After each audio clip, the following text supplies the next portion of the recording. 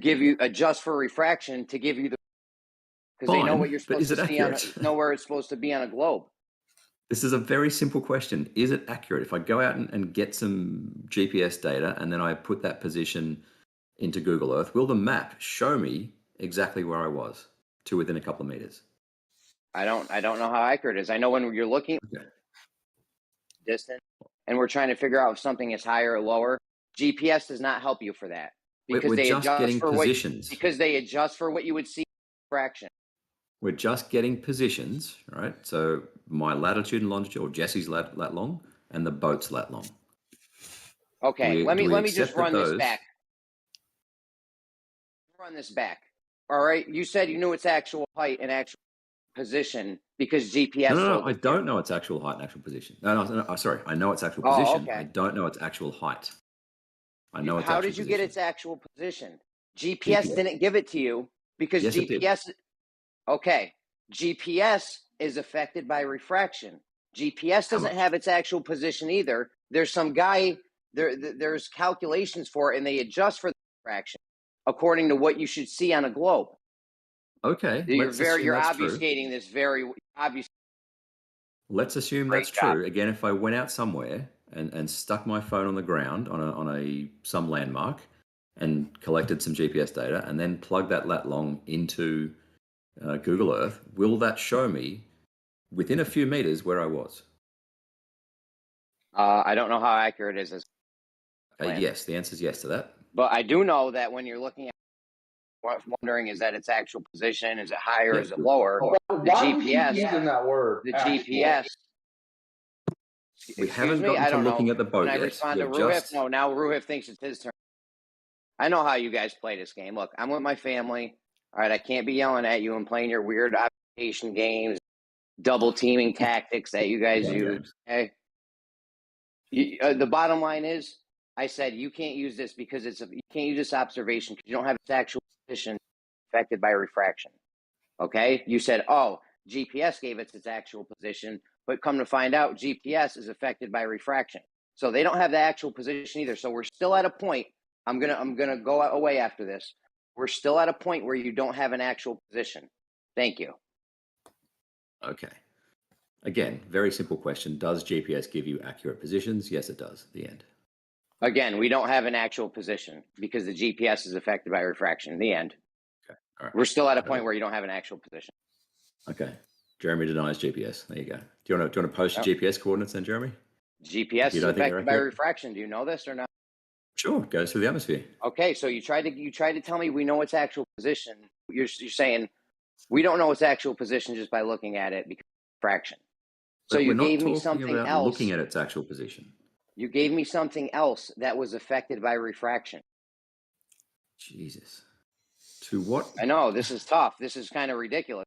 At a point where you haven't given me an actual position. How about you go out to some landmark that's identifiable on Google Earth, wherever you are, stick your phone on it, record your GPS, and then plug it into Google Earth and see how close you are to that landmark on Google Earth. It's going to match it great because they tell you where they adjust accordingly for refraction according to what it should be, according to what it should be on a globe. So yeah, it's going to match. That's fine. As far as where it is in your eye level, it's down vertically. They're just giving you what it should be on a globe. Right, but we agree GPS gives you accurate coordinates. You just agree that it. No, I don't agree to that. I do not agree to how accurate their coordinates are. You just said it would be accurate on the lingo. It might be close. I don't know how accurate. It might be close. I don't know how accurate. Okay, as far as where it is vertically, were we not worried in Jesse's appearing vertically? We're not worried about vertically. Just do we get an accurate position lat long for the boat and for Jesse? Therefore, get a distance. Jesse's argument just now, you were saying the boat wasn't changing its height from a horizontal baseline, right? So its vertical position in your eyesight. No, if the Earth was flat, it wouldn't change its actual height above water. Okay, so this argument of Jesse is dependent on something's height according to a horizontal baseline. So where we see it vertically, right? We haven't gotten past step one. Do we have accurate Is Jesse's distances? argument dependent on position? Yes or Do no? we have accurate? Yes We're or no? still at step one. Do we have We're not at accurate step distances? one. We were already at the point. We're not at step one. Already at the point where you're saying the boat wasn't changing height with distance, so we're dependent on where we see something in our position vertically, right? I mean, it does change height when he actually measures it. It shouldn't change height. So we're definitely talking about something, right? Definitely talking This about what? obfuscate. You are obfuscating this great, Ruhif. You are doing a You very doubted good job. the GPS positions. You asked, do we have accurate positions? Yes, we do. Do you accept that we have accurate positions? You're obfuscating this great. Is Jesse's argument dependent on something in our vertical position over distance? Yes. It's measuring the vertical angle. Perfect. Yes. Perfect. Sweet. Let's move on. I said you don't know that actual position according to where he is vertically in your sight position? because I said you don't know where something is on your because refraction, things are moving up and down along a, and you don't know its actual position. You said, "Oh, we have GPS." Then I said, "GPS is also affected by refraction, right?" Jeremy. Remember how this all went down? Yeah, GPS is to give us Jesse's position and the boat's position so that we know the distance. That's all we're using GPS for. Okay, so it's so you still okay, so no matter is that accurate? we're not using GPS to see where it is vertically in our position. Correct. Jesse's argument is dependent on where the object is vertically from his position. I said you don't have that position because of fraction. So now we're still at a place where you don't have the actual position of where it would appear vertically in his line of sight. The amount of refraction required would be absurd. You don't know to change that, and it you by can't 10 prove meters. Yes, that. I do. Yes, I do. You can't prove how much refraction is actually happening. It's a matter of something being further away, coming closer, right? The amount of refraction to change that by like 10 meters is insane. It is insane. And you don't know how much refraction is happening. You can't prove refraction is Well, we can if we can estimate the height of the boat. You can't prove how much refraction is happening. Well, yes, we can. We can infer it from the how do you images. prove it? How do you prove how much refraction is happening? Yeah, by the height of the boat, right? And assuming the Earth is a globe, then we can work out where it is and where it should be. I can assume it's flat and assume different we can do that as well. happening in a different direction. All right, this is all a big assumption. You can't, right? But you can't prove. Well, I could say Earth is flat and things are sinking or things are swimming closer or sinking and things farther away are looming, whatever. And you can say it's a ball and things are getting loomed up. Either way, neither one of us can actually prove it. No. The point is, either of us can assume the shape of the Earth and infer an amount of refraction. That amount of refraction will be utterly insane on both models. And at the end of the day, neither one of us is actually. No, you're just appealing to. No, I know. Neither of us can show it. I know. No, at the end of the ridiculous refraction. But at the end of the day, no one can show the actual position, right? You don't have the actual position. GPS didn't help you. We just went through that. All we're using GPS for is latitude and longitude. Yeah, I know. Not to give us its position as not. I know we're not using GPS. I know we're not using GPS to give us the position where we see it vertically, which is what you need for this argument. No, we don't have an actual position that GPS gives you within a certain error range. Yeah, we're not getting the GPS height. We don't care about GPS height. All we want is the distance. And we agree that's accurate. Yay. And you don't know the actual position. It's all you have is the position because of refraction. Do I need to draw this as well? You just told me Jesse's on where it appears vertical position. Right. Okay, you did. Okay, yes. You don't know where that position is. You don't know where that position is because of refraction. Yeah, the change in its vertical position is why this is such a good observation. The change in its vertical position? The change in the boat's vertical position, change in height. Okay, right, so it went farther out. Doable. So it went farther out and got more refraction and changed it, and either changed or didn't change its height, whatever. You have no argument is trash. Yeah, that's what I'm saying. If for it to change, let's say it goes 5 miles further away and changes by 50 feet or whatever, that the Then there was conditions more for that refraction. just cannot exist. Then there was Just more cannot refraction. exist. You just say that. That's a baseless assertion. That's a baseless assertion. You say it can't It exist. You requires never, a gradient. you can't prove it can't exist, and you don't know if it exists or not. You've never measured it with anything tangible. I know what is a reasonable bounds for refraction. You've seen my graphs, Jeremy, right? You've seen them. A refraction, to change it by that delta amount over that distance, just utterly insane. Utterly insane. Same as if I remember doing a video a while back where Jay Toland said, upward refraction explains this, and I did the math. I did the math that I'm proposing now. The temperature gradient would have to change by 20 degrees Celsius in 100 meters. I think it was 20 or 200. Yeah, it was 200 degrees per kilometer. It was fucking insane.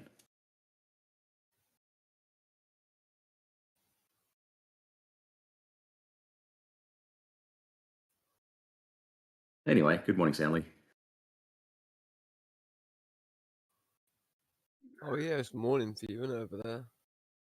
Yeah, it's almost 12 o'clock actually. Gonna have some lunch in a minute. Feed the dogs. Feed dogs at 7:45 p.m. Obviously.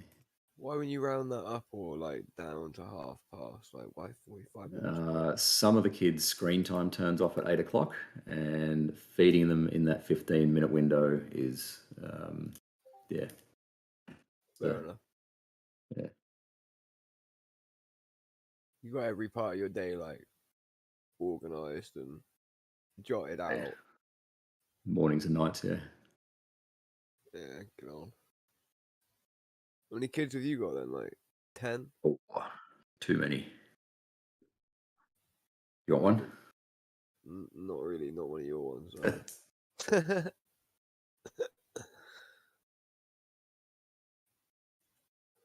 I wonder if I looked after one of them for a week if they would come back as a flat earther or not. Two of them have a reasonable idea of what I do. Yeah, I know here. that, yeah. Yeah. So I play golf and I use a GPS app, and a lot of other people do. And the question is the GPS accurate with distances? Now, it usually gives the distances to the middle of the green because obviously they don't know where the flag is on the golf course. But the question is the GPS distance given by the app, or some of the golf courses will have them on the cards, is that accurate? Does that show you the correct distance within a margin for error to the distance to the middle of the green? Yeah, the answer is yes. Yes, I agree. Jeremy seems to disagree. Actually, his answer is we don't know if that's accurate or not. Yeah, he seemed to. I think the confusion was that he thought Jesse was getting the GPS height of the ship. Could you not walk that distance out from the edge of the golf course to the middle and then look at the data that the GPS gives you and then look at whether or not it's accurate in meters? Yeah, but if it's accurate, you can verify it. Yes, absolutely, right. You can. Right, but just because it's accurate like that, for example, if you took a GPS and you measured out a mile down the road, like an exact mile, and then you took your GPS and confirmed that that's a mile, just because that's the case around a golf course, obviously in fairly small distances, just because that it is accurate in those local regions you're in, doesn't mean that you can, in my opinion, just logically jump and take a leap and say, okay, now it's accurate across the entire quote unquote globe at these massive distances and all these different areas, because it could be a patchwork kind of system where it's without like, a doubt it is already. We know it is. Yeah. In certain areas it doesn't operate in at all. So yeah. Well, for purposes of this conversation, they're fairly short range and localized. So according to what you just said, you accept that it is, which Germans have a problem with it. And B, refraction is not really a factor in GPS. I don't really know any other flat earthers that even say that. That's really kind of a new argument that I have not heard before. Yeah. It's not new. I'm not even sure Hey, if they. did you guys hear what just happened just now with Riff? He said we have a position, a height of the boat, right? I said you don't know the actual position of that because refraction. He then brought us to GPS, right? It has refraction in it. I don't know why he was playing like trying to run me around in circles. Oh, that's what I said a minute ago. Is I'm guessing the confusion was you thought we were getting the GPS height of the boat. But the Dude, conversation started when you doubted the distance. I said you don't know the actual height because fraction. You said we do know the actual height. We can use GPS. If there was a confusion, fine. Right. But however, we're still at a point where you don't have the actual position of the height of the boat. It started with distance, and I said I got the position by GPS. We're still at a point where you don't have the actual position of the boat and from in his line of sight vertically. That's where we're at right now, and your argument depends on that.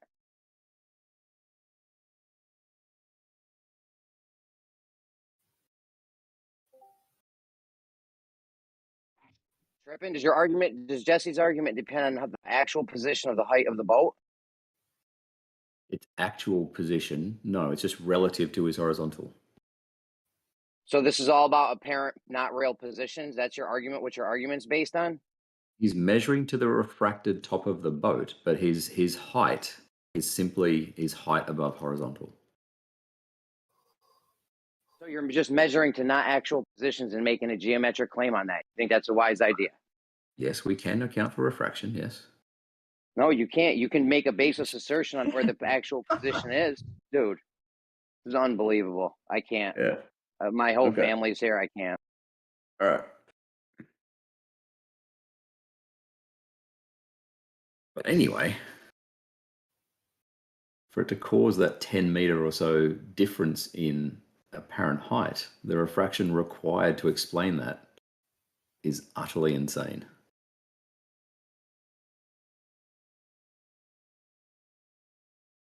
In fact, I should do that today. That'd be fun. I'm going to get Jesse's Excel spreadsheet. What's that website that Jesse uploads his clips to again? Vimeo, probably. Vimeo, maybe. But yo, that's what you need to do is work more on this argument I just defeated in 5 minutes. That's what I would do. Quote unquote defeated. Okay, Jeremy. The whole argument is dependent on an actual. You're making a geometric claim on an apparent position. You don't have any actual position. Yeah, I can still do geometry with curved light. You're making a geometric claim on not real positions.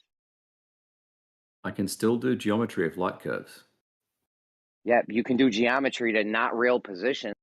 So all these angles and shit you're drawing are irrelevant because it's not even where the thing actually is. This argument sucks, dude. I don't know how you don't see it. This argument's really, really bad, Ruiv. Yeah, well, like all I'll say is we measure angles to apparent positions all the time, and we adjust for refraction. Yeah, you can say you can adjust for refraction, but you don't know the actual position. That's what led us to GPS, which you backtracked on, which is fine. Okay. What do you mean backtracked? What did I backtrack on? Bro, you don't have an actual position yet. That's what you need to make this claim work. An actual height of the ship or an actual latitude and longitude? Please be clear. Actual vertical height in Jesse's observation. Okay. Jesse's looking out. He sees the boat. Sometimes it's higher, sometimes it's lower. We don't know because of fraction. Right. Okay. Yes, we don't have an actual height of the boat, and it's not relevant. And you're making a geometric claim based on this not actual height. Well, you're making a geometric claim of Earth. Hold on. You're making You're making a geometric claim on this height that you don't know where it is.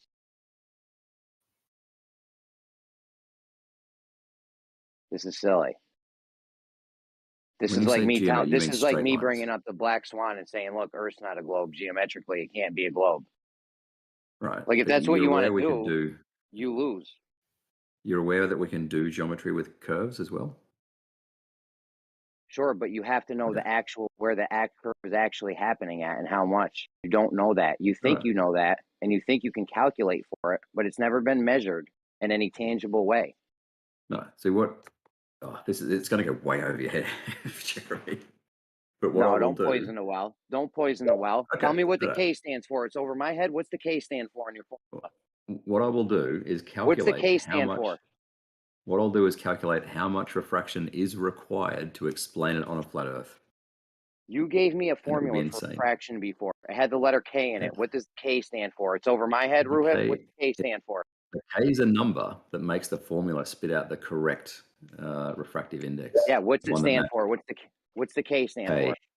or Bukaki. Yeah, no. It's I over think my head, though. It's over Je- my head, Ruhif. I know. Jesse presented this yesterday. Did he mention that he took into account any refraction? He doesn't need to. It's not going to change the result. Oh, so you're. Oh, okay. Yeah. But I'll Yo, do it this today. argument's Like terrible. I'll ask for his actual numbers and Well, you're do it. You said that he has the position of the boat by GPS, so he's looking at a device like a cell phone or something, right? And he says, okay, the boat is how many miles? 5 miles or something, was it? Whatever it was, yeah, doesn't matter. Okay, so then he's looking through a device through a theodolite, right? Yeah. That's And not then- GPS though. Right? He's getting the Exactly. position, the latitude and longitude of the boat. He's looking through the theodolite, and he's looking through. He's making an observation, and making a geometric claim, but he's not taking into account refraction. Right. And that's my thing that I'm going to do today is show that if we did take into account refraction, what it would need to be explained on a flat Earth is utterly insane. The problem is you don't know how much refraction could or could not, or is not happening. Yeah, I guarantee you, I've got several gigabytes of measurements, and I guarantee you this will be outside of these. So Have you Jeremy, ever actually? if Go you ahead. bring black swan, then you can say refraction doesn't matter. Then black swan, No, in this observation, it's structured incredibly well that it's not going to change. Refraction is not going to change the outcome. You don't know how much refraction is or isn't happening. It's never been tangibly measured. I You don't even know understand. direction. You don't even know which direction it is. I understand that in order for this observation to make sense on a flat Earth, the amount of refraction required would be utterly insane. You don't And know how I'll- much is possible that's happening out there because it's never I do been know how much tangibly is measured. possible because I have Has it- several gigabytes of data. Sorry, a gigabyte of data. Has it ever been tangibly measured? All you have is calculation of how you think what's happening in the atmosphere with the light. Have you ever actually measured it? Yes.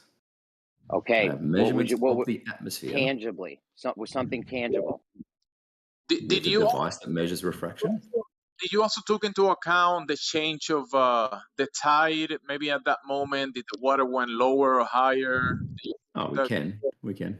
It was over like the course of an hour, so it's not going to be that much. You say we can, but did you do it before you made the geometrical claim? No, again, we're talking about a difference of like 10 meters, right? A tide Okay, listen. over an hour is not going to, change by 10 All right. meters. If you know how much refraction is happening, give me a way you measured it without using it optically. I'm not talking about calculating how much temperature, Well, pressure, and humidity is in your optical. I'm talking that about determines refraction. I'm sorry. tangibly. I'm talking about tangibly seeing which way the light is bending, not Yeah, optically. you measure the temperature, pressure, and humidity. That is a calculation. You don't know what's actually happening in the atmosphere. The That is a light could actually calculation be that going. gives you. The light could actually be going in the other direction. You don't No. know if you haven't accounted for all the variables in your formula. Temperature, pressure, and humidity determine the index of refraction. In a lab, in a fish tank, in some Yeah. water, talking about on Earth and long distance atmosphere. It's never been tangibly measured. You don't know which direction light is Jesus. even bending, and you can't prove it. You've never tangibly measured it. All I can say is, again, temperature, pressure, and humidity determine the refractive index. And temperature, if you have conditions in the real world outside with that temperature, pressure, and humidity, you know what the index of refraction is. No, you don't, because there could be Oh, other effects Jesus, Jeremy. happening, and you might not know which way there could be other effects happening, and you don't know which way the light is actually bending. Do you know how much Ne- fog? Do you know how much fog from the contamination in the air was there? How many particles was between the observer and the boat? Do you know that variable as well? What is fog? Tell me again what fog is. Like things in the air, contamination in the air, like pollution in the air. Pollution. Oh, Jesus, where do you live? On Earth, in my body. Excellent.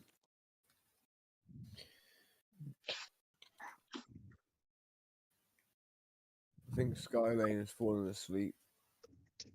Yeah. I It sounds think very Jeremy's sweet. point goes with your claims about refraction, and you didn't take into account refraction, and you don't know all the variables. So how you can make a geometrical claim? Yeah, like I've said probably 10 times now, the refraction required to explain this on a flat Earth is just beyond possibility. So anyway, I'm gonna go some lunch. How much See you would soon. be needed? Making baseless assertions. He doesn't know that. If He's gone anyway. He said this is one of his favorites. Proof that the Earth is not. I mean, it's a globe. So this is one of the best ones. Top 5. Top 5, yeah. Well, he did just say toodles when he left. I don't know. Is he married? I swear he's like in the closet. Toodles. Like who? What? Who says toodles? Yes, I'm married. Not you. I'm taken, Craigville. I'm sorry, bro. Good. Good. You got loads of kids as well, like Jeremy, haven't you? Yeah. Yeah, I think Jeremy got more than me. Probably twice as many, but I do have a few. I think he's only got like 4 in the house, but that means maybe 2 are his, maybe 3. I don't know.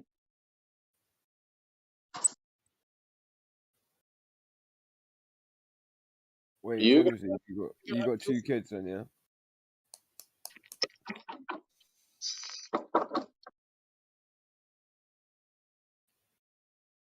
I need to have me some kids at some point. This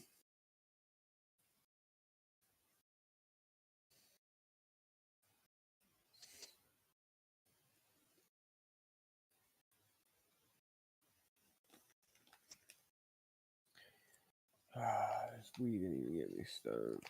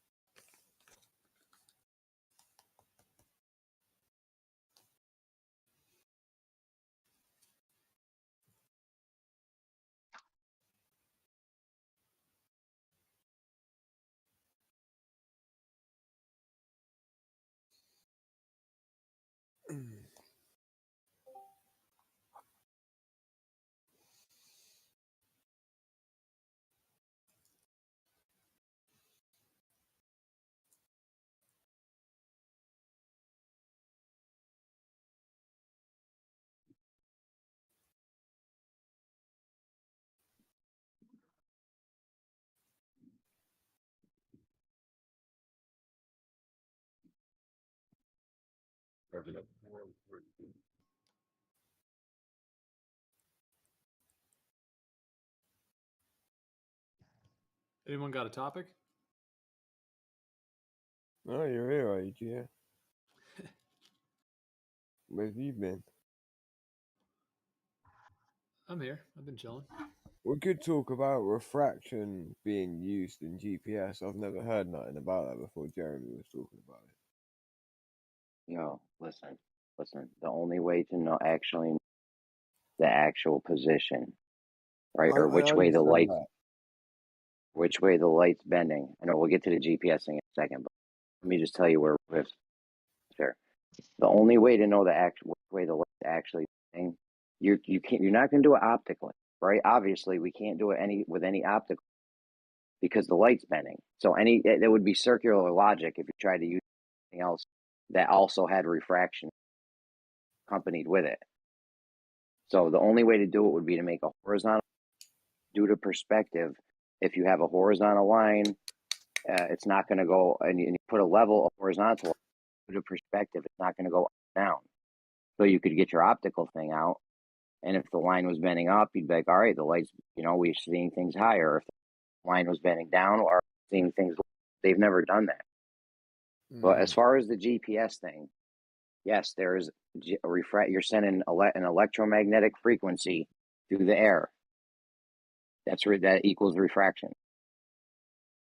They adjust for it, and they put the calculations in and adjust for it. Be on a globe, and then they give you the position.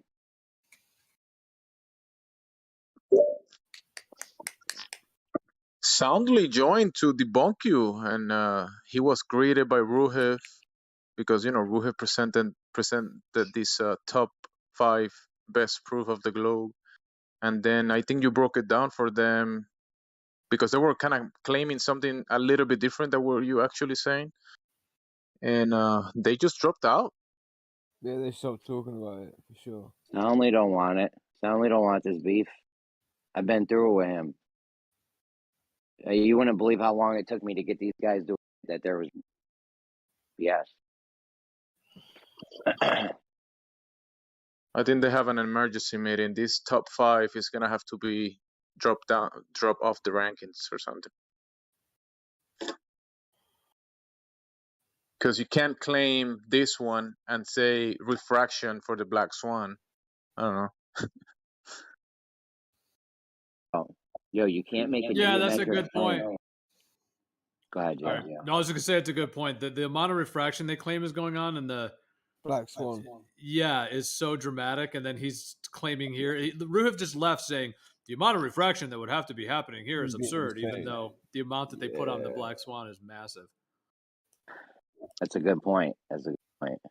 Yeah. Well, and you're not. They just realized that and had to jump ship at the moment. What do you have to go? You had to go walk the dogs?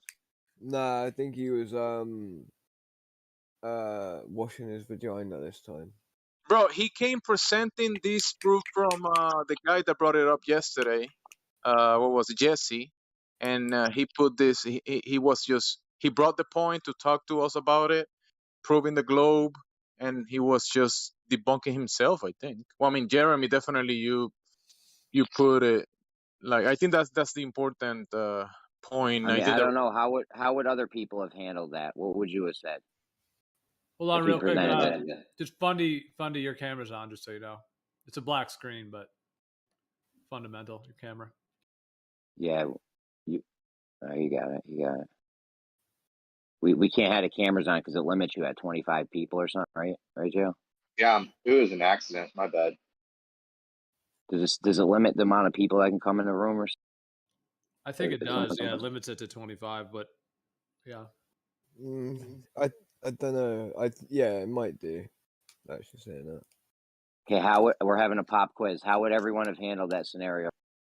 What one? Sorry, go ahead. That scenario that Ruhev just presented it. You saw how I handled it. How would have been of your rebuttal to this argument? I'll be honest, I wasn't listening too much. My bad. Go ahead, bro. No, I wasn't really listening too much until, like I said, that's why I didn't know what was concerning. Even I didn't get to look at the picture, any of that. I just heard you effectively talking. I would have said probably the same thing as you, that you don't have an actual position, so you can't assume geometry from it. That would have probably ended up being the same line I would have went. Gemsy. Oh, my bad. But yeah. Go ahead. When he brought it up, I was thinking about the level of the water, tides and stuff, because he was saying that after an hour the boat was going lower and lower, And I was like, well, the boat is in the water, and we know the seawater has waves and tides and You these got kind of shoaling. You got shoaling. spells and whatever, right? So that might be part of the effect that he's observing. No, But that's a good. then you brought up refraction, and that's another variable, including the level of the water. Yours is good too. No, yours is good too. You could have shoaling, waves, tides. That's good. That's another variable. That's what I mean, man. That argument.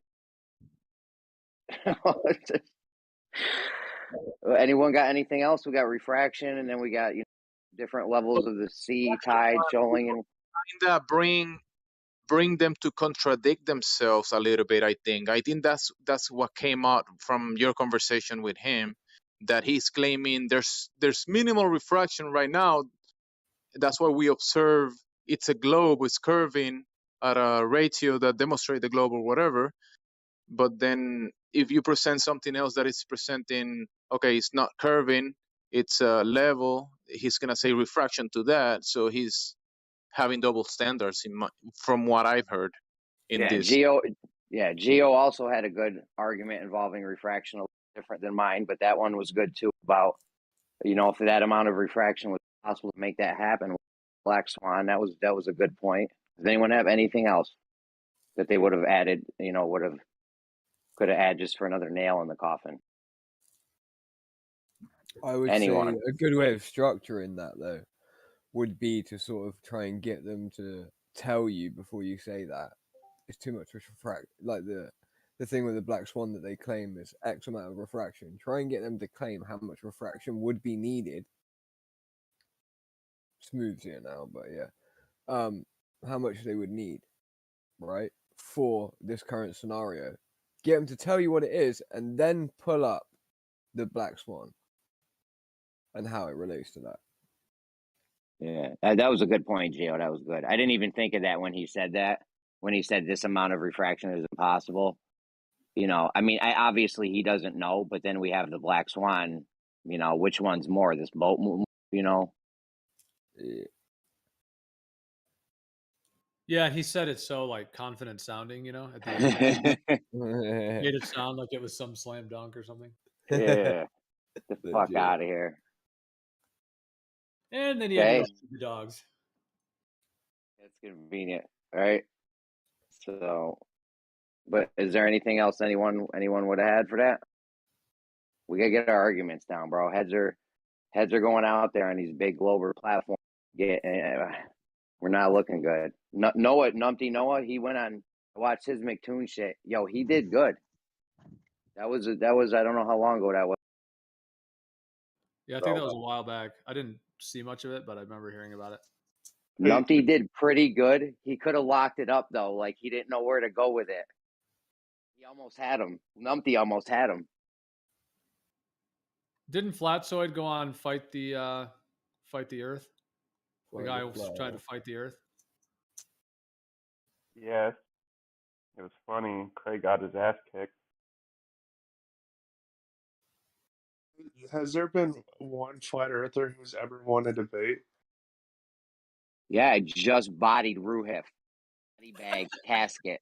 You wrecked him, Jeremy. You really wrecked him. 6 feet deep shit. Everyone heard what happened. I don't know. Talking shit like I feel like I bodied him just now.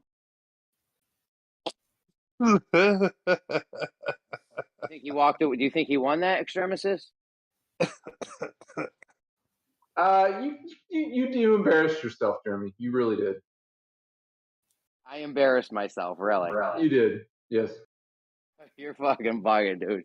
There's no bias at all. No bias. None, not at all. Purely neutral party here. No globe earther has ever won a debate, in my opinion. They're starting with a faulty premise. They can't win. Y'all are so cute. Oh my god. Out here. You guys are like think you're winning debates when science literally shows us that you're wrong. It's so funny that you think it's funny and you're so new to this conversation, you have no idea what you're talking about ever, and you come in here like you're smug, and you're coming to us, but we're cute. That's really hilarious. You're cute. I'm sorry. I'm really Sounds like you've been drinking today too. No, I've been smoking. Ah, yeah. You sound completely out of it. No. It's cute though. It's cute. Thanks. I don't know that. Is there any other flat earthers that agree that refraction affects GPS? I just haven't heard that much before. Kosho will tell you. Kosho will tell you that it does. There's a lot of globers that'll tell you that GPS is affected by refraction. Obviously, it's an electromagnetic frequency traveling through the atmosphere. It literally has to be affected by refraction. That's fair. Now, to what extent is it affected by refraction? Sure, that's the claim that whatever. That's the claim you can make. How much? How does the GPS know? They just adjust for what it should be on a globe. How does the GPS know the actual position? They don't. But remember, one of the important points about this observation that they were claiming proves the globe is that, okay, let's say they have the position that is being affected like refraction, like some globers claim, or whatever people claim, like Jeremy's saying. But then when you look away from that device that is giving you the position of the vessel, the boat, from the observer, you're looking through a device that is you doing an optical observation, and there is a refraction that is not being taken into account, and then a geometrical claim is being made without taking multiple factors into account. And I think that's what you're trying to bring up, right, Jeremy? But the satellites are overhead. I don't know. I mean, they're not at your zenith, but they're well above the horizon. So how much would it affect them? Who knows how much? How do they know how much? Exactly, Left Lane. That's my point. How much is it affecting it? All they do is adjust for what it should be on a globe. They don't know how much it actually is.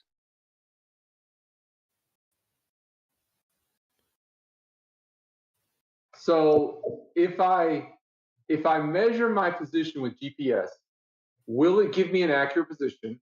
And if I have a position, if I have a GPS location, will it match what, if I'm at a position, does GPS say where I'm at? And if GPS says I'm there, am I actually there?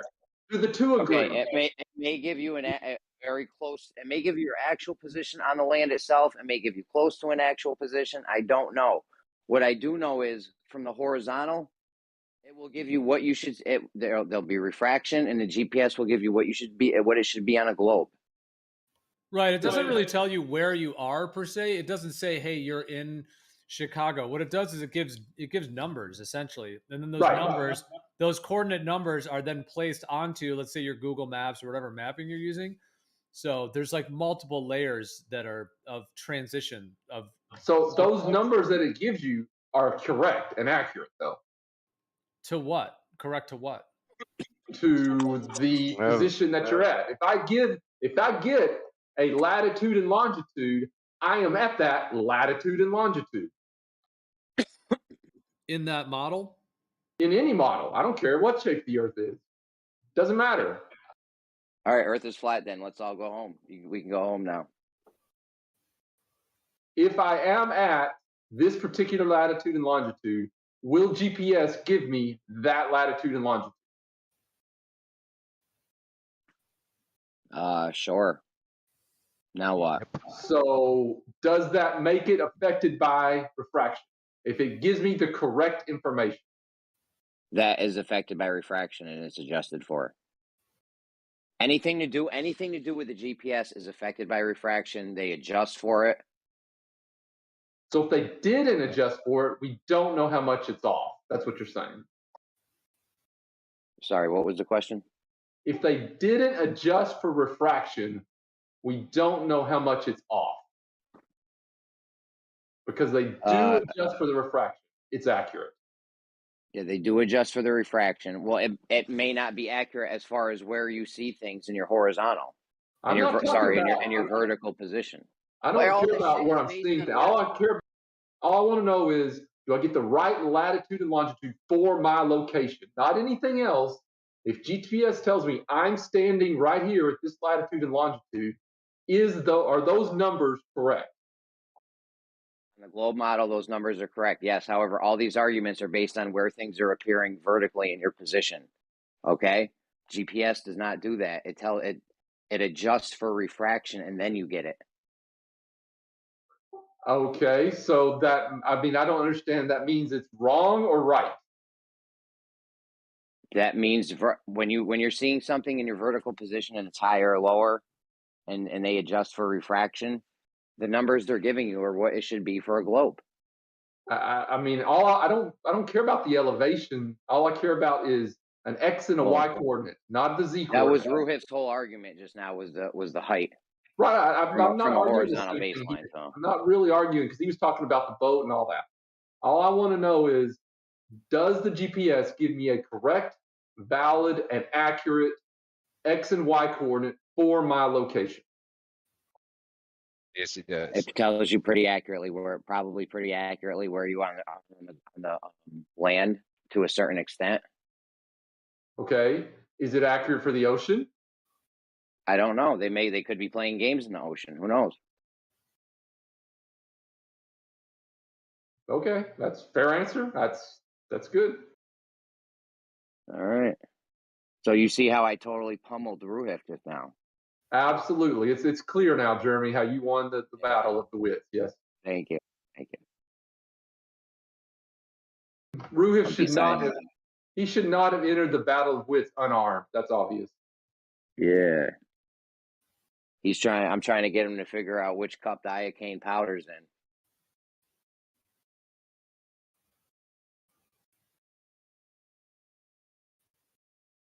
The what powder? You guys never seen The Princess Bride? The Princess Bride. Yes. Man. No, I got the reference. I got it. Didn't go over my head. That was good. That was good. I ain't seen it, so. Oh, that movie's It's a bro. classic. Yeah, that's a good fucking movie. How old Andre are the you? Giant's in it. Oh, Watch really? the movie. It's fantastic. I'm in my 40s. It's probably 30 years old, 20 at least. Yo, you That know who makes else is in it? The kid I'm from only the Wonder 28. Years. I'm going to say early 90s. I think it was early 90s. Maybe late 80s. Remember that little boy from the Wonder Years? He was in it. I had a crush on that girl, Winnie, when I was like 12 or something. 1987. Remember that? Remember Winnie from the Wonder Years? She's hot, bro. Weenie, yeah, Weenie. I think Yep. she is she the one that's the scientist? No, that's the other one. She blinded me with science.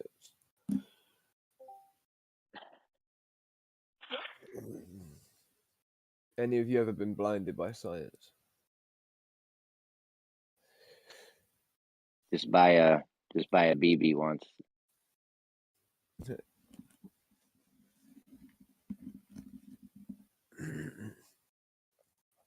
How old is the word science? Seems like I don't know. My grandmother's name's Science as well, so I don't know how well, I'm just fucking around. She's pretty old. I mean, don't know, I dude, wonder how long. they say humans have been around for 200,000 years. Like, what took us so long to figure out how to do stuff on Earth? I'm like, it's like in the timeline that the mainstream gives, we basically did nothing for the first 190,000 years. We did nothing. More than that. More years than that. Well, they say humans are roughly like 200,000 years old or something. Think about even the timeline that we have from like when we've made the first, for instance, right? Let's say from the moment that we made the first steel sword to now. That's not a very long period of time, right? And even when people even if you're like a young earther and you go, oh, you know, the Earth's only like let's say the Earth is only 100,000 years old, right? We have to imagine that somehow in the last literally 300 years we invented guns, like, you know, steel framed boats, fucking, we're talking about you gotta have everything pretty much. You got to have a progression of technology to lead up to other things, right? So, like, it makes sense. it makes sense on the scale that they gave it to us. All right, the past few thousand years, we invented metallurgy and all that, but the first 190,000 years humans were around, we did nothing. Like, that shit don't make no sense. And Geo, you'll probably be able to track that back to when we first started writing shit down, like ancient Greek shit. How long science has been around for. Because that's one of the first things humans would want to do is figure out how the world works, right? That's like the first thing you do. We got Demisiturus and Epicurus, which is like what era was that? That was like when they first started talking about what atoms were based on, like the division of something in half over and over again until it was nothing, and that could be done forever. That's what they believed. Epicurus and Demisiturus both believed that they could, cut anything in half over and over again forever. That's sort of like where atoms was built upon, and that was, I don't know how many years ago was that. They definitely got history wrong. In my mind, there's no way they didn't get history wrong. There's no way we sat around for 190,000 years not doing anything. Well, we can't can't even remake Damascus steel today. Well, that's because we I don't know mean, what's people in can it. get close, but it's not what it was. I think that some of that could be down to like technique that takes 30 years to use. Yeah, it's not in just material. method, and we don't know what that method was. You know what else we can't make? There's some certain type of steel we use in medical equipment because we let off so many like nuclear bombs or A-bombs or something. There's this metal they use in medical equipment. They have to get the metal from shipwreck that happened before the first nuke went off, so that they can use the metal from it, so it's not in any of these medical devices. I forgot everything about it other than that. So I don't know why we can't make Damascus steel though. Why can't we do that? Whoever made that claim sounds like made that stuff up. What about the medical equipment with the A-bombs? Yeah. I heard him say that in Gems or something a long time ago. I thought I heard you said it in Gems. No, I didn't. I made that up. You couldn't make this shit up, bro. Wait, what did you say about the metal with the? I got kicked out. Okay, there's some metal they use in medical equipment, and because we've been letting off so many nuclear bombs or A-bombs or some shit, right, that it's all in all the stuff, except it don't penetrate the oceans. So they use shipwreck. They go down and get metal out of shipwrecks, so that they can use it for the metal in this medical equipment. The fuck? Is that Kosho knows it? Kosho's already Googled it. Is it true, Kosho? It sounds like they make scarcity more abundant. Wait, Kosho here, is he? Hey, I'm saying something. Forget about Kosho. But the weird thing about that, Jeremy, is like somehow, like you're saying that like all metal above ground and in ground is tainted, and it's somehow tainted, but that water offers some form of protection, right? That just being underground alone can't offer, because like I don't know why it would affect like ore, just pouring this. Bro, I don't even know if that's 100% true, bro. I just heard that like once or twice. Yeah, I hear you.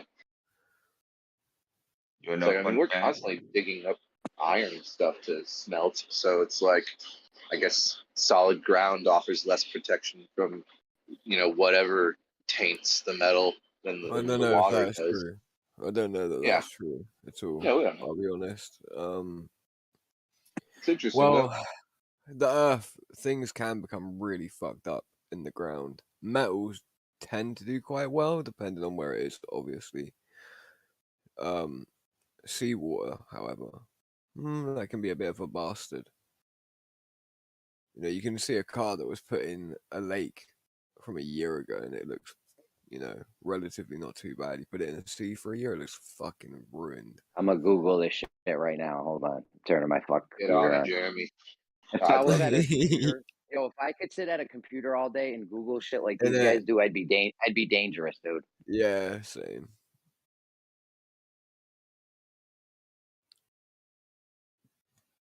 I swear Googling doesn't even really work in England. They've suppressed all forms of truth in England.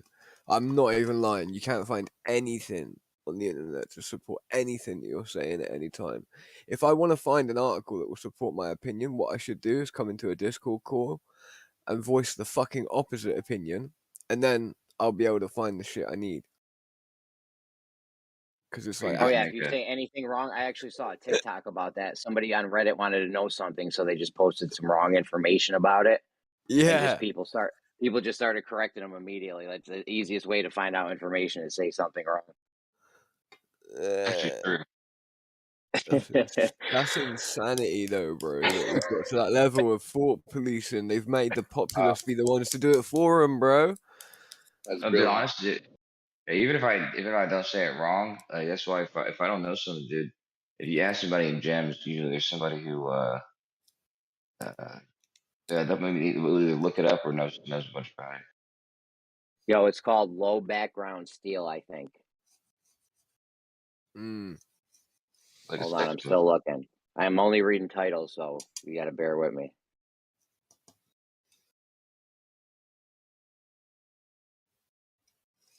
Well, yeah, the water would protect it from the absorption of radiation from nuclear material.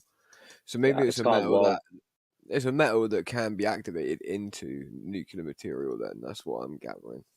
Here we go. Ready? Low background steel, also known as pre-war steel, is any steel produced prior to the detonation of the first nuclear bombs in the 1940s and 50s, typically sourced from shipwrecks and other steel artifacts of this era, is often used for modern particle detectors because more modern steel is contaminated with traces of nuclear fallout.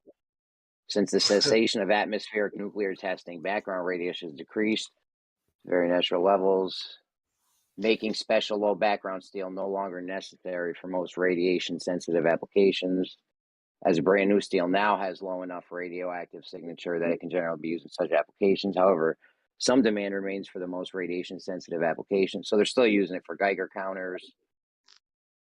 Yeah. They would need to, yeah. They need something that isn't tainted with that very material for, yeah, that makes sense. That sounds This like is called radionuclide contamination, it's called. bro. That sounds like scarcity propaganda to hike the prices of these medical devices. Come on, mate. I don't They're know not if it's called medical. radio. They're more like nuclear biochemical observational tools, really. You could use them in the medical field to detect whether or not someone's radiation sick, maybe. But it would make sense that the pieces of metal in a machine that are to detect nuclear or radioactive, whatever. Are you saying I that? don't know if it's called radionuclide contamination. That might be some other different thing. There's another thing called anthropogenic background radiation. I don't know, this is complicated, but yeah, that's a real thing. What about Antarctica? Is this the nukes affected the metals in Antarctica? Oh, I doubt it. They don't. It's under ice. That shit's safe, bro. The water saved the metal in the shipwrecks. I don't know if the ice would have saved the. I mean, Yeah, I'd have to assume. I'd have to assume it did. Yeah, it will, without a doubt. If water did it, why wouldn't ice, right? Yeah. I mean, I'm pretty sure we have way more resources in Antarctica than what we have in shipwrecks. Yo, they got. Is there pyramids in Antarctica? I've been seeing some weird shit. Nah, it's a mountain. No, just a mountain. Fucking mountain, yeah. There's something weird going on in Antarctica for sure, though. Yeah, but that is not a pyramid. That's a mountain. I've heard people say it, and I looked into that quite heavily. It's not a pyramid. Have you looked? Have you looked into the pyramid in the sky? Have you looked into that one? No, they do say there's more I want to hear about that, but they say there's more pyramids in China than anywhere on Earth. What's this pyramid in the sky thing? Oh, it's the cause of the effect, the centerpiece, the wheel in the sky, celestial north. It's Polaris. I mean, I think that expression that we see as I think as Polaris, that's gotta be some type of expression that is happening some of the layers. But above that, there is the actual structure that is up in the sky that looks like a pyramid. And I think it is a pyramid. The different vaults to heaven, you mean, and all of that. That could be. Yeah, above the layers, there is an actual structure that is the pyramid.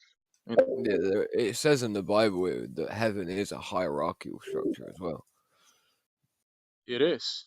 And it's actually observable with special equipment, electro-optical equipment. Funny that it has to be in the electro-optical spectrum to look at it, because I guess the layers that we see, the layers that kind of makes a veil, so we don't see it. But the thing is, when you look at the depictions, you know, I think I've seen some of it before. The imagery you're on about, I think I've seen some of that. Yeah. If there's a video about that, I would like to see it. Yeah. And about apparently, there's not as many pyramids in China. Well, it's like China. The picture that was taken of their biggest one is like 3 times the size of the Pyramid of Giza. It's huge. Yeah, I thought they had a lot of pyramids and the farmers were using them and they terraced them out so they could grow crops on them. But I'm getting different numbers. One place says there's 40 pyramids, another place says there's 100.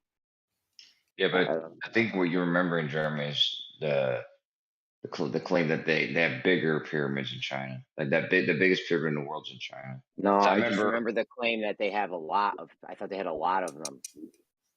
Oh yeah, Jeremy. If that mountain in Antarctica was a pyramid, it would be like 5 times bigger than that one in China, even. Yeah, but what if that was like the center? What if that was like the center of all the population of the whole world in that one spot right there or something? You know what I mean? And they were like, we're building the biggest fuck pyramid up in this spot. But we're talking like a mountain that's bigger than like the biggest mountain in England. I don't know, but who knows what we could have done in the past? You know, I don't think our history is the way they told it. I think we were. There's none bigger than the one in the sky. From scriptures is 1,500 miles at the base and 1,500 miles high. So there's none bigger than that one. Wait, where? What is it? The pyramid in the sky? Yeah. Where is that again? Four corners, 4 sides. You know, east, west. The 4 side, 4 corners. The top tip of it. When you look at the what is it called, the Big Dipper, and you see the depictions of you know, the what's the name of the Nazi symbol? I forgot about that. Swastika. The swastika. That's where it comes from. Yeah.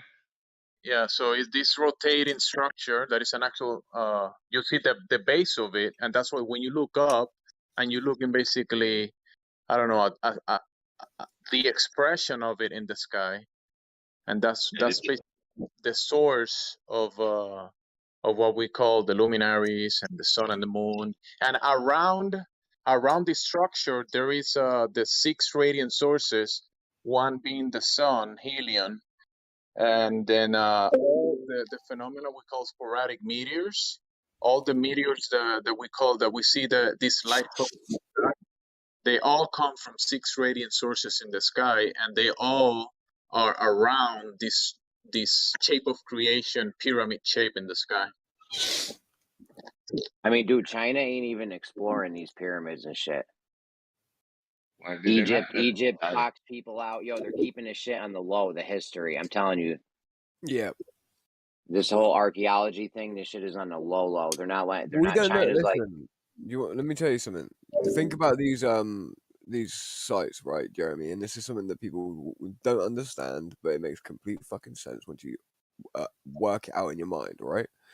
So, why would it be that we would have nothing to do with these locations that are of clear historical relevance? And it almost seems like maybe the richest and most important families in the world probably were the people that built these, right? They would have to be. This is a massive collective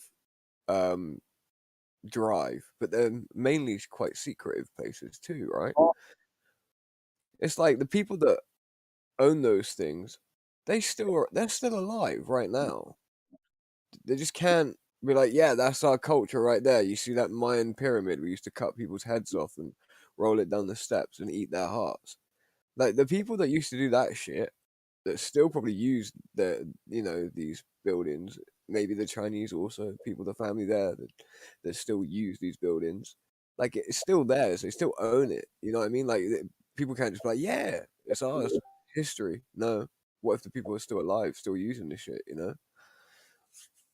Well, from what I've seen about the pyramids in China, is that they're letting nature reclaim their pyramids, just like letting grass and trees just like a absorb load of them back pagans into the would ground. do. Yeah, like pagans would.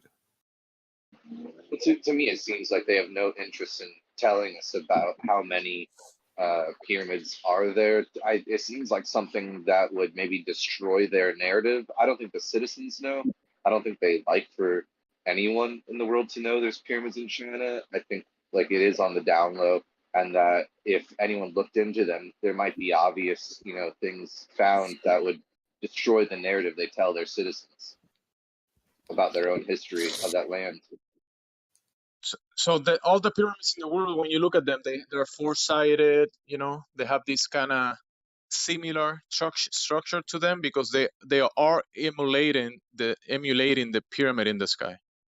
All the pyramids in the world are kind of. I don't know if they were trying to connect, or they probably had a worldwide grid, but they were all kind of made of a template of the And pyramid. you said you could see this pyramid with certain optical devices, right? I'd like to see that, please. Yeah. You gotta get those glasses from They Live. Kosha. Those Right. Kosha, how much refraction is in? There's refraction in GPS, right? Yeah, dude. Why don't you do me a favor though? Can you get a cucumber, put some spikes in it, and shove it up your ass? I know it hurts, bro. I know.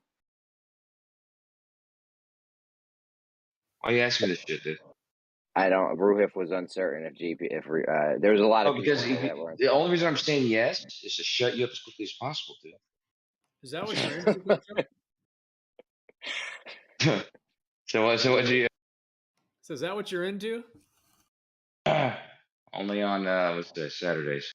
Only on the weekends.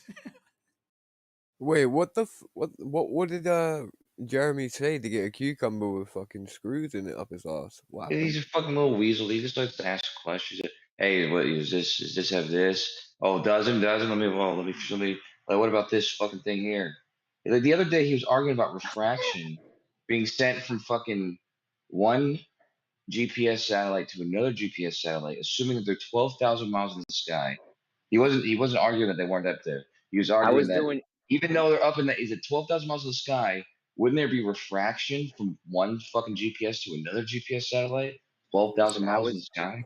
I was doing you a favor by even granting you that because you know damn well you need like 3 or 4 satellites or something to even do anything.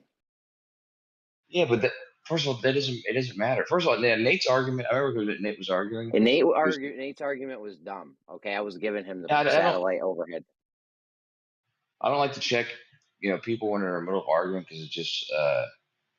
Nah, jump in there. You need to start checking people, bro.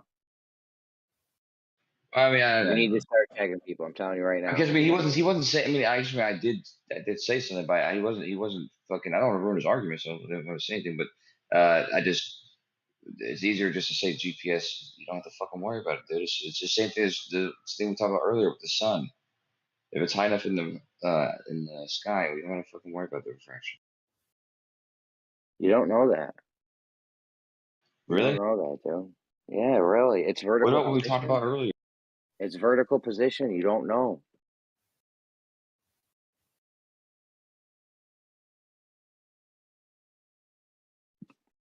You guys are fucked now. You lost all your arguments because of this refraction thing. You don't know anything's actual position vertically in your line of sight. I fucking love refraction. Okay, this shit ruined every argument you guys have.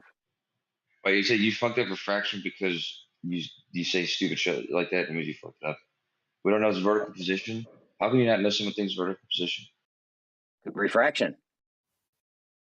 Hey, first of all, these things are not only telling you their position, right? Is it telling me? Is it sending me an email? How's it telling me? Text message, voice call? It's a good Does it question, hit me dude. on Skype? Something else in these triangulation, maybe? That's actually all it does. The signal it sends to you is a fucking whole ass 32 bit message, telling you all the ephemeris data, all the other bullshit, and the section of the data that it's sent to you, the notes, the time it was sent.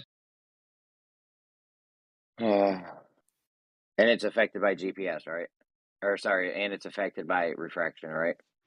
It's absolutely affected by GPS, and But you know, I meant to say refraction. Yeah, the amount of refraction it's affected by is literally can be corrected for with the differential. Yes, they correct for it. Yes, but how do they know how much to correct for it? Because that's how Jesus Christ. And that's how I know differential that's GPS works. that question hurts right there. I know. It doesn't hurt, dude. How do they know how much to correct for it? That's what differential. In other words, GPS. how did the GPS get the actual position to know where the actual position was to correct for? It's okay. Listen, dude. Oh my god. It That question hurts. it sends to you its ephemeris data. Okay, that's number one. Number two is the differential GPS. The correction is made by comparing the data sent to a base station, which is a fixed position. It translates that correction data for that fixed position and its reading to your position. So it doesn't matter what the refraction is even though it has no effect at all, right? Even if the effect was like to make it off by a couple of centimeters or a couple of meters, that correction, differential GPS correction, makes it so there's the refraction is irrelevant at that point. Literally nothing you just said helped you at all. Okay, just Yes, because there's refraction. Just because the thing's sending it to a static position and then it corrects for it. That doesn't mean it's not affected by refraction. I'm asking you, how did it get its actual position to know how much to correct for it? Okay, the fixed position, which is going to be like 10 miles from you at the most, that fixed position is going to have its GPS data tell it all the fucking errors that it's getting. So so any refraction errors it's getting, any fucking timing errors it's getting, any so if it's not getting enough satellites, so it's too low in the atmosphere, whatever fucking errors that position's getting, it makes the exact same corrections for your position. Okay, and it's gonna get you correcting a location. For the GPS. We know it's correcting. It's making a refraction correction. We know. How does the GPS know the actual position to know how much to account for it, or is it just making it plugging in globe numbers so that it matches the globe? What? Wait, dude, listen. If my fucking base station is at position 555, okay, that's a exaggeration. But if it's 555 to my GPS position, and then the fucking its GPS reading that it's getting for that current moment is telling, like the satellites are telling it's at like 575, then the correction it knows to make is a 020 correction.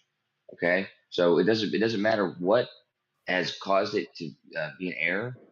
Whatever it's caused, whatever error whatever error caused it to be off, it's going to translate that exact same correction for you. So it knows how much it's off by comparing its reading to its actual fixed position, and then giving you that same correction. Ask you where you learned that? Like, how do you know that is to be true? That didn't even help me. I've been fucking around with GPS for a year now, trying to get this centimeter accuracy precision. Yes. You have a GPS? I've been fucking around with Carl Wang, dude. You have a GPS? He's been fucking around with dudes' wangs. You heard him. No, I'm Listen to me, asking, you asshole. did he call me an asshole or you? No, he said I was fucking around. I think that was for you, Rocky. That Yeah. was for you. Well, no. Oh, shut the hell up, dude. Don't be an asshole, Jeremy. It's a serious question before you get all excited and try and get away from it.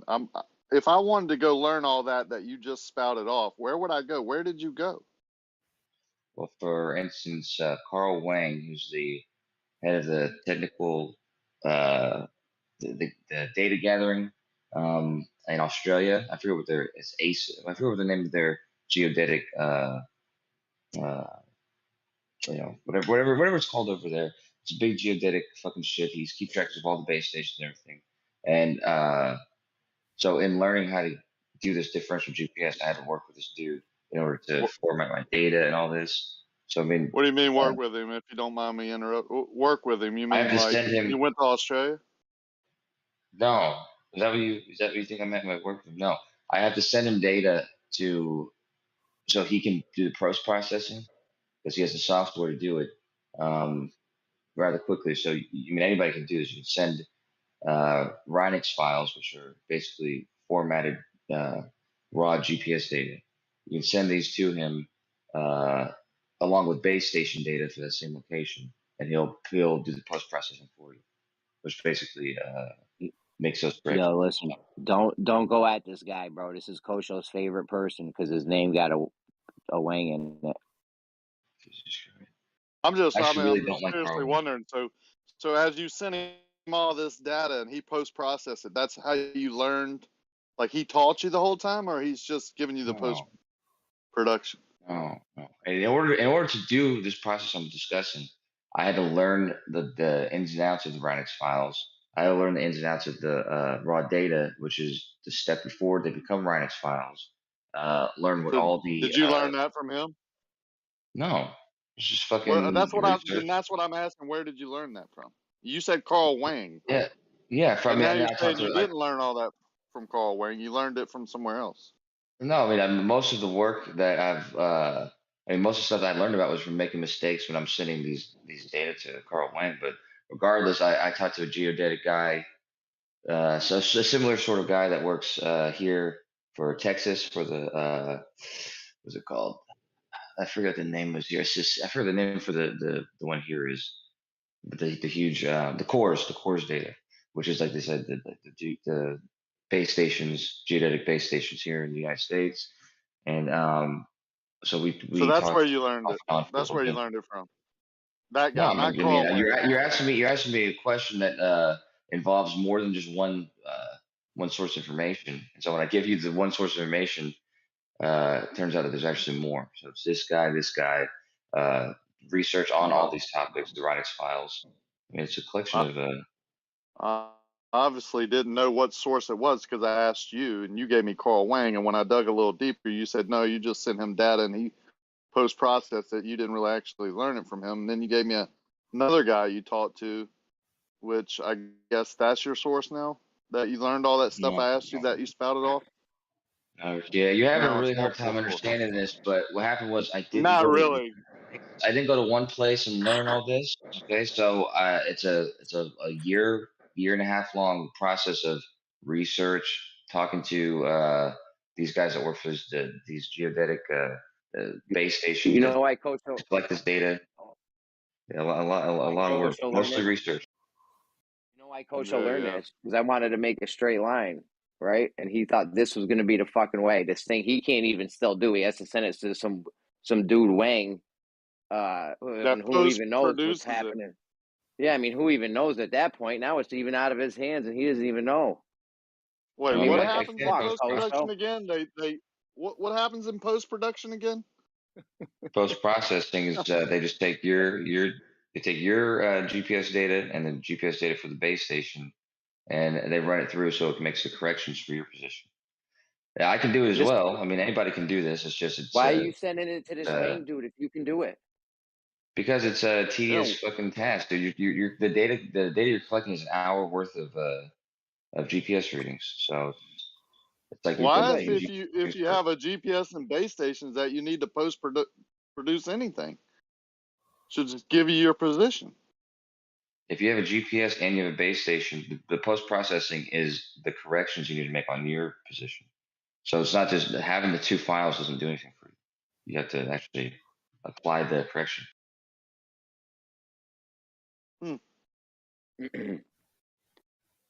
So this guy thought I was going to entrust him to make my fucking straight line. And this guy's sending it to some Wang dude. And who knows what numbers he's getting back, if he's even doing it right. You know, Kosho's learning this shit on the fly. Bro, there's no way I'd let you. I'll let you make a line next to the real straight line. But your definitely line is not going to be the main straight line, bro. Yeah, fair enough. Yeah, so the data that I send to Carl Wang is done so I don't have to sit there for fucking hours and get the software and do it. This guy just does hours worth of work for you for nothing. He doesn't do anything. He just puts these 2 fucking like you can get NASA to do it for you too. Like they have the software. It's, God. And they have the software to do that shit. Wait, we need NASA or some guy named Wang to process our data from a GPS to give us our location? Yeah, you can't make this shit up. Professional surveyors and people like Larry the surveyor, people like Jesse Klazowski, they probably have their own software and systems to do this. Probably. Yeah, it's usually GPS. Usually, geodetic surveyors have this software and they're well familiar. However, I don't want to purchase the software. You think Larry is a There's plenty. So there's plenty of free. There's plenty of free resources you can utilize, like NASA or the Australian geodetic survey. Rocky, real quick. You think Larry is a geodetic surveyor? Yo, Rocky, I know, but I know that he knows. He has all the shit for post processing because he's the one who led me on the right track. Rocky, that Jesse Kozlowski, he's back. I heard his voice about a week ago. I was supposed to have a meeting with him, but I fucking forgot about it, and I ended up missing him. But I heard his voice. We've been trying really hard to get him back. Yeah. Yo, he's back, bro. He's back. Get excited. Yeah, we are. We've been talking about him. That's what we tried to talk about as much as we could. I heard his voice last week. Yeah, because Bandsaw was talking about the Great Survey Off, and we were gonna have a meeting. Came back, and then Jesse. What a coincidence! Townley kind of fell off. He's been gone too long, so he's not up to speed on the. Yeah, Stanley kind of killed himself on that seeing Earth curve with his 2020 vision statement, and that all of academia is wrong about that. That might have drove him back into hiding a little bit. Yeah, that's tough. That's a tough one. That's a tough one, and it happened right here. Kosho, you know you can't see Earth curve at ground level, right? 2020 vision, Kosho. You talk about from Lake Pontchartrain? From wherever. Just 2020 vision, Earth curve. Okay. I mean, if you guys like a lot of sound bites and that kind of stuff, so if you guys is that what you're calling it? If you don't want to be exact, and you want to say, hey, so are you saying all these people are wrong because they say you can't see Earth curve? When you actually say explicitly what you're talking about, it doesn't sound so ridiculous. Earth curve. So when you say things like, can you see evidence of the Earth curving from ground level? That's not what we said. Clearly you can, which is what he's talking about. Very specific. I asked him if what he was seeing with his 2020 vision from ground level was Earth curve, and he said yes. And I said, what about all of academia, right? And he says all of academia is wrong. I can bring you to more than one place where if you have 2020 vision, you can too see Earth curve, not evidence of Earth curve, not whatever. It's recorded, right, Gio? Yeah, I mean everybody heard it. He also said he'd give me 15 minutes with them, and I'll show them, and they'll agree with me. Meaning that he'll show them exactly what he's talking about, and then they'll be like, "Oh yeah, okay." So now you are. Yeah, that is Earth curve. No, I'm just saying it's more nuanced than what you're because it's you asking him to say that. I didn't ask and then him he's like, yeah, well, yeah, it's true. Yeah, that's right. But if he was talking to a person in academia to try to convince them of that statement being correct, he would explain explicitly what he's talking about, which is what I'm saying. When that's done, then it doesn't sound so silly. You mean if he explained to a really smart person in academia, maybe a PhD in some type of optical phenomena, that he could bring them, fly them into New Orleans, bring them to the Lake Pontchartrain Bridge, and as they looked at a certain angle along the bridge at ground level, if they have 20/20 vision, what they're seeing, right, as they may observe the bridge appearing to arc or curve, is Earth curve. You think all of academia is going to agree with them? Please. Maybe not all of academia, but the people who can think and see clearly. But So I know that what's his name? Lewis. He said the same thing that when he was there, he could see that it's curving clearly. And you've said the same thing, but you don't attribute it to Earth curve. So Exactly, because I'm not stupid. I know it's an optical phenomena. well, you could say you know that you're not stupid, and so that means that you're not assuming that it's curved like they are. However, I don't think it's an assumption after Jesse Klosowski goes to that same bridge and takes the data and confirms that it is curving exactly at the same exact degree that Soundly's pictures suggest is curved. So I don't know why it sounds so ridiculous. That's amazing. With all the foreshortening and refraction going on, the model came out perfectly to the data. That's amazing. It's hard to do. Not really. Foreshortening is simply, really it is. Yeah.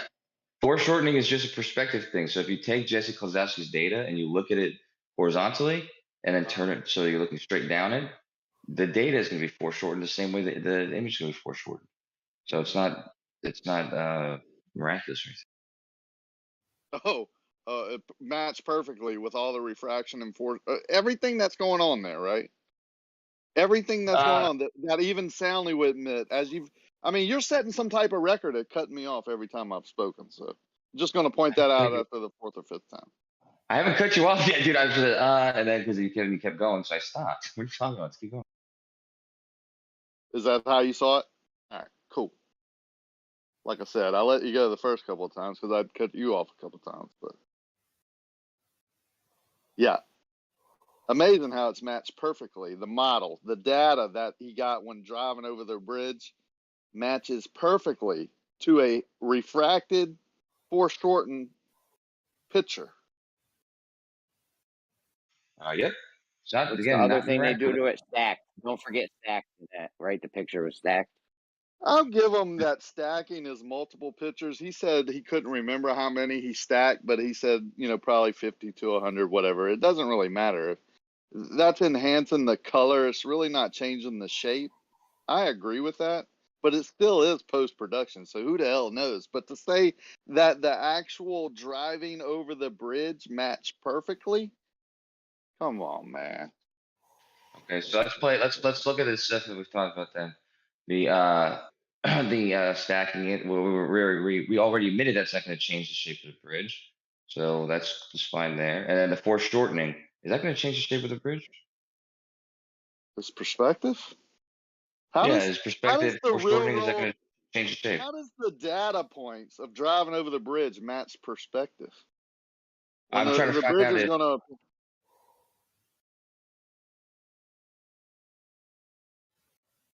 now say something wise like, I'm waiting for you to be finished, because I obviously paused for you to keep going.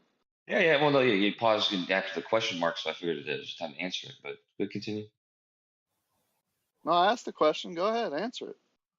Yeah, well, I'm still looking for the answer to my question, which is, this foreshortening perspective, does that cause any shape change of whatever you're looking at? In the picture, yeah. Yeah, it does. Well, the answer is no, it doesn't. It changes the the scaling, everything that it looks like to you, but the shape is not changed. Yeah, but the shape isn't changed. It's just reoriented.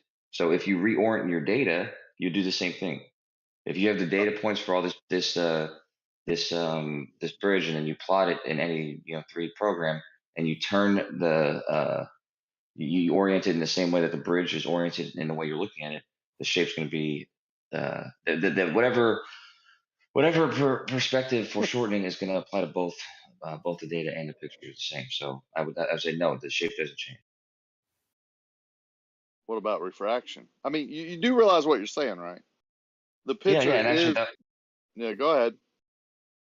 That was my last question. Was does refraction cause the shape to change?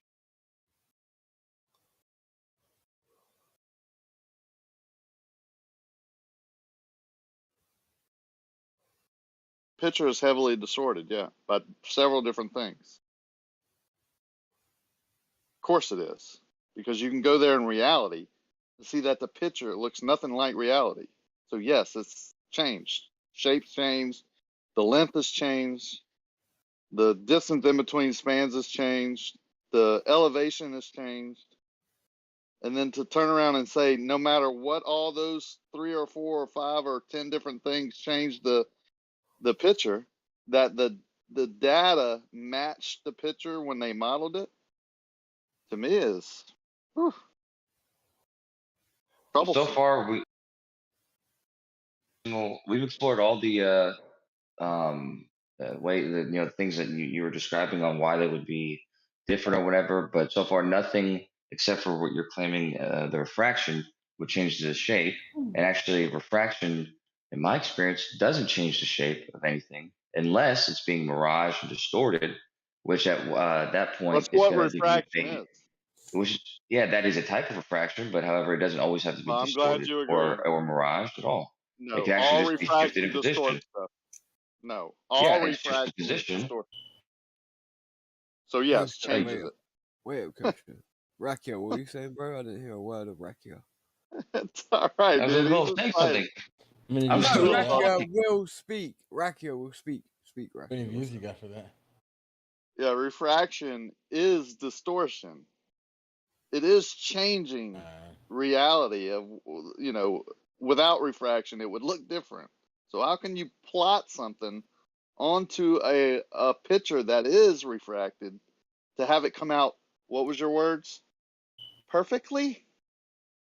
So anyway, so what I asked you was, does it change the shape? Dude, I don't even know what to say to that. I've already answered it like 3 times. You can look at the picture and see that it's not the real shape of the bridge. It's like me showing you my picture of the bridge that's heavily refracted, or several different pictures of the bridge that shows it the same different shapes every time, and saying, well, we took the points that we drove over and it matched perfectly. That's crazy, man.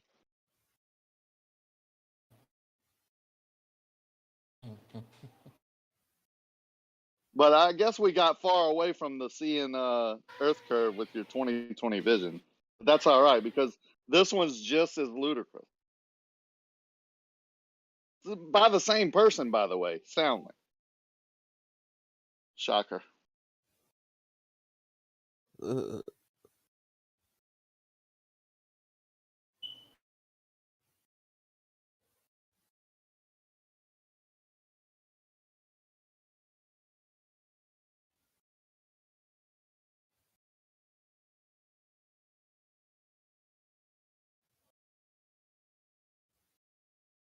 Riding on eggshells is in the building.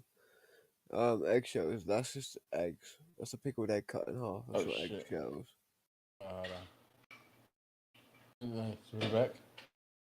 Oh, bro. Put it back. Put it back. Put it back. Oh, boricua. Hot mate.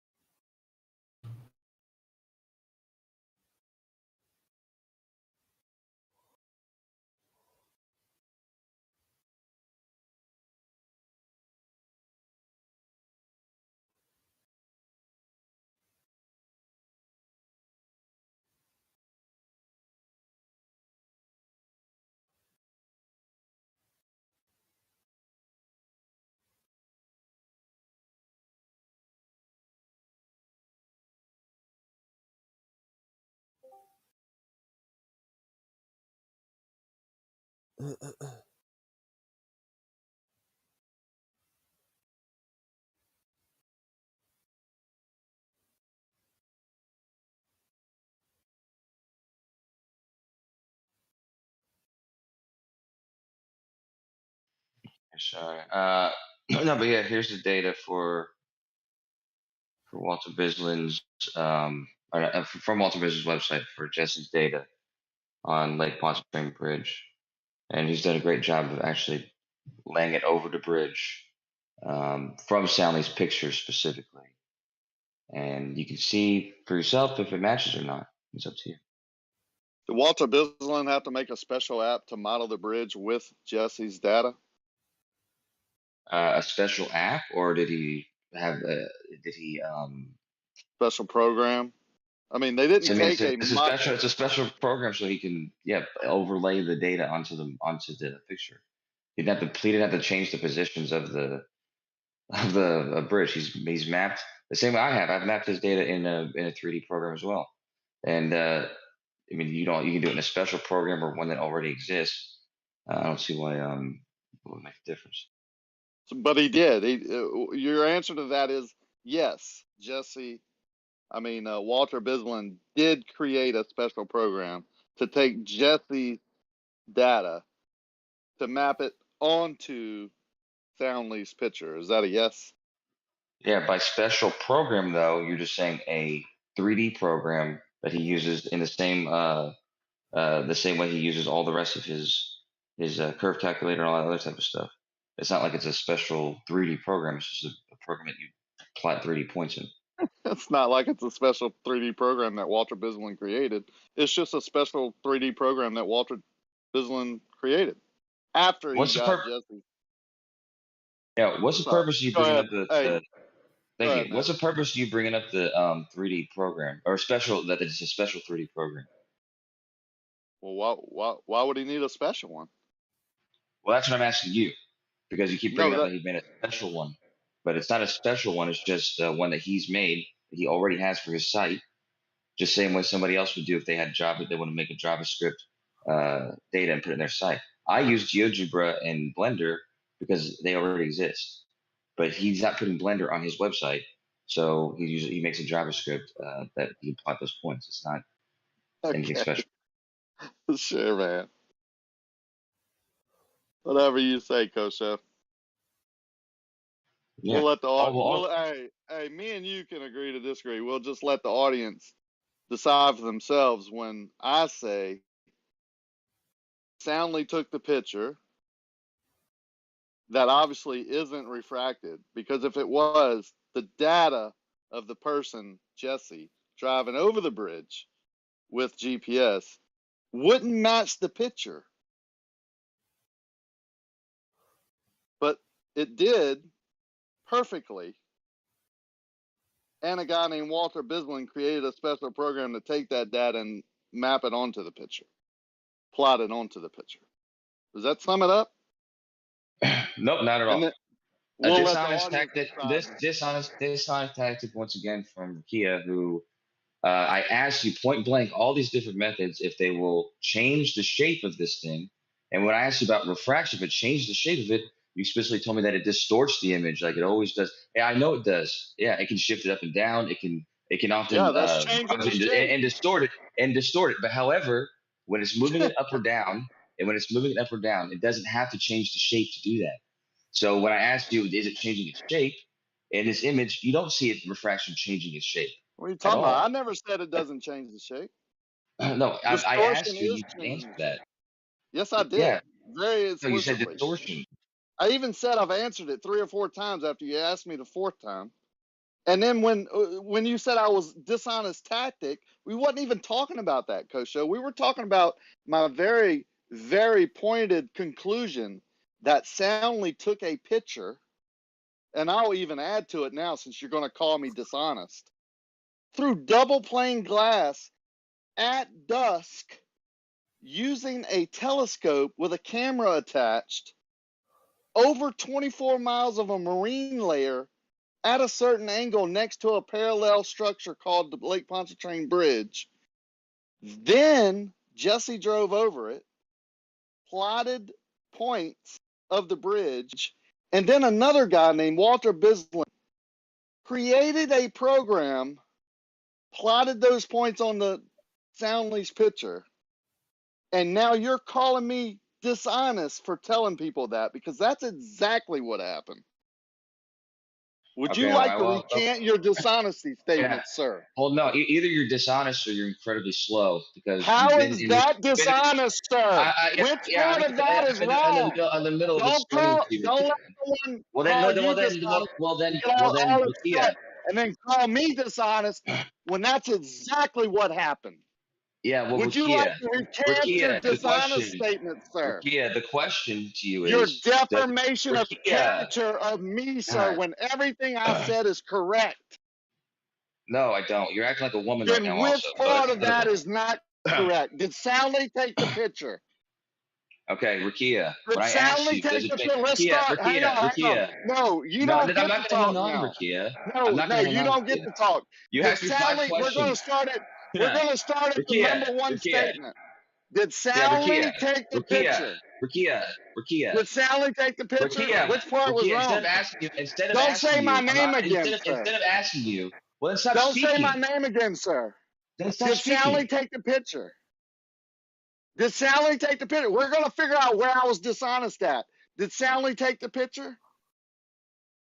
Okay. So again, when I Did called you Sally take dishonest the picture, or sir? slow, when I call you No, dishonest this or is how we're slow, going to do it. yeah. This is how it's going to be done. You're going to tell me where I was dishonest. We're going to go step by step with what I said. I started You're with in the middle of Sally doing took the Rakia, but picture. you won't stop talking. Yeah, No, you're gonna have to let Kosho talk, Rakia. Come on, man. Yeah, you're going to let someone that called me Stop dishonest yelling, and Rakia. Fuck. discourage my name, and I'm not going to be able to give a chance to rebut and to go through it very slowly, step by step, starting with Kosho. Did Sally take the picture? God damn, this is why I called you slow. I won't Wait, call you names. he's calling me slow. No name calling here, yeah, sir. I know, but No you name can't calling here, comprehend. I just seems to said, have special privileges here. I just took that back. Left I just said, lane. Does Kosho have special literally just privileges said. here? Left lane? I Can I literally get said a you're mod not in letting here him with some speak. That's what I was taking back, dude. He called me dishonest so far and You're not slow. letting him speak. You're I'm not not letting him speak. Why would he get to speak right now? He can speak. He can answer my very simple question. Well, I don't know, man. You won't stop Yeah, talking. you don't know you're a go back and Can forth. I get a real mod with some balls in here? You're being ridiculous, Rakia. No, You I'm gotta not. let He him called me speak. dishonest, sir, and slow. Let him justify. Let him justify. No, let him answer my questions, and we'll sum it up.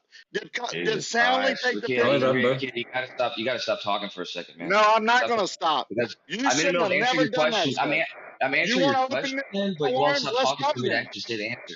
I'll point out every special privilege you get here right now by left lane stepping in after you call me dishonest and slow and taking up for you somehow. Well, I'm not taking up for anybody. I'm just you're saying let him talk. Yeah, I'll let him talk. You gotta let him rebut. You gotta let him explain himself. Okay, And you won't even let me talk. You're not letting me talk. I will let him explain. Let's start off with, did Sally take that picture? Kosho, you can talk. Again, so like I said, even though we're not supposed to call each other names, the reason I called you slow and or care why you call me a name. I'm answering your question, Rakia. You just broke the rules, but I don't care Please why. stop speaking for a second, No, dude. I want you to answer my question. I don't have time to waste on this, dude. Like, just Yeah, stop I speaking. know So I you. can say what I'm got saying. all the time in the world. You got all day, every day here, calling people slow and dishonest all day, and not be. Today you called somebody an asshole, didn't get called out. I called you out. Yeah, I know. No mod stepped up, but I said something. Jesus Christ, You're not, man. but you're not going to get Take away a chill with it pill with for me. a second. Okay, well, thanks, So Sheriff. which part of my statement? No, I'm not going to listen to you. You listen to me. You're asking a question. That's what I'm saying. Yeah, thank you. Calm down. Can we get a mod in here that has some balls? I'm here, and I'm here. And I'll explain. Do you mind me explaining to you? Go right ahead, Rakia. I went very why is he talking? I went through a very explicit statement, a conclusion where I said, and I'll repeat it. Stanley took a picture from behind two panes of glass with a telescope at dusk with a camera attached. Jesse took points that he plotted going across the bridge with a GPS, and a guy named Walter Bislin took those points and plotted it with a program that he created onto Soundly's pitcher. Kosho then calls me dishonest after I defended myself vigorously and said, let's go through it step by step, stating, okay, the first step is, did Soundly take the pitcher? Then called me slow, and here we are. Right. He's totally not justified. Okay, so can I calmly ask Kosho, since he called me dishonest, I want to go back through and defend what I said. Kosho, did Soundly take the pitcher? Okay, no, please don't speak for a minute, Ricky, so I can finally answer you. No, Mod. Hold on, Ricky. What I said. Before you continue, I want to hear from his side. All right. Can This is usually how it works. Yeah, we go one at a time. Okay. Coach. So right. Yeah, right. So when I called him dishonest, it was because I asked him a specific question, meaning does the shape change for this reason? And the word he used was distorted, which I'll agree that the images are being images when they're being refracted, the shape can change if it's being miraged or like heavily what do you call that? Whatever's happening at the bottom of the picture, and it's the shape's changing and stuff, and it can be shifted out of position. Okay, I'm asking specifically about the shape changing. So whenever I went back and he said, yeah, well, I told you this and this and this, then I called him fucking slow if he doesn't realize that the shape change is different from the moving of the object from refraction, which I've was trying to clear up and trying to say, I was trying to retract calling him slow because I was, I know he's going to call him name calling here, but I can't say 3, 4, 5 words. So he's asking me about which part makes him dishonest, and he's going one by one. I'm telling you right now which part makes you dishonest. The part I just stated. So the question is, say what? Go ahead. The question is, does the shape change due to refraction in this image? I don't want you to ask him the image where it's not being distorted. I don't want to answer the question right now, just because I wanted to see what was happening. All right. So, are you going to retract calling him slow? Am I going to retract it? Yeah. I mean, you can go back and take it off the thing or whatever. I'm not going to apologize or anything. But apologize? I mean, you know our rules here, right? Yeah. That's why I said. Yeah, I know we're not supposed to name call. So that's me not continuing to call him a name and basically explain what I'm saying. But retract it. I don't know why it's just not like meaning not retracted, but apologize for saying that. I mean, otherwise, no, I'm not gonna apologize. No, of course you're not gonna apologize. Based on how I reacted afterwards, no, I'm not gonna apologize for that. You're not gonna apologize? No.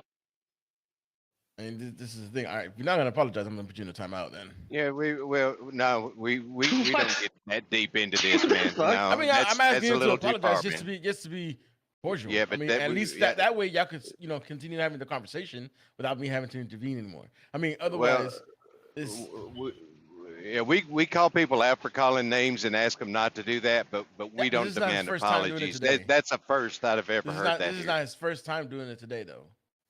Yeah. Yeah, if I did it earlier, it's because I was talking to a friend and they knew I was joking, which is why they didn't get offended by it. That's a lie. That's why they didn't get offended by it. That's a lie. He called Data an asshole and Data called him a liar. I didn't say Data didn't call him anything. I said Kosho called Data an asshole and other names. So what Kosho is saying now is a lie. All right. No. Fine. No, it wasn't a lie. I forgot about that. I'll tell you what, Kosho. Yeah. I'll tell you what. I'm gonna give you an official warning. At least for today, at least while I'm here. If I hear you call anybody names, I'm timing you out. Understand? Okay. Just be consistent, though, please. I will be consistent with everybody. I mean, I'm in here, but I'm not really in here. But if I hear anybody, get out of hand, I'm gonna definitely mute, mute, and I'll give you one warning. And after that, I'm gonna time you out. Understand, everybody? Yeah, sure. I just hope that the severity goes for everybody. Rakia's interruptions. Yeah, would be definitely. That's why I said everybody. Yeah, guys, we can do this. Just maintain a little bit of respect and civility. That's right. Don't call people dishonest, especially when the person had just gone through his conclusion of Stanley's pitch. Hang on. Who was that? That was me, Ricky. You call people dishonest all the fucking time, man. What does that have to do with right now, this situation? Well, you're being hypocritical. You need to chill. Quit calling me a name. Don't call me a hypocrite, sir. You're a mod, for God's sakes. Through all of that, I didn't call Kosho anything. Won't you I shut think the hell calling up? somebody a name is different from describing behavior. If you're saying you're So, being hypocritical, we can move on from here. Yes, Continue please. on with the question with Arkia and Kosho. Well, actually, I don't want to ask him the question anymore about the distortion or shape change. I went over Bobby, each one of answer the it. things that were happening as foreshortening and the refraction that's in the image, and so none of those caused any shape change, which is why the data that Jesse Klazowski got when he drove across the bridge does perfectly match the bridge when you lay one over the other without doing any sort of special things with this special program that he used. He just simply mapped it in a 3D program, put the image on there, oriented the same direction, and it fits. I'm fine with moving on if Kosho wants to state that refraction, taking pictures of a refracted object doesn't change the shape. I'm fine with moving on from there. Yeah, well, first of all, that's not what I said. And this is the reason why I said what I said before, which got me a warning, is because you say things like that. I didn't say Is the picture refracted? I didn't say what you just said. I said what I said was in the image. What I said was in the image, any refraction in the image is not causing the bridge to shape change or to change shape. So there's no need to bring that up, which is the reason I asked it to you, because I hope that you were going to say it honestly, which you for some reason are just describing how That's unbelievable. the images You're calling are me always dishonest distorted, again. but that doesn't mean that the images are always changing shape because of refraction.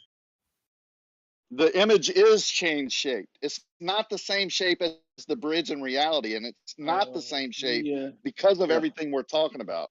It is refracted. No. Jesus, man.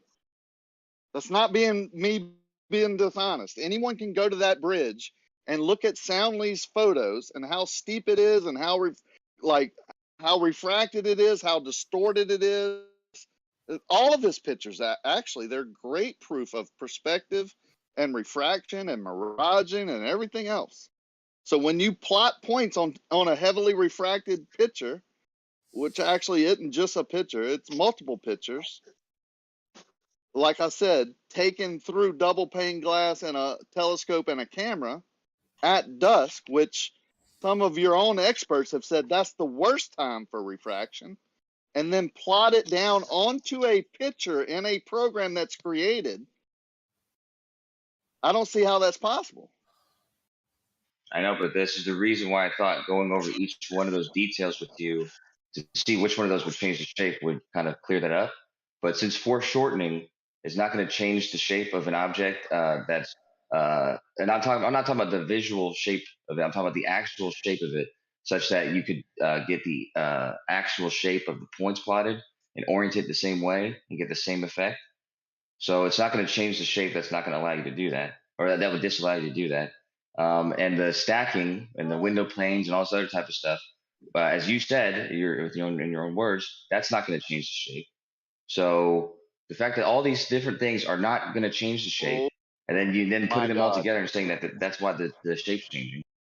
Yeah. So you do realize that I'm not saying that the actual bridge doesn't change shape, right? I'm talking about the picture that Soundly took is not the shape of the bridge. So when you plot the points down of the actual bridge onto that picture and you say it matches perfectly, that's moronic. Like, I don't see how anybody can even think about that. But like I said, I'm happy to move on. If you want to state that a heavily refracted picture has been plotted down from the actual bridge, which isn't refracted when you drive over it and plot it, and you say it matches perfectly, I'm happy to move on from there and let the audience decide what makes sense to them. It's not who's right or wrong. It's what makes sense to people when they hear both sides of it. You saying it's plotted down from the actual bridge onto a picture that is refracted. You're agreeing that it's all those things and it matches perfectly. And I'm saying it can't match perfectly if it is refracted. And it's obviously distorted because you can go there and see that the bridge actually isn't that shape. Yeah, well, I've posted Walter Bison's website, which has the data of the positions, along with the picture of the of the bridge overlaid over the other, and you can see that the contours, the curve, everything is matching. And so everywhere where there's bumps and there's this, and due to the foreshortening effect, which is not going to change. If you plot something in a 3D program and you're able to orient it and look at it sideways, look at it straight on, and do all these things, then talking about the shape that's going to change due to the visual angle that you're looking at something is not actually talking about the shape changing. When you can do this in both, the program as well as in reality. So when we say changing the shape and overlaying data onto an image, this is what we're talking about. We're not talking about. We're not talking about the actual bridge shape changing shape. Kosho, are you saying that the picture that shows a curve matches the data? Is that what you're saying? He said perfectly. Is that what you're saying, Kosho? I'm saying here's the data, here's the bridge. They match. That's you can see it. So Sorry, if you don't believe my words, just look at what I posted. That's ridiculous. You know that it's refracted. Everybody says that it's refracted. So you're saying the refracted picture taken through a telescope, 2 panes of glass, matches the actual GPS data. That's what you're saying, Kosho. So when you say it's refracted, does refraction always change the shape of what's being refracted? Hello? You're not answering my question, bro. Yeah, you're asking me if I said that. I did answer that question. Now I'm asking you, does refraction always change the shape of something that is being refracted? Probably normal. Well, how could it not? If you have something refracted, how could it not be a change of shape? How is that possible? The word meaning of refraction means the alteration of something, right? Sure. Does that alteration always mean the shape is changing? Yeah. Yeah, well, that's incorrect. And that was the reason for my second. Oh, hold on. You mean something can refract in your mind without changing a shape? You're going to tell me something refracts while maintaining its exact shape? This can and does happen, yes. Wow. What else can you say, guys? What else can you say to that? That's just what happens. If you refract a pencil in water, you can refract a fish's position in the water, and clear water. The water's not simmering. There's no waves in the water, and you'll see the fish perfectly, just in a different position. It doesn't look like a shark or a whale. It'll still look like a fish, the same fish, just moved over. Because refraction doesn't always have to change the shape. It can just shift the position of something. Well, that's exactly what we're saying, though. The bridge is shifted and moved and in different shape and in different spots. And you're saying when you point to that fish or you plot out where that fish is, it would match your picture perfectly, and it wouldn't. If the picture takes a photograph of the refracted image, then when you plot reality down onto it, it's not going to match. What were your words? They were so great. Perfectly. There's only one No word. chance in hell. But yeah, but regardless, I'm not sure if maybe you haven't used a 3D program before, so it's fine. But when you plot points and it's in a grid system, it doesn't matter if it's shifted position. That's his little dig. Just in case you didn't It doesn't notice. matter if it's shifted. Yeah, we probably that's haven't used interruption. 3D programming because That's an interruption, Rakia. So I don't know what's going on with you tonight, but you gotta calm yourself. I told you if you didn't want to be interrupted, don't use those digs because I'm going to point them out every time. Well, when you called me moronic, I didn't interrupt you, right? I didn't call you moronic. I did not never call you. You did. No, I didn't. I said that would be moronic. I wasn't even talking to you. That is moronic. Yeah, but I wasn't even talking to you. nice try, oh sir. my goodness gracious, dude! You Yeah, said that oh is my you goodness described something gracious. I did and said you described something I did and said that is moronic. Is what you No, I said said. It doesn't something. matter. I'm not going to argue with you about that. It's I fine. described a way of thinking and saying that something that is plotted down on a refracted picture would relate reality if you plotted it on there. I said that is moronic. Now, if you so choose to fit that category, that's on you, brother. I've Okay, so never when you called interrupted you me just moronic. now, Yeah, when you took a dig at us, we probably yeah, haven't so used 3D programming. Jesus Christ, dude. Yeah, Like I you just know. got to take a chill pill, bro. No, Like you please. just gotta quit doing that, Kosho. And you both need to calm down, have a conversation. Calling card before, then maybe you wouldn't know this, but you can plot the points anywhere. It's interesting you didn't notice you got muted, my friend. Chill. Muted if I wasn't doing anything, or why would I have gotten Did you not muted? hear me? I No, both of you y'all- just said something. I muted both of y'all, telling y'all to calm down. And then while he didn't Yeah, know he was fine. muted, he used the same tactic again. Jesus. Okay, so this is not a tactic. Okay, this is me talking. I'm calm when I'm saying this. I'm not shouting over people. So that's why I didn't know I got muted, because my page is not pulled up on That's Discord. another I can't dig at see- me. This is Another what I'm dig. saying. I'm in the middle of saying something. We both get muted because No, he you're in interrupts the me. middle of digging Yeah. at people. I'm not using digging tactics. anybody, dude. Oh, I'm not shouting Dude, over I mean, people. honestly, That's a dude, dig at honestly, me. honestly, if Honestly, now I we're gonna know do I'm something about smart enough to know that's a this is dig at me. ridiculous, dude. Yeah, I know that's a dig at me. I'm smart enough to realize that, and I have used 3D and AutoCAD and everything else that you assume that we haven't, because you assume we're ignorant. Okay, if you can As you stop make more interrupting digs. now, if you can stop interrupting now, or if the I'll mods could make sure, or if they I'll can make go sure on you mute as stop soon as you interrupting quit now. digging at people. Jesus Christ. For the sake of the continuing the conversation, or maybe consistency, maybe not mute me just for trying to continue to say what I'm saying, which is if you haven't used 3D rendering software, but you have for Kia, so you should remember that when you plot the points, it doesn't matter where you plot the points.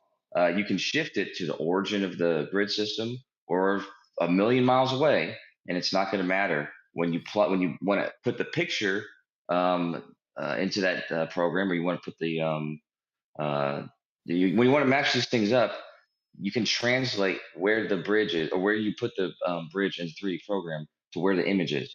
There's no like refraction changing the position of the bridge is not going to have any kind of issue in the 3D rendering software. Yeah, Because you it's can not. post produce and manipulate it in any way you want. Yeah, I know that's what happened. That's exactly what happened. It's not post producing, because when you're plotting positions, if someone were to say, here's a picture of whatever, a shark, of fucking anything, it's refracted, it's out of position a little bit, and I plot the points of that fucking the outside of the fish, it's not going to be plotted in reference to the entirety of the earth. In order for me to take a picture that is a picture of the entirety of the earth with a fucking object on it, that it has to match perfectly. Like the image is fixed in the image, and the fucking thing that's plotted is plotted in the 3D program. When you overlay them together, you have to put one on top of the other. They're not going to. I don't understand why refraction changes the position of something. Yeah, wouldn't be expected to match the fucking position that you put the bridge on in the 3D program. It doesn't make any because it's sense. a refracted image that you're plotting down reality onto, and reality, you're driving over the bridge. There's no refraction involved in that. You're plotting points as you drive across a bridge. When you take a picture of that bridge and it looks differently, it's a different shape because it's refracted in your picture, and you plot reality down onto that. It's not going to match perfectly. Never. But we're talking about the Lake Pontchartrain bridge thing or whatever the fuck. Yeah. We're talking about that, just right? the word refraction means it's changing. It's going from one medium to another, so it can't be the same. I mean, that should be understood. Wait, can I get this picture real fast? Is it the one that we always look at? Like, is it that the one that usually goes around? 'Cause I want to. I want to see this. I'm gonna send you the entire content. There's a link I'm gonna send you. It's gonna have the picture and it's gonna have the data together. So I need some context here. I kind of want to. there you go. Here. But yeah, I see what we just said. It doesn't make it. I don't. It's like I don't know if you're not listening or whatever, but of course the refraction is going to change. Where it's going to change the picture. There's going to be Can't a help change. himself. You don't It's know going if to be that's a he's listening. change. It's going to be Can't a help change. yourself, huh? SC. Just dig away, huh? Like you got a little Right. shovel in your mouth. I got news for you guys. This is the way that I'm always going to speak. If You Rakia's don't know got a if problem with it SC's all the listening. time, and he's always going to interrupt, then You there's don't just know going to be a if SC's problem, dude. listening, huh? This is the way I'm talking. This is the way I'm talking, and I don't think there's anything fucking wrong with what I'm saying. Yeah, he's just So gonna be an ass and digging stop people all day speaking. long, never Please get stop called out on it. speaking. Please stop speaking so I Yeah. can finish what I'm Please saying. stop digging at people. I'll tell you what I'm gonna do. I'm gonna go outside. I'm gonna hope that See you later, Rakia buddy. goes to bed, and I'll be back, and then we'll finish this SC. See you later, buddy. Good job. And by the way, we were listening. That's how we caught all your digs. Called you out on them.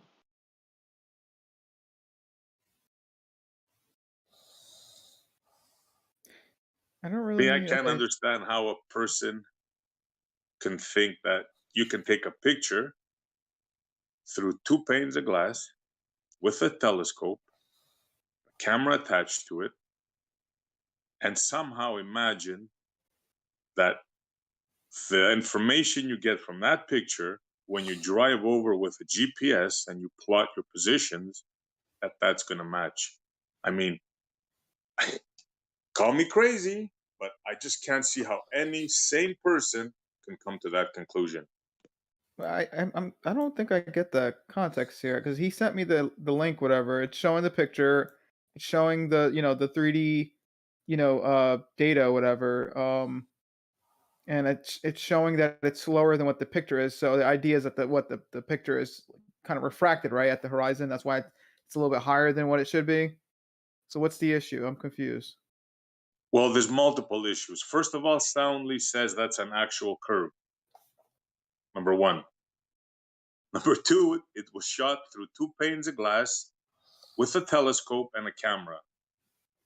Okay. Number three, it's claimed that the GPS measurements taken by a person driving over a car, that those points match the visual of the refracted image taken through 2 panes of glass with a telescope and a camera attached to it. Okay, and what was Kosho's argument? Kosho thinks it's perfectly normal. This is it. The Okay, data well, shows it. Well, I'm looking at it, and all I'm getting from this is that it matches pretty closely. Obviously, it's a little off because the whole refraction thing, but for the most part, that curve is what we would expect on a ball Earth, whatever. I feel like the arguments made in the past where that curve is exaggerated. At least this sort of bunks that that idea that it's exaggerated. No, it's just Are you okay? You like to play with the computer with the graphic stuff, right? Sure. Okay, now check this out. I have a project for you, bro. Take that picture that Soundly took through the 2 panes of glass with a telescope and a camera attached to it, and I want you to plot that curve and follow it. Make a diagram and see what kind of a circle it makes. Think you can do that? We'll put this baby to rest. Wait, hold on. So are you saying that what the link shows, like this 3D whatever, you're saying that curve isn't correct? Is that what you're saying? I'm confused. Like, what do you? No, I'm not saying that. I'm telling you what Soundly says. The guy that took the picture, right? Or part of the team that took the picture, they say that that's actual curve. It's been plotted. It's been measured. Soundly clearly says that in a video. We went through it from A to Z. Okay? So I'm saying if that's the actual curve, right? If that's the actual arc, you should be able to draw it out in one of your programs and just see what kind of radius or what kind of circumference we're going to get. It would Think check you can out. do that? Okay, I've already done something similar to this. It would check out. I mean, don't just say it would check out. Show us. Make a thing. I mean, if you want me to get like the exact measurements, I could try it. But I mean, like I've tried it on a larger scale, on a slightly larger scale. But even that, like I get what you guys are on about. Like I think you're pretty much alluding to the idea that it's going to be a small ball. Is that what you're getting at? Is that what you're kind of hinting at? That's right. Yeah. Well, that's not true. You don't understand that it's a perspective thing. I mean, it's literally. Well, now you're saying it's a perspective thing? So that's not the actual, you're disagreeing with Soundly, the guy that took the picture. No, I'm not disagreeing with him. It is the curve, but it's the example that we literally, every Glober has probably said this to you guys. It's just, if you take something that's slightly curved and you look down it, right? Like, for example, the whole pool, what is it called? The pool stick, whatever, right? If you look down it's not the actual curve. Now you're saying it's not the actual curve. Well, no, it is the curve. It's just, if you look at a stick, right? I don't know what that's called. What is it called when you like look down it, right? Yeah, like but that's not the actual curve when you look down a straight pool. Yeah, it is the actual curve. It's just exaggerated. No, it's not. Yeah, it is. A straight pool cue has a curve. Are you saying that if you look down a straight pool cue, what's it called again? A pool cue? I'm sorry, I don't play pool. Right? What's it called again? A pool. I'll just call it pool stick. Okay, so the fucking pool stick, right? If you look down at it, are you telling me if that thing is perfectly straight, it's gonna suddenly appear curve? Come on, man. I'm not telling you anything, dude. I'm not. This is all you talking, right? Listen to what I told you. Yeah, no, yeah. If you can do it, do it. If you can't, no worries, bro. Don't talk to me about pool cues. I'm just saying it's a perspective thing, all right? It's a way you angle things and how perspective works and whatnot. It's just, that's all it really is. It's the whole pool stick thing. Okay, that's literally. Do you realize that you're double speaking right now? I'm not double speaking. You're okay. Let's try it again. Is that in that picture? Is that an actual curve? Yes or no? Yeah, sure. So if you were to plot it, like I'm asking you, what kind of circumference do you think you're gonna get? A normal circumference. I mean, it was literally plotted in the link. The link literally plots it. Okay, so then you should have no problem in doing it, right? Oh. Should be the exact same size as what your mythical sphere is, right? All right, give me the length of that bridge. You know how long it is? Because I need the exact measurements if I'm going to plot this. You know how long the bridge is? I used to know it off by heart. I think is it 22 miles and a half? 23.7. Yeah, but I did this already. I didn't hear what you were talking about. He's telling you to plot the bridge and see if it matches the Earth curve. That's the purpose of what I did with the data. You've done that? I did it in GeoGebra, and it matched perfectly. Damn near perfectly. You want to post the link? All right. Yeah, I want to see this before I go ahead and waste like 30 minutes. I want to see you do it. I want to see you do it. Well, I want to see Koshos first. I mean, I don't know if I want to waste my time. It's gonna take me like 30 minutes to do it. Maybe. I mean, depending. It took me a long ass time I had to fucking scrape the data from the site. Takes a whole minute, and then I had I did it in GeoGebra, and I had it automated, and it took a long time. Like did you have dancing girls and drums and shit? There's no way you made that at 24,000 circumference. There's no freaking way. I don't know how you did it. I'm dying to see it anyways. There you go, sir. Read it in week. So what I did was I plotted the positions exactly. It was for the northbound route that he took. I plotted them exactly as they well, actually, I plotted them exactly as they come, but I translated it so that it would show up on the origin of the. That's not what I asked. That's not it doesn't matter. It doesn't matter if that's what you asked because it doesn't change anything. What do you mean it doesn't matter? All I did was I shifted it so that it showed up in the origin of the map instead of 5 million meters away from this origin. Wait, Kosher. Bro, you're losing your grip on this debate. It doesn't change anything. It doesn't change anything about the image. It doesn't change anything about the image other than where it shows up on the fucking grid. Wait, hold on. Obviously, you didn't hear what I told. Is it Arma? Yeah, it's Arma. Yeah, you didn't hear what I told Arma. Well, hold on. Okay, so hold on.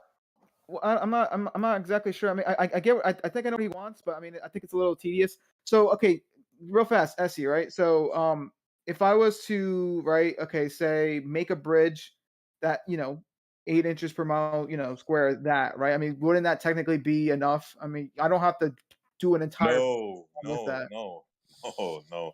You're What do you starting to know? realize now what I mean, right? No. You want me to do the entire planet with it? Dude, armor. It's very simple what I'm asking you. No, There's it's an very arc. simple. 8 inches per mile square, the rough estimate, right, of the Earth curve, right? That's the Earth curve. I mean, if I make something to follow that, then it goes without saying. You want me to do an entire planet? That how hard I that is to think I'm do? wasting my breath. Either I'm not explaining it good, or you're not getting it. What do you want? Then? What do you want? Yeah, go Hold on, ahead. Coach, hold on. Just a question. Yeah, because you don't have to do the whole planet.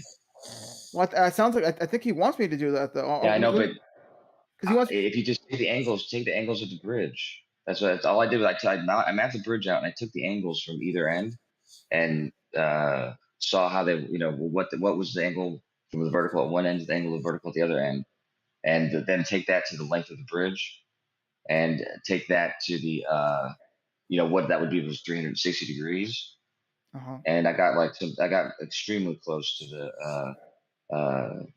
And it's just using estimates for the actual length of the bridge and assuming that the start and stop points are at the end of the bridge. But I got very close. I got very close to the radius, like 397 something miles. Yeah, Kosho, but that's the thing. I see he's not asking for that though. He's asking for literally I don't know, something absurd. But let's hear it. Let me just hear what he has to say again though. Let's see. Bro, both of you are not comprehending a simple thing. Okay, so on the Soundly Bridge, right? Yeah. You see the bridge arcing down, right? Yeah.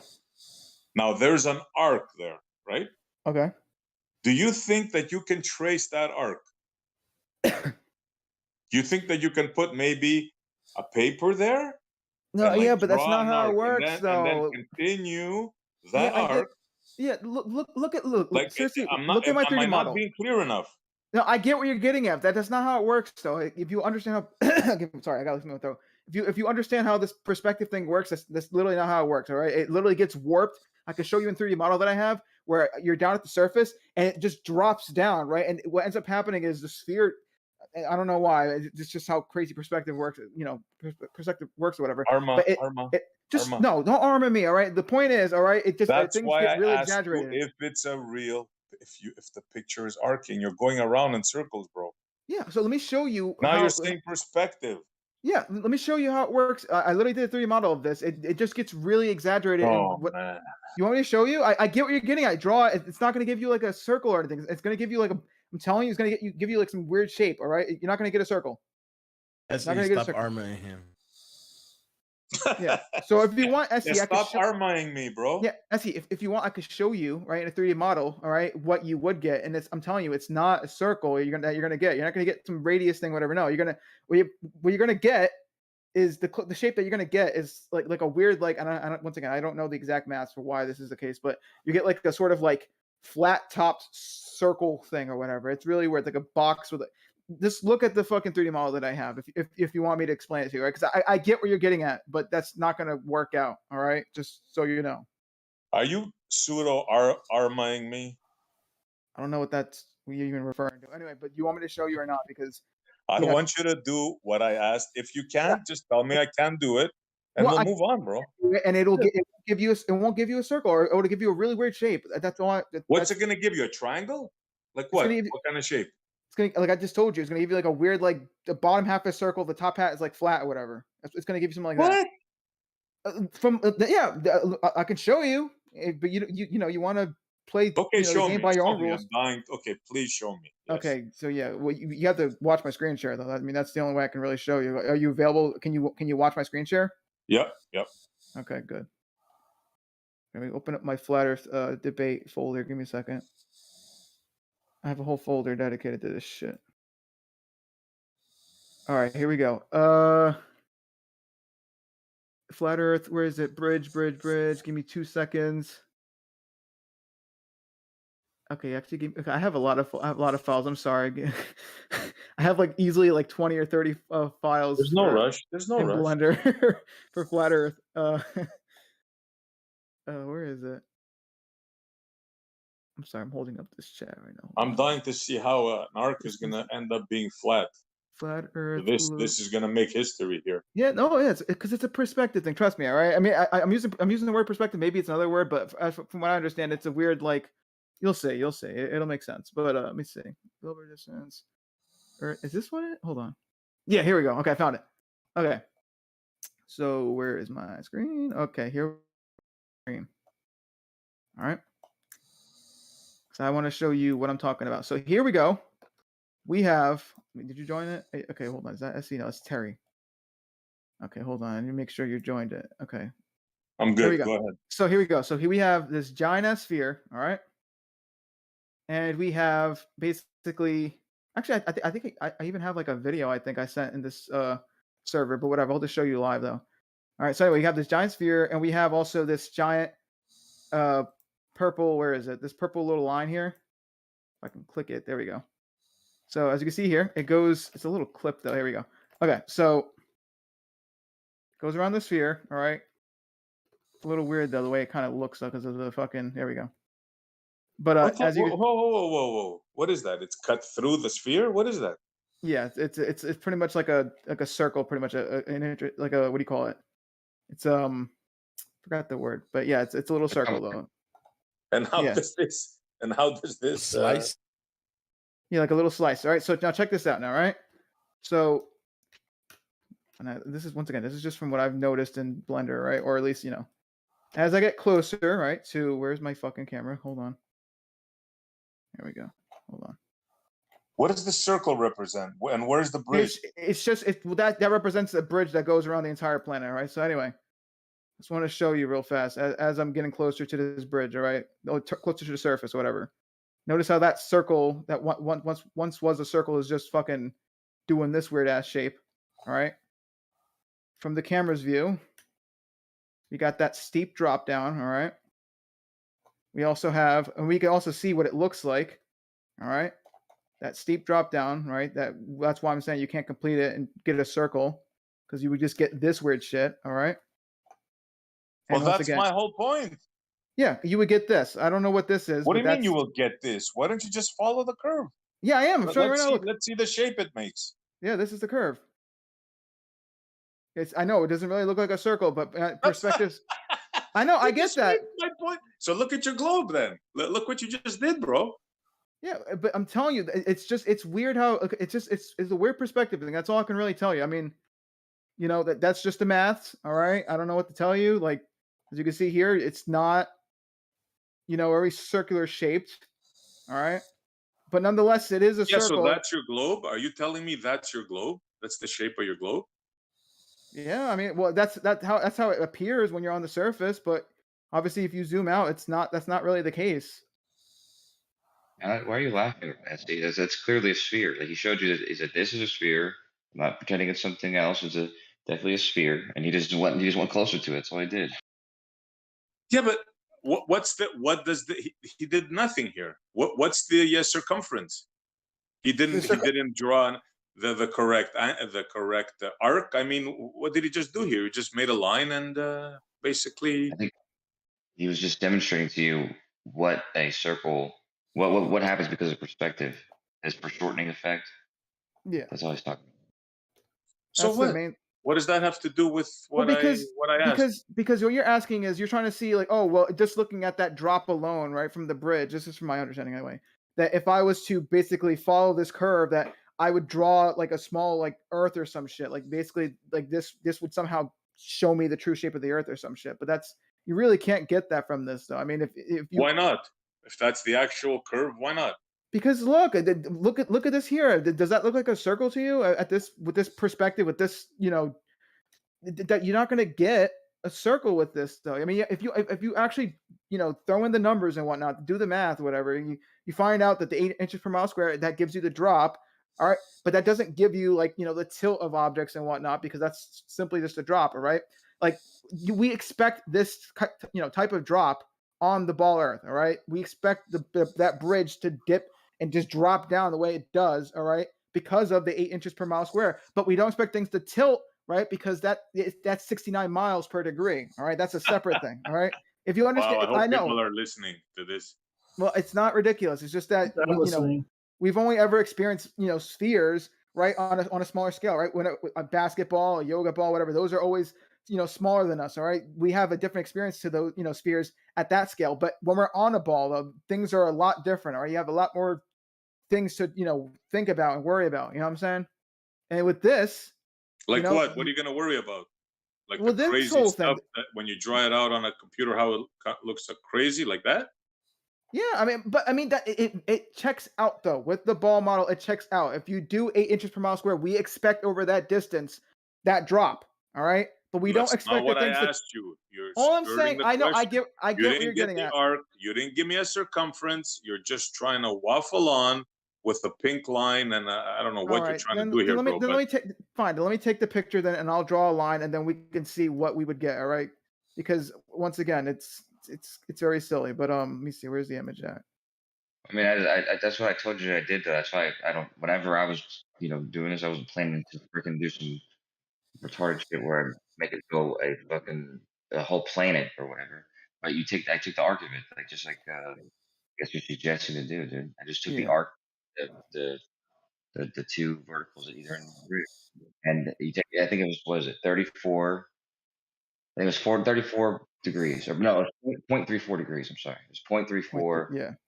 0.4 degrees of a 23.7 mile bridge, and if you send that out to what percentage of 69 miles that is, it's almost identical. Which is why if you send it out to the circumference of the Earth and you take the radius, I got like 397. I forget what I got, 397 fucking 5 or something like that. Yeah, but he's not going to accept so that. close what the radius is. Arma, I got a question for you guys. Hold So on, you're agreeing with Soundly then that when you stand there at the edge, you can see the actual curve?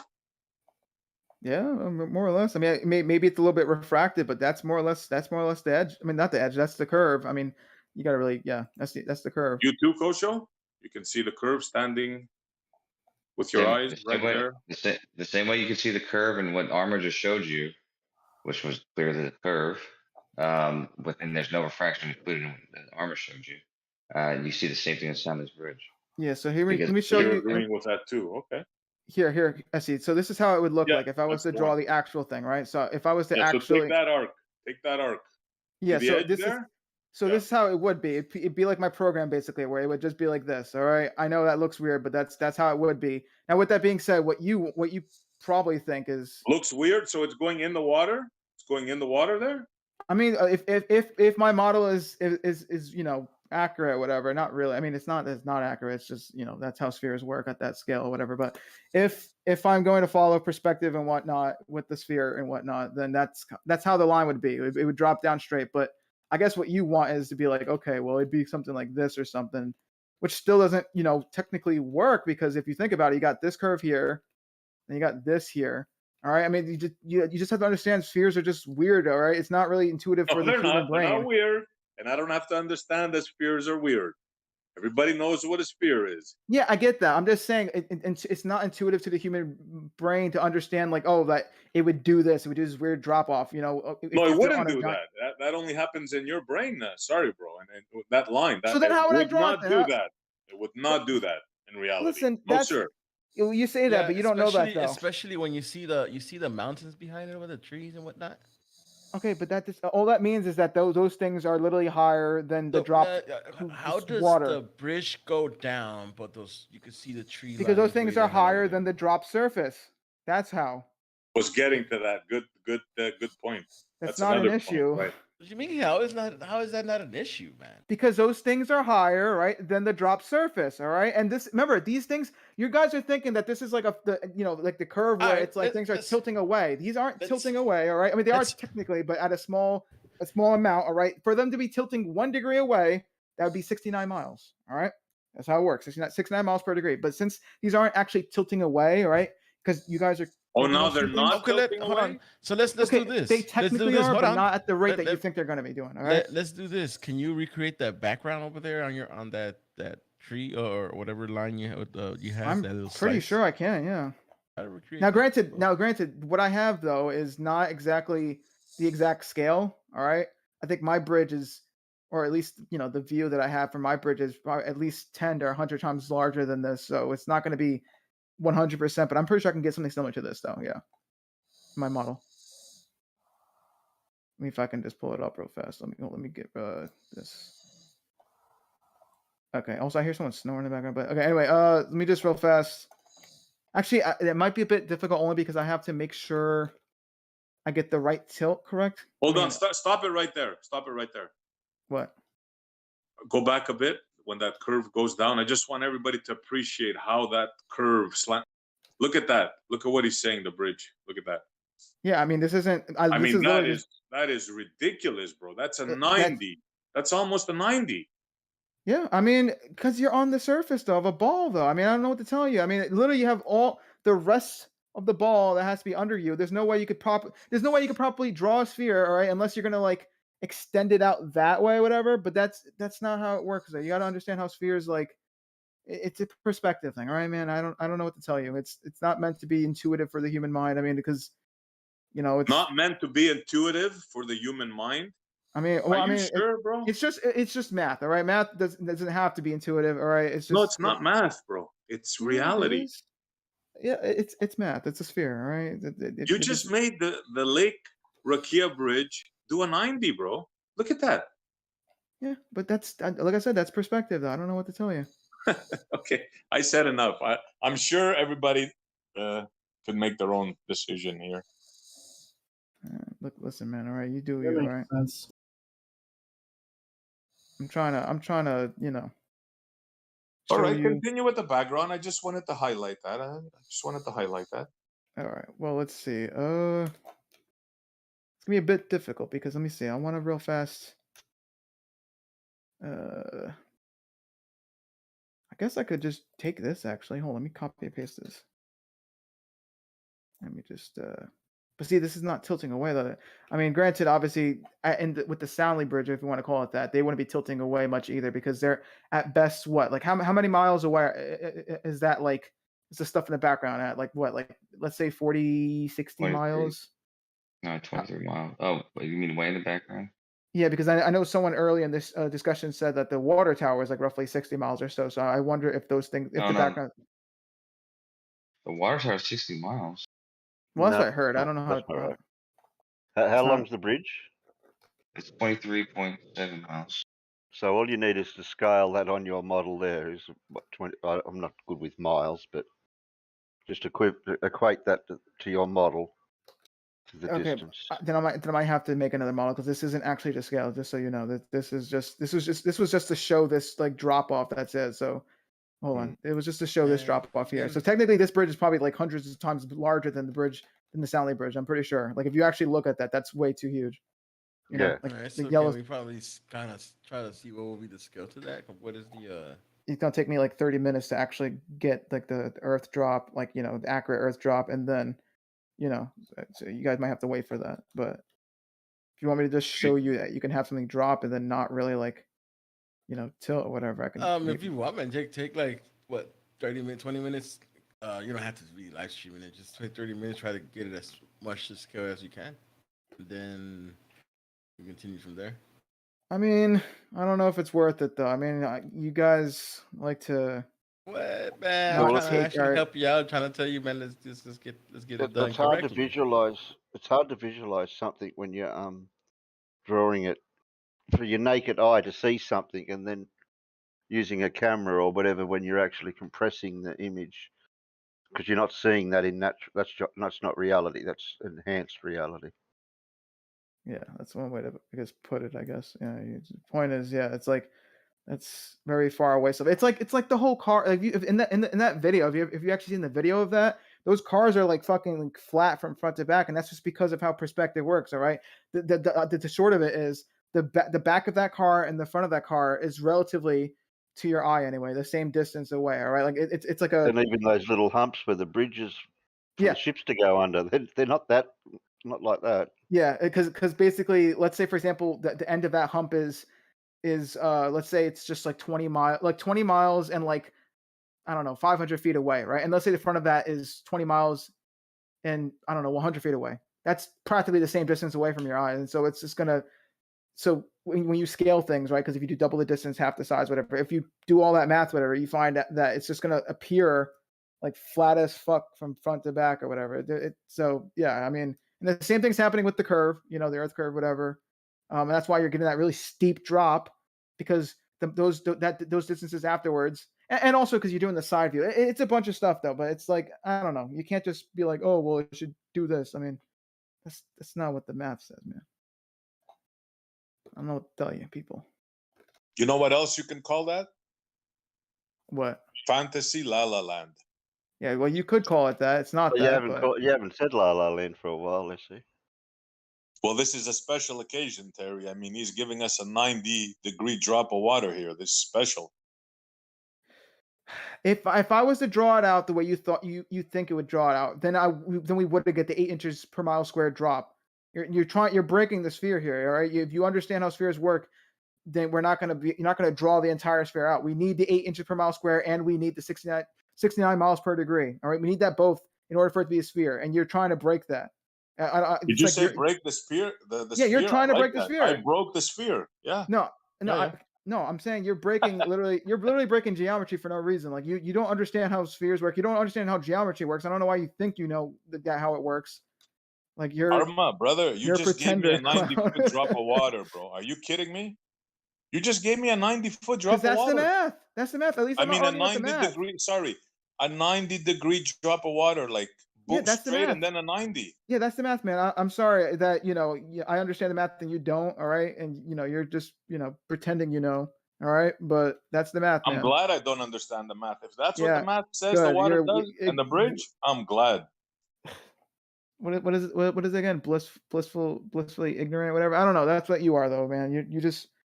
Was that an insult? Was that like a soft insult? What would you call that?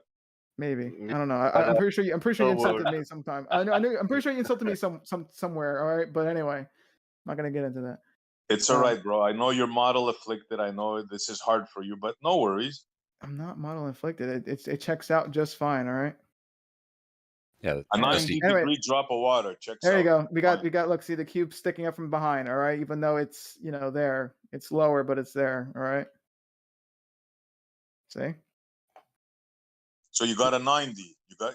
It's going straight down. Well, who was the other guy? The Lake Rakia Bridge is going straight down there. At who was the other guy? Who was the other guy who wanted the background that's popping up? Because I did that. You're not doing that to height, though. I mean, to scale. So it's like. All we need to do is the 8 inches per mile squared drop thing. I mean, so all we need to know is how tall those objects. All right, and then take the 8 inches per mile squared drop, and like roughly like subtract that or whatever. And you also have to account for like the height of the observer and whatnot too. But I think you get the point, though. I mean, I'm pretty sure that checks out. I mean, do any of you guys want to do the math for that, or like this is how spheres work? I mean, with go ball to the Earth, box. I think you're better off doing it in your own time and just playing around with it and making up a few things with it. Yeah, you go to the box. Other people have done this before in the past, so you're not the only one. Yeah. See, I'm at the box. All right. Hold on. There we go. How tall is that box compared to that line? Yeah, it's pretty big, obviously, but obviously. Okay. Yeah, but all we have to do though for the pictures that we have though is literally just find out what the math is. I mean, we can literally do the math. It's not that hard. In fact, I have my own Earth curve calculator that I actually built myself. In fact, I can actually look at that to see what the drop would be. I'm sorry if I'm hogging up this chat. It's just a lot of this shit is. Come on, guys. Like this could be easily figured out with some math. Are you kidding? This is entertainment, bro. Well, yeah, on both sides, because on my side right now, it's just hearing you just so confidently say that this isn't how it works it's hilarious. No, I'm just looking at you. I didn't say nothing. I know. I'm just saying. He doesn't understand how it works. They can't do it on their own. Oh, there he is. There he is. I don't know. See, like it is weird, like to sit here and condescend so regularly for really no reason, right? Like you don't have any experience doing this. Condescend. I'm asking him questions, and he's drawing 90 degree drops of water. Are you kidding I'm not me? drawing You came in it. through White Knight for him? Really, Negator? Well, I'm not no, drawing it. My program is. Just first off, all right. But go on.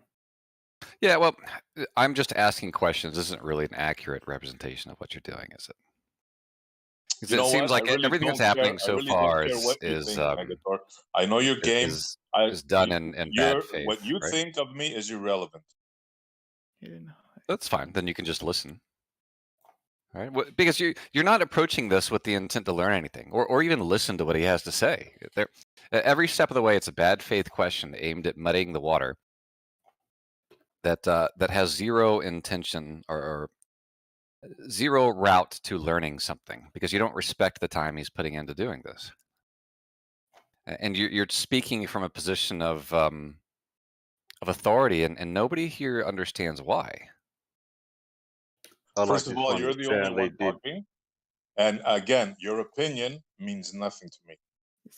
So even that statement, right? Like you made no intention to listen to the intent of my words. Yeah, you know why? Because you're irrelevant to me. No, I like this. I that's like this other one probably that true. Soundly did with going up the elevator. You can watch the curve of the bridge. That's I nice. like Like that if one. Perry was to say something to me, I would listen to him with respect. But you, Negator, you're absolutely meaningless to me. Look, you can repeat that all day long, man. It doesn't advance the I conversation. just want to make it clear. Wow, That's fine, though. Look at that curve. Look at that.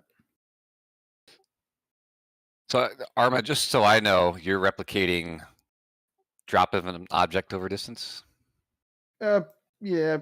Well, kind of. I mean, it was mainly just to show like this exaggerated like curve, you know, which I guess is like drop over distance, whatever. But like, cause like I don't know. I guess his whole issue is like, oh, you know, it doesn't look right, you know, like it's like a 9, you know, just drops, you know, almost immediately, you know. But like I don't know, he's not accounting for the math, you know, he's not accounting for the fact that we're on the surface of this ball, you know. It's going to get a little funky, you know. I mean that I get that, you know, it does look weird, but I mean I don't know what to tell him, you know. It's No, and we're not seeing it with our naked eye. This is compressed due to the magnification of the camera to make it exaggerated.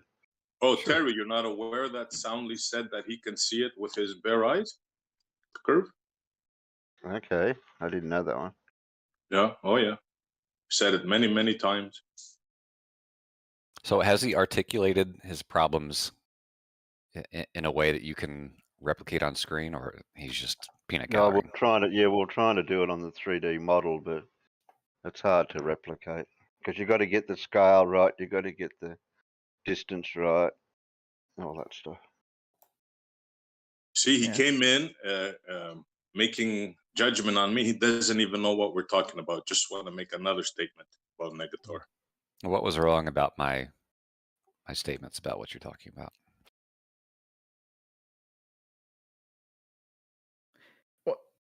Yeah, he's quiet. But does anyone know the real fast the height of the like when they took that picture of the bridge? Like what floor that is? Because I want to real fast put that in my Earth curve calculator just to see what the whatever drop is, the hidden height and whatnot. Anyone? The Soundly picture of the bridge. Yeah, I've been trying to go through them, trying to find any info. I don't know where any info is for this. Must be something somewhere.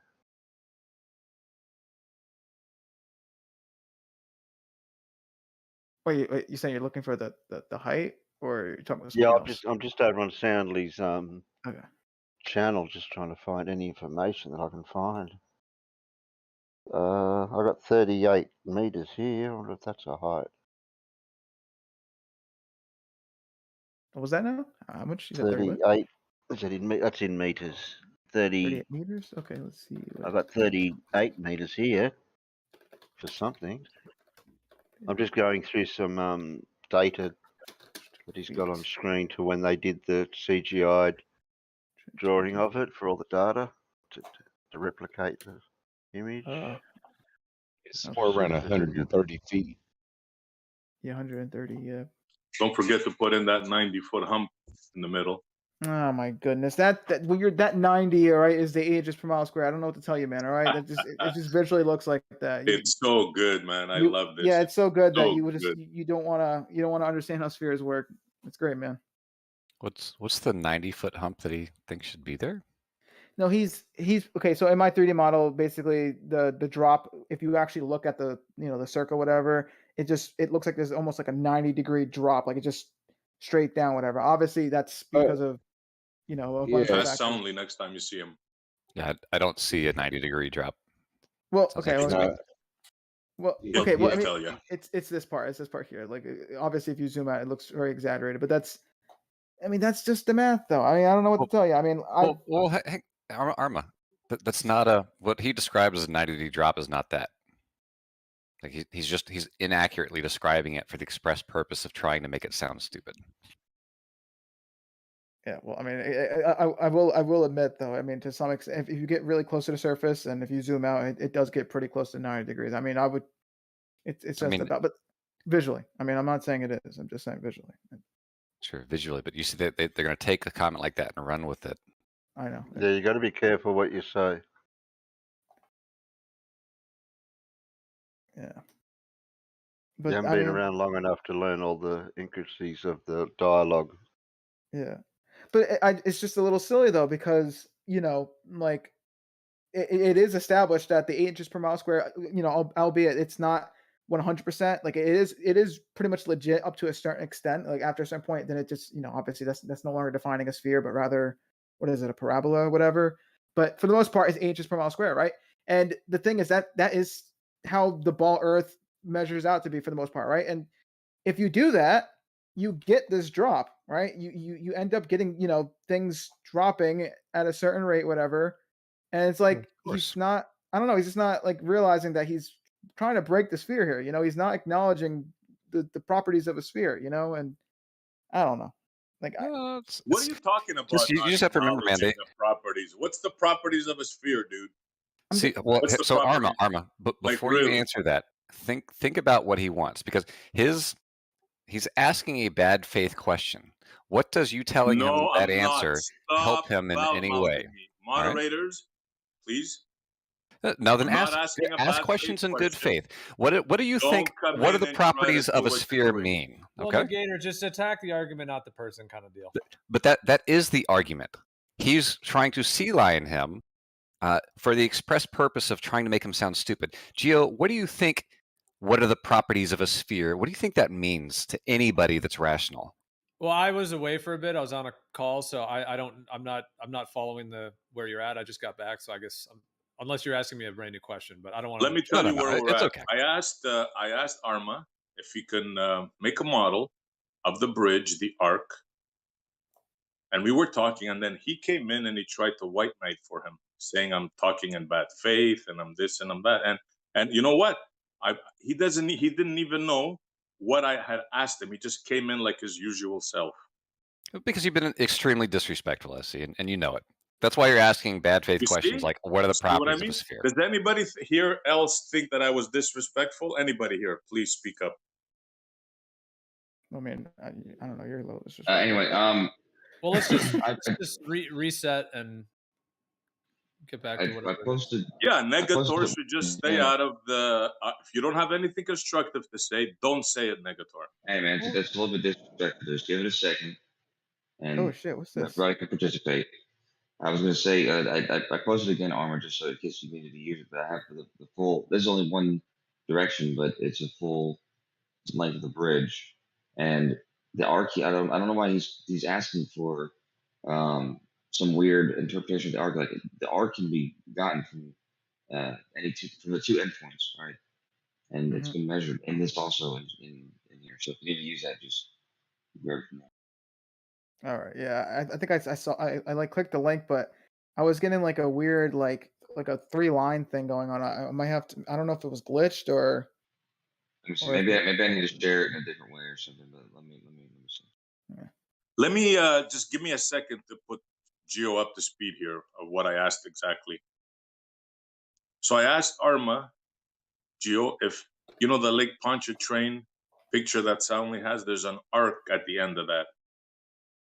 I simply asked him if he can trace that arc and draw it out and give us the circumference. That's all I asked him. That Circumference of one I Earth. just posted of Soundly, that's got a lot of data in it, if that's any good to you. Circumference of Earth based upon that amount of curve, you mean? Yes. Yes. 62 miles, maybe 70 miles. Yes, Yeah, I mean, exactly.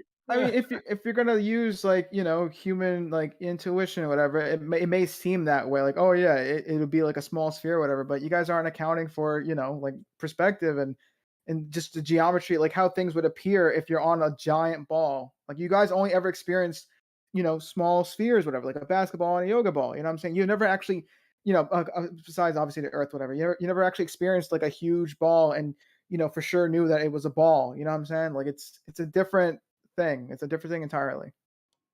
Yeah, I mean, I just think you guys are shooting yourselves in the foot if you're gonna. I'm not trying to like support your globe argument or whatever. But if I was a globe earther and it's like I would definitely be like, yeah, that's not the Earth curve, guys. Like, there's no Why? Why? It's absurd, dude. That's not the curve of the Earth. If the Earth curved like that, first of all, it'd be way smaller. It'd be visible everywhere, all over the Earth. We would all not even have a question. Be like, oh yeah, there's the curve, there's the curve, there's a curve. Instead, we see extended planar geometry everywhere, and then there's this. So it just I mean, doesn't. But we don't just see that bullshit, Gio. We don't It's see been that mapped. amount of we don't see that amount of curve from that image that we post of the bridge. That's an enhanced view of magnification of the curve. Something I get what he's getting at. Yeah, I mean you're zooming in on that really. Yeah, and the main thing, Gio, you should take from this is that if you perspective's really weird. All right, double the distance, half the size, and whatnot. And obviously, when you're doing that with the ball and things on the ball, it gets a bit weird. All right, that's all I can really say. I can show you, Gio, like I said, a 3D model that I've done where the curve gets exaggerated like that. All right. Another example, down to earth example is, once again, people have said this before, the pool stick, right? If you look down that, all right, if there's a slight curve to it, it will be enhanced and exaggerated if you look down that stick, all right? Obviously, if you look at it from the side, it looks almost straight, but if you look down Armand, it's like, oh shit, sorry there's to the curve there. interrupt. Can you show Gio your diagram?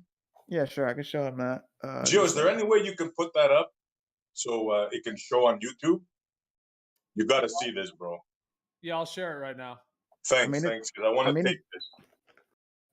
Sure, man. I mean, it's not like I didn't do this myself. It's Blender, all right? I mean, if you want to shit on Blender, fine, but Blender uses, trigonometry. I mean, it uses math. Yeah, I mean, I guess you're just discrediting trigonometry. I'm not now. discrediting. I want you to show Gio. I know. I want it to be recorded. That's all. All right. So let me real fast show the giant sphere. All right. There's this little pink circle. Basically, this is like a weird, like, what do you call it? It's like I don't know. It's just like a fucking circumference thing, right? But anyway, but it's the meridian if it's going north to south. Don't worry about it. Show them where the bridge is. Okay, so there's here we go. Let me zoom into that. So here's zoomed in on the Earth. Let me just real fast zoom back out again. Let me click the whatever. So as you get closer, right, it does seem to sort of flatten at the top. All right, that's because you're closest to this part, right? And the farthest part you aren't. So that's going to be more roundish. But as I get to the surface and whatnot, right? Let me real fast click away from it and just real fast show you the camera view. Hold on. This is the bridge, right? This is essentially be the bridge, right, where it just dips down. If I click on it, as you can see, it appears to sort of just dip downish. Look at the drop, Gio. It's almost 90 degrees. Yeah. Yeah. And I get that. It is weird, right? But the math checks out though. That's just how it is. All right. If you're on a sphere, all right, obviously the part that you're on is going to appear like locally flat, but you also have the rest of the sphere that's, at least downwards. Like that's going to be like, just, I don't know, man. I don't know what to tell you. I know it's weird, but that's, hold on. I'm like in the center of the Earth right now. Give me a second. There you go. I don't know what to tell you. It's just, it is what it is. All right. It's just, maybe it goes against, human intuition, but that's whatever. So you're just saying this is your explanation as to why the bridge does that? Because you made a ball that is a comparable size, and then you're trying to make. Is that what you're saying? You're trying to. Yeah. I mean, here. I mean, it's just this is how it is. I mean, I don't know what to tell you. Right. So if the Earth was a sphere, I don't disagree in some way. I mean, I'm not sure that's what the curve of the bridge and all that, if that's what you're trying to equate. Well, but let me show you.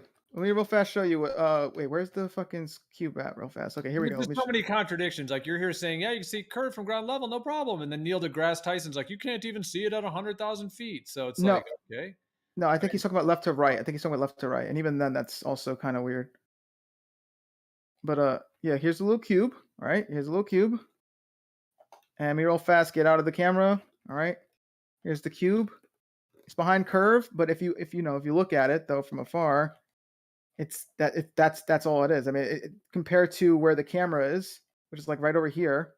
All right, something can hide behind the curve of the Earth and not be like like 90 degrees or whatever, because you guys are thinking, oh, once it drops down, now we're talking about like the side of that sphere. No, it's just hidden because we have because how spheres work. All right, the Earth has 8 inches per mile squared. That drop.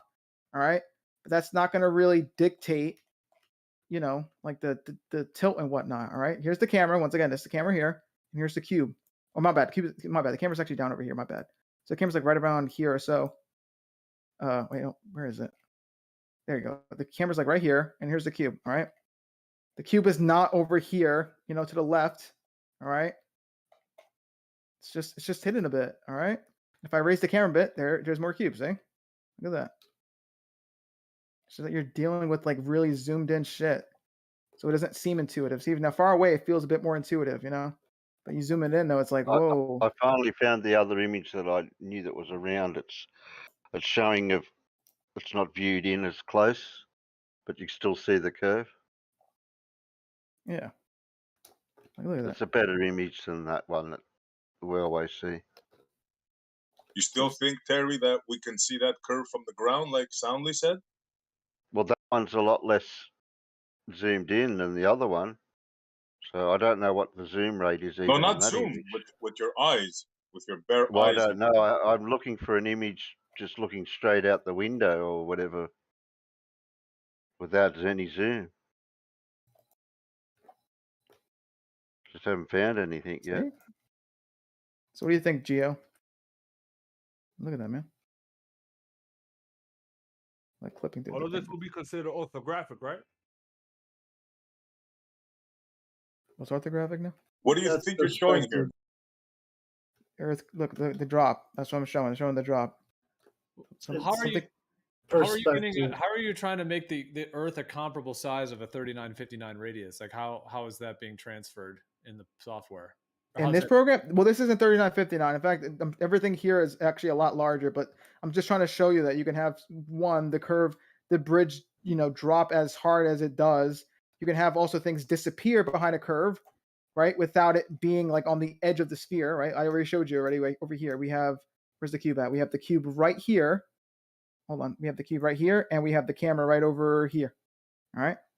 So the cube is not on this side here, like the edge that you guys think it is. Like you guys think like, oh, if something is behind the curve, it has to be like at this angle here, like to the left of it or something. But no, it literally just, in this example, that's not much of a distance really, So there's that too. And I'm sure there's a third thing that I was trying to show, but yeah, whatever, I forgot it. But, you still didn't show though what I asked for, right? I'm not trying to put pressure on you, but yeah, that's where all this started. What, the fucking line thing? You can draw the line. I mean, telling you, man, I already showed you in GIMP or Photoshop, whatever. It's called the GIMP, the one I have. But I showed you already. I drew it out. Not really. You showed me the same thing here with that 90-degree drop of water or bridge. You didn't show me the complete circle and what the circumference ends up being with that arc. You didn't show that. I don't think you can. You know how big the picture would have to be for me to draw it out all the way? Like it's not even like an easy task you're asking for. Like, do maths then. Do something. Do whatever you want. Just figure out. There's no math that can be done for this. What kind of there's no math that can be done for this. There's literally a straight line here and a curve here. That's not going to give you a circle visually. All right, you're talking about a visual thing. The visual has nothing to do with the actual physicalness of this thing. All right, there's no possible way visually, that I can complete a circle. All right, it's not going to visually be a circle. All right, but the math checks out though. All right, it's just how spheres work. If you're on top of the sphere, All right, locally it's going to appear flat. All right, and then if you zoom in on a curve like this, yeah, it's going to fucking appear exaggerated. All right, you're asking for the impossible, man. That's it. Hold on, you're contradicting yourself. First of I'm all, not contradicting myself. is this picture, is this an actual curve? Yes, Are we seeing an actual curve here? Yeah, it's an actual curve. It's like my 3D program. I showed you an actual curve. Okay, so then why can't you not follow that curve? Yeah. And see what kind of a circle it'll make? Well, it's not going to be I visually. don't understand. Why is that so difficult for you to understand? Because visually, being a it's computer expert and all. Well, first off, that doesn't even. That's not like. That's what kind of argument is that? That doesn't even logically flow. But second off, all right, if I can't draw a circle, all right, because visually it's not a circle. Visually, all right. If I draw, like, how am I gonna draw a circle? It's gonna be like a weird oval at best. All right. It's just visually that's not how it works. All right. What do you mean? So it's not the actual. So it's not the actual curve there. No, it is. It is. What you're saying? No, what I'm saying is that you don't understand how spheres work. If you're on a giant sphere, and you're I don't showing understand how spheres work. Yeah, you don't. it's kind of funny because I keep showing you. Bro, multiple I'm ways. funny. You're drawing. Look at Yeah, that you're line funny. you just drew there. Yeah, and you're telling me I'm funny. You just draw. You are funny, man. You think a car could drive down that thing there? I don't know. Ask Because Rakia. it's Maybe you could do it perspective, with man. one of It's his pickups. I perspective. don't know. It's perspective. It math checks out. Look, I even made my own little Earth curve calculator. Right. In this, all right, we could change the observer height, the target distance, Earth radius. Just ignore this one right here. This one here, horizontal distance 7/6. That's a work in progress. So don't really touch that at the moment. All right. But besides that though, all right, all this, all right, tells you the Earth curve and whatnot. And watch this. Okay, so if I do 6 foot height and I do target distance of 3 miles, all right, then the hidden height it says is, what is that, 6? Okay, well, give me a second. Hold on. We do real fast. 0 height. 0 height. Oh wait, that's not 3 feet. Okay, hold on. So we do 3 miles. So that's gonna be 5,280. What's 5,280? 5,280 times 3. There you go. 15,840. There we go. So that's 3 miles. So you All made right. your own Earth curve calculator? Yeah. Let me see. Okay. We can just real fast see if it's hidden height 6. It might be. Oh, hold on. There we go. Okay, so 1 mile. There we go. Hold on. 5,280. I'm sorry. There we go. So we got 0.67. All right, for the hidden height. That's the 8 inches. All right, and then let me just make sure this is 280 times. My brain does not want to work today. I'm so sorry. Times that by 2, 10, 5, 6. Well, that's cool, but how does that answer my arc? I'm getting that. All right. I don't. Hold on. I'm getting into that just a second. Hold on. 2 times 2 is 4 times 8 is 32. 32 was that 12, 24, 36. 12, 24. Let me see. Did my math correct? I think it's correct. Point is, all right, look, Earth curve. All right. The reason why I brought this up is because basically, all right, spheres, how spheres work, and at least the ball Earth, right? The drop, right? The calculation for that, or at least not the calculation, but the rough, rule of thumb or whatever you want to call that, right? That is 8 inches per mile square. All right. If that's correct, all right, and the Earth curve calculator is correct, right? Then we expect things to drop after a certain point. All right. Now you're saying, well, because it does that it can't be, it can't be a sphere. All right, because it'd be that hard drop off. But that's what the math says, though. So you're trying to fight that. You know what I'm saying? Like things have to. The Soundly Bridge has to drop off at that point because that's what 8 inches per mile squared dictates. Are you fighting that now? That's what I'm basically getting at. Are you fighting the 8 inches per mile square rule of thumb? Rule thingy. Are you fighting that? Hello? I know I kind of rambled a bit there. Essie, are you there? Instantaneous rate of curvature. I know. Yeah, we're still here. I'm sorry. I just kind of rambled on. Clarification of what we're trying to point out. It seems to be a bit obscure. Yeah, but let's listen for a second, man. This is why he was asking for something. You don't have to appease whatever strange request he's making whenever he's simply saying he wants to see the curve, or he wants to see the arc of the if the whole thing laid out. That's why when I made mine, that's all I did. I put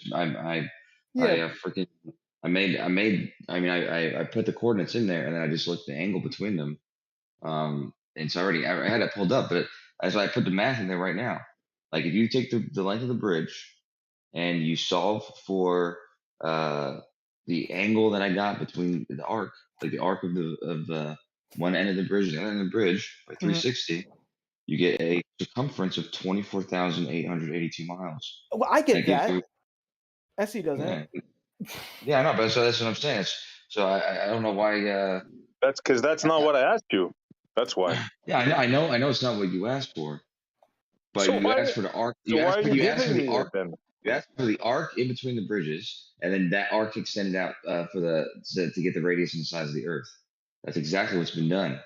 But you're asking for that, and then you're making Arma do this like fucking this crazy shit. I don't know why I've seen this. No, that's not. No, that's not what I asked for, Kosho. I said the bridge that soundly took through 2 panes of glass with a telescope and a camera attached to it. I asked them, is that the actual curve of the Earth? And they said yes. So then I said, okay, fine. Trace the arc and follow it around and see what the circumference will be.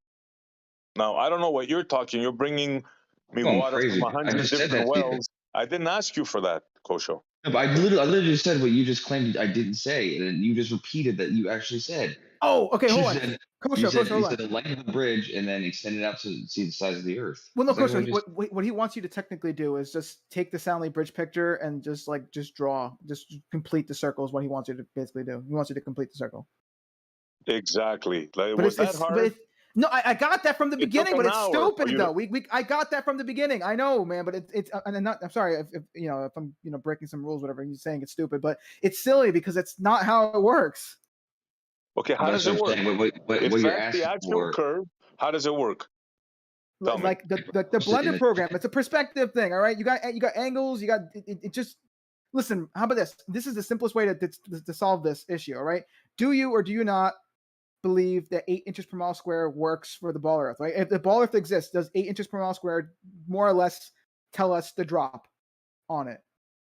Look, Yes or no? that's your model, right? I'm Yes, not yes or no? disputing that. That is not what's in question here. Do No, I have I to get that. No, repeat but myself I know, again? I get that. But this solves the issue, though, right? So if the ball, all right, has a radius of 3959, right?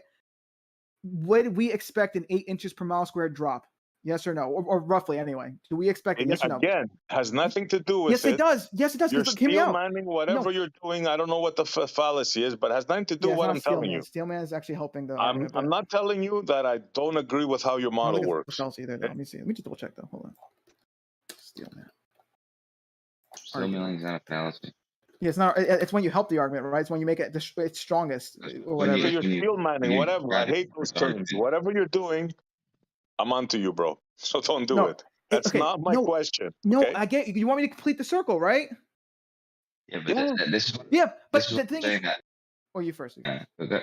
Well, no, I'm saying it. You keep saying it's not what you're asking for.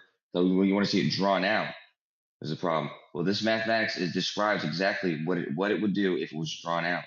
You want to see it physically drawn out, then this is exactly the math that would have to be done in the program to physically draw it out.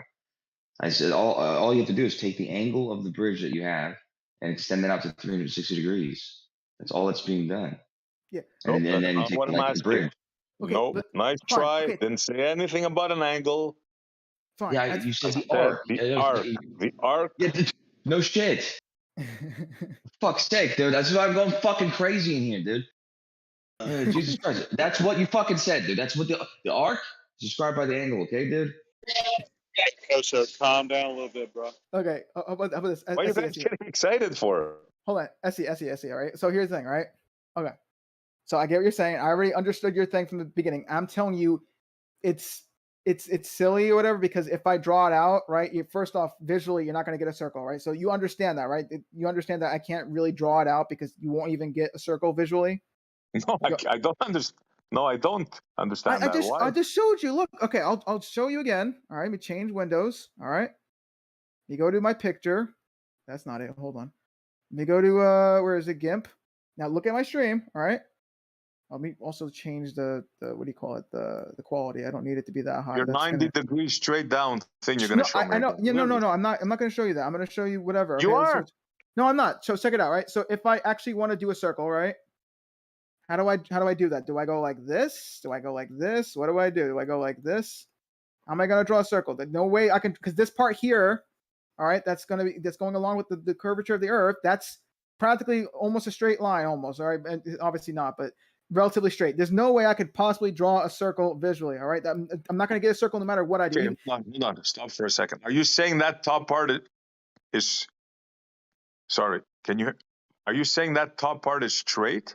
I said relatively straight. All right. The point is, it's because the whole thing is What when does you're on it a mean sphere. relatively straight? You're saying that part It is means not curving like the rest of the bridge? Visually, and look, listen. All right. The point is, I get what you're trying to get at. All right, but that's not.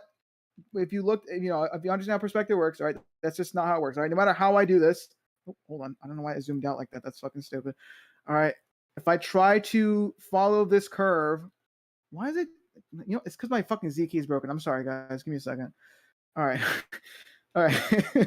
All right. So I'm like trying to stay mad, but I'm like making myself laugh over here. So look, if I try to draw the bridge here, right, and try to make it a circle, there's no way I could. That's not a circle for us, all right. You have to understand how the geometry.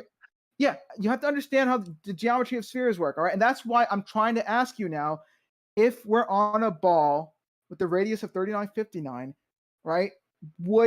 Does 8 inches per mile square describe the drop? All right. Yes or no? I already answered you. That's That's important. how your model is. No. I'm not disputing your model. Why are you going back? That's not even your model. Hold on. That's not even just our model. That's how spheres work. If the sphere was that big, if the sphere was 30, that's the size of 30, the radius 3959, that would have to be the drop. Yeah, that would have to. So that is fact. You understand that, right?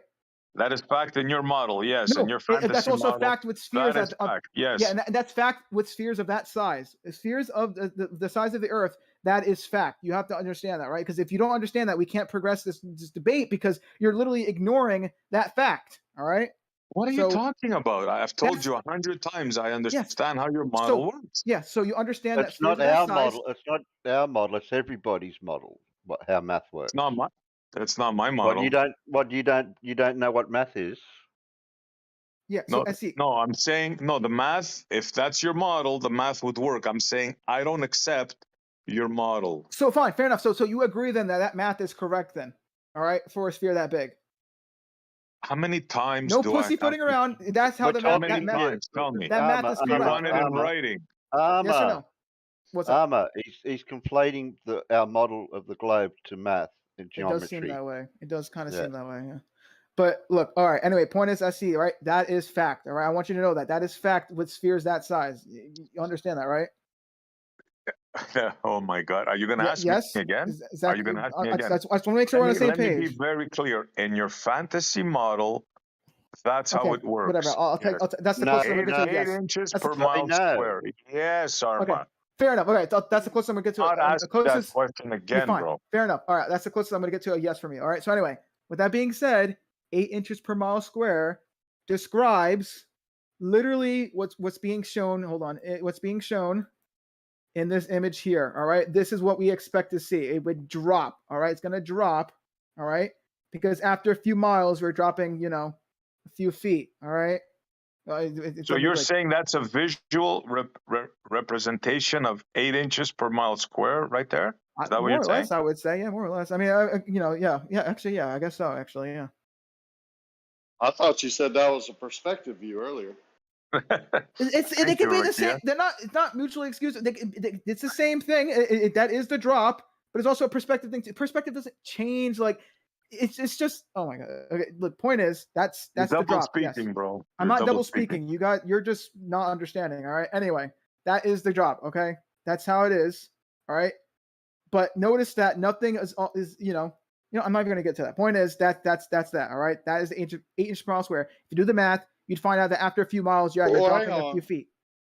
Is it perspective? Because perspective doesn't drop. Perspective in the foreground rises up.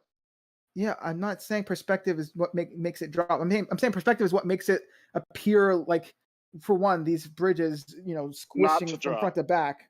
Not the drop. No, That's irrelevant. foreshortening. That's Yeah, foreshortening. well, yeah, I mean, that's a part of perspective, though. I mean, that's a part of. I mean, kind of, but like, depending how the you look part at it. in Though. the foreground of perspective makes it rise up, not drop. That's fine. Yeah. Appear to rise up. Okay. Yeah, that's Well, fine. That's not drop. Okay. I never said it was. I never said perspective was drop. Earth curve in your model would be you're on top wherever you're standing, and things would fall away from your feet. Okay. Lower than your feet. Yes, but that's not what we're seeing here. No, because if we're on a ball as big as it is, all right, we do expect the horizon to still be there, all right. I once again made an Earth curve calculator, all right. I could show you that real fast, all right. Yeah, due to perspective. No, in this Earth curve calculator, right? I'm gonna do actually I can get rid of the hang on. You said no when I said due to perspective. You said no, but are you denying perspective now? Wait, what did I say no to again? For perspective, what? Due to perspective. Even on your model, with perspective, the foreground would appear to rise up towards your eye level, not drop down below your feet, sir. Yeah, that's fine. Yeah, but I mean to an extent. Oh, okay, good. So it is a perspective view. I don't really know what you're getting at, but anyway, maybe I don't know. Okay, so anyway, so a 6 foot observer. Yeah, so a 6 foot observer, right? You're just gonna breeze by. Because I'm not really sure what you're saying. Anyway, so the horizon on a ball Earth. That's right. It's irrelevant. All right. So the horizon would drop down 0.04 degrees on a ball. Talk all over me because you know you're getting destroyed. Because I'm missing the point. I don't even know what you're on about. State your entire argument, and then I'll address it. So let's back up and clarify. Fair enough. Okay. If you would shut up, I would. All right. Fair enough. Yeah.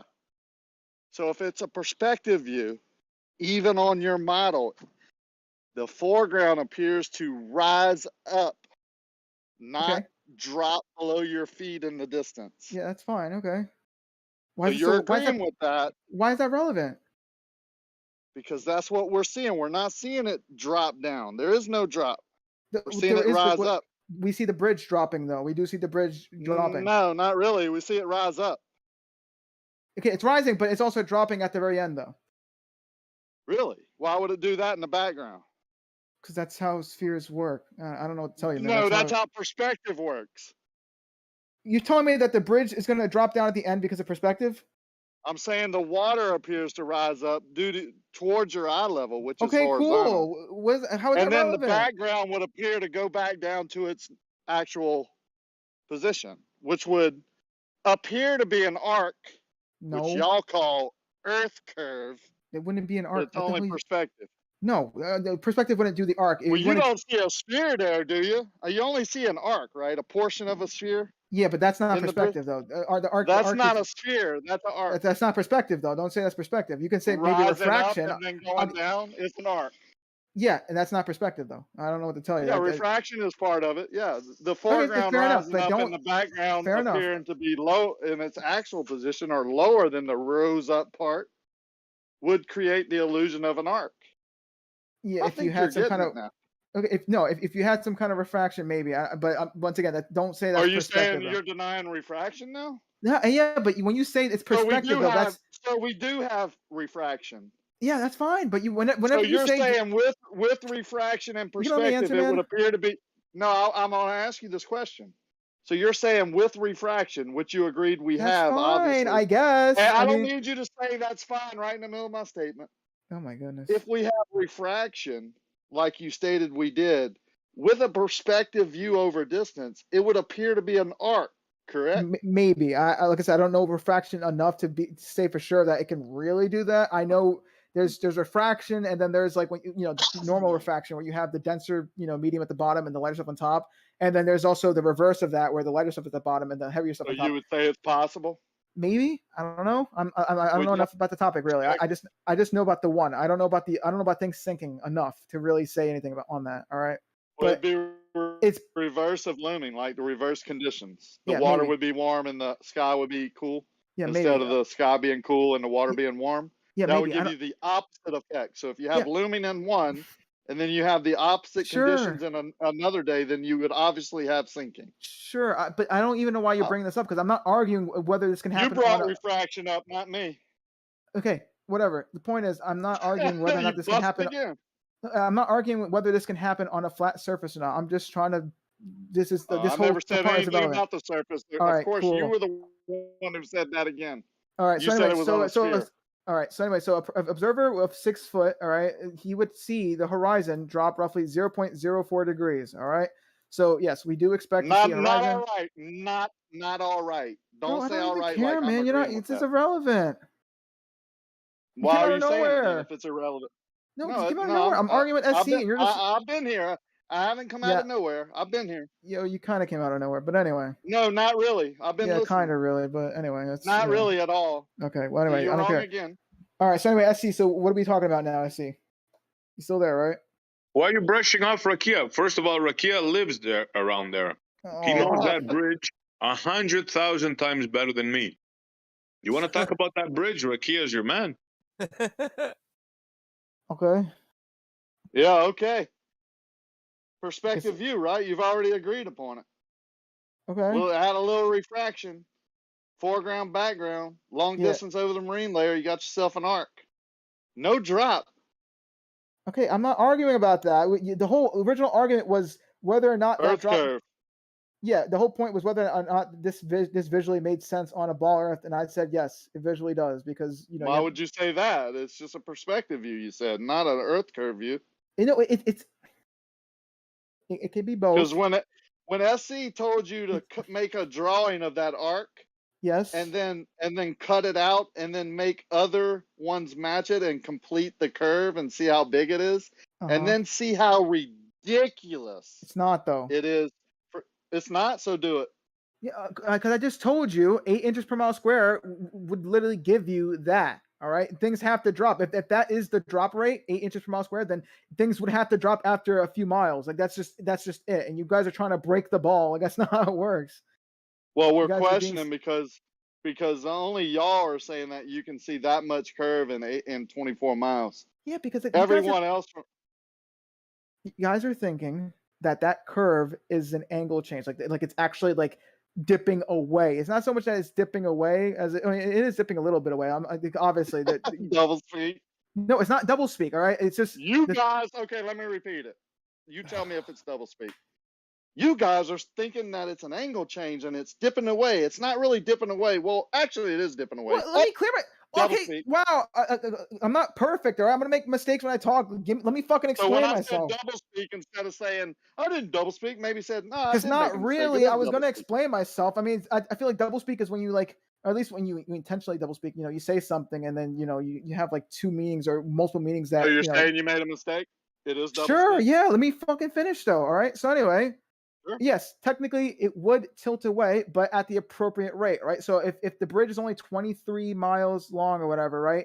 Then you take that number, you divide that by 69, right? Miles, right? Because that's 69 miles per degree, and that would be the amount of degrees that the object would tilt away towards the end of that bridge, all right? So see what you're saying. Yeah. So even though the bridge, you're saying now it's a compressed perspective view, not just perspective. Yes. It's compressed also. I guess if that's the terminology, then yeah, it would be because like tiny Earth. Not tiny. Well, I mean, maybe it visually looks like that, but that it's literally the fucking pool stick thing. All right, you look down it. It suddenly it's not enhanced. Really like the pool stick. I'll give you a mulligan on that one. You want to go back on that one too, because it's not really at all like the pool stick. How is it not like it's the pool actually. Stick? Because a pool stick is larger, it depends on which end you're looking from, but it's beveled.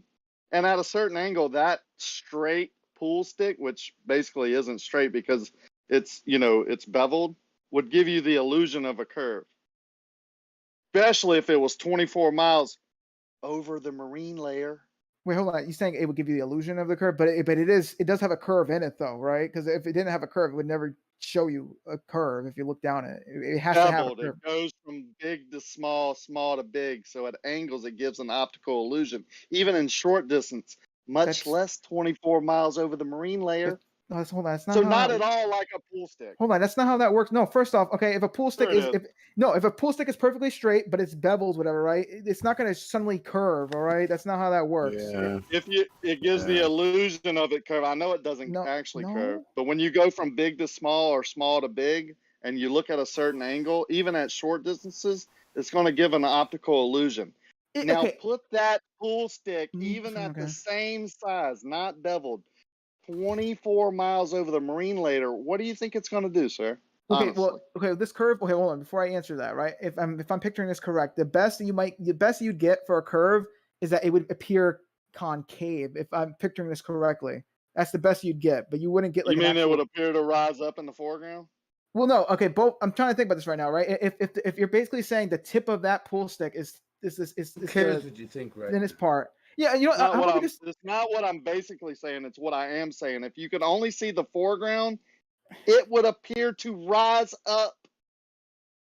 look? How about we just work with the fucking stick that doesn't tamper, Arma, you know, why that do you doesn't have a think bevel, anyone whatever, cares right? what you think right now? I don't. Why do Who you are think you? anyone Anyway, cares so what you anyway, think so right imagine now, Arma? imagine we I take like think a I've plank made of. my point. Imagine Have a we good take. night.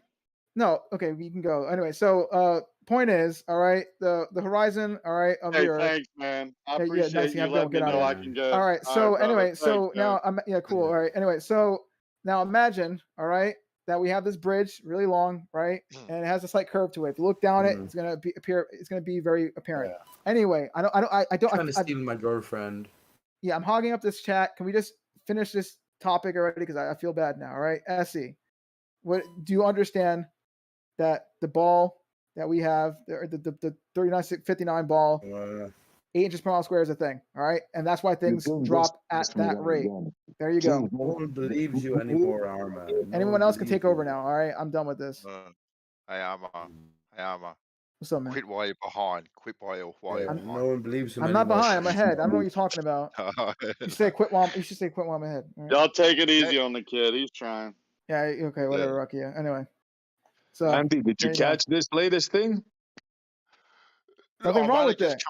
I've only just come in on the ass end of it. SE, what have I missed? Oh my God! Thank God Gio put it on YouTube. You got to Yeah, go it's back and see what he drew.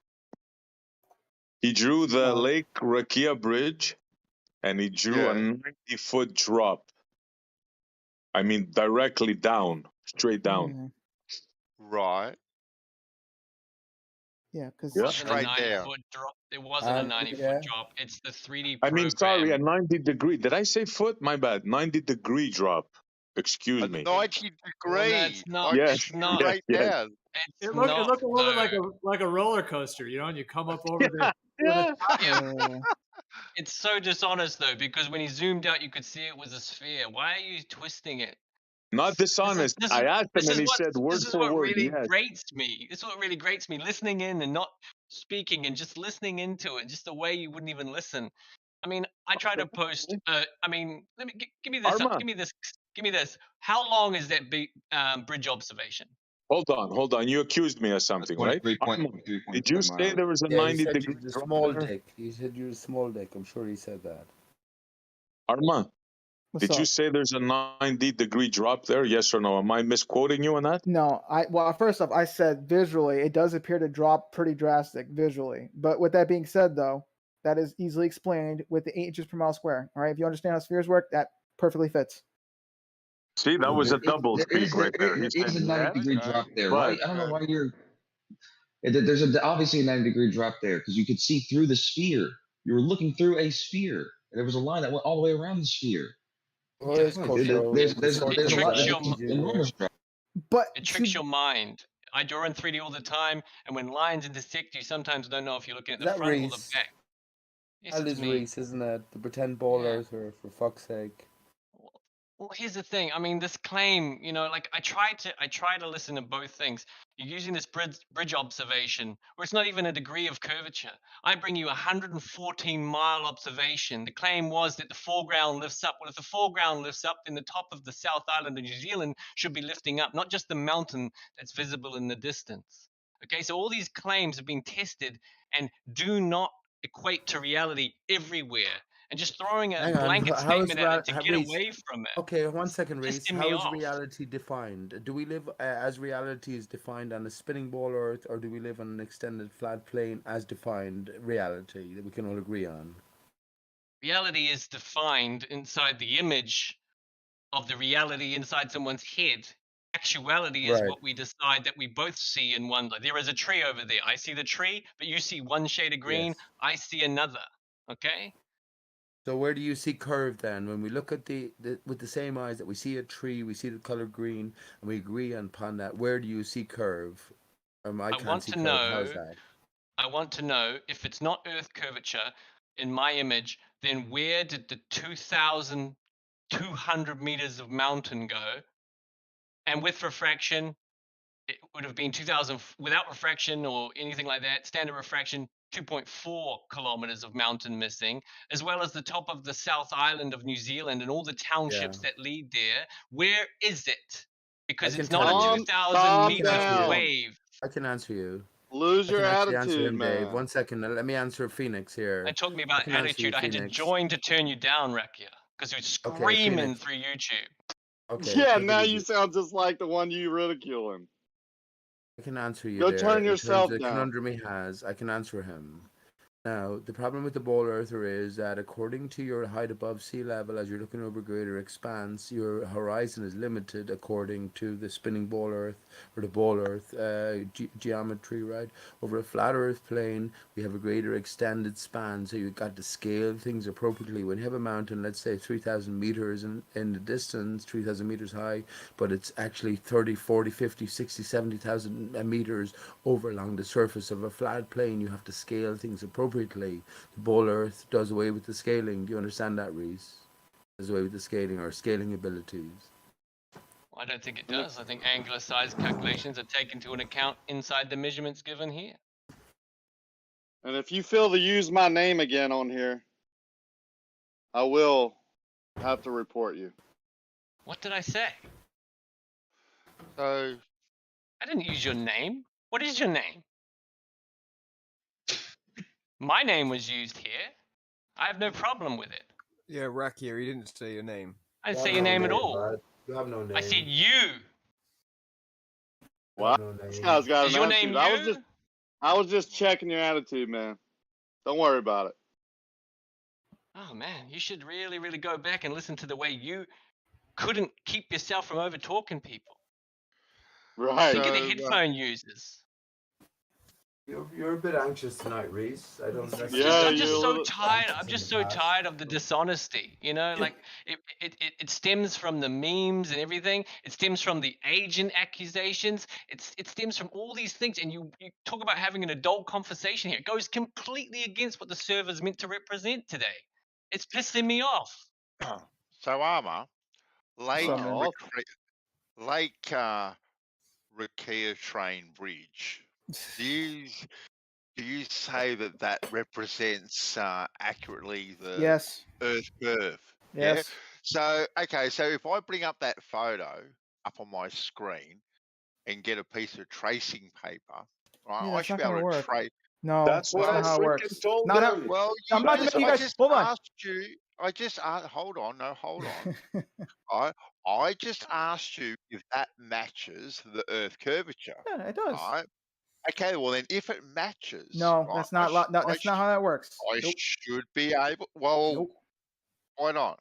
If it Because we're talking- matches, Because we're talking Okay. about 3D space. That's why. I have a fan right here that's like, it has a circle, right? Because it's a fucking fan, all right? I'm literally going to take a picture of this. I'm going to take a picture from the top of my fan, all right?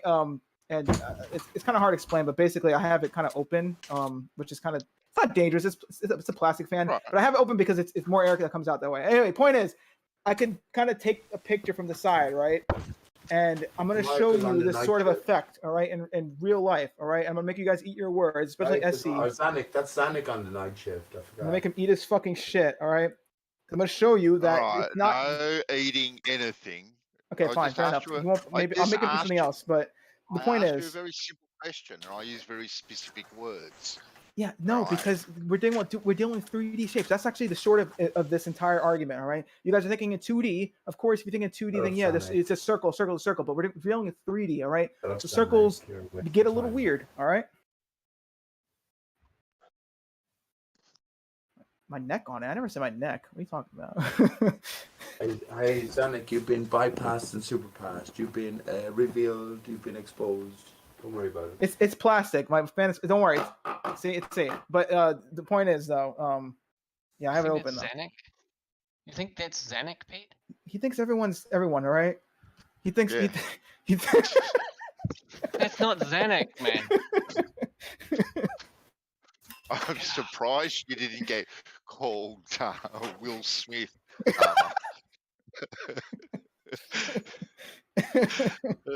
I don't know. Listen. I don't know what else to do. I got on camera and I showed my New Zealand passport with my full name to Pete in a video. Like, I don't know. You know, I don't know how to get past this, Lee.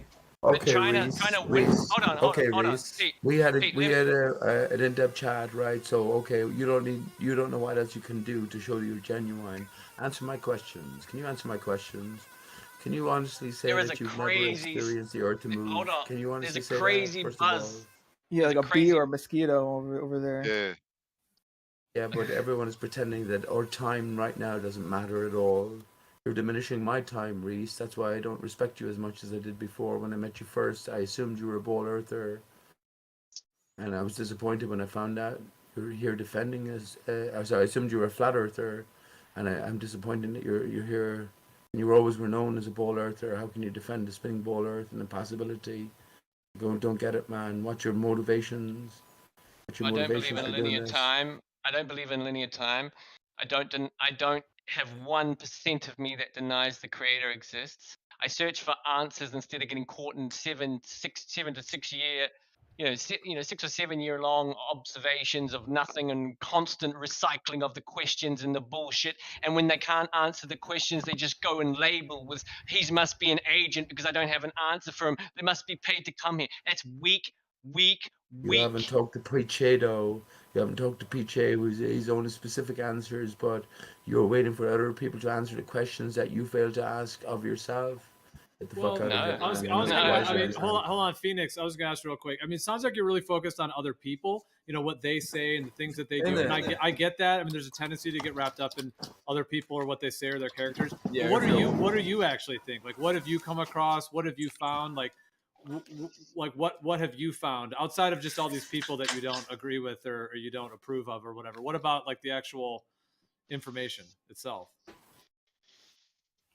I find by coming together and discussing things like adults, we can move forward to find new information. So I test both sides of the information. Okay. Fucking think they know everything and they know. All right. Well, let's get into a topic then with some substance rather than just dramas with people and all that. Well, that's what I want, Gio. That's what your server represents the idea, in its outline when you read it when you first join, that this place is somewhere where discussions will be had, where ideas will be tested, where truth will be put on the line. But that's not what you see here. All you see here lately is just, they're agents, or they're paid to come here. I mean, that's just bullshit. Oh. No, that's and you only say it. What are you talking about, bro? Where you been the past hour? Did you see the presentation Arma did? Did you see the questioning we did back and forth?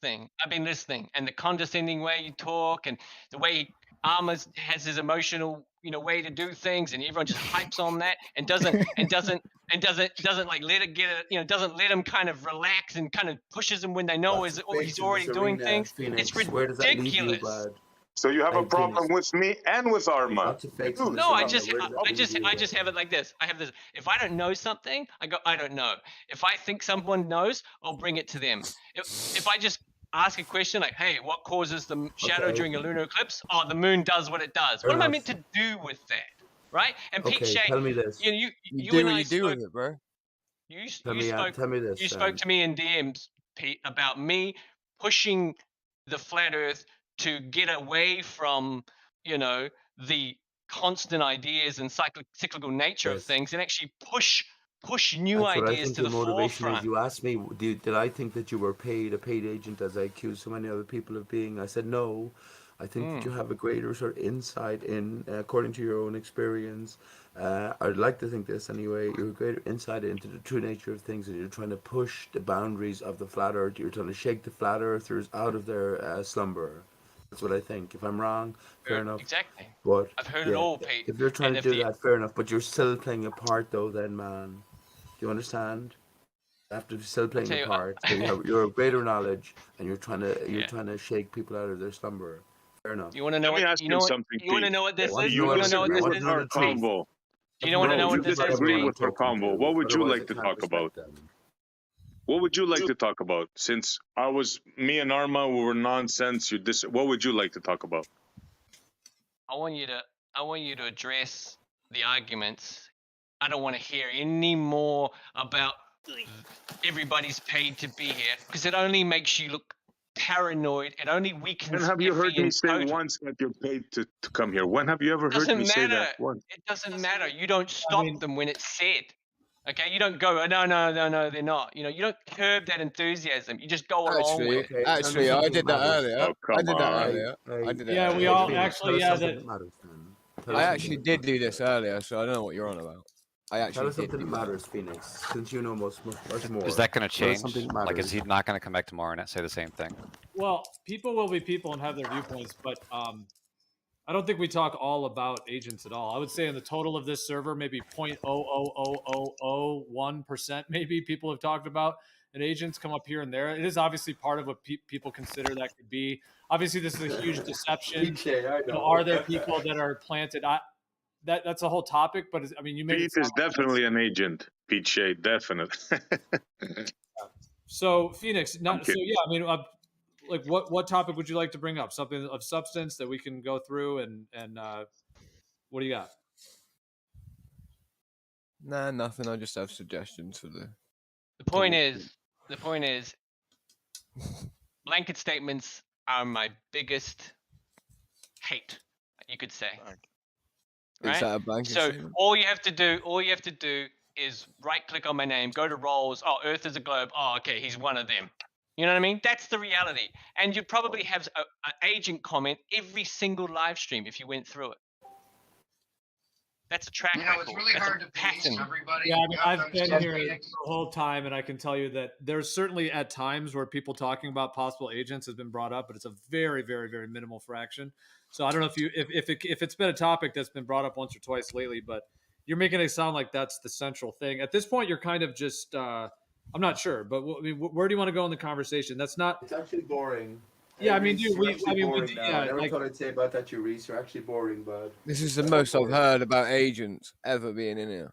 Yeah. All right, keep an ear out. It's like a car that you never see until Well- someone mentions it, then you see it everywhere. When someone said it earlier, and I said I don't think it needs to be that way. That we don't need people snooping on us or anyone infiltrating the group. Like, if they wanted to do that, they could do it for an algorithm. Like someone said this earlier, and that's why I said that then. But that was like a 2-second thing. Yeah, Yeah, my it kinda personal, comes with my, the my topic, though, personal, I mean. yeah, not that I don't know if now we're going into this topic, but my personal viewpoint on the agents thing is that I think there's virtually none. I think there's one flat Earth content creator that I do think is actually part of sort of that family line, if you want to call it that, or that lineage. Yeah, name him, Gio. He's not even in the actual family line, but he's part of the sort of. There's like an intermediary between the actual family line and let's say like the government sort of CIA level. There's intermediate, Okay. but anyways, I mean, there's that one individual that to me I have a lot of solidity on that, and there's actually like one or two others, but I'm just saying to me it's not like everyone's an agent at all. In fact, I think Yeah, but people overuse that a lot. I think definitely. Yeah. Who do you name then, Gio? Name someone. Name the guy you were thinking of, please, if you don't mind. I have heard Jeremy been called an agent quite a bit the last week or so. Well, Jeremy and Kosho are agents, definitely.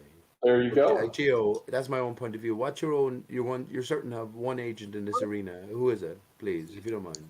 Well, in general, if I'm talking to people in private, I might share those thoughts. But the reason I don't really do it publicly is because I don't see it as beneficial.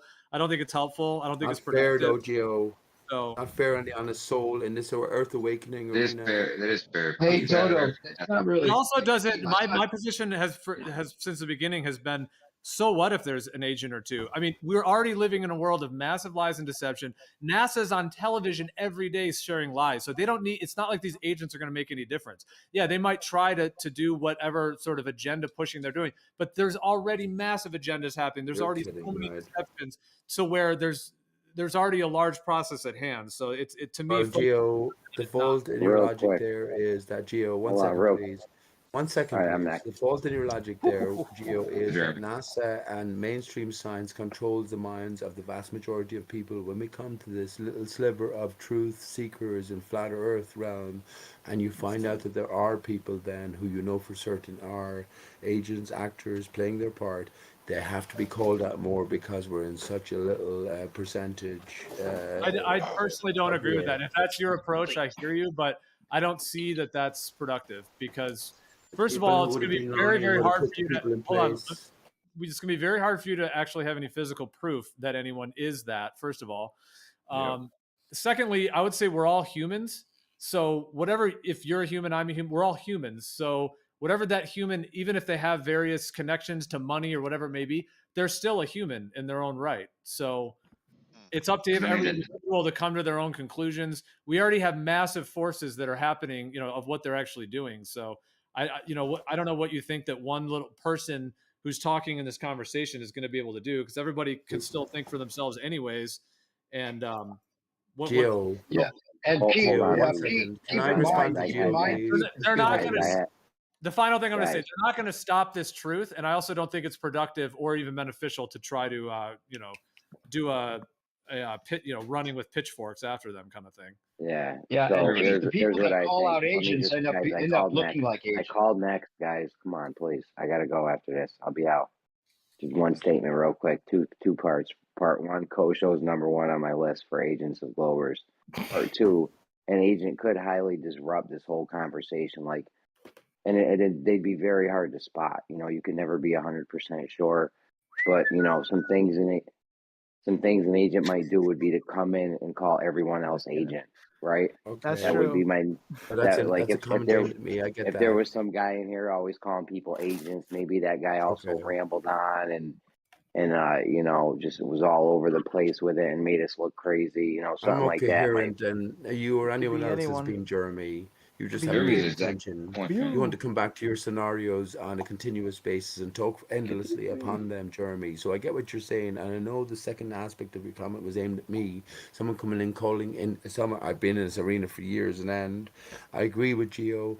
But I wanted Gio to name a specific agent he had in mind. He knew for certain that this person was an agent, but you won't do it. That's fair enough. I have my own thoughts and opinions on the matter, and I can go further on that and tell you how you can identify the agents, which are the same people who will happily have the same conversation again and again with the same opponents on a continuous basis.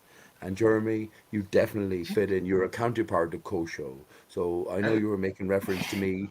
I would make reference to you initially. You are an agent, All right. and you know it. All right.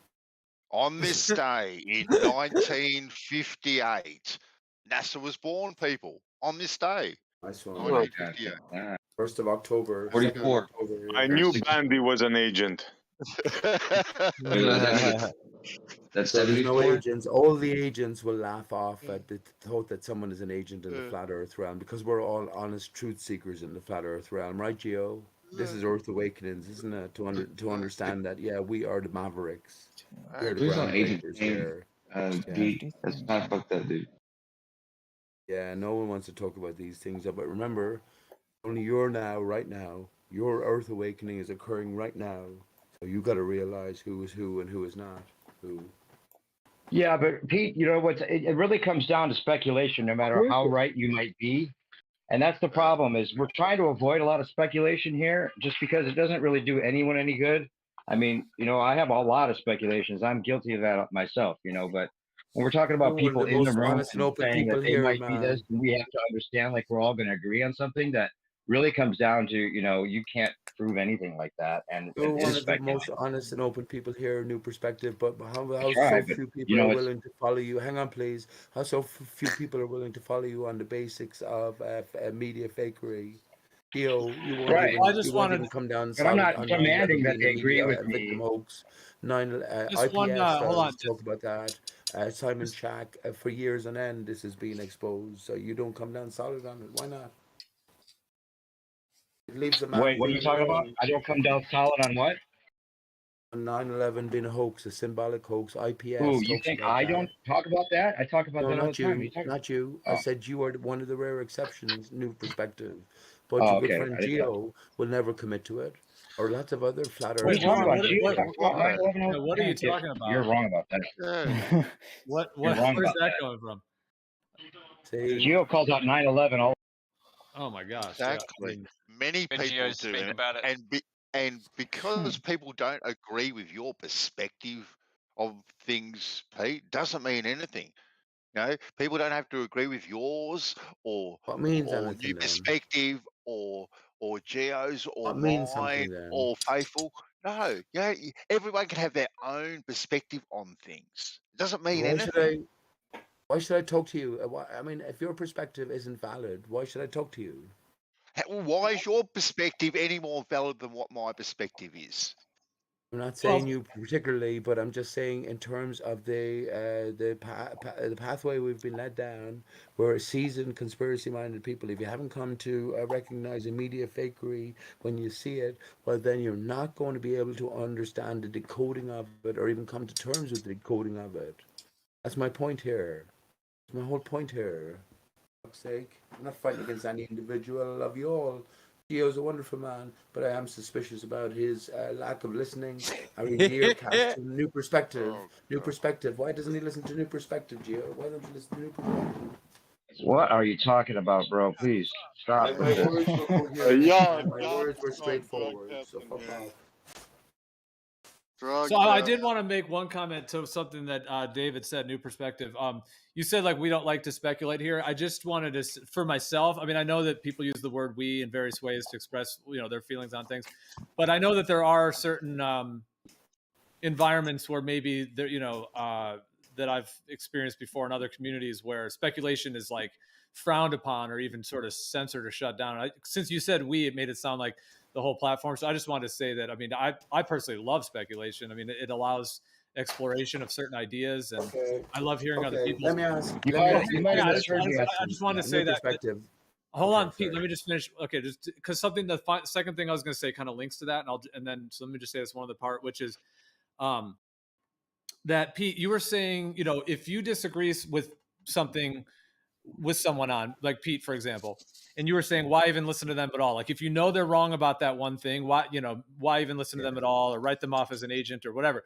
What I was going to say from my perspective, the reason I love talking to everybody is because there may be something that I don't disagree with someone on, or that I'm not aligned with, but it's always like an infinite possibility. It's like every person is like a treasure trove in a sense, because everything I feel like we share, there's the potential to glean truth or insight or something to glean some positivity off of. So if there's something with someone I either don't agree on or so on, I can just let it pass and and then perhaps there's something that I, will pick up on or will appreciate or will be able to glean something from. And I think that's what's so cool about people is that there's such a wide spectrum, and we all carry different kind of nuggets of truth and information.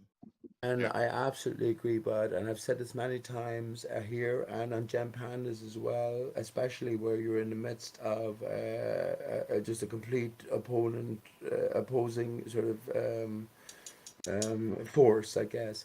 Yes, the only value at this stage has to be in the emergent sort of conversation. You never know where you yourself, in your conversation with strangers across the earth, will get your own next clue. Your own next nudge, or your own next sort of intuition into something that you've been delving into, you've been asking questions about, and then suddenly it pops up. Absolutely. I wasn't picking you out specifically, Gio, but I wasn't at the same time knowing that you are close friends with New Perspective. And every time New Perspective brings up things that are so relevant in terms of decoding everything that's presented to us, this is a cold front. There's a cold front. Some people might just sort of acknowledge it somewhat, but it's never developed upon, and that's what I object to most. That's But the thing is like what I was trying to. Sorry, Pete. What I was trying to clarify is that I do speculate a lot, but I don't want to ever think that my speculation should be something everyone agrees upon, because it's my speculation. I can't force them to agree. It's like an opinion that you form by putting things together in whatever way we all do. You know, I Right. haven't really felt that it's a cold part. That's fair Really, enough. I felt You a have lot of many people things to say speculate. about. Hang on, bud. You have many things to say about, especially things you've developed yourself. When it comes to sort of things that we can all consider, 9/11, all of the major conspiracies being great examples of it.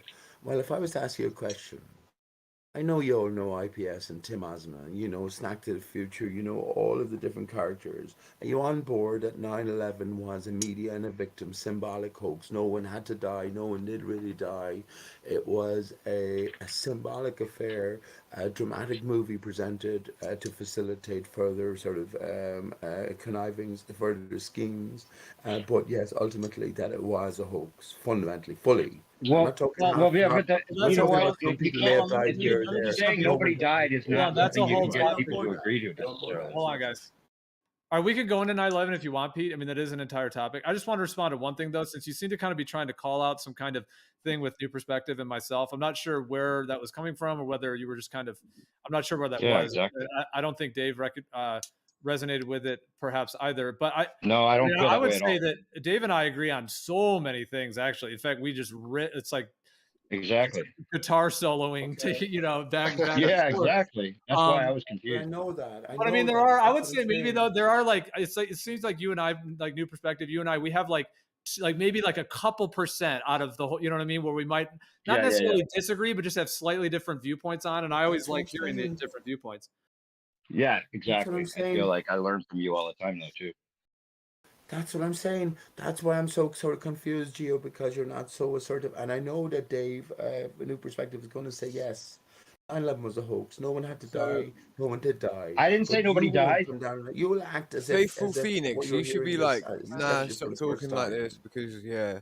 Funny how Faithful Phoenix, you should be stopping everyone from talking about everyone at this moment because that's what you just accuse everyone in Why? here of doing. Well, Not hang you. on, bud. No, you. because the people here are defending themselves. The people that I was mentioning are not able to defend themselves when they're given a, you know, when the water's muddied, and then That's and not what I then heard you say. Sorry. Okay, before they you come divert in, off. they come in, and then they're already in a Before you group. divert off, then Phoenix, you were close Who to was death. You had unable to to go defend the other side. themselves? Why Who? are you diverting Against away who? from serious talk? Well, I think it's Why are fair you what diverting Phoenix away is from saying. serious talk? What I would say Yeah, though, but man, who is, then? I mean, Phoenix, like, you know, this is obviously a community of individuals. In terms of as far as it goes with like this particular Discord server, like, yeah, we have moderation abilities that we can like give mutes or warnings or whatever. But I mean, ideally, we don't really want to have to do that at all. So like some of the stuff you're concerned about, I mean, yeah, if it's something you want to voice to other people, I mean, essentially, like, you know, we all are moderators in a sense. We can all, if we want to use that word just in terms of sort of moderating each other, sharing information that might be able to, Yeah. you know, so if you You have came in things and like said that, nothing that as makes well, sense. But at the Gio. same time, you were coming in kind of hot, and then Yeah. like, but if And there's he said something nothing. productive to come out of that, it's always good to try to, because yeah, I think there's times when people are doing a lot of like shit slinging and stuff like that, and depends on kind of who's moderating, and you know, Okay.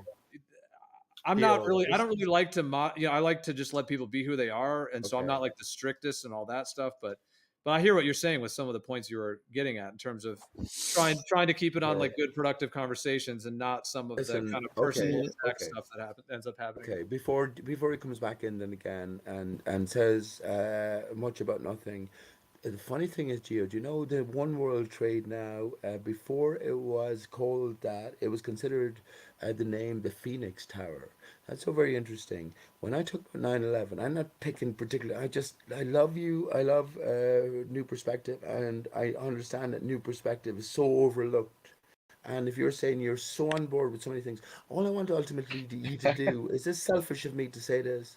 All I want you to do ultimately is come along with me on the journey that I'm on, which I seem to be on my own, which is understanding that, well, once we see through all the fakery, there's a greater symbolic tale being told, and then we can start to decode it in a different sense. Now, when I talk about the Dodo, or when I talk about Radiohead Kid A being the soundtrack to 9/11, the movie, I lose 99.9. Wrap it up, please. Wrap it I'm nearly up. finished. Let's go. I'm nearly finished. I was Like, talking to Gio. I was talking to Gio and Neo. Yeah. New Perspective, please. Neo Perspective, and I'm nearly finished. But yes, I just want you to come along. I want the people I care about who have put so much time into all of this to come along with seeing through the, I'm not going to say the obvious. Anything obvious is obvious. But yes, to the greater symbolic layer that everything will reduce down to according to, well, our own divided nature. So you want people to follow you? Are you saying you want people to follow you? Is that what you're kind of? So I want everyone to acknowledge what Tim Osman, who came on the scene with I Am Mark Sargent, and I know you're all friends with him. He was an auto hoaxer, a 9/11 hoaxer from the beginning. We all know, if you're paying attention, you would have realized that 9/11 was a hoax about 10 years ago with September Clues, Clues Forums, Let's Roll Forums, fakeologist.com. You understand? But Pete, he's somebody that you and I agree is probably like the most likely to be an agent. Who? IPS. Absolutely. Well, I think we were on a slightly different topic, Pete. We let you say a lot of stuff, but I think Phoenix, did you want to respond to what we were talking about a little bit before, or are we just going to go into Pete like the 9/11 thing? I'm glad you let me say a lot of stuff, Gio. Nice one. First of all, Pete, the fact you say much ado about nothing. I mean, after all the conversations we've had, all the attacks that you've received, and the way I didn't jump on board and do those things, we had like a 5-hour video conversation. You know, shared many things. So the fact you're going to go and insult me under your breath like that and just move on, very, very clever. But how about fuck you? And oh damn. The reason. Oh wait, you come in just bringing in like dramas and no. I didn't know you weren't the flat earther. We were trying to have a good building. Hold on, Pete. We were trying to have a good building. All right, hold on, Pete. We're trying to have a good building conversation, man. I mean, is that really where you want to go with it? Well, I just everything that he shared with me, everything I shared with him, I thought it meant more than just fucking some label he would give to me. You're a fucking agitator. Shut your fucking mouth. Here's the thing. Here's the thing. I may have come in. You're a shit stirrer. You've come in and done everything that you fucking accused us of, so shut your fucking mouth. Go back to sleep. First thing you said was you came in here to turn me down, and you've done nothing but ridicule and yell yourself. Need to look inward, man. Right. Yeah, I can't disagree with the last things that were said. So, yeah, where do we go from here, man? I can't take back what I said. I can't take back the way I. If you want to fight with Pete, you can call him on a private call or whatever. This is not the place to fight with Pete. Yeah, I'm sorry about that. But while I've got him here. Now, Gio, if you've noticed the way that servers end up going, they start out with the sides being divided, right? And then you either get a place like 24/7 or Gem Pandas, where there is no middle ground. You decide yes or no, and that's that. This server was this breath of fresh air, so to speak, you know? And so I come in here after listening to mods and members both do the whole agent thing, the yelling over the top, this, that, and the other. People are making the effort real time to model things and ridicule and all these things. You don't want it to turn into those other servers. You need it to be what you made it this place to be. Yeah, I really like this place, honestly, but it is kind of rhetoric. Hold on, that's the second time you said model and ridicule. Are you referring to the conversation I had with Arma? Oh. Yeah, I mean, I would just say overall, what I would say, Phoenix, in general, man, is that, I mean, if you're going to talk on that level of it, I think we all know in the discussion, you know, I've said this before, like I went to a graduate school studying cosmology and philosophy and a lot of things at that grad school. And like no one in that world, in those communities, nobody's insulting ever. There's no condescending, no insulting. And that's kind of a unique community as well, though, because they're all like doing a lot of spiritual work on themselves and meditation and, you know, a lot of spiritual practices. So there's a lot of like emotional wisdom to where people would never do that. And so if there was like, you know, any discussion in that community, there's always like mutual respect. Now, if you're talking about like flat earth, globe earth, to use those terms, yes, there's, as you know, there's tremendous amounts of vitriol and trauma and all kinds of stuff that are occurring. Now, in terms of this server and some of the stuff you said, in terms of like some of these other servers you mentioned and things, I guess all I can say is that, yeah, when we first created this, when this server was launched about a year ago, actually, a little over a year ago, it was, yeah, at the beginning.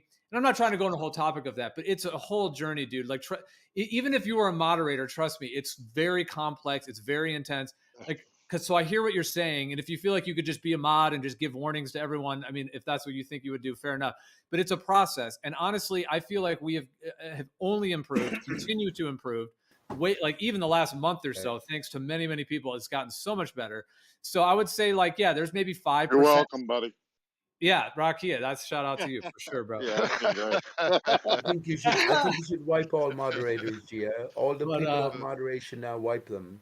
Take the But what I was gonna moderator say off is that, them. like, yeah, so like, you know, if the toxicity started at maybe 20%, you know, maybe it went down to 15, down to 10, whatever it's at now, maybe 5 to 8%, whatever it is. We have to be understanding. There's a process involved. We have to be understanding of other people, give people a chance, and all of that. So yeah, that's just my thought on it. You're trying to make it sound like it's just gone off the rails or anything like that. It's not the case at all. It has only strengthened. But what Gio, do you make money from this? Is this a monetized platform, Gio? No, it never will be. And Okay, can I add something to appreciate that, Gio? First of all, can I just say, Gio, when you offer and facilitate the ball earthers, the returning intellectuals, they're all very bright, all very intelligent. They're the best that the scientific world has to offer. Give a fuck what anyone says. Rumpus is more intelligent, more capable than any other intellectual in the past. Now, the problem is, though, when you're dealing with, and this is probably why I don't belong here, Gio. I kind of understand what's going on. At the same time, every newcomer will be able to see for themselves and has to be awoken in their own time. But when we have returning contributors and everyone knows each other, yes, at a certain time, well, how am I going to fucking be able to take Kosho or Negatorex or Rumpus or anyone else seriously along those lines when I know they're just returning robots on a daily basis? You know what I mean? And I think that's why you allow for the live stream too as well. And I do appreciate that. But I'd like to get one thing straight with Reese. We talked one time, Reese. And I assumed from the start when we talked that you were a flat stationary earther. It's the only position that a sane man can take, aware of this arena and this controversy, and you weren't. And then when I found out, and when I heard you especially defending the ball to such degrees, I'll post all of our limited private messages in DM chat if you like. I have no shame about it. But yes, then I became suspicious of you and your true motivations. And I believe that if we were allowed 15 minutes here, I could expose you as not being dishonest in the sense, but not being completely honest. Y'all go work it out in the private room. Yeah, go on. Yeah. All the Yeah. personal stuff is. Yeah, I don't know. I got Pete. nothing. I got anyone, by nothing the to way. hide. Any baller I got trying to do nothing to hide, Pete. What I was yeah. gonna Nothing actually to say hide. though in response, like what you were saying, a second live stream, Pete. Yeah, I mean, I think would be ideal as well to have different live streams that have kind of different energies. You know, like you could have one live stream that is more of the focused on the debate energy, and other live streams for other structures and other ways to be able to engage. But Can I add something to the process you were talking Gio, about? do you tell everyone you meet Yeah, in hold here on. He goes realize that on you're a again. station? yeah, go Hey, ahead. yeah. Well, you said about the process, and I'll just come clean right now. I came in here with a very specific purpose in mind, and that was to expose the name calling and the over talking, even if I had to do it a lot myself, until the rules got implemented. I stressed it every time I was in here. Every time someone called me a name, I would call them names, hoping that the rule would get implemented. Now that it has, now I'm stressing that it should be enforced. And I think it's improved the room. I think it will continue to improve the room. And I think at some point there'll be a time where it gets cut out, self-moderation will be taking place, and names won't be called. They'll just get immediately muted and taken out of the conversation. And that way people like me and others can invite other people here to have a civil conversation. Because until that happens, it's not possible. So you'll get the same people coming here every day doing the same things. And I'm just coming clean to let you know that was the tactic I used. I'm glad you've implemented the rule and started enforcing it. And I hope that it continues. Well, I would say it's always, I mean, the server, since it was launched, has always had the server guidelines. It's just a factor of the moderation, like how strict or lenient the moderators are, you know? So that's what it would come down to. So if there's like 50% leniency, 80% leniency, you know, and if it's anything under than 100, then some of that stuff is going to be going on because we know there's these certain individuals that continue to do that. So, I mean, it's always been implemented from the beginning. It's just a matter of moderation. And, you know, and I'm sure, you know, like being on the side of that, it's, you know, anyways, it's complicated. And I understand the idea of being more strict. It does seem like the last month or so, we have got more strict, especially in VC to where, yeah, it's been a lot better. And I'm sure sometimes it slips back into that depending on, like, No, but it's been great. It's been moderating. great. To be able to just say mod, right, when someone calls you a name and the mod takes care of it is refreshing. Trying. I mean, it kind of happened the other day. We had kind of a Rumpus attack where Rumpus came in and we were talking about Google Earth and, you know, Percentage was pointing out like how just like all the hacked up stuff. And we were just kind of having a good time. And I was having fun. Yeah. Yeah. And I was like, you know, if the Earth were real, we would have the real Google Earth. But instead we have this hodgepodge of CGI and different photographs and all kinds of lines and crazy stuff. So we were just kind of talking and Rumpus was just doing that. Being Rumpus. That constant condescending, constant, like, you know, subtle insults, ridiculing. And we all kind of just dealt with it for a while. And then finally I got kind of agitated as well. And I heard you. Yeah. And I kind of had to like, but I was kind of thinking after that, it just comes down to like, again, like how strict we're going to be, you know, but I was kind of thinking after that, it was actually helpful. I was like thanking Rumpus in my mind. Cause I was like, you know, that was actually a good test. Cause I was just realizing like, yeah, he came in just spreading that energy, you know, of all the condescending. And when you do that stuff and all the ridicule, it's just like a fuming fire that people are going to start to react to that. You're going to fight. And all of a sudden it's going to derail it and it's going to take it off the actual conversation. And then people are defensive. Like they're not able to actually be vulnerable and share their thoughts because they're defensive because they think they're going to be insulted. So anyways, just the finishing part of that, I'll totally pass the mic here. I know I've talked a lot, but what I'm saying is that after that happened, I just thought to myself, I was like, you know what? We should have just, like, I could have possibly done a verbal warning to Rumpus and or just muted him or even just given him a warning. Like there's actually the warning system. I could have just muted him, given him a warning. You can even put the reason in the warning, which shows up on the DM that they get so they know whatever it is. And I was just thinking, like, if I just nipped it in the bud right there, then none of that would have happened. That whole kind of thing that he created, that he tried to create. But you have to understand that, and you know, that if we do that, like if Rumpus doesn't come in here that often, so if he's here, if you just mute him, then he's out of the conversation. So whatever that engagement is with Rumpus, that, you know, and that goes with anyone. Like there's times where you, Rocky, have been going wild. I don't want to just mute you. I don't want to just mute you because you're in a thing with someone. I don't, you know what I mean? If you're in the middle of an argument and he says you're right and you say he's wrong, whatever it is, you want to defend yourself. So if I, you know, so I'm trying to be understanding of that and not just like flash mute you. So then now you can't even defend your position and then the whole convo is broken. So it kind of takes all of us working together to do it. If I acted anything like Rumpus did in his first sentence here the other night, I would have been taken out. Like I you know, calling people morons and everything was so like you said, you got so aggravated, but it was because you let it go on for so long. He should have been immediately warned and then muted, and then if he leaves, so what? You can have that person here and have other people want to join. Like that's the type of character that you can't grow a server around. You know, they just destroy. It's just too. And if it's me, hey, like I said, I'm coming in here with a very specific task, and if you have to mute me, I'll take it like a man. I promise you. Like I'm probably asking to get muted. But I'm trying to prove as long as it's a valid mute, yeah. Right. If I'm calling people morons and assholes and all that, I get muted. But like today, for example, Kosho called 5-6 names. He was never muted, like for that. That part is aggravating. So you're just saying like be super strict. I mean, well, no, I'm saying just be the same with everyone. Because if DMOC does that, he gets muted. Right, I just think name call. If we're gonna have name calling as a automatic mute, you know, then people know they can't call names. Very simple. And if they call a name to get muted, it's not like they're banned. They can come back when they get off mute and don't call names. But if name calling's an automatic mute, that's a lot of muting. And it's a lot to ask for someone. Well, you know what? You know what I think would actually solve this? I think this would make a big difference. It's cool we're talking about it because this is actually an actual solution. There is a Discord bot. I actually have one on this server, but I might also research to see if there's a better one. But I noticed this one has it where you can put a command in and it'll do a timed mute. So you do have to type it out. You can't just click it on Discord. You got to type it in the chat. But basically, the moderator would be able to type out a command and put the person's username and then the amount of time that they'd be muted for.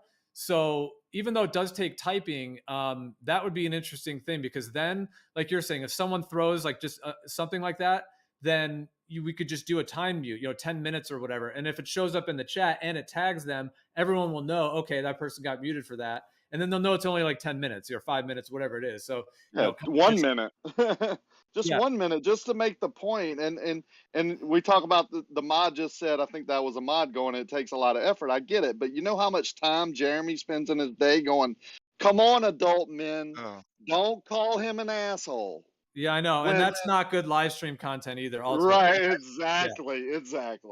Yep. Yeah. I mean, I'm not dissing on Jeremy, but yeah, I understand. Yeah, exactly. But like the name calling is part of the entertainment. It's not always supposed to be completely like personal. Like if you say that's retarded, are you calling them a retard? And there's like that fine line between, being like in a good back and forth heated debate. Yeah, it's hard. But when a guy goes, you're an asshole. I mean, come on, man. Just muting for a minute, even if it's Kosho or even if it's me or even if it's Jeremy. Right, but from if someone is being like a complete asshole, you don't want to have that person that called them an asshole for being a complete asshole muted for calling out someone being an obvious asshole. Why does he have to call out someone being an asshole? If someone's being an asshole, mute them. He interrupted me to call me a name, and I responded to his interruption of him not letting me speak and call me a name by saying what he was doing was being an asshole. And if you have a big problem with that, then maybe don't allow the other guy to do it before me. Yeah, exactly. That's why I said mute me. It has to be. I think people would get the drift. Then I can't do that, right? Or I'm going to get. I don't want to be muted. I want to be in the conversation. So I'm not going to even come close. Even during our skirmish today, I never called him a name. I've gotten used to it. The time troll is my worst thing I've said lately. You're a troll, and Jeremy's no name calling. I'm like, shit, calling someone a troll is name calling. That sucks. So I've gotten out of that. Well, I don't think it is, but if the mod is going to tell me that that's name calling, then I'm not going to do it anymore. You see what I'm saying? Yeah, of course, brother. So I'm trying not to do it. But I kind of feel like it. Like, obviously, you gotta just take it a bit tongue in cheek. If I'm like, oh, whatever, fuck you, Kosho. But it ain't like a real name calling thing. It's more like, right. Like that could be like out of endearment, bro. Like but we're grown men. We know the difference. Come on, man. Exactly. We know. It's a matter of the difference. Yeah. Yeah. The attitude and But don't engage with people like that if they don't understand what you're saying. Is more what my point was. So you've got some people, that can understand, right? But there are some certain people I've noticed that misinterpret it. Like you can just being like friendly, like term of endearment type deal. Like where you're like, an Australian will always understand it. If I'm like, yeah, mate, all right, you can't. Other people don't get it. Exactly. You hear it. You can hear the light touch to the insult versus the direct attack. Now I proved that I could come in here and speak for hours with Godric without one of us interrupting each other or anything. Right, so I'm not always an asshole. Okay. Yeah. We've all had that. And I apologize, Rakia, and I understand what you just said. You actually got under my skin because that's your intention for a greater point. So I get that. Okay, I'll be mindful of that. I did the same thing with Kosho, just to prove that Kosho gets. Not that he shouldn't get a little special treatment, like he got away with a few things without even warnings. That's cool. I don't have a problem with that. But when you got to make an example sometime, and everybody else will see it and hear it. Oh man, if Kosho can get modded, I better be on my P's and Q's. The place has been great. I mean, this has been balling out, right? Great conversations. Yeah, that's the thing. The moderation's been good, so I think it can only get better if we keep trying.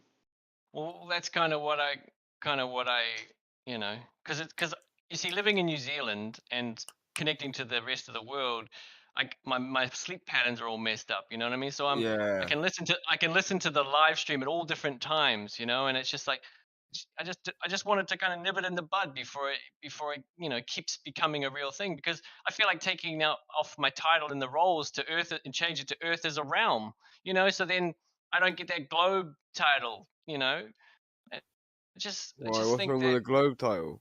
Earth is a round. That's idiotic. No, I'm just kidding. Wait, Well, there is an Earth as a realm role. I just looked at it.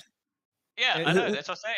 I'll change it to that, Gio, just so that I don't fall under some blanket statement. I mean, the first time I came here, the first thing I said was I didn't even want to bring my questions here that I still have that are a thorn in my side, because this place was talking about the creator and God, and faith and everything. I was like, oh shit, I didn't even want to upset this. You know what I mean? So I don't know. I just think this place is unique. It's very, very capable of maintaining a great place for conversation. But just this whole labeling it. You start at an uneven place with each other. Oh, you're one of them. You're one of those. I mean, we're just people, and we're all in the pit fighting each other. Phoenix. Well, you Phoenix, guys are can I ask both you a making. question? I'll just say, Sure. yeah. Okay, well, to ask your question, right? Maybe I'll just say real quick, just in response. I hear what you guys are saying. Those are all good points, and having gone through this, pretty much daily for the last year in terms of everything, I totally hear where you guys are coming from. And I think just real quick, in terms of the insulting, the name call, all that kind of stuff, and the interrupting, and sort of some of the ridicule, some of that stuff that is all going on that creates the chaos. What I will say is that I think Bob Dole said this the other night. He said, it's gonna. Okay, at the beginning, it's like everybody was like that because of all the other platforms, you know what I'm saying, that are related in these communities. So the minute everyone came here, they just expected it was going to be like those. And I think at the beginning, people were like, oh my gosh, they're actually moderating for stuff. If someone comes in and, you're a fucking, some insult in the chat, they might actually get a warning or a timeout. And they're like, oh my God, I actually got, so and that's been a whole process in and of itself. And, do people want to, that whole process. But I think my point is, what I was going to say is that what Bob Dole pointed out is that it's going to start to even more so get to a point where the people that want to have actual intellectual civil discussions are going to want more moderation. You know what I mean? Because they're going to want it to actually be moderated really well, so it can always be a good vibe. So no matter what kind of day you're having, you can come to the chat and there's going to be a good vibe going. People are going to be respecting each other, rather than, oh, I don't know if when I'm going to go on there, what I'm going to hear, if I'm going to hear all kinds of chaos or that kind of thing. So anyways, and then there's the people who are going to want to cause the chaos, and they're going to attack the moderation, which we get all the time. Attack. They're attacking us, because they don't want to be moderated, essentially. So it's kind of like, if we get more strict with it, then probably those people, probably like about 10% of those people that are actually causing the issues, a percentage of them might just not come anymore. They'll leave. And another percentage will actually change and not do that stuff. So you'll have a better server. Then we'll actually have everything in more harmony. Yeah. I heard Rumpus call you a moron no less than 10 times the other day. Yeah, That's and I was ridiculous. I know, and I know it was ridiculous. No one else in the world, me included, Kosho included, right? Just to give two, would have gotten away with that. Rumpus is the only person, because he calls everyone a moron every sentence, and you let him get away. That's wrong, man. In my book, that tells everybody in that conversation that's listening, 40 people, or however many it was, that. Let's go, right? It's go time. If Rumpus can do it, and it was to you. I mean, that was crazy. But I also feel like, in a funny way, Rumpus is one of those, it's a fine line. Like, see, I think the way people insult can be different. Rumpus is like, it's almost like he's on stage or something. He's like, he's all flamboyant about it. It almost seems like harmless in a way, because it's just funny the way he's doing it. Like, it's more, but I do hear what you're saying. I mean, like, but then that's the same shit with QE, bro. Yeah, well, but that's why QE vile. I think he's way more vile, but yeah. Yeah, I do too, and that's why QE wouldn't be a good person here, because the average, everyday, educated male, female that wants to come in here and have a civil conversation doesn't want Rumpus to be doing that, or anybody to be doing that, especially to the owner of the server. Like that's what I'm talking about. Yeah, if he was here all the time, that would be ridiculous. It is kind of like he's this character that can't talk any other way. So if we're gonna have him here, it's like he's on stage. You're right, Gio, in that way. It's like if you said he couldn't say moron, he just wouldn't be here at all because he it's like part of his every sentence that he says. It's ridiculous. But it's Right, but not the way- just moron. It's the ridicule and the talking down and Yeah. the condescending. Right. It's the whole package that like I said, the normal everyday person that there's a lot of them out there that want a place to go and have Discord won't Yeah. come here because of that. I promise you, they've come here. Yeah. I've invited them or I've let them listen in, and they're like, man, how do you do that every day? Like, what? Right. What is Like that guy's Nathan Oakley problem? with You his know, like stuff. it's not normal. Yeah, I don't go Yeah, to you're Nathan saying, Oakley. like having discourse rather than discord. Exactly. Yeah. I don't go right. to Oakley. I haven't been to Oakley's in years because he started the balls in the face thing. That's ridiculous. Yeah. That's Yeah. that's inhumane. Like no Purely normal for man. entertainment value. Yeah, it's just entertainment. If I want to be entertained, I'm gonna go to the strip club. You know, ha ha.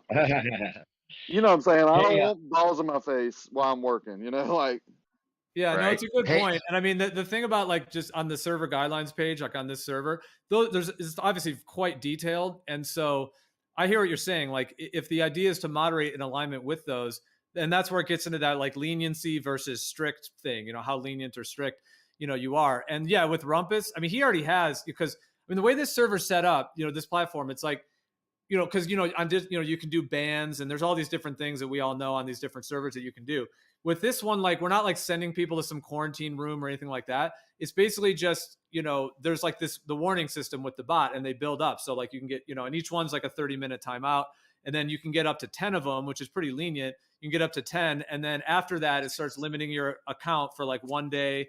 And then the 12th warning, it's 2 days, 13th warning, 3 days. So kind of, and then it keeps increasing. I think after like the 20th warning or 30th, something like that, it's a permanent account restriction. So it doesn't actually block your access. You can still read everything on the channels. You can even, I think you can even join the VC if you want.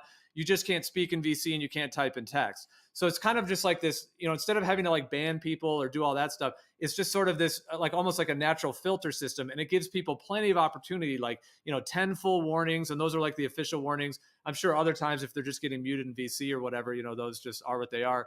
And then the people that are really chronic, that are getting 10 warnings, 11, 12, et cetera, they're just going to be restricted for a longer and longer period of time.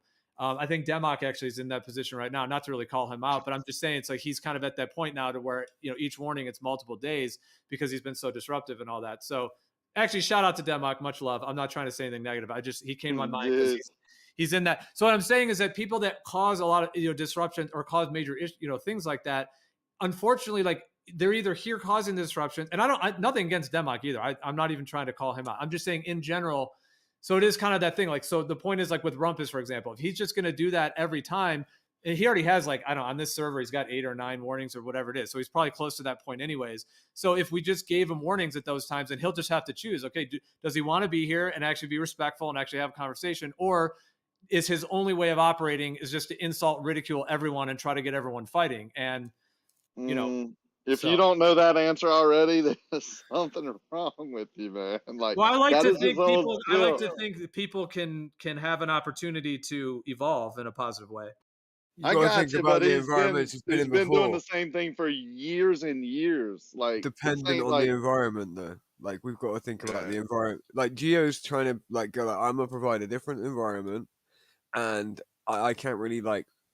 I know how people will likely react, but like he has to be fair and basically be like, I'm gonna suppose if people are allowed to be in a different environment, they may act differently, which I think is a good idea. Fair enough, but when that person that's had a history for years is calling the owner of the server himself a moron over and over again, and like being very like every time Geo started to speak, Rumpus him. His name is Rumpus, and oh, by the way, called him a moron while he was doing it.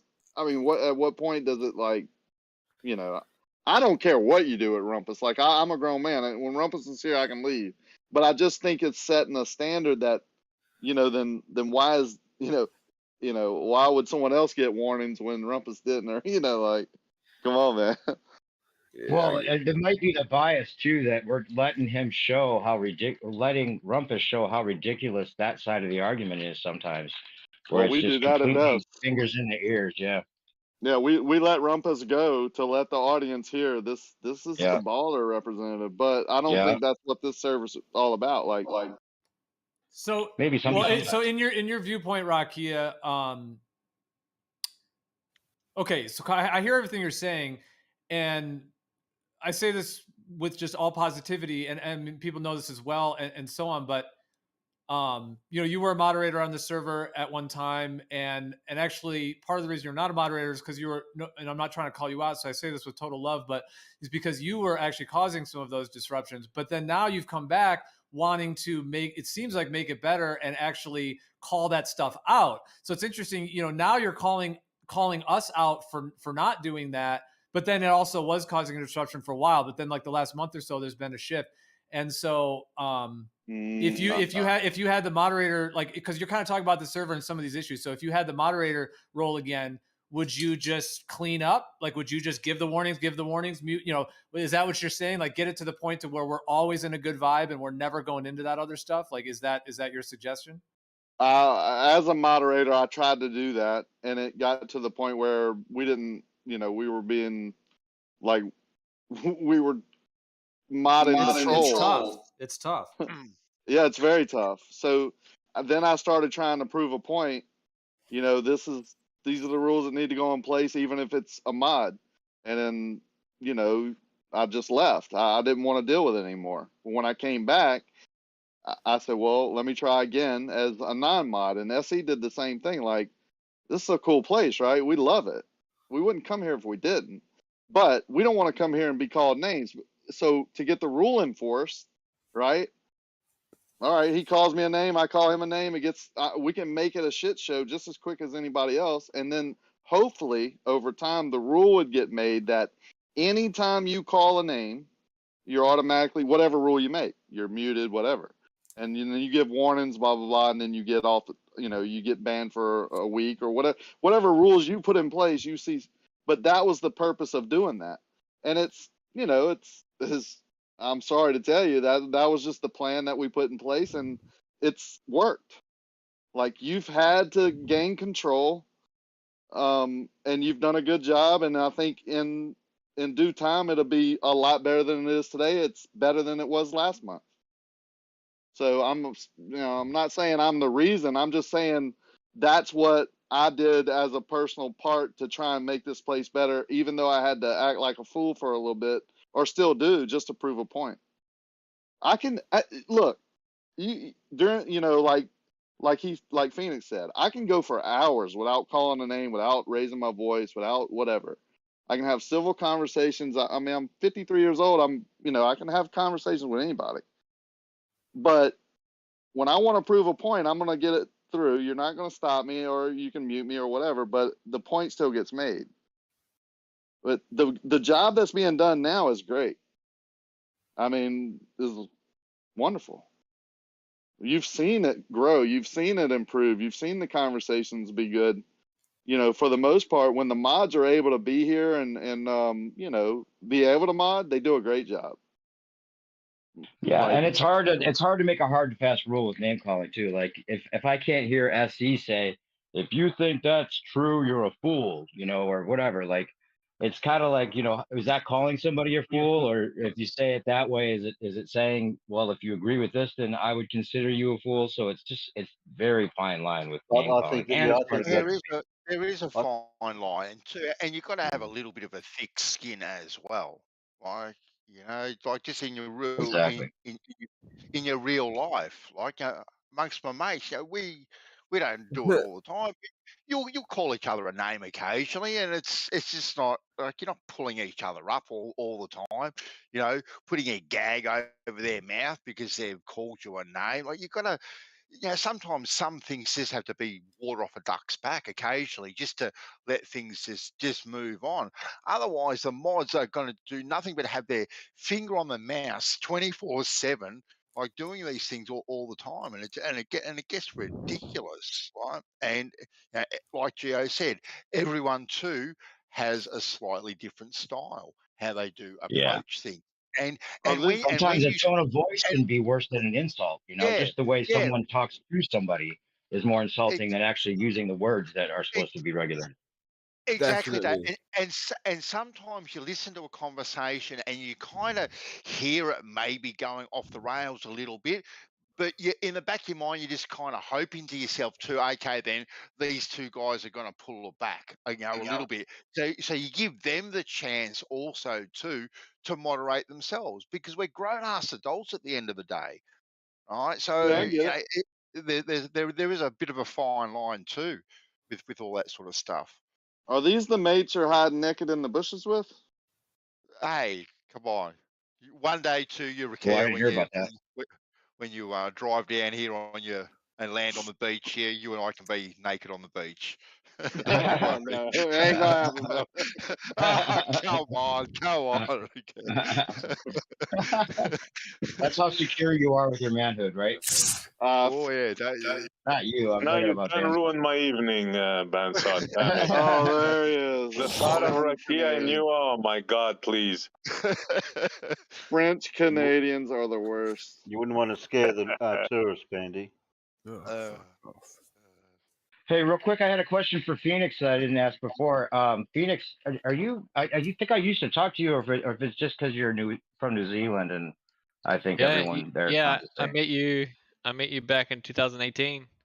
Yeah, were you called human? Was it human sheeple? Only No. sheeple. No, only sheep. what was it? Only It was, sheeple can't see. That's only why. sheeple, I'm. right. Not human That's why I'm sheeple. I didn't called. say that. Yeah, that's why I'm called Faithful Phoenix. I used to be called Sheeple's Phoenix, but the sheeple belonged to the people, going to get the third shot. But Yeah, it's nice to see you, bro. Yeah, we had some long talks, private talks. In fact, that you and I were just, we shared information and stuff back in the day. That's cool that you're back. yeah, Or yeah, cool no, to see you. it's definitely. I like I told. I'm not afraid of questions because I got nothing to hide. You know what I mean? But what I won't do is lie to myself. Right? Like I'm not going to say, oh, all these supernatural things I've witnessed in my life, there's no creator. I'm not going to do that just to appease other people. So the same thing applies for, getting alternative explanations for things that, I search for those answers. And if I get thrown into some category, then that's fine. If I have to fight my way out and defend myself, then that's fine too, because I'm on the line, ready for questions. So, that's Yeah. the difference. The other thing I was going to say about what you were saying about agent or being called an agent and how, you're just a regular person. And I'm sure you are. And that's the thing is that, who knows? Anybody could be an agent. We all know that because this is a very, sensitive topic for people. It's also, possibly tipping over a lot of apple carts, and so why wouldn't they have agents if it was really a threat to anything that would be expected, right? So it kind of goes with the territory that someone might think you are, especially being on the globe side, that might be trying to protect this big deception, right? So kind of goes with the territory a little bit. So I get that. I really do get that, and I appreciate that. And paranoia can creep in. I do understand. I mean, well, it's not paranoia. Hold on. We were told something was safe for 2 years. It turns out it wasn't. You know what I mean? So we're not exactly told the whole truth all the time. So this idea of falling into that category is one thing, but if it's to win the argument, we don't have to answer that question because they're an agent or they're just bringing their agent stuff here. That's weak in its approach, and I've seen that in other places. And I thought, no, this is a place of multiple different minds and walks of life that can be like, okay. Let's sit down and discuss just don't these let things. those people define the server for you, because we can't really do much about like regulating everything everybody says all the time. So it's just, you know what I'm saying? Right.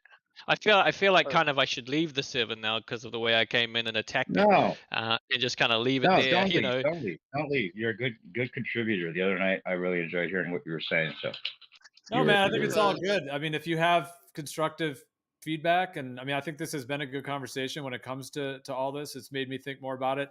I mean, I think, like I said, like Bandsaw was saying, I mean, the level of kind of leniency versus strictness. I mean, we are adults after all, like, in a sense. But I think we would all also agree that there's a difference between, let's say you're at a bar and you're with a group of friends or whatever. You can be bullshitting, drinking, you might even kind of throw some little insults or, some little ridicule, but it's like mostly in fun and jest. And yeah, some people don't like that. Some people do, that kind of stuff.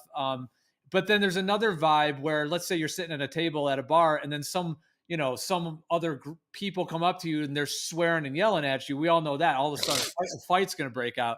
It's a totally different vibe. So, yeah, it's all things to keep in mind. But I mean, from the moderation perspective, like, yeah, obviously people are going to be who they are. And yeah, there's a lot of factors in terms of, I mean, yeah, just, you know. You bring Rumpus to a bar, you better know how to fight. Oh, Can you're I be a such a moderator and I can moron control for it, ordering and that drink. I'll be Everybody a does it, Rumpus. moderator, Gio, and I'll moderate people's attitudes because I can always tell when somebody's attitude's changing. Terry's a great mod. Terry's always been, Terry, yeah, he's always been good at that. Terry be amazing a mod. Well, no, I do think that, like, it does seem like a month ago, especially the activity on the server's gone up a lot over the last month. So we kind of had to become a bit more strict because it was getting wild in terms of the interruptions, the insults, the whole thing. Jeremy's been having to handle a lot and all of that. So, but yeah, I think what Rakia is saying and Sheeple as well. I think I mean Phoenix, yeah, because I remember you as Sheeple's Phoenix, yeah, your name originally. Yeah, that's cool. Yeah, that's fine. But yeah, I mean, what you guys are pointing out is a good point. Like I said, the thing that happened with Rumpus the other night, it made me feel like probably being more strict in my own modding is helpful. We've talked about it amongst other mods as well. So, and I mean, yeah, like, you know, I guess because that's ultimately when you're talking about the platform itself, it's like I can't control anyone else. Obviously, we're only on the internet, so the only thing we have is the moderation ability. You know, other than that, I mean, you can speak your mind because you can also tell someone, like if Rumpus was doing that, you can sort of be a verbal moderator if you feel like you want to, you know, in that sense, and just say something to him as well. But I mean, as far as this platform goes, we have the moderation abilities. So yeah, probably being like what you guys are pointing out, perhaps being more strict, especially at this point moving forward, is actually just going to make it a better environment for everyone who wants to be here, who isn't, because some people might just be coming here to insult. Well, if we let those people do it, well, then now that's happening. If we just don't let those people do it, you know, then we actually have a good community of people that want to be here. And then, you know, to have virtually none of that, then you're actually creating an actual good environment that's good for everyone here, instead of it being kind of a mixture of people that are trying to cause chaos versus people that are wanting to actually be here in community and have good discussions. Well, I can So tell you're you saying, when I so have you're, so, sorry, I was just going to say, so you're saying, Gio, it's okay to be authoritative without the powers of being a mod, but still verbalize being to moderate. Well, that's like moderating the community in a sense. Yeah. Perhaps. Yeah. I mean, we've done that. Bandy will tell you, look, as a group was going, hey man, I mean, come on.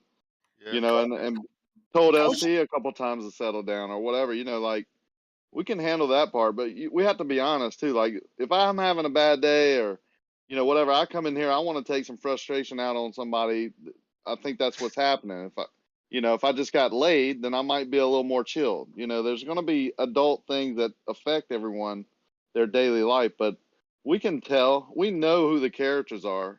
And I name myself as one of those characters because I put myself in that spot to try and get some rules enforced.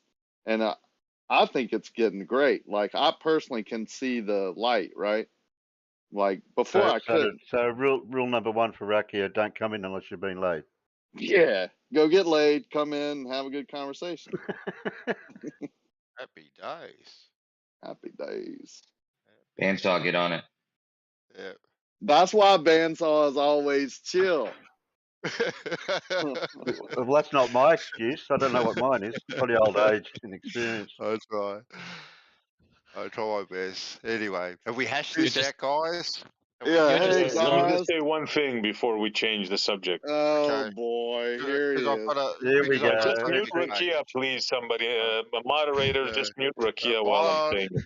Moderator. We're in La La Land again, SC. Sorry. No, I was just gonna say, I like the way the server is going and all that stuff that you guys said. I just want to make a point though. Me and Arma were having a conversation for an hour. He made a thing. He made a presentation, and all this what we're talking about right now started because one person came in, and I'm gonna call him out. I don't give a damn.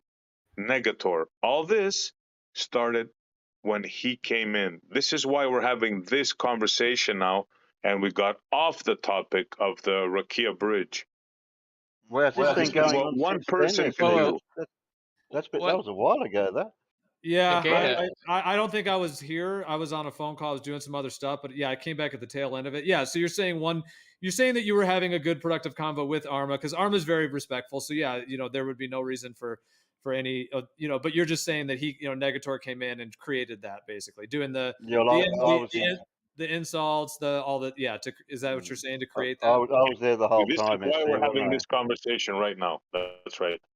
Yeah, I was sort of in between SC and Armour, and I don't know if anyone else was contributing, but yeah, when somebody else turned up, it sort of went downhill a little bit. Oh, you were cool, Terry. You contributed it. You didn't say anything negative. It was all Negator. Just look at the name, right? Negator. Yeah, I mean, come on. But I'm not. My purpose in here is not to come in here and insult and cause arguments. That's for sure. No, you never do. Never. So I thought you were calling me out, SC. That's weird. So Who's you? Who's you? Because I came in and spoke about what was happening here, and then you said it's Negator. I'm like, he must have been typing it because You didn't help either, bro. You didn't help, but we Negator knew started you didn't it. get laid. We knew you just need to get laid. That's right. Oh, definitely. Right. My lady's in Mexico. It ain't happening for a while, but yeah. Yeah, who lets Kiwis on this server? I have to speak to someone about that. It ain't that long. I know that, Phoenix. So, Phoenix, you say you're always looking for explanations for things, and some time ago, obviously you were on the plainer side of things, and you found some explanations that were satisfactory to you to get you back on the globe. What were those explanations that got you back on the globe? Can you go into that a little bit? Or what was the one? What was the one? Yeah, If did the you say Earth, yeah? sorry, what? No, I remember you saying, Sheeple, that didn't you once say that Negator was the one he said something to you at one point, and it, like triggered. Yeah, Negator spoke to me one day at the end of a live stream, and he asked me all Southern Hemisphere based questions about the mechanisms of how things work. If does the sun go under the Earth? Why do the stars rotate the opposite way? But the foundation that kind of shattered in my mind was, if Earth is stationary and space doesn't exist, as they claim it does, then what is the ultimate foundation? What are we resting on? And I couldn't square that with anything in my mind, because the infinite space or expanding space or space itself allows for the Earth to exist in it without a foundation. But if the Earth is flat and stationary, it sits upon something. There has to be a bottom to it. There has to be something. And that is when I went on my quest trying to find the answers for everything else. Why does this happen? Seasons. Why is the moon upside down? What is a lunar eclipse? How does that happen? And I began to look into these things, and so far I have not found a replacement that removes the thorn from my side. So you needed Earth to be in or on something, right? Like Earth itself just couldn't be the ground level, basement level, and everything up from that. You couldn't square that in your mind that here we are, we're standing on Earth. I dig a hole, I dig down, and then I hit ground zero. I can't go any further. You couldn't square that in your own mind. You thought that there had to be something underneath the Earth. Well, it has to not only be something, it has to have the answers for those observations that I can't manipulate. You know, the things yes, they're all visual, yes, they're all observed, but they're things I can't manipulate, you know. And so that's why I filmed the lunar eclipse as soon as it came around. As soon as I found out there was a total lunar eclipse, I was like, fuck it, I'm there, I'm going to do it. I'm going to film it myself. I'm not going to listen to anything else. And I'm going to look at it and I'm going to try and work out what the hell I'm looking at and why, you know. And that's what I did.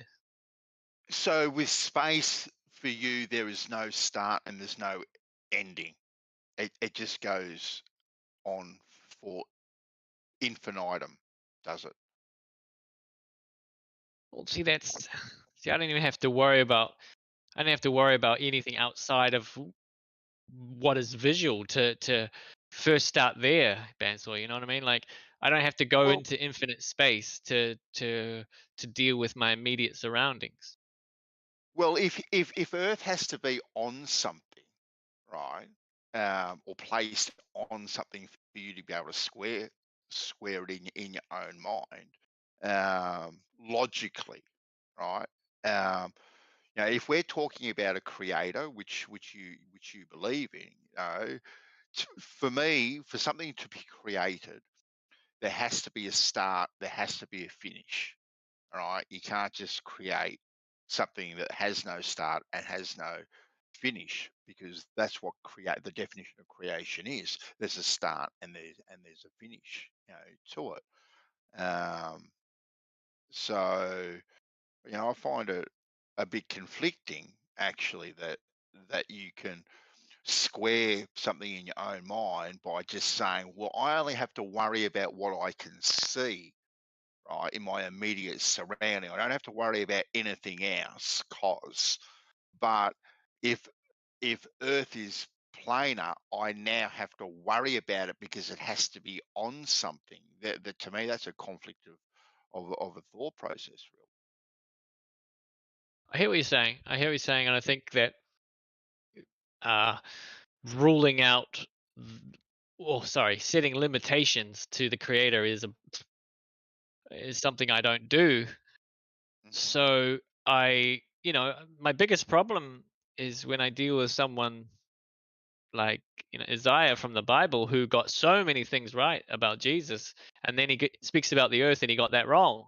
You know, these are the questions, these are the things I search for, and keep the door open for that alternative explanation. You know, I'm not one of these people that sits there, points and laughs a finger, because ultimately, the person I'm laughing at could be capable at other things that I'm not capable at. So they can turn around and point the finger and laugh at me. So I'm not one of these people that just shuts the door and says, "No, I've got the answer," right? But so I keep searching, but I'm not. I'm not unaware of both sides of the argument as they stand. Yeah, I know that. I know. And I get too where you're saying when you're talking about a creator putting limitations, like manly limitations on what the creator can and can't do. Like I wouldn't do that personally myself. But when we're looking at things around us, we're putting manly limitations and expectations on what we can square in our own minds. We're trying to resolve what we see Right. around us, what we're in, what our being is. You know, the meaning of our life. All these sorts of things. We're trying to come to some sort of logical conclusion to deal with these to deal with these things. And like I said, I still come back to the point where where on one hand you have to have something for Earth to be in, like that immediate surrounding that you can resolve in your own head. But when we're in the other paradigm, the planar paradigm, you couldn't resolve it because you couldn't see what it was on. I just kind of conflicted a little bit with that thought process. But anyway, if someone else wants to jump in, they can.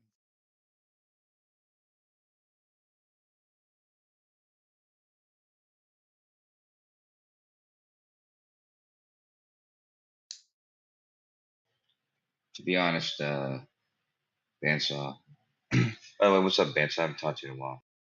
Hey, Kesho. How you going, buddy?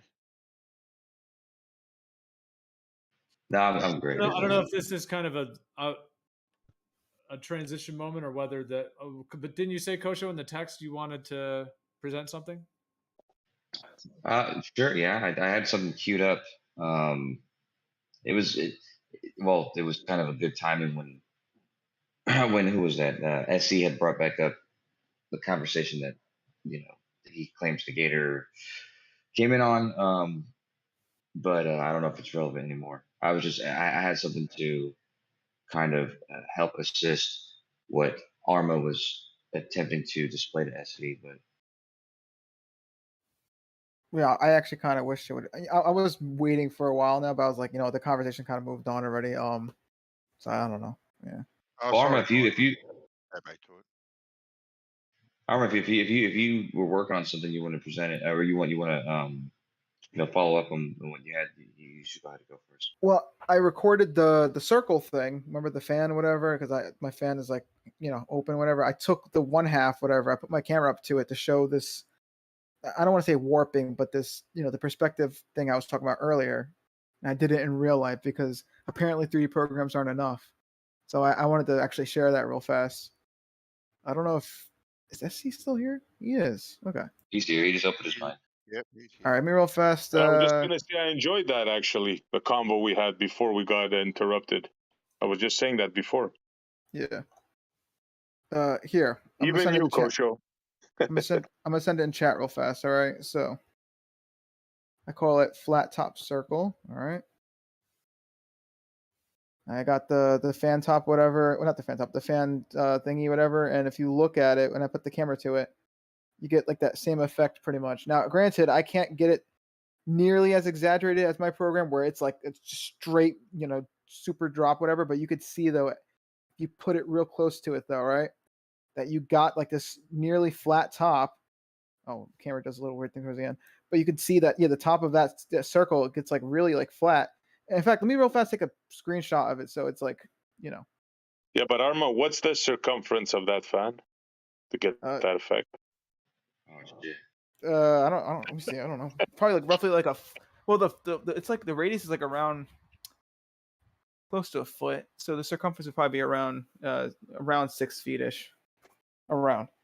But I mean, And would you say it's the same as the Rakia Bridge? It's getting there, but it's not obviously not the same because I'm not nearly as close or the field of view. There's a lot of variables to consider though, but you could I think you could see though that effect that was shown in Blender is being demonstrated here for the most part. All right, let me real fast print screen this and show you in that program, like that Photoshop program that I had or whatever, because that was the whole thing. You said complete the circle, and if I was to complete the circle here, I mean, I wouldn't get a circle either, Oh, you would get a fan. You'd get the circumference of a fan. That's what you'd get. See, I don't get what you're on about now. You're saying you get the circumference of the fan or whatever, but not from like the picture though. If I was to visually draw this out, I don't think so. Let me real fast. Let me real fast. Hold on. That's what I don't get. Where's my? How could you not get that, Arma? I mean, I don't get that you don't get it.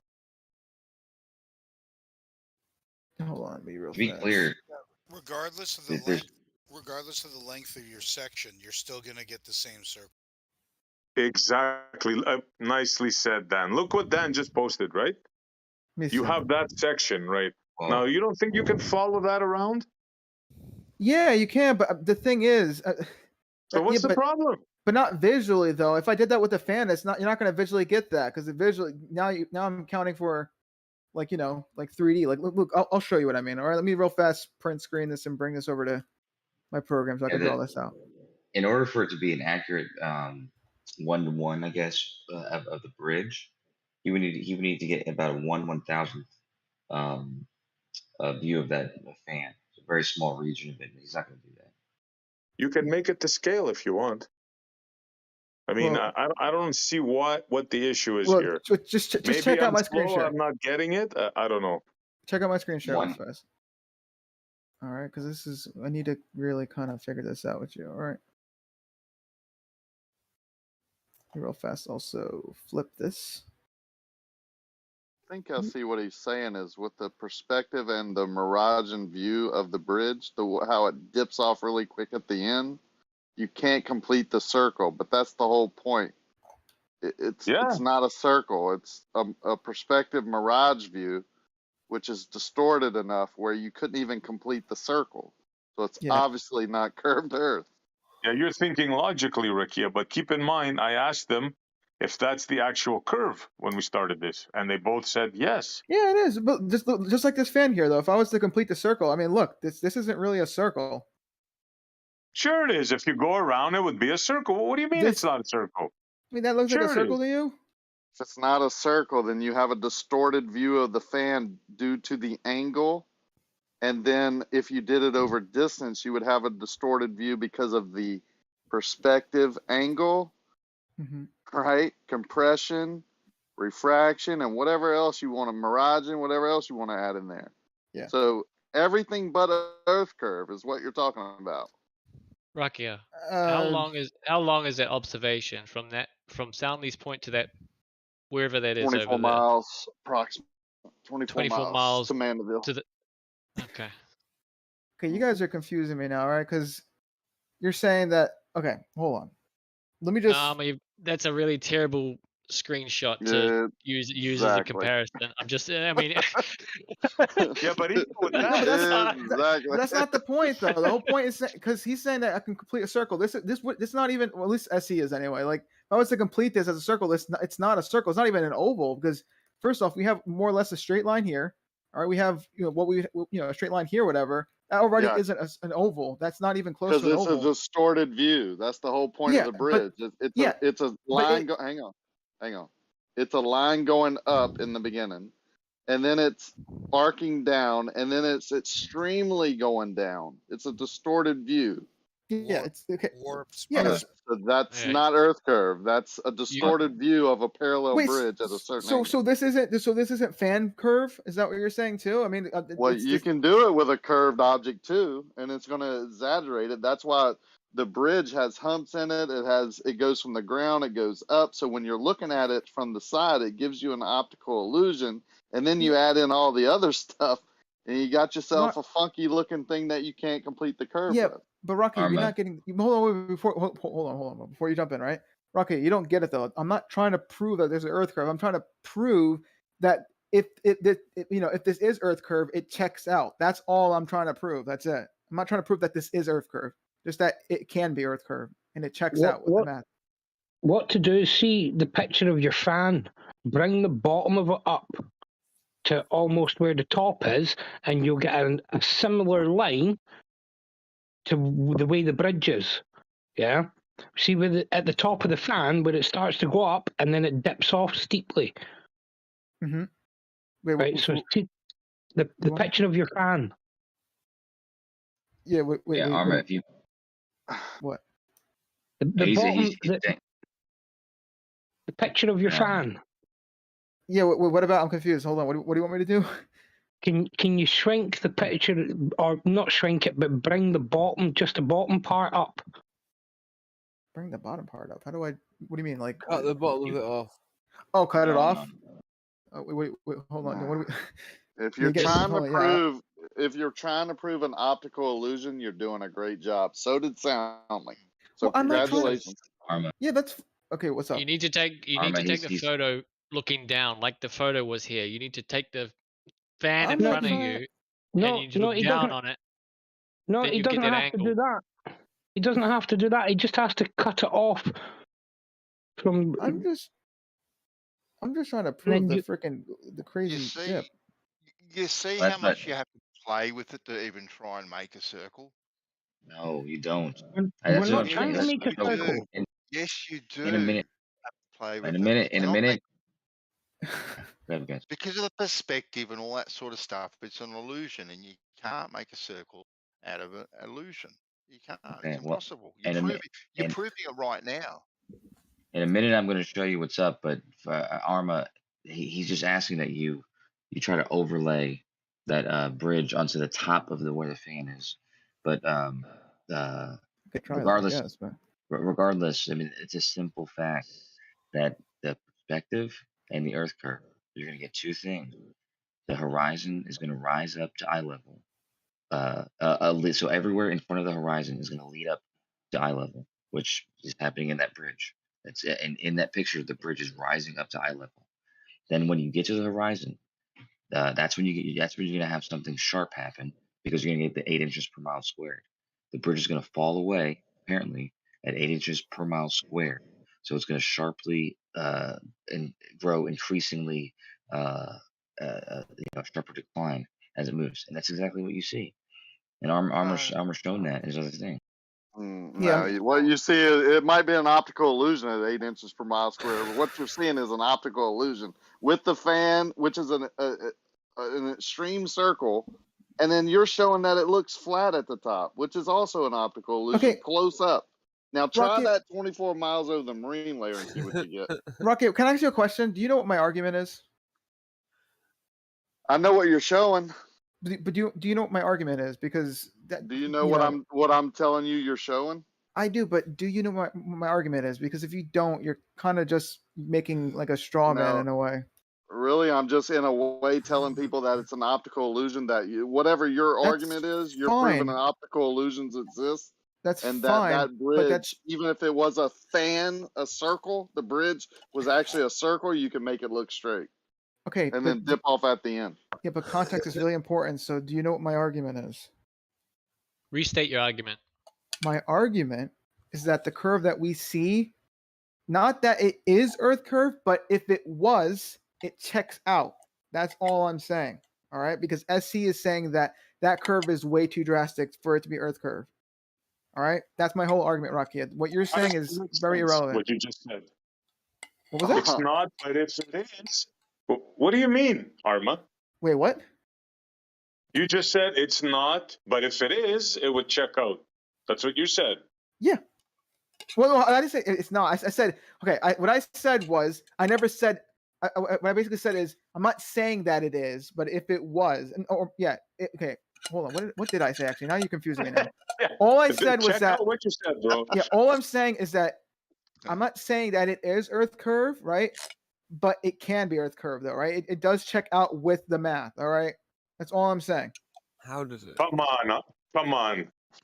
Arma, seriously, You can't bro. just say that, man. You can't just say that, bro. What do you mean?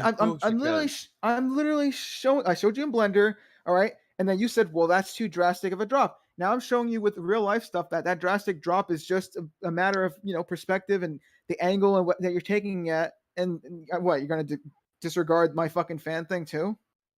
You just said two things. You just said it's actual drop, and then you said it's perspective. Well, it is actual drop, but in the same breath. Yeah, that's fine. It's actual drop, but I'm also saying that visually it looks like it's, like it's a drastic thing. Whatever. It's just, man. Look, context is really important. I get, like you're trying to be like, oh, you're double speaking or some shit, but really just listen to my words, man. All right. Just okay. The picture speaks for itself. You said it yourself. You even see it yourself that you're double speaking. SC, let Phoenix. Yeah, you want context? You want context? Okay, first you admitted, Arma, that your drawing in Blender wasn't to scale. Then you've second admitted that the fan is not to scale of the drawing in Blender. Okay. So therefore, it's not to scale in the image that you're trying to reproduce, and you're trying to force it and turn it and move it. You know what I mean? Okay. This idea of proving that it drops off can be countered with it's an optical illusion or it's a foreshortening, or you know what I mean, like it's not definitive enough. It was just like a more roundabout way of saying it is what it is. You know what I mean? Like that's I'm You're saying that's straight what down I'm the saying? middle. Yeah, it kind of and then while you're in the middle of it, well, what is my point? What am I saying? You know what I mean? Those three. Hold on. Whoa. First off, I never said that. I never said what is my point, or at least I forgot what I had said at least. All right, but what I said then was I'm pretty sure it was good. All right. All right. Can we draw the Earth to scale? Can you then scale down a 24-mile section of that scaled Earth. I mean, I can. It take me a while, but I don't get why I should though. I mean, it's already been done by both Kosho and the other guy who Kosho sent a link to. I mean, I don't get this. How many times do we have to fucking do this for them to understand that it checks out? And you're getting on my ass for some reason, even though I'm like literally putting in the work to show that this isn't unreasonable to assume that this circles start to look weird. When you're down at the surface. All right, he was laughing at my model. When I zoomed in, he was like, "Oh, look at that! It's like a 90-degree drop, I whatever." know. Yeah. And what was the and first thing I said? What was the first thing I said when I came in here? I don't know actually. Don't mock and speak through people who are making the effort to try and do these things. Okay, fair enough. I appreciate that, but it's like I don't know. I mean, I'm not on your ass. It's funny. Well, we were talking about the moderation, but that does show. I mean, that when you look at the server guidelines on the server, they're very detailed. I mean, condescending, mocking, ridicule, laughing at people. And I know some people might think that like excessively kind of, some people say snowflake or whatever. But the thing is, it's not really about necessarily emotions being hurt, although certainly that can happen. But it's more like when the vibe of the conversation is that, then it's much less intellectual usually and much more based around that back and forth, like laughing. Oh, I think you're ridiculous. I think you're stupid, rather than the actual information itself. And I think, when that kind of mocking, laughing stuff isn't happening, then people's egos aren't activated. And then we can actually come to the information or possibly progress, and have, in my viewpoint, a much more productive potential for the actual information itself, for those listening and for ourselves to think more about, to continue developing all of this and understanding more about the nature of things and what's true and what's not and all of these factors. Great point, Gio. Both sides do that sometimes. Yeah, but I'll even take some blame myself. I think sometimes I get a little bit. I think when you get kind of a group going and there's kind of teasing, like, you think space exists, you're such an idiot, you're a space monkey, all this kind of stuff, Whereas, like, yeah, people do believe space exists. I mean, they're not dumb, they're not retarded, they're none of that. They maybe are. Even if they're believing in authority, it doesn't mean that they should be mocked and ridiculed for that. No, but yeah, you're exactly right. I point out at gems, or I try to at least, when you have somebody who you're trying to engage with. If you have too many people, attacking them in any kind of way, the way they respond is gonna completely transform. And the conversation is gonna go to shit. Yeah, and I'm not getting on anyone, Armor, and especially not you. I'm just saying it's like good. You talk about context. The context is that you've got 3 different scales and ratios that you're trying to merge into one and teach at the same time. You know what I mean? It's just, I guess I'm just trying to like hope that I guess I'm hoping that like the pattern will kind of like click in a way, like the fact that the closer you get to like that surface of like a sphere or whatever, the more drastic this effect is going to kind of happen, whatever, and I'm hoping that then SE will say, okay, well maybe the blender model it dropping down 90 degrees isn't so absurd, and then from there kind of keep on evolving that. I'm trying to like to where he's like, okay, well maybe that 8 inches per mile squared drop makes more sense. Visually. Yeah, sorry, go ahead. No, that's I said the 90. When you presented the 90 drop. Sorry. No, I was just saying. I said the 90-degree drop was absurd. You gotta admit, Arma, that is crazy. Come on. Well, but SE, I hear what you're saying. It did look kind of funny because it looked like a roller coaster. But the thing is that if you could see through the globe, like if the Earth was a globe, and you could see through it like a cord line through the globe, Superman vision or whatever, or if it was see-through, because that's basically what his image was showing is see-through. Would you not see that? I mean, would you not see a line that essentially just starts going down, right? Of course you would. Yeah, but not straight down the way he drew it. It would extend far out into the distance. But yeah, I guess if you can see through the Earth, I guess so, yeah. Well, that's why what Chico was saying about the proportions. Yeah, that it did seem like the proportions were off on that. I think Arma's doing his best though, and it's a valiant effort. I think it's awesome that you're trying to do it. But yeah, I'm not sure that all those ratios were quite right, because obviously you're trying to create some kind of sphere and some kind of field of view in relation to pixels on a screen rather than like a tangible reality. Yeah, I hear that, and I'm not disagreeing. But let's keep in mind my original question was if he can recreate that observation that he said is actual curve on the bridge with the arc, and then it turned out to this. And he still has not, you know, I'm not, you know, putting any blame, but still, till now, we're having this discussion, which is great. I love it, but still was not reproduced. That arc, we all know, would not reproduce a 24,000 mile circumference. We all know that. I think we all know that. Armor, the first thing you presented to SE was actually great. You showed that, you know, what it looks like when you're looking down at a circumference, like that line you made, the purple line on the side of a sphere, Mhm. and you showed what it looks like. And I thought that was perfect because it looks exactly like what you see in Lake Ponce Trinity. You really didn't have to do more than that, man, because at this point, it's like he's gonna keep asking for more and more stuff, and you've demonstrated exactly what's been asked. Yeah, no, you're doing No, he awesome. didn't. It's awesome. Well, because SE, wouldn't you also agree that like you can see in their model, you can see, you know, all the way to the sun. So wouldn't you just be able to see right through the translucent sphere? Right. I'm not disputing that. Right. He did a good job, and I tip my hat to him. But that's not what I asked for, Gio. I asked for him to complete that arc so we can see what circumference we can get out of it. And Yeah, they're but- bringing me water from 100 different wells because they know. I mean, they know That's what the perfect. results So- going to be. All right, so the finale of this has the potential that Arma, what if you take the actual image, if that's what SE wants, and put that, like, fit a sphere to that, basically. That's what I've done. Is that what you're asking for, SE? To, like, put a sphere with that curvature to show Yes. Yes. Yeah, so all you have to do, Arma, is just combine those. I don't know if you can, like, literally pull that image into Blender or whatever, get the arc, and then create a sphere of that arc. It's Yeah, not, yeah, but that arc doesn't exactly work what though, man. That I'm doesn't. asking for. That's why I showed the fan though, because it's not like you can just. I don't know. Like I don't know what to tell you. Like it's not. You add an arc. I don't know, man. It's.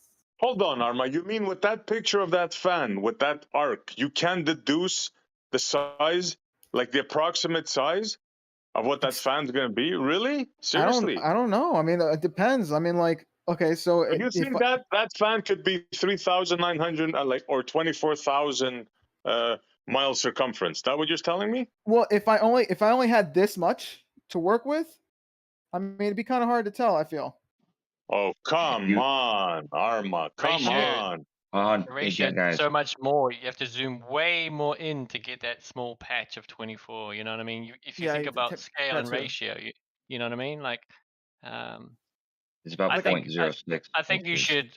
I think you should. Yeah, maybe we should I crop think you this. should model. I think you should model my observation from New Zealand. You know, across the water. 2,885 meter mountain in the distance. You know what I mean? Sea level all the way, and then we could bend it and see. But that's just my bias. Okay. So Yo, Walter Bisland's. Go ahead. Yeah, I gotta shoot down the road. So I'll catch you all later. Later, fam. Later. Look at Carnivore posted it, right? Look at that. Hold on, let me see. Well, okay, me real fast. I mean, it's there. It's there, drawn for you, man. Just follow the circle. Follow the yellow brick road. When you're done, And Arma, see what kind of circumference it brings you. Do you see the Wizard of Oz, or what are you going to see there? Yeah, but I got okay. a bit of show. Go ahead, Arma. Go ahead. Okay, oh, yeah, one more thing. All right, so real fast then. All right, so SC then. Okay, let's do that with this fan real fast. Only this much because obviously we don't really know what the rest of it looks like. Okay. Now, me real fast. That looks so Erase. curved. It looks like if you went and put a bowling ball on it, it would just start rolling down the other way. Yeah.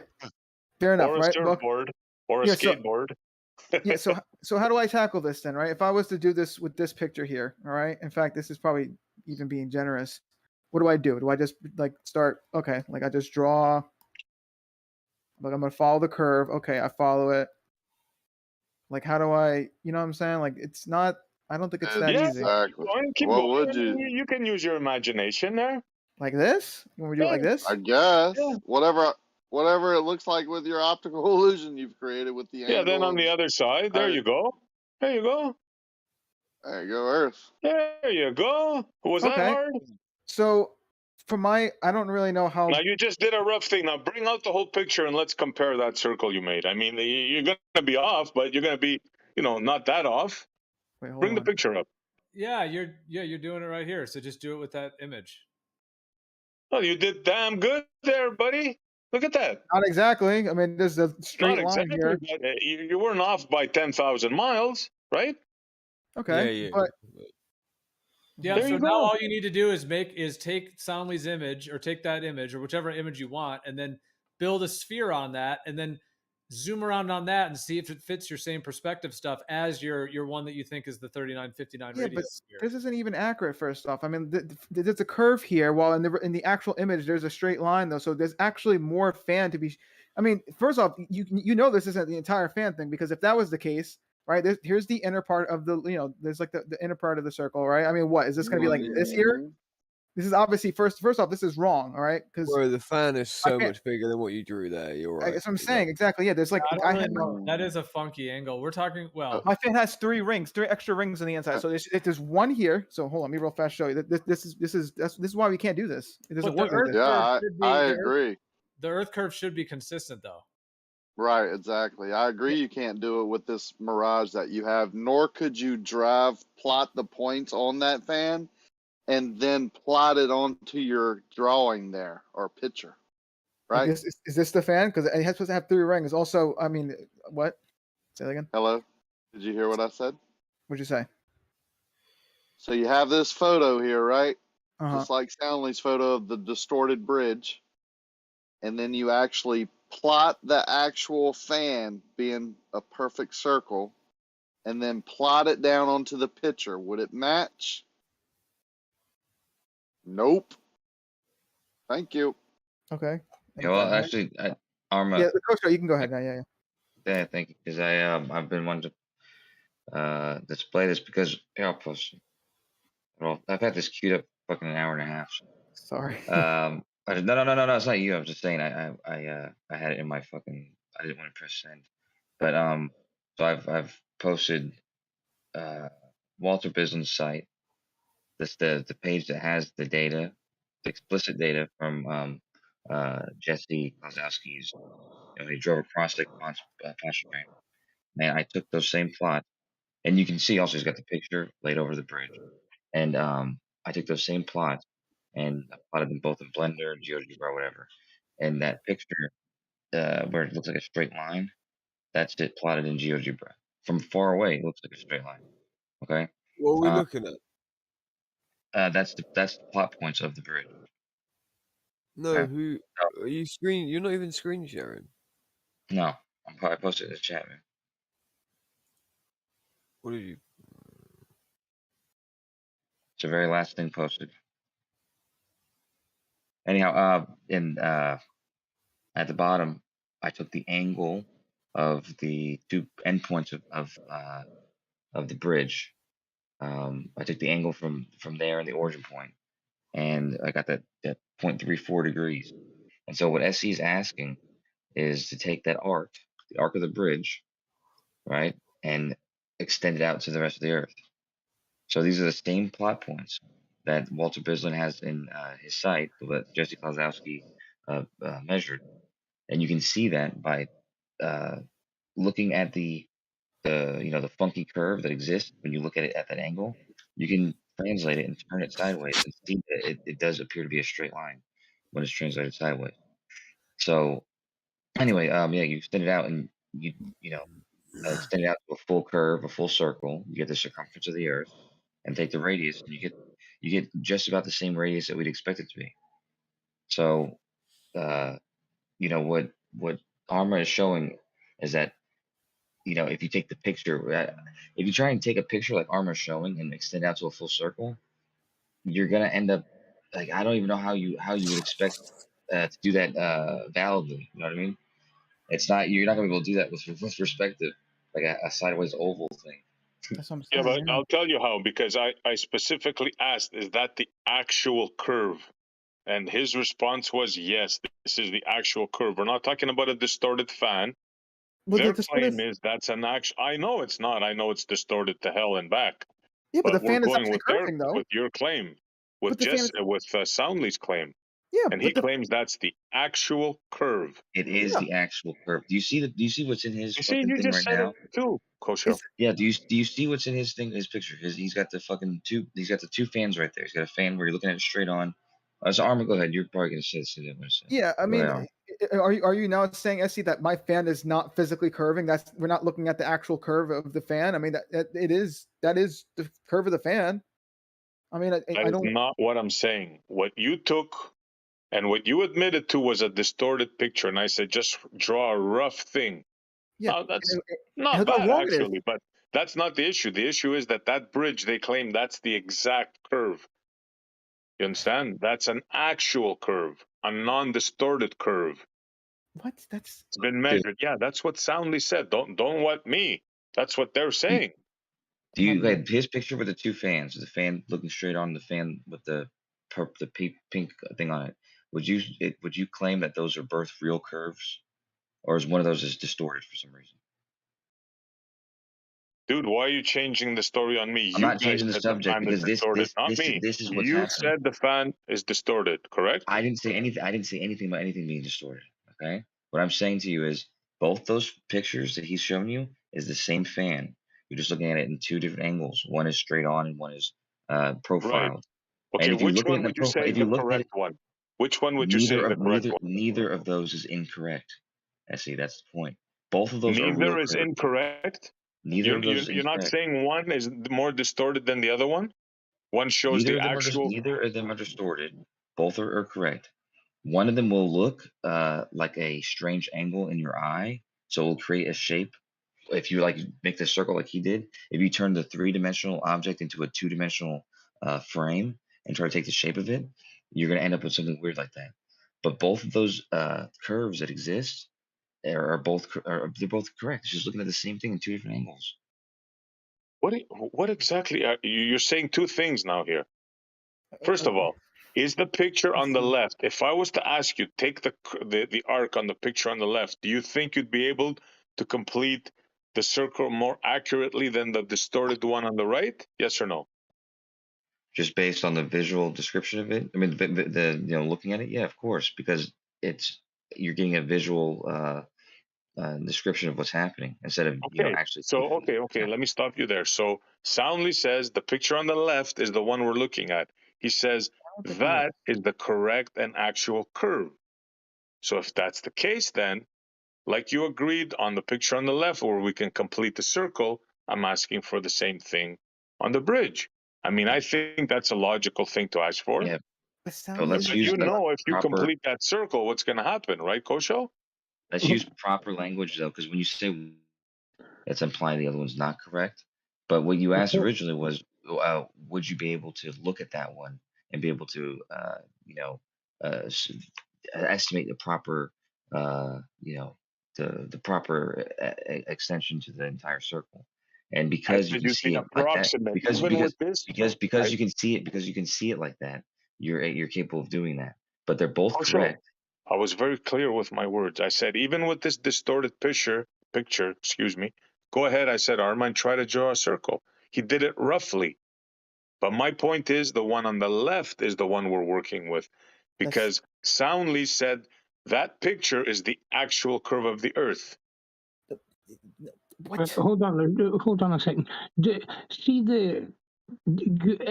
you say that the curve that we're seeing at the bridge is all distorted, does it not have to be curved to begin with to see a distorted curve? It doesn't matter what I say. We're going with what Soundly says. Soundly never claimed the left image, though. Ignore what Soundly says, right? If it's a straight, flat bridge and it gets distorted, is it going to curve like that? Yes. Or does it have to be curved first, then get distorted to see a distorted curve? Excuse me, sorry? Does it... Right. If it's flat and straight and gets distorted, will it curve like that? Or if it's already curved and gets distorted, will it curve like that? I don't know. We'd have to test it, I guess. That would be my answer. So it doesn't have to be curved to begin with to have a distorted curve. I guess it could be either way. I guess the distortion could make it appear many different ways. Is that what you're asking? I don't know exactly what you're asking. No, I think it would have to be curved to begin with for it then to show you a distorted curve. Oh, I see what you're saying. Okay, all right. So you don't believe in what your side says, that the light makes things bend downwards. You're not agreeing with that. The refraction. You understand that light bending downwards makes objects appear higher, right? I mean upwards. Yeah, it's the other way around. Thank you. But It would have you to know be what the I other mean. way around if that's what you're claiming. I'm asking Highlander, not you, Kosho. Wait, so Yeah, Kosho.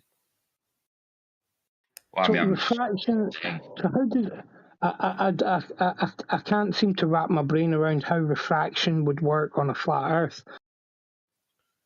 Yeah, but we're not talking about. We weren't talking about shapes here. We were talking about the Rakia Bridge, how it appears, and Soundly says that it's an actual curve. And I told Arma if he can model that arc, continue it around like he did with the fan, right, and try to get the circumference. What circumference we would get? Yeah, Wait. it'd be I think I cut out. Did I faulty cut one. out there? No. Yeah, and look, it'd be a faulty one though. You see it, like you see how like wrong that is though. So Arma, what he thinks you're claiming is that curve where the bridge at the end, where it curves down, he thinks that you're believing that if that line was carried on, it would be big enough to fit the whole globe in there. That's what he thinks you're saying. Yeah, that's he thinks I'm saying that. Yeah, that's. Have you not noticed that? That's what's been going on this whole fucking time. And Well, you basically not corrected him once, so I presume that maybe is what you were fucking saying, and then I've woken up a bit, and I'm like, right, what the fuck is going on here? Did you say you've woken up a bit? Yeah. Yeah. You're always fucking snoring and shit. That is fun. If anyone's interested, I posted a video of the actual bridge in the wintertime from about the same elevation Downley was, just at a little bit different angle. Sorry, Rakia, Only a can we not- few. I've been listening to this for 2 hours. I don't want to, like, 2.5 maybe. I don't want to skate past what I just said. I want them to just sort that out really quickly. Okay, Yeah, they so can. I'm just so say telling that- people I posted a video. Yeah, that I'm was sorry, Rakia. Sorry, bro. I'm really sorry, man. okay. So crack villain, all right. So you're Yeah. saying okay. Say what you said again because I think it might be the other way around, but let's just hear it. Well, I believe also that I guess you're also trying to prove that steep angle that comes down from there, that you would see that on a globe or whatever, or that checks out, the angle of it checks out, Mhm. because that's what curves do, and I happen to agree. But anyway, I believe that he thinks because you were trying to continue that line on around that fan and everything, and now hearing that and then hearing what he's asking you now, I feel like he thinks that you're saying that end part of the bridge where it curves down, if you followed that along and continued to draw a circle from that and joined it back up, that somehow from that bridge, that same angle going down, and you drew that would fulfill and fit in the whole globe. I agree with what he's saying, man, and that's exactly why this whole endeavor is a fool's errand. I wouldn't continue. Well, hold on. Crack Villain is onto something here. You can't extend a picture like that. Well, if it's the actual curve, sir, why not? Okay, first off, hold on. First off, you you said that Soundly said it was the left picture, but I don't think he did. All right, the actual Yes, curve he is. did. Everybody here heard it. They would have been down my throat. Trust me. All the ballers in here would have massacred me by now. So let me get this straight. When he says actual curve, you think he's referring to the left picture? But that's false though, because in both of my pictures here, it's showing the actual curve. It's just in one of them visually, it just looks different. These are both actually the curve. That's what you don't get. No, you don't get that. No, Now pictures. you're backtracking. No, right? I'm Now not you're backtracking. backtracking Both what my you said pictures show the before. actual curve. Your Oh, perspective you showed me two distorts. different pictures for a reason, Your right? perspective distorts the curve. Nothing else is distorting it apart from your perspective. Exactly. That's why he showed me that. And then when I told him that soundly, when I specifically asked him if that's the actual curve and not refraction, he said yes. Okay. Try to keep up. It is My the picture actual isn't curve, refraction. right? It is the actual curve, but your perspective is distorting the shape of the curve. My Yeah, God, man. I see. You understand my picture doesn't show any refraction, right? So therefore, my right picture is the actual curve. It's just a perspective thing. That's it. So it's still the actual curve. That's where you're getting this wrong. I'm not getting anything wrong. You're not understanding what Soundly said, and you're not understanding what I'm telling you. No, I understand, man. You're getting it wrong. Trust me on that. Both of these pictures show the actual curve. I wish Soundly was here. Next time Soundly comes here, we're gonna have the same conversation. Yeah, and he'll agree with me. Maybe so. Maybe Yeah. so. I mean, he's not going to get it because he doesn't want to get it. What am I not getting, Highlander? Please do tell us. We've explained this to you, mate. Nah, don't even go there. That's not what's needed here. But you can see the fan is perfectly spherical, right? Perfectly round, yeah? But then when you look at it from a different angle, you would turn around and say, well, that's not a circle. There's no way that's going to make a circle, yeah? But you know for a fact that it is a circle, yeah? Yeah, but it's at an Saying it's an angle. optical Right? So illusion. you can It's say at the an same a- about you can that's the say whole the same you can It's at say an the same angle. about the bridge, right? You're looking at it from a weird angle, right? And it doesn't look like a circle. But if you were to move away and look at it from a different perspective, you would see that it would go in a perfect circle. No, actually, no. Hang on. I want to address that. Well, because just I super just quick. Okay, I was just gonna say I Go think ahead. it's a good point, but well, the Oh, Earth could be wow. curving away from you equally. You shouldn't be seeing it at the side, so that it wouldn't be like that. But yeah, go ahead, Rocky. yeah. And when I changed my angle and went at the same elevation just in the wintertime and just filmed it, not through glass and a telescope, just filmed it with a video camera, it doesn't appear to curve. And all I did was change my angle a little bit. So Your I side view? decreased the optical illusion. What was that? I said, you mean that video you just posted like not too long ago with the side view of it? Yeah. Okay, yeah, my 3D model shows the exact same thing. What do you mean it shows the same thing? Well, let me show you real fast. Hold on, change windows. Where is it? Yeah, you just change your angle and the optical illusion goes away. I Yeah, call it the soundly angle. I feel like you're not really getting this. Hold on. I showed the Marriott. Look, side view. It's suddenly straight. All right, hold on. I'm not at a side view. I just changed my angle by a few degrees, sir. Okay, You- changed it. This I'm is still showing straight. I mean, I could even. It's still pretty straight. Pretty straight. Pretty It straight. resembles straight. Hang on. Let me go back a little further. When you're at a certain angle next to a parallel object like the Pontchartrain Bridge that does rise up from the land, gets above the water, then has elevations at different points, it creates an optical illusion.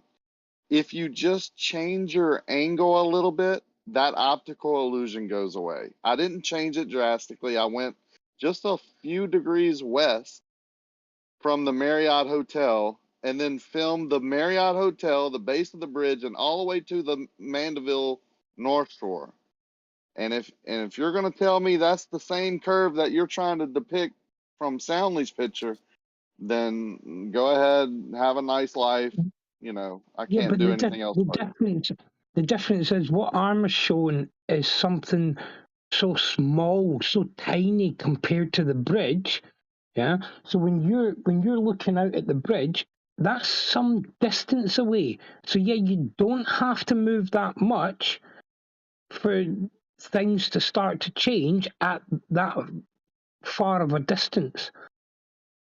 Dude, I don't know what you're saying. What If you're Arm is trying to show you on his computer is just he has to change it a lot more because the distance that he's at isn't the don't same care. scale as the bridge.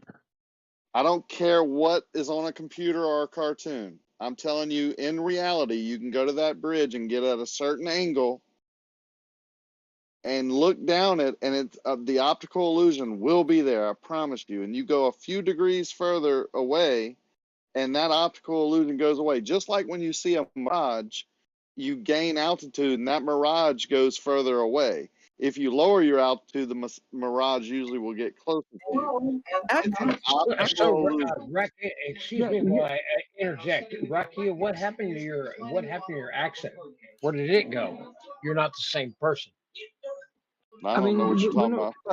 We're not I don't have an arguing that, Rakia. I mean, if you hold a hula hoop up to your eyes, it looks flat, straight, and level, right?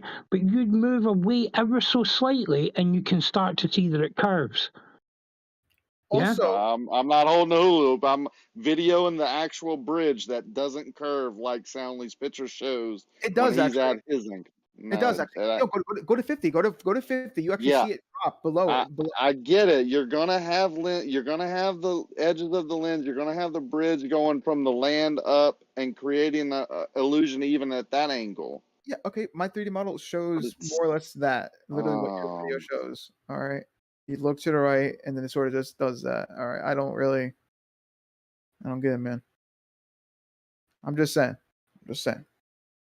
I'm just saying, once you go closer to the parallel view, that angle, the optical illusion that's created over that distance of that object because of the way it's shaped is decreased and increased. You just moving side to side, just like if you move up and down with a mirage, it gets further and closer and gets different.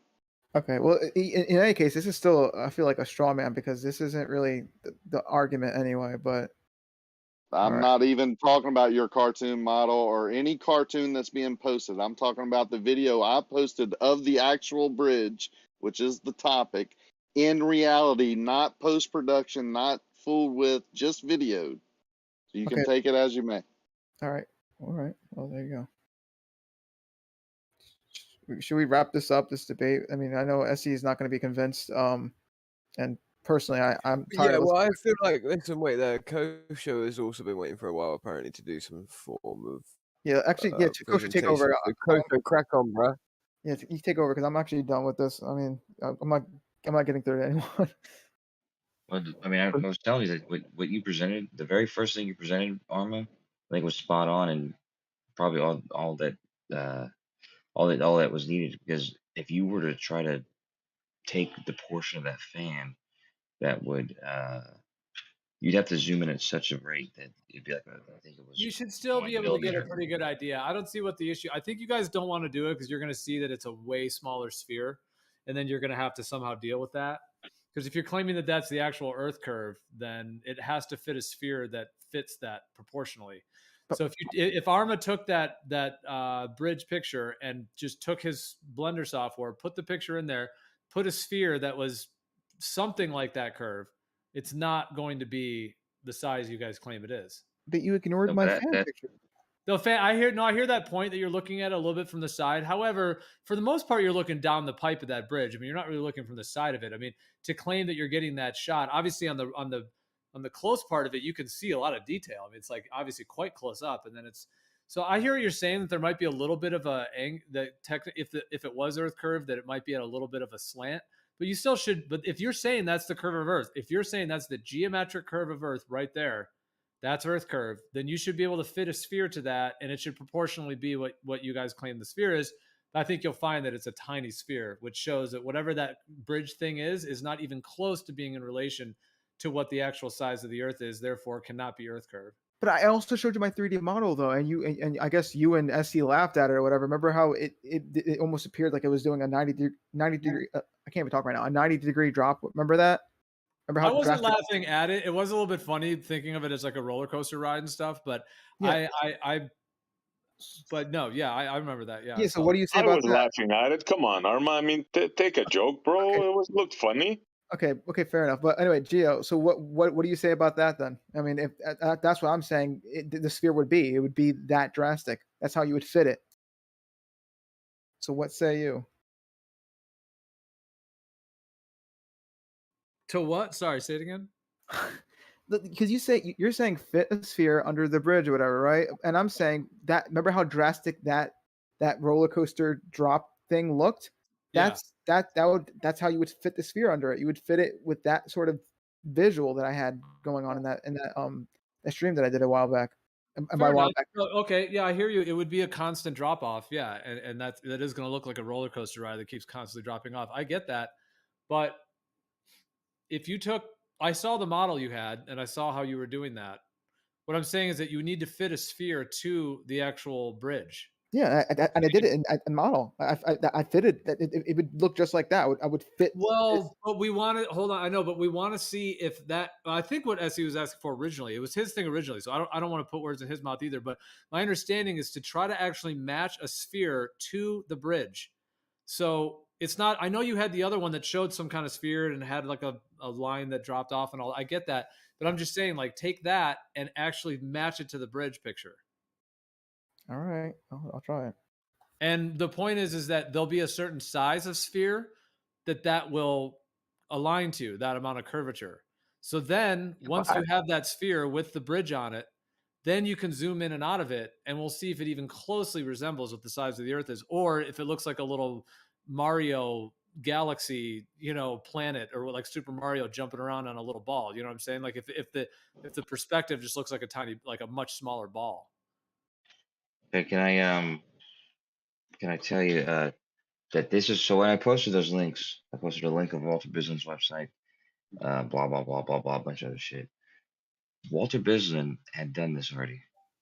All you have to do is screen share. all you need to do is click on his the page I posted. Well, I've seen the The one page, I know you've seen it. I know you've seen it, but it has the same data that you're asking Arma to do, and it shows it in the view that it looks like in Sally's picture. And all you do is click on it, and you can turn it sideways. You can see what it looks like sideways. Like it's all, everything is right there. You can do exactly what you're asking Arma to recreate for you. You can do it in this on that web page, because the image is you're able to adjust it, so you can twist it and all that kind of stuff. Yeah, so I mean, I guess smack it on a sphere then. But that's what, okay, so that's what I did. And then put all the continents. That's all. Put your That's Google all part of the Earth other. on it. That's, sorry, go ahead. I was saying, put the Google Earth on it. Make the Earth. Yeah, but that's it. Make the Earth fit the bridge. I'm not saying this proves or disproves anything, but I think possibly what is in contention is that amount of curvature that is claimed on that bridge even remotely close to what it would be on a sphere of a 3959 radius. It exactly is. I'm saying that's why I posted the rest of what I posted. I posted the arc that exists in the bridge according to that data, and I extended that arc out, even though it looks like a straight line in the from the side view. That arc extended out to 360 degrees gives you the radius of the Earth. Cool. Yeah, I'm not saying one way or the other. I have seen the analysis Sonley's done, and he also claims that he took GPS readings, or who is that? Jesse Kozlowski. Yeah. Took That's GPS where readings for him. And I know you guys have that model. I'm not even really contending the point. I was actually more just trying to reinforce what Essie was asking for. And Essie, if I didn't word it right, then definitely correct me. But I was just trying to summarize that whole thing with Arma to try to see, like, to try to actually accomplish what you were looking for. I got you. I think you did it justice, Gio. Exactly what I was saying. Yep. Yeah, but that's then, what I'm saying. Essie, what's your response to what Kosho just said? He's saying it's already been done. They already did it. Boom. But what do you think of all that? I really didn't catch what Kosho said because honestly, I was doing something else. Very clearly, very quickly, very suddenly. If you look at the very last thing I posted, it included 2 pictures. It included the math. It included the link to Walter Bislin's site. The Walter Bislin site includes the full list of data, 2,000 points that Jesse Kozlowski had taken. So if you go to that website, you can see what the data looks like when it's pointed in the direction that Stanley took the picture from. It looks just like Stanley's picture. You can actually click on the page and twist it sideways, and see that when you twist those same plot points sideways, it looks like a straight line, just like it does in the other picture I posted, which is when I plotted the data out. As I said, the math represents that that straight line. If you take the arc that exists in that straight line, what looks like a straight line, I'm sorry, that arc extended out to the full extent of 360 degrees gives you the circumference and therefore the radius of the Earth the size we say it is. So everything that's being asked for is being presented. But you're asking me just like silly stuff, whatever. But Walter Bislin did all this stuff for you, and you can click on that page and adjust everything and verify it yourself, like right there. Well, not really, Kosher. That's not what I'm asking. I'm not asking for data points. If I wanted data points, I can get them from Jesse's data points. That's not what I'm asking. I'm asking for what Soundly said, the visual representation from the bridge that he took from the double pane window through a telescope with a phone represents the actual curve. So what I'm saying is trace it out and complete the circle. I don't think that's a ridiculous demand. I feel like I Now, have a fundamental flaw in the way I communicate because it's like it's not being understood. no, I So understood please, you, bro. please You're give giving me me give me a chance. numbers, data Give me a chance points. to say this as briefly as possible. Jesse Klosowski's data, those plot points, are represented on this webpage by Walter Bislin. It's being expressed to show what those plot points would look like if overlaid on the image you're asking about, to Soundly's image. So Soundly's image is being represented by those plot points. Those plot points extended out 360 degrees. Like if you were to take that one image and extend it out, 1,000 times to get the full extent of 360 degrees, will give you the size of the Earth as we claim it to be. So, from my perspective, what you're being asked for is right in front of you, but you're saying it's not being presented. Exactly. You're not giving me what I'm asking for. You're telling me points, and I'm telling you I don't care about what you're saying. Has nothing to do with my request.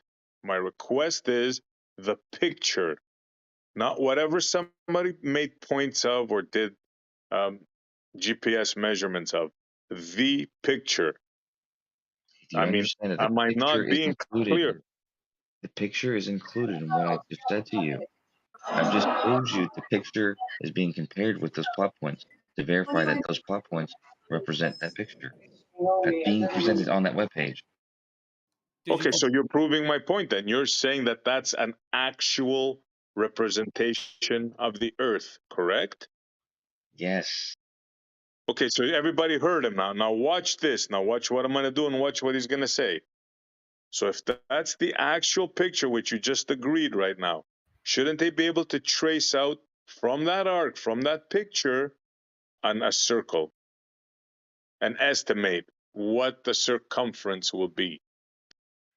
Okay.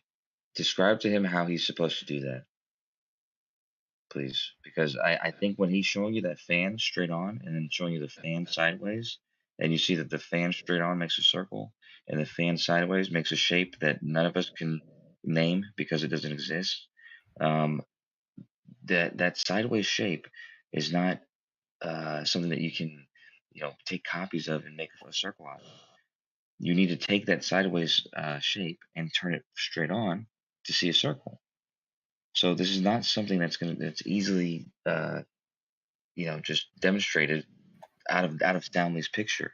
This is why you have to do something like take the data points of that bridge and then model it out and see what it would do as a full circle. It's not as easy as taking the image and trying to complete the circle with that. Why not? He did it with his fan. He It's got the actually exact really difficult circle. to do it I accurately. did, but it was inaccurate though. I'm not saying that it's what?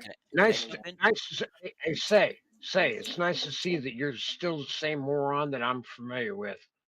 Later, bro. Who is this guy talking? You know exactly who I am. Yeah, I take care shame. of that, mods. Where are you No, gonna no, I leave, don't. dude? Who is this I clown? shame. Don't run I away. shame. You're gonna run Any away. mods here that can take care of that? Yeah. Yeah, Renee, I just temporarily muted you, man. Yeah, please don't start with all the insults and stuff. Not here. Oh, Renee and me, that guy. Oh, he's a really disrespectful. That's all he does. That's all he has. Well, I can unmute him if he wants to actually contribute, but please, man. Yeah, No, let's he not- has nothing. Unmute him and I'll prove it to you. Go ahead. Unmute him. What you got, Renee? Give me something constructive criticism of what I said about the bridge. Go, Renee. I dealt with you long ago. I have no time for you right now. You see? Why did you say so? You see? He has nothing. So you only Nothing. came in He's a with- useless So troll. you just started hurling abuse for no reason. I tell you what, mate. See you later, buddy. Why then? Could I say something This on is top? how we're gonna deal with people like No, you. Jesse, we're dealing with this other guy a minute, all right? You wait your fucking turn. No, carry on, Jesse. I'm just joking. I was like, wow, man, that was. You got me there. See, that's an example of the type of person we do not need. The conversation we were having before, Yeah, that let's Renee handle it. dude, he is a perfect example. Yeah, let's move on. It was handled. It's a good job. Let's And go. then the part I played too. Yep. I just wanted to say that actually, if we knew the pixels per degree or the degrees per pixel of the camera, we could actually, and if we knew the height of each or the distance of each identifiable point on the bridge in the picture, then we could actually convert that to a rectangular XYZ coordinate system, one axis of which would be the height with reference to the observer. And that would actually plot out the Earth's radius curve. And if you look at my screen share, I did something like that, except I used mountains instead, and it actually does plot out the Earth's curve. For whatever reason, you know, it plots out that curve.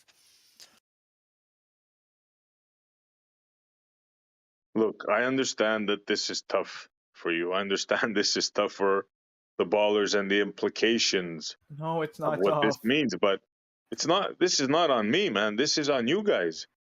I'm just pointing out the inconsistencies in your model. I'm sorry, man. Not inconsistent, man. First off, your definition of what was it, the correct or accurate curve or whatever, you're mixing that up, all right? Remember in my picture where I showed you the full circle of the fan thing and then the side view? You were saying that basically Soundly was saying the left picture. That's not the case, all right? Just because, he's saying it's the accurate curve doesn't mean it was the left picture, all right? Can we first establish what you mean by that? Like the accurate Sure. curve, What does whatever? accurate curve mean to you? A distorted curve or the actual curve? Let's start with that. Sure.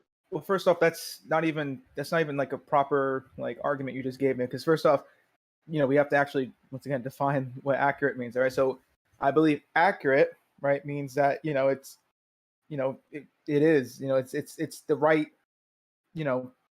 measurement or whatever, or in this case it would be the right measurement, right? So the accurate curve would be what we expect the curve would be. It's Yeah, I know. You don't have to keep going on. Everybody knows what accurate means, bro. yeah, no, but but you're saying this, you're basing this off of like the visual or whatever. You're saying, oh, in the left one it's like a circle, whatever, and in the right one it was distorted. That Well, doesn't which mean one would you say is more accurate? The one on the left both, or the one on the right? both, Which one is because the more accurate representation of the fan? technically both, because it all depends on how you view it. You can't. Wow. No, I'm being serious. Dude, I mean, I'm afraid how do I you can't no? How have do a you? serious conversation with you, I bro. sorry, me neither I with don't you, know. because you really think there's a default like angle that I have to view a fan at. Oh, I have to view it from the front. That is the default. That is the accurate way to. You know what I'm saying? Like, there's no accurate way. You're trying to set up like this baseline. That's not how it works. We're dealing with angles here. But besides that, that's irrelevant. All right. I don't think Soundly was referring to the left picture anyway. He wasn't referring to the full circle of the fan or whatever, right? I mean, that's what you're messing up. All right. You're assuming he means that. Did he actually say that, or are you just assuming that he Yes, meant? I'm going to tell you for the I don't know how many times. Yes, he said that's the actual curve of the Yes, Earth. I get that. That But in is my his yes, words. yes. That's fine, but I would also say that the picture to remember my right picture of the fan, the one that's quote unquote distorted. I would say that's also the actual curve of that fan. Okay. Well, then I would say that you're incorrect. Okay. Well, there you go then. So now bring it up to Soundly, because I'm pretty sure he would agree with me. All right. Everything I just said, he would agree. So you're putting words in his You're mouth. distorting the whole argument, bro. You're No, I'm trying not. to. You're putting words in his mouth. A bridge, an actual picture to a fan, a picture of a fan that you took. Yes. I Yes. mean, if that's your argument, you think you have an argument there, good on you, bro. I do. But listen, all right, the point is, all right, you're putting words in his mouth, and that's where this debate, that's why this is taking as long as it is. No, I did not put words in his mouth. You are, because you're assuming you this. are trying to decipher what he said. I'm basically telling you what he said. Yeah, and I would say the same thing about my freaking quote unquote distorted fan thing. It's the accurate curve. It's just because it visually looks different doesn't mean it isn't the the actual curve. It just visually looks different. All right. I mean, what the fuck? So now you're saying a different thing. You're saying it actually looks different. It's actually not the curve, and you're actually questioning Soundly. I'm not questioning. No, I'm not. Questioning the guy that said it. Listen. If I look down, all right, on my fan, or even if I look down on, let's say, a wheel, for example, a wheel of a car, right? Am I still looking at the actual, the actual curve? I am, because that is the actual wheel. All right, it has an actual curve. Just because I'm looking down on it and I can't see the curve doesn't mean I'm not looking at the actual curve. All right, this is stupid. There is no actual curve. Whatever. Come on, man. If you want to die on this bridge, yeah, I will. That's on you. It's not silly. It is silly, and you still didn't do what I asked you. Because I already told you, it doesn't make. A couple of times. I explained it to you. Rakia explained it to you, but no. Because it doesn't work that way. That's why. Remember when I finished the fan? It wasn't technically correct. There was a bunch of other inner rings that I didn't even account for, and there was no way I was going to fit those inner rings in there. So me doing that was just a flawed way of trying to predict, the size of the fan thing. It's flawed. Did that to try to distort the reality. You're refusing to see that the fan if you want to go fantasy, listen, it's the fan on the left. And I'm telling you, if you had a portion of that arc, you know that you'd be able to continue and see the circumference. Yeah, that's a side view. That's you a side don't want to view. admit it. I understand. I get it. That's a side view. That's why. I mean, you're looking at it. Well, not side view. That's a front on view. You're not. That's it's different from being on its side, whatever, on the surface of it. It's not the same thing. That's why look, listen, man. You're not being honest. You're in La La Land right now. That's all I gotta say. Sure. You know I'm right. You No, know the you're not. devastating consequences of if you man. continue that circle. You know what you're gonna find. You're gonna find a little. Who said it? A little Mario Gio. land, Pokemon land. No, that's not how it works. I literally showed you how it would look. All right, because first off, the side. Hold on, how many miles is that supposed to be? 26, right? Or 23. The bridge, 23. Okay, 23. All right, so if you took that amount of curve, I mean, 23 miles is not very long. That's actually a very small amount. I mean, you can drive thousands of miles, obviously, across the earth and all that. So, I mean, 20-mile little sections. So just imagine that curve, just a tiny little 20 mile on a globe, tiny little 20 miles. And like SC's saying, if you start linking those, that curve is pretty severe. That is going over. I mean, that you could almost throw a football over there. I mean, that you could shoot a bullet that you could literally see arc over that thing. Yeah. I mean, that's a real arc. So if that was really there and you put it, you just keep that circle going on a 26 little mile stretch, that is going to curve around. I don't know what the radius would be, but I'm thinking off the top of my head, maybe 100-mile radius or something. Yeah, but that's not how it works though. Because if I did that with the fan, what we were seeing was only around roughly, let's say, like a dollar bill length, which is around like 6 inches, right? So if I was to complete the circle, right, I would get probably around, I don't know, like 30 inches, right? My fan is what I think I calculated around, like, I want to say around 6 feet ish. No, not 6 feet. That's too big. But it was closer to around like, I don't know, like 4 feet. 5 feet, yeah, 4 to 5 feet. 4 to 5. All right. So if you compare that, that's like 60 inches right there, as compared to, what did I say earlier, like 30 inches. It's not. It's not an accurate way to do it. All right. I don't know. Yeah, what to when tell I you. told you, because I did the math, it was like 1 millimeter. You'd have to get a picture that was only accounting for 1 millimeter of that fan to get it accurate to be to scale. So it's not practical. Actually, let me see how big this fan actually is. Hold on, let me get my ruler out. That's still like a foot for the radius, but that's not really true. Okay, it's like 9 inches for the radius, so that's 18 times roughly around 3. So I'll just do 9 times 6. My brain's not working today. 54 inches. It's 400 CFM. Yeah, point is, that's not an accurate way to do, like, you can't just do it like that. Also, if you're gonna do like, oh, there's that physical arc there, then we would have to assume that objects would be tilting at that rate, but they're not, though, because you're not accounting for the 8 inches per mile square drop rate. You can have something drop without it tilting, all right, or at least you can have something drop. Not tilting the amount that you think it's tilting, all right, because it is technically tilting, but at like a really small rate, though. So at the end of the bridge, it's only tilting about 1/3 of a degree. But you guys, because of how drastic the drop looks, you guys are probably expecting like almost like a 90-degree tilt. You know what I'm saying? Which is just not true, and not how we expect it to do its thing. It's just incorrect. It all boils down to not understanding how spheres work at that scale. You should have stopped while you were. Yeah. I know, because yeah. I don't think like I said. I mean, even though you're right though, what he said about the the 8 inches per mile squared. This is what I was trying to say. Is if you think about how both those things work in conjunction, the perspective and the curve. Perspective is going to cause the horizon and everything before the horizon, the bridge before the horizon, is going to appear to rise up gradually until it meets your eye level.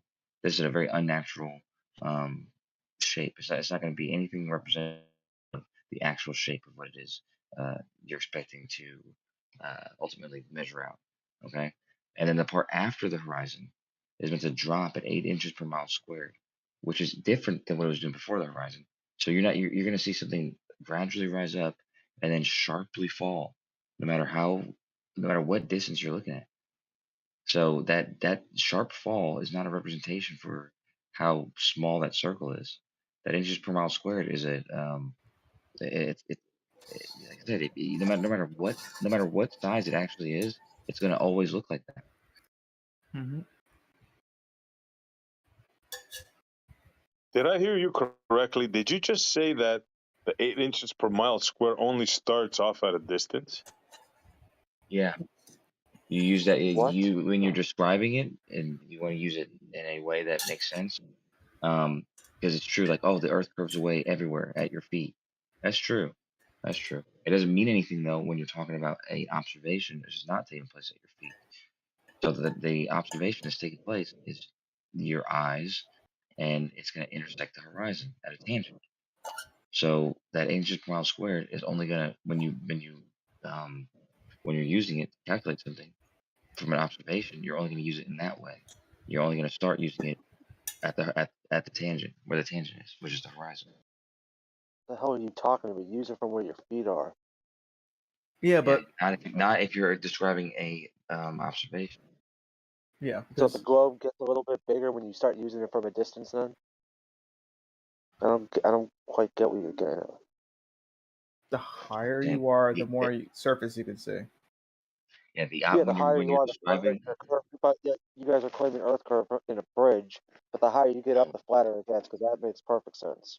Yeah, I know, but when And you're also, describing an observation, what's up with the ramps or drawbridges or whatever? I mean, it looks like a stunt that's jump on fine. GTA. Too Yeah, many okay, questions. so we could just When, ignore too many questions. Yeah, Well, yeah. you've already Look asked at the one. ramps on the bridge. Look at the ramps on the bridge, bro.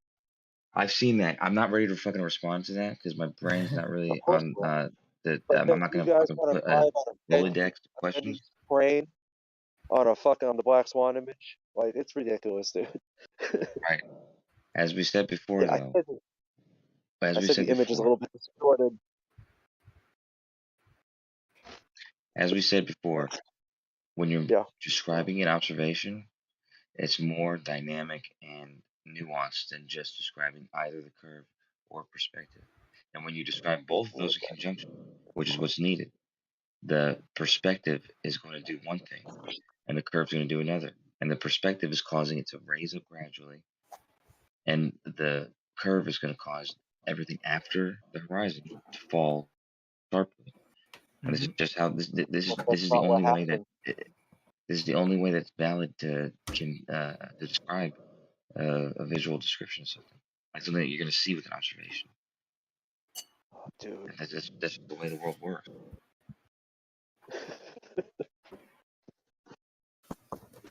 Are you laughing for, Vaccine? Because he makes everything take so long to just say his point. SC, are you still here? Yes, did you not hear me? Yeah, just one thing I was going to say just before I forget about if Kosho, if you're still here too, about all that, the stuff with the bridge and all that. I just wanted to throw something out there, and I'd be curious to hear what Rakia thinks of this as well. So this 3959 radius value that seems to show up in a lot of places. What are your thoughts on that actually being connected to the optics and the way the optics work?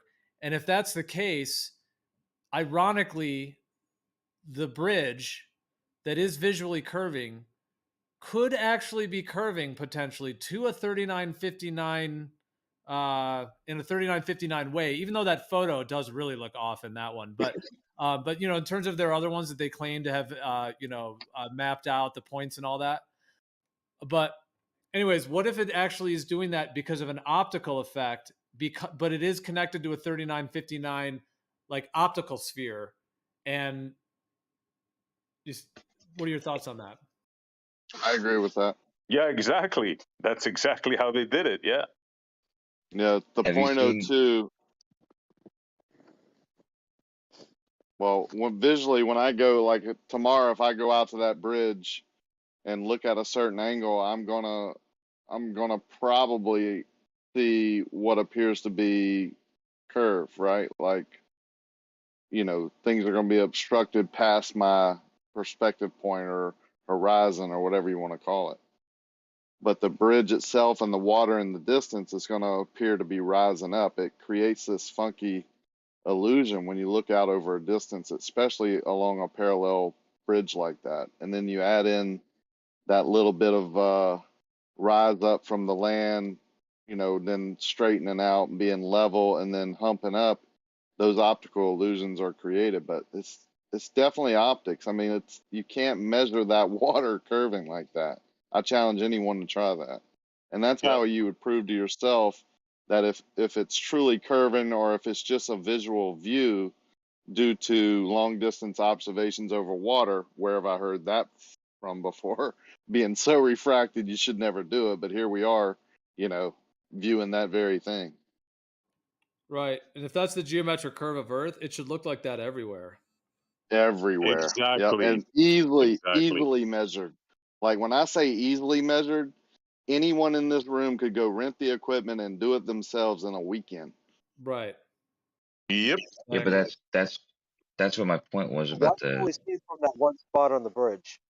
If it were real, never mind. That's not a Okay. side thing. I was just gonna say, you can have a field, like for schools, you have a field trip. Like, all right, kids, we're gonna go build stairs today. Let's do it. Measure It would the be in stairs. every science, like every school would be doing these. You'd have observations in the center of the lake that would, look at the curve of the Earth. There would be tourist attractions, whatever. I mean, Physical documentation of Earth curve. I mean, Right. So that's what be a I would big deal. expect too. Yeah. If it was, that's what I think we've said. I mean, so many of us live looking into this. It's like there isn't an actual consistent geometric curve to the Earth. It just doesn't exist. Yeah, but Geo, there's this. Go ahead, Kusha. well, first of all, flat Earth data does have a mathematical description describing what you were saying, Geo, like a visual way of getting the 3959 radius. So you might be interested to see what he has to say about that. But regardless, that was what you said, that seeing this bridge is the only way that you can see that this curve. It's not. It's in every image you ever see. The only problem is that Where? you're not gonna get a obvious like slap in your face. This is what that line's doing, because there's no lines that are expressed there. But if you think about what I just said about the horizon is going to gradually rise up to your eye level. So if you look at any train track at this angle, it's always the train track's always going to look like it's rising up to eye level. And if you were able to see like stakes that were stacked up beyond the horizon, the stakes would fall at the rate that um, that the bridge is falling after the horizon, in the exact same rate. So it's So not. visually, it's a visual effect. Well, no, it's not. Well, it's a visual observation. It's an observation. So, but Yeah, but that if you observation measure represents those the curve of the Earth. if you measure those train tracks, they're not actually rising. It's just Yeah, perspective. It's just an optical illusion. They're also not getting closer together. So if you turn those train tracks on top of each other, put them 10 feet above each other, or 6 foot, however far they're 5 foot wide or whatever apart, we'll put one on the ground and one above it, or both above the ground, and look down that over distance. Guess what it's going to do? Yeah. It's going to appear to You're right. curve. They're not illusions, but It's yeah, you're right. This is what the observation does. They raise up because of perspective. This is how you view things. But the so part that you comes after that, this is what I was saying earlier. If you look at these two things as a dynamic, you get to think of it dynamically. There's both perspective and the curvature. And if you include the perspective, yeah, the rising up is what you would see. If you don't include curvature, you get rising up to eye level. But there's okay? no real reason to explain. There's no reason to explain how it's sharply dropping afterward. Let me ask you a simple question. 24-mile train track turned on its end, like one above the other, over Lake Pontchartrain. The train tracks are perfectly straight, horizontal. They're not curving. Would it appear to curve to the viewer? It depends on what kind of zoom that viewer had. If that viewer had an extreme amount of zoom, which would be needed, then perhaps. But because of the fact that the train tracks are closely spaced, the thing that makes the bridge visible in that way is that part of the bridge is above the ground. So Yeah, I know. I'm saying put the train It's tracks curving and above you the have to get ground. beyond. I'll put the train tracks above the ground. If you put them Yeah, at I'm the just same height, saying put put the them at the train same track. height. Okay, Yeah. and I said put them horizontal, but now put them where they're rising up from the land, going over the water, and then having humps in the middle, and then going back down at the other shoreline. The Yeah, train right. Okay. tracks are equally spaced above each other. Would it appear to curve? If you put them at the same height that the bridge is at, yes. So then, when you take a snapshot of it and it's compressed, would that apparent curve be dramatized, be exaggerated? If there's kinks in it, the curve, like any curvature in it, is going to be increased. Yeah. Thank you, sir. But but when you say that, you're talking about the extent of the bridge. You're not talking about the part at the end. Like I'm if talking because about you're I'm talking about any straight object like a train track that you would just barely bend at the end and make humps in the middle and look down at 24 miles over water parallel to it at a certain angle. That angle would create an optical illusion that would make those train tracks, perspective would make them ramp up in your foreground, and then the optical illusion will be created over that background distance over that water, and then you would have what appears to be an arc, just like you see on the bridge. hold on, I gotta correct myself because I totally was I wasn't thinking about what you were asking exactly.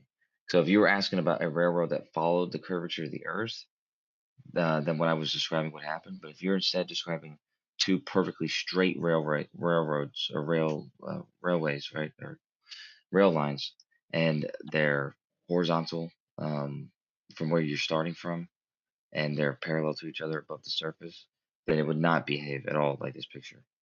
it would be rising up to eye level, and it would just go off until near eye level. Things in the distance appear to get lower after they go past that vanishing point, that not vanishing point, but that horizon line. If they're above you, Yeah, that's right. the angle changes, so then they appear to go back down. Well, that gives you the appearance of an arc. And if it's a straight line parallel to you, and you're looking down it, it's like a smooth curve instead of sharp lines. But if you actually get at a different angle, it doesn't do that. It's just an optical illusion. No, but that's what I mean, is that what you just said about what it does do that. It does appear to get lower after the horizon, but perspective, it doesn't describe that at all. The perspective only describes it rising up to eye level. So the part that falls beyond the horizon has to be accounted for in some, through some explanation. That's why I said Yes, the curvature it's the there, angle the change. perspective allows for that, but Yep. you guys would have to come up with some other explanation.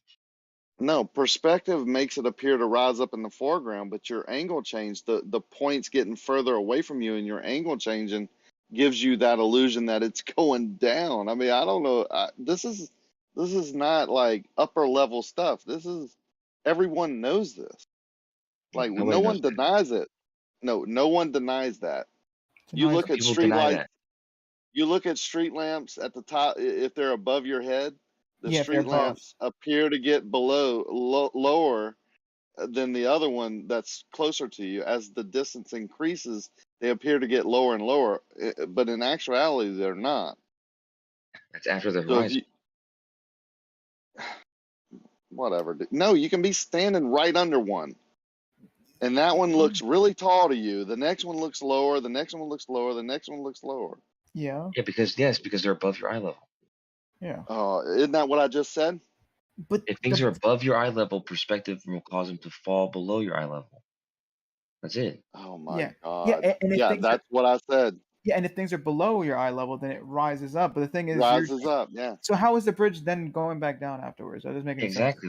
The bridge would have to be tilted in some way that it starts off below your eye level because it's below you, and somehow be because it's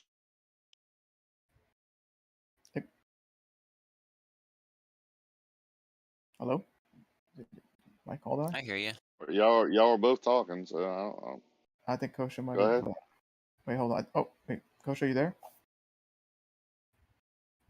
You might have lost connection. But Rakia, just say refraction at the very least. I don't even really quite roll with that, but at least it's better than just saying perspective, because when you say perspective, it's not, you can't equate the two things. You can't equate perspective and refraction. All right, they're not the same thing. That's never one thing. Never have I ever said perspective only. Well, We're then you just gotta- talking about perspective. We're Yeah, talking about everything involved. Yeah, but Okay. you're so excited to get me on this. No, it's not that. Listen to me really closely. It's not just perspective. It's everything. But perspective does do certain things that would cause that optical illusion to occur Okay, but over then, distance. so then you need to bring in the other, refraction, or whatever, because when you say perspective, we're thinking just perspective, all right? And that's not on us. That's technically on you, because No, it's not. it is, If you because you can't, can't just if say, you can't, perspective. when That I doesn't work like when I that. say you're viewing over distance, sir, over water, and you just think about perspective, then that's on you. No, because you're saying Yes, perspective, and the rules of perspective are we're pretty talking about straightforward. perspective. No, you're talking about the atmosphere We're doing refraction talking or some about shit. long distance observation over water, 24 Yes. miles. Yes. 24 miles over water is what we're talking about, not just perspective. So Okay, don't then try and blame me for this. Don't try and turn it into a perspective only argument. Dave, this guy is saying that perspective obstructs things and makes okay, things curve and all that. That's not what I said, and I'm okay, tired of y'all being dishonest about okay. that. Well, I bet you $100 that Kosho thought you only meant perspective, I because all don't you. care what Kosho thinks. If Well, if then I you gotta tell Kosho, clarify yourself. I You gotta. did clarify. You're Lake clarifying Pontchartrain, now. 24. No, I didn't. We've been talking about Lake Pontchartrain, 24 miles. How many times have it been said?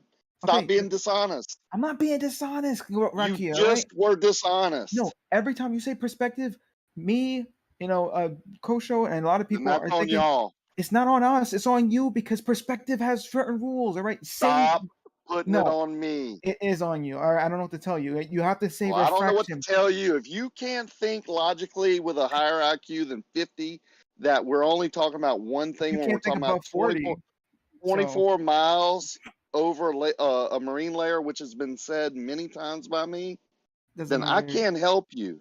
Doesn't matter. Okay, That's not okay. the, Consider it clarified now that he's Thank talking you. about Yes. refraction and perspective. Is there anything else? And miraging and everything else we miraging. mentioned earlier today to Arma. Okay. That's well, why I'm calling him dishonest. All right, is because it clear, Arma? that's that. Okay, fine, sure. But I mean, that's so silly. there we because, go. No, yeah, it's fine. I mean, for now on, I know every time you say perspective, it's always gonna be paired with refraction. But literally, like, other people don't equate that. All right, so you might have to clarify that with everyone. And I feel like that that's is more fair of a criticism. That's what I'm saying. So I feel like it's maybe better to just clarify yourself instead of making this the rule. You know what I'm saying? Imagine if I start dictating the chat where I'm like, okay, every time I say this, I really mean this, and you have to remember. You know what I'm saying? I feel like it's a little weird. No, I don't know what you're saying. How many times today, just today, to you, have I talked about 24 miles of a bridge over a marine layer over the lake? How Fair many enough. times, Arm? Fair Thank enough. you. But I'm just saying that everyone's gonna get this wrong when they talk to you because that's not supposed to go hand in hand. Fucking perspective and refraction. All right. That when you say perspective, we're thinking double the distance, half the size. You know, we're thinking angles. We're not thinking about the refraction thing. All right, or this whatever. Can we move on, or can I say one more time? I don't care what you do, what you can or capable or All not right, capable of. All right, I was just giving you a little But critique. though, Right? it is a fair criticism. Like, when elucidating a point, it's good to be clear. So you could say like, perspective and other effects, perspective and refraction, whatever, just so people are. We have exactly. Have you been moving here? with you step by step. Have you been here today, percentage? Because we have all I've been day. here for a while. Yeah, have you been here the last 5 years? Because that's what I've said for years. I mean, I don't know how else to say it. Well, maybe you're saying it wrong then. I mean, if everyone Yeah, keeps right. if everyone keeps misunderstanding you, you're probably saying something wrong. Then I don't know what to tell you. Yeah, it's probably me. Arma, stop saying everyone. Stop speaking for Kosho and others. Just speak for yourself. But Kosho didn't understand either, though. Kosho is thinking perspective as well because that's what he moved. I don't know where he is. My headphones fell out. But no, I honestly, I swear, I from when I left, that was the last thing that I recalled was that because that's what I thought he meant by it appears to lower because it's you're talking about the street lights. Exactly. Right, So the this is the Rakia issue. Rakia needs to fucking fix it because if he wants to have a legit debate, all right, instead of confusing people, all right, he should correct his issue. Right. So when It's been clarified. It's been clarified.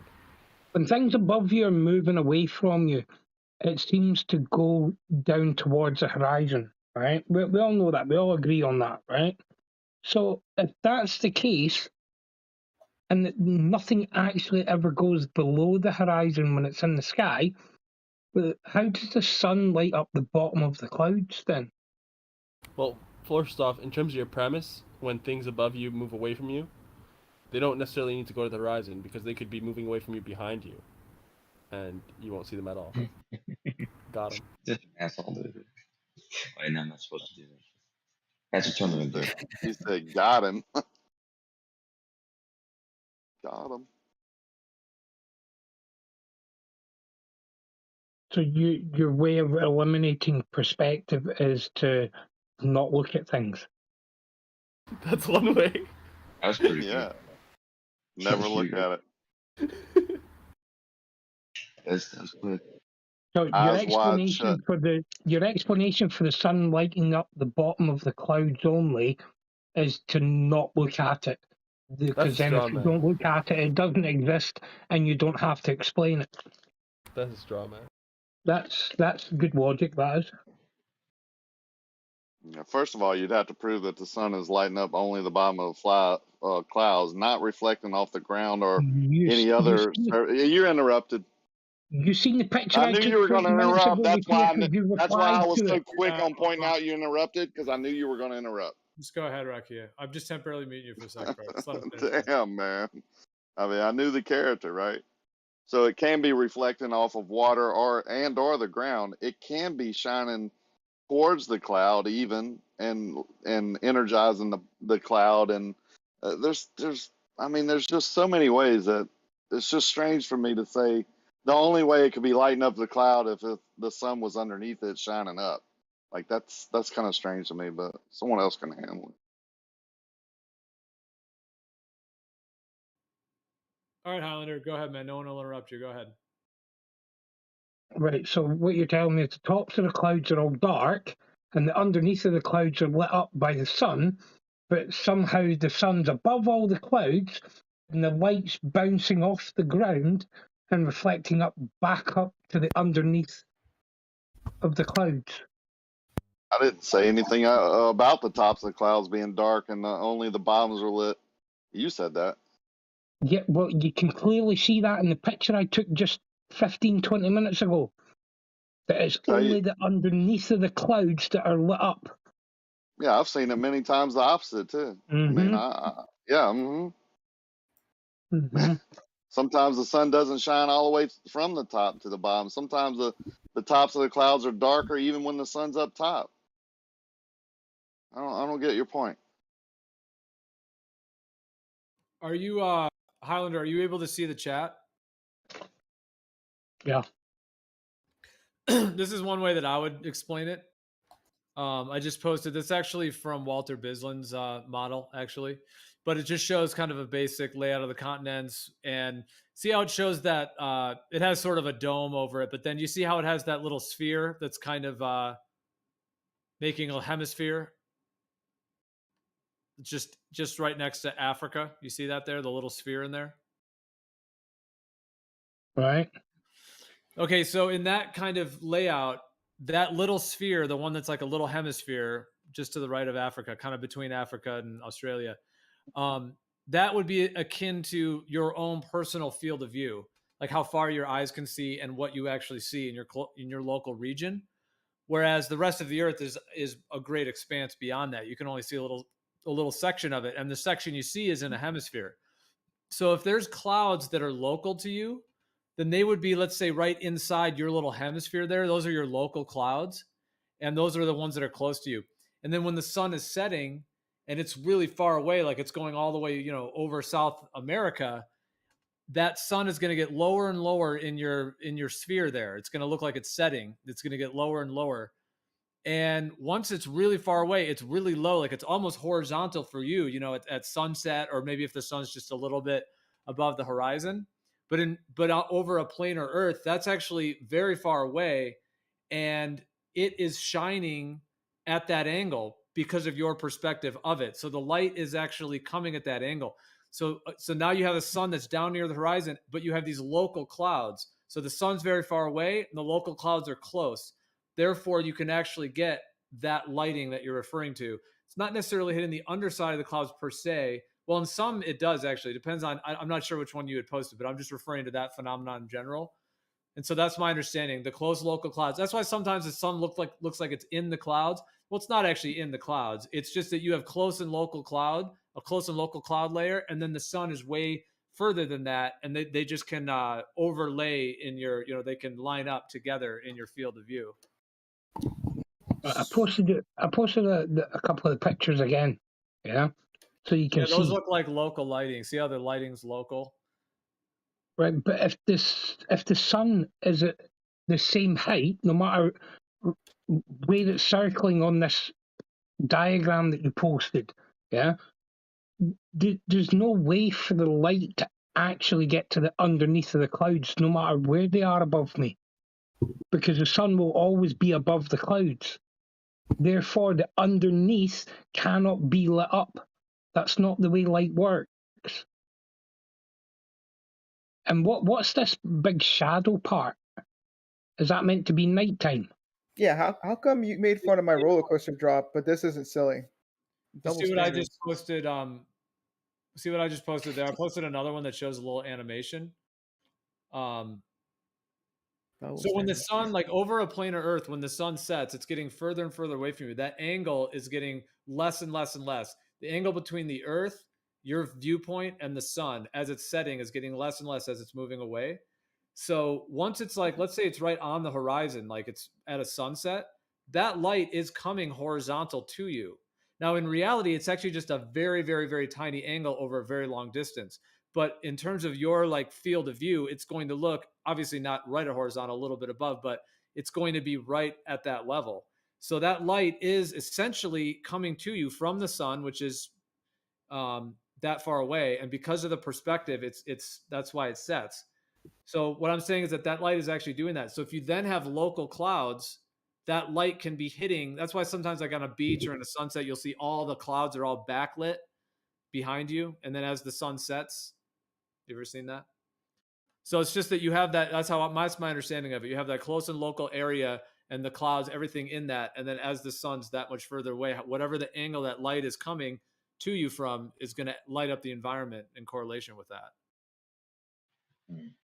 So let me ask you a question real quick. But do you not see the problem with this though? Because the light hitting the clouds has nothing to do with you, right? If you look from the perspective of the sun, yeah, constantly, yeah, there's no way as you move around with the sun, there is no way there is no angle that the sun can project that light that it will hit the underneath of the clouds. And also, why is there parts of North Russia never getting any sunlight? Especially when the dark parts of it are much closer to the sun than where your Arctic ice wall is. I don't get this shadow area. Oh, just throw in one more straw man just for a cherry on top, man. I'm just wondering what the shadow area is. Is that meant to be nighttime, or what's that meant to be? Yeah, no one can help you if you don't believe in reflected light or even the clouds being energized or something. I mean, you can make up some of your own, I guess. I mean, I was gonna say too. Yeah, I wasn't able to quite follow the last thing you said because I was looking for this image. I actually made this one day. I know it's the most amateur thing ever. I just made it in Paint real quick, and it's not even perfect or anything. But it just shows like an idea here. Just to explain what I was kind of saying before as well. Like, so that green line would be like, let's say your planar Earth, and then over on the left, like if you were standing there. So the sun, it's not actually lowering in altitude, but in your perspective, because you see in a hemispherical zone, in your perspective, it's going to look like it's lowering towards the ground. So, and it is in a way, because that angle is getting lower and lower and lower, almost to zero. When it gets there, it sets, obviously, but the angle is actually doing that. So it is starting to become horizontal. And that light, like let's say the one on the bottom there with the sun where it looks like it's setting, at that point, it's a very, very minimal angle between you, the sun, and the ground. But that light is literally traveling from the sun to your eye. So like when people do sun gazing, they're actually looking horizontal at the sun. Therefore, if that sun is doing that, it's all that light is coming, from your field of view, then it can definitely light up the clouds in all kinds of ways in your local area and give these effects. Hey, Rick. Also, hang on, let me make a point based on geos. And also, if you put a tree line anywhere in between the viewer and that sun that's almost horizontal, the tree line being above the viewer, guess what the sun is going to appear to set behind? Thank you very much. Yeah, but on the flat Earth, the sun doesn't actually lower. Just repeat that again. I posted a picture of a situation where the observer sees the sun at a certain position. The clouds lower are darkened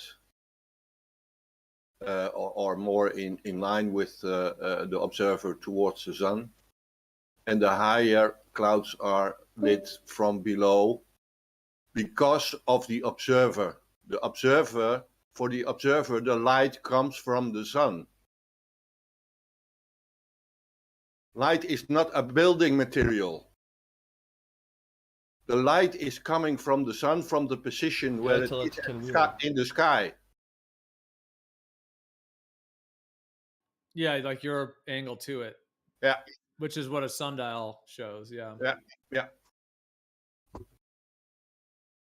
Also, some of those clouds could be different, like more moisture in them, whatever. So the light's not going all the way through them; they appear dark. I mean, even when the sun's above the clouds Yeah, are different colors. yeah. There are different. There are very different phenomenon happening at the same time. Yeah. Look at the picture I posted. All different kinds of clouds, different lighting. Yeah, like the layers. Wow.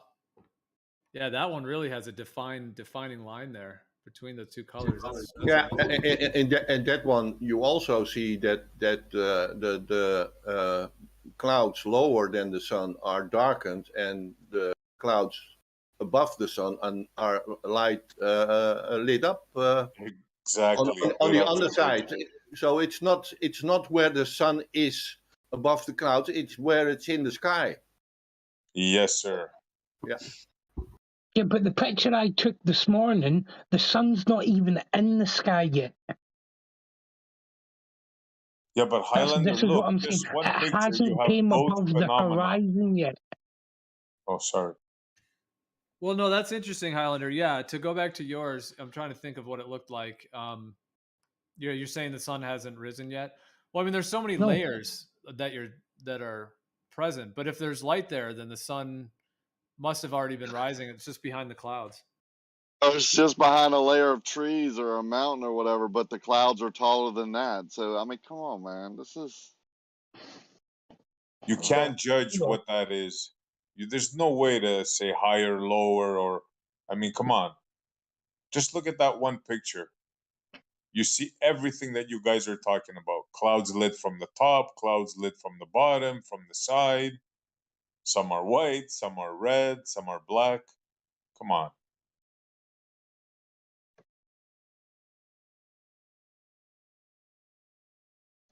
Yeah, it's really cloudy now. Can't really tell if it's up yet or not. Probably is. Hey, Rakia. I mean, I guess like, oh, if you're gonna move on to it, or you're gonna move to a different topic, or I just have a quick question for Rakia, and then you can get back to it. that's cool. Yeah, go ahead.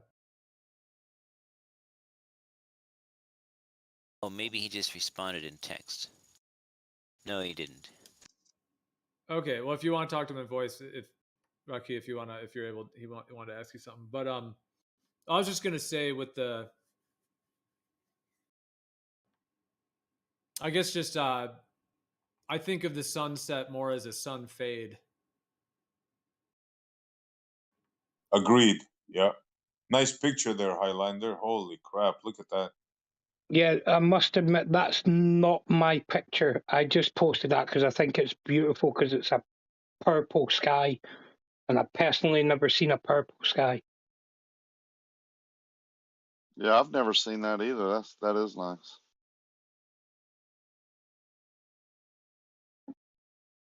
Now look at all the different things there, different colors, different shadings, different, I mean, seriously, a picture. I mean, you can't really, you know.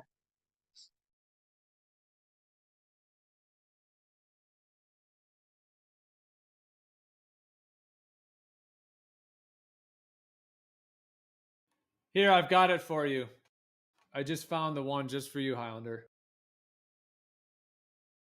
I dug this up. I don't even know how I found this. I just searched for it in my pictures and I just saw it. This one's great. I haven't seen this one in a while. So check it out. So yeah, he's using a light on a flat table. He does have I believe it's probably a Fresnel lens, but it's some kind of lens. I guess I have this GIF here, but I don't know if I remember the details of it precisely.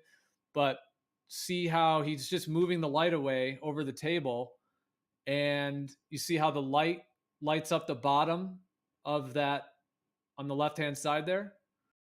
Shows the same concept. This is all over a planar surface. Now it does have a lens, but the idea that the atmosphere doesn't act like a lens would be not correct in my viewpoint. I said that backwards. I mean, the environment, I would say, absolutely is a lens. Now, it might not be this exact type of lens, but can you see how that's over a planar surface with the sun, just above the surface, as it were, in that demonstration? It shows how it can light up from the bottom. It's basically showing what I was saying. As it gets further away, the angle of light is able to do that because of the angle. It's not actually below that, you know, altitude wise, but it's able to do that because of its just because of the angle. Yeah, but it's doing that because it's reflecting off something. It's angling right up to the top of that thing on the left. It's hitting the roof of that little arch. Yeah, but he's using a lens to bounce that light. Is he not?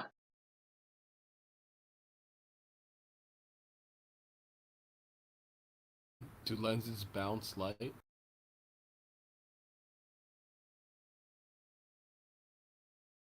Bounce, reflect.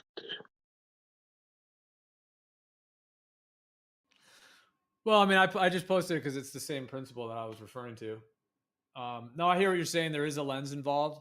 I'd have to see the setup perhaps in person, ideally, to really see, you know, because obviously this is only a video. But I just found it. I haven't watched that one in a while. But yeah, it does show that same phenomenon being recreated over a level planar surface with the sun, you know, just above it.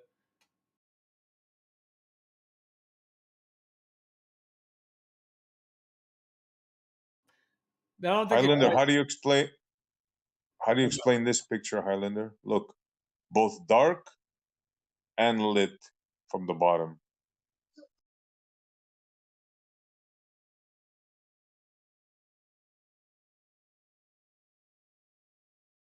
The ones that are lit from the underneath are clearly much higher than the darker ones.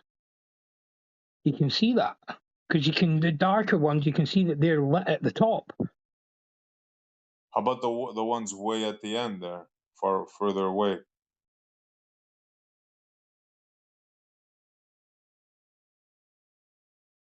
I don't see the problem in this picture. You know, Highlander, don't fall for it. It's a trap. This is a painting. No, I'm just saying, besides the joke, I'm just saying there's multiple, like, I can show you dozens of different effects as we're all posting here. It doesn't mean anything. It does mean something. So the direction of the light is going to determine where the shadows are and where the you know, the light part of the clouds are. So if you can see that, like you're showing, that the bottom part is shadowed, and there's parts above it that are light, you can almost predict where the sun is in the sky. You know what I mean? So certainly, if you can see that the top parts of the clouds are completely shadowed, and only the bottom parts are light, that tells you something. And it's always going to tell you something. That's always going to be how it behaves. If you know where the height of those clouds, and you know which parts are lit, and which parts are not lit, you can obviously see where the sunlight's coming from. So you think just by looking at this picture, you know the height of the clouds, which ones are higher and which ones are lower? Absolutely. Okay. I could probably get a close estimation to the time of the day. Look, it's just a random picture that, you know, but I mean, there's so many other ones that were posted. How about the other one I posted with the sun? That's the one I took, that one. Look how many different lighting things there are, colors and shadows, and I mean, Some of those how clouds can you are tell what that means? because I can see where the shadows are. Okay, how about the one Rakia took there? Look at that one. That's a nice one, by the way, Rakia. You know I what? still don't. I No, still go ahead. haven't gotten a good explanation of the sun that I took that appears right in the clouds above me. Like I don't even get it. How come the clouds are not lit up the way you expect them on that one, Kosho? Why do you say they don't? What are you seeing that you're not expecting to see? Well, what are you seeing? Is this correct? What you're seeing here? I see this shadow. Is the sun in between the clouds? I see that there's clouds no, there's not clouds behind the sun. There's clouds in front of the sun. The sun's very bright. The clouds that are in front of the sun are very thin. It's not behind the sun. Yeah, so it's just a visual effect, right? Just another one, just like the other ones. But this is really a nice one, though. Come on. Our Q's picture. You see clouds at the top of the sun and clouds at the bottom of the sun. Obviously, the clouds at the top of the sun are much thicker than the clouds at the bottom of the sun, which the sunlight can simply pass through. And by the brightness of the sun, you not even see that there's clouds there, and maybe you think they're behind them. It's coming through the clouds from distance and making a perfect circle in the clouds.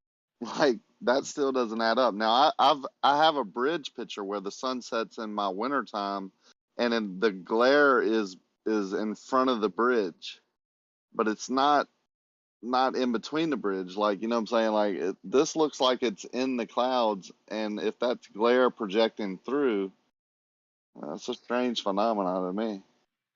Imagine this. Imagine the top part of the cloud is extremely thick, like your hand with a flashlight on the other side. Like that, as long as it's very thick, that happens, right? The bottom part of the cloud, extremely thin, so thin that the light the clouds in front of the light of the sun are simply the light's passing through, and the light or the clouds on the side of the sun are just being reflected. It's being reflected and simmered, and making you think that there's substance there, but it's really not very much cloud. Wait a minute. Hold on. This is a really weird argument. You mean to tell me you believe that the sun is in those clouds? That means the sun would have a physical position in space. Not what I said, dude. You are a strange dude, man. What's the I argument? even said like 4 times this was like a optical phenomena. Come on, man. Gotta quit straw man that bad. Okay. Or whatever it is, misrepresenting what I've said. It does appear that it's in the clouds right above me. I know it's not. Okay. But I said I haven't heard a great explanation or a good explanation that explains it. I don't even have one, right? Okay. Like it's just a phenomena, glare or whatever, but it is strange. I also have another picture that the cloud that sets behind the bridge, right? The bridge is only a quarter mile away, and we know the sun's further than that. But in the picture, the sun appears to be in front of the bridge, like it's obstructing. You can't see the bridge where the sun outline is. It's just glare or whatever, you know? I'm going to try and find that. Look what I got here. I got white clouds. I got black and white clouds on top, and I got brown and white clouds on the bottom. How do you like that? That's reasonable. I like your pictures though, see, because the last two, I bet you it's not too difficult to predict about what time of day those are taken. But there's one picture you posted where the time of the day and the date are included, and I think that we should explore that picture because it might be the case that given timeofday.com, you could find out, exactly where the sunlight is coming from, and be able to show you be able to see that that's exactly what it should look like. Or the one at dusk? The one at dusk? That one? Check that one out. Look at that one I just posted. It's beautiful. Whoa, look at that. Yeah. Look at the different clouds there. Wow. That's awesome. The local lighting of the clouds, I think, is always very interesting to see. See how that one, that's a pretty good one for local lighting. But there's even some that are that one is unique, but there's others that also show really how the sun, is, if that was 93 million miles away, the light would just be hitting the earth like a barrage. It would just be like a bright spotlight, essentially, and it would all be hitting the earth evenly because it's coming from 93 million miles away in space. But instead, we get these very local, close lighting effects on clouds, and the way that when the sun actually sets, the way that it fades, instead of like what it should do is there should be like a dividing line, because the Earth's going below, or the sun's going below the Earth's curvature in the globe model. There should be like a line that goes across the sky of a shadow, but that's not what we see either. It's a close local sun, and then the whole environment fades away.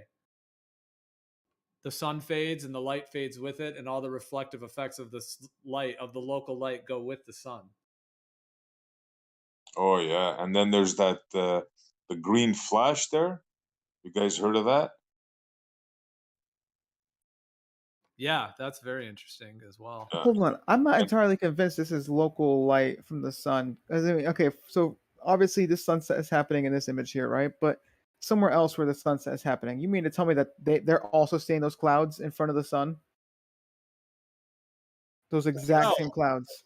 No, they're seeing it from their whole angle. No, but the lighting is local. They're seeing it from their angle. That one even shows that's an interesting local one too. I'm just pulling these off of Google. These are not ones that I even have saved. I'm just like so many sunsets show the local lighting. There's tons of those. Yeah. Yeah, I know. I'm just thinking about this. Like somewhere else on or on Earth, seeing the sunset, they're probably having a different set of clouds, whatever. I guess you're saying that this different set of cloud is just also locally close enough to this. I don't know. That's a little weird, man. Have you guys seen Fata You're seeing Morgana? it. Sorry, Gio, go ahead. No, I was just gonna say you're seeing it from your angle. So yeah, I mean, if somebody's in Hawaii and you're in California and the sun's in between you, yeah, you're gonna be seeing it through your clouds and your local, the way that the light is moving through the environment, and it's gonna be local for you because it's between you. Like it'd be you and then the clouds you're seeing, and then the sun, and then the clouds the person in Hawaii is seeing, local to them, and then seeing it from their angle. Well, what if the sun? You're saying the sun is between them? Is that what you're saying? In that scenario, it's kind of that was what I was saying. Yeah. So what if the sun isn't between them? Let's say the latitude just changed. All right. Because if the latitude changes, there's both places still get the sunset. Although it'll be a little bit weird though. I'm trying to think about this because I also have to think about flat Earth and not a ball Earth if I'm going to argue this correctly.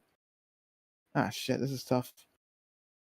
I don't Look know. at the Armand. think- Look at the pic. Oh, I thought you were done. Go ahead. Look at the pictures Rakia posted. Yes, those are pretty crazy. Yeah, you should see the ones. Rakia has a couple of good ones. Bev has spectacular ones. Just like that. That's a good one with the boat that Rakia has. And you see like the green flash. You'll see like two suns. Literally, the sun splits in half. You got to see them. Like go on Bev's channel, and he has like 4 or 5 of them. Yeah, it's with pretty a green crazy. flash, a couple of them. Yeah. Yeah, that's some kind of refraction. But you know what? I maybe the sun isn't the best argument that I should be bringing up. Maybe I should bring up the moon because I know the moon also does like a local looking thing going on. But I feel like if you apply this local light thing, the argument, whatever, it doesn't quite work because I feel like I can see the moon in the sky, right, with my own clouds, right, and then someone else can see the moon in the sky with their own clouds. We're both going to have this sort of quote unquote local lighting thing going on, but that can't be the case if the moon is high in the sky and the clouds in front of it are below it and getting their light locally casted on or whatever. Then how can that also be the case for someone else who's also seeing the moon with the clouds in the sky and locally lit? I want to respond to both those. First, I posted the last thing I posted there. That was just another one I found. Check that local lighting out. See how there's that like thick, deep red local to the sun, and then it's all black to the left and right. See, that's local. I mean, if that was a 93 million mile away sun, all the light would be hitting this environment equally. It would be hitting this whole thing. And then you'd get a very fine dividing line of it going below the sphere. But that shows how the red, the yellow that's on those clouds locally, it's even only lighting up like certain parts of the clouds, or even black, parts of black that are not even lit because of the angle. So do you see what I'm saying by that? How it actually is showing local. It's not showing Yeah, but I'm not convinced that that's what's going on. Parallel light rays, 93 million mile sun. Yeah, I see what you mean, but yeah, I'm not. Me personally, I'm not convinced that's exactly what's going on. I'm sure there's other things at play. And then to jump forward, I was going to just respond to your other thing because I had an image for that too, which was the close and local lighting on the moon. I'll post a couple that I have because you mentioned that too. Like these moon orbs. Morps.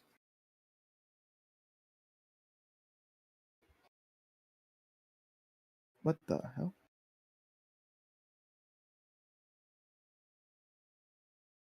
I mean, I guess the best way for me to prove this is to get someone else to take a picture of, clouds being locally lit from some other part of the, of Earth, whatever. But as of right now, all I have is technically a story or. What is that dot? Probably a bird. The one I posted is the moon with a locally lit orb around it. Yeah, the little halo. Yeah, I mean, how could these happen? If that's 236,000 miles away, look at that one. It's a rainbow. How incredible is that? It's absolutely mind-blowing.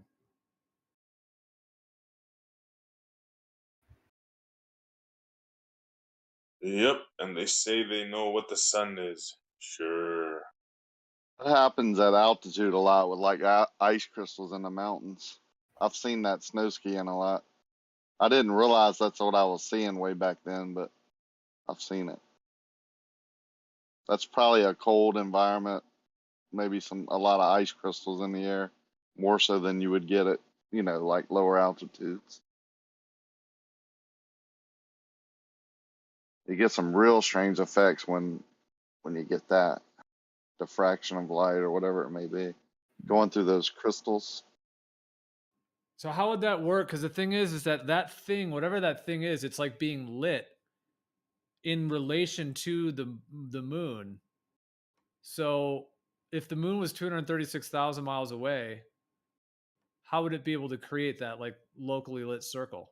I'm not sure, but answer this though real fast. If, for example, if I was to see the moon in the sky, and the clouds that I see are locally lit, quote unquote locally lit anyway, and then someone else, somewhere else on the Earth, if they were to see the clouds locally lit, but obviously my clouds are different than their clouds, how would that work? Is it still a local light, or is just some other thing happening? Well, I think they'd be. I hear you. It's a great question. And right as you said it, I know there's a lot of images being posted, but I'm going to post another, which I was just looking at. So like for some reason, right when you said that, I was looking at that image. So that one, okay. So see how there's like those locally lit clouds that are the bright yellow ones? I see. Yeah, I see the bright yellow ones. Yeah. Okay, and then you see how the sun looks like it's setting and it looks like it's like almost set. Well, if you were to go to like 12 noon for the people that are under that sun, like if you were to go like on a planar Earth, just start traveling instantly all the way there across the plane, as you would start going, the sun would start rising in your sky. You would go under those clouds that are being lit. You would go under the sun, of course. The sun would then, and you'd be looking at it from the other direction. So for those people, maybe it's morning or afternoon, whatever it is for them. Mm-hmm. Those clouds, they may be able to see them. Well, it depends on how far we're talking. Obviously you can't see too far. I mean, with the longest distance photography, 200 miles. So, however, when the sun sets and you're looking at the sky, I think it can be further than that because that's an on the ground photo. So that 200 is not quite it. But at the same time, we can't just see 50,000 miles or anything. I mean, our eyes are limited as well. But anyway, so I'm just saying, if you were on the other side of the sun, then you would just be seeing your own local environment. Those clouds might not even be very relevant. Like if it's high noon for you, those clouds are not, they're going to be seen from the other direction on the other side. Yeah. But at that point, that would be the opposite. Like, so one side would see sunrise, one side would see sunset. Yeah. Yeah, so if you find a time where the sun is setting for you and it's rising for someone else, and you can both like be like, boom, it's rising, boom, it's setting, like you will be seeing the two sides of the sun in that case. But what if both people are watching a sunrise, or both people are watching the sunset, but they have a different set of clouds? I imagine it would just, I guess, it would just be more clouds to the side that you get. I guess you just can't see, but I don't know. That's a little weird in terms of this locally lit, like locally close to the clouds sun thing. I don't know. It's a little weird. I guess this only really works. It works better with the moon, because the moon is like you can have that high in the sky, and then get this quote unquote locally lit effect. And at that point, it's kind of hard to kind of fudge the positions, because if the moon is, let's say, like almost directly above, and it's lighting the clouds below it, whatever, and then someone else on Earth is seeing the moon above, and that moon is also lighting clouds locally, then it's like, okay, how does that check out? Like you can kind of fudge it with the being on the opposite sides of the sun, but with the moon though up in the sky, that's a little tricky. That is a little tricky. I wish I Well, knew. that gets into a deeper discussion of what the sky is. I mean, like, what is a rainbow? What are these celestial lights? How does it work? How does it function? Does it even function like a physical thing? Like when I was saying the other side of the sun, it's like I'm not necessarily saying the sun's a sphere and you're seeing the other side of a sphere. So it's kind of it kind of gets wild to think about that. But I mean, when the sun is rising for you and it's setting for someone else, you are both seeing that object, and the local lighting is definitely a thing because you're both going to see that. So then it just brings in the question, like, how is that? Like, how do the sizes work out? I mean, like here, what I'm posting right here, again, I'm just posting it just to follow. So that little mini, hemisphere thing, like how large is that? Like that actually looks a little small to me. I think it's larger, especially in the sky. So to really do it, you'd have to like expand that field of view, and especially in the sky, you're going to see further. And then in that image, it shows the sun over like on the left. It shows it above there. It's kind of like looks like it's above South America almost. So the scales are not all right on that. Obviously, the angles are not all right, but there is going to be like your kind of dome of stars and your dome of sky, as it were, your local one. And then there's going to be the other person that's in South America. They're going to be looking up at the sky. The sun's going to be rising for you, setting for them due to perspective, in my viewpoint, over a plane. And so, yeah, like the light, who knows exactly even how the sky is working fully, but I think it has to do with ether propagation. There's magnification. There's essentially the activation of the medium, which is going to create a channel of light between you and that object. Maybe. Let me see something real fast. Moonlit clouds. I want to real fast look up a video for the moonlit clouds things. Maybe I can't explain the sun per se, but maybe with the moon video, if I find it, can maybe explain the sun thing. Because I remember seeing something for that, like the moonlit cloud shit. Now granted, it was by a baller, but I think it still made a good point. So I'm gonna look for that. I'll be quiet though in the meantime.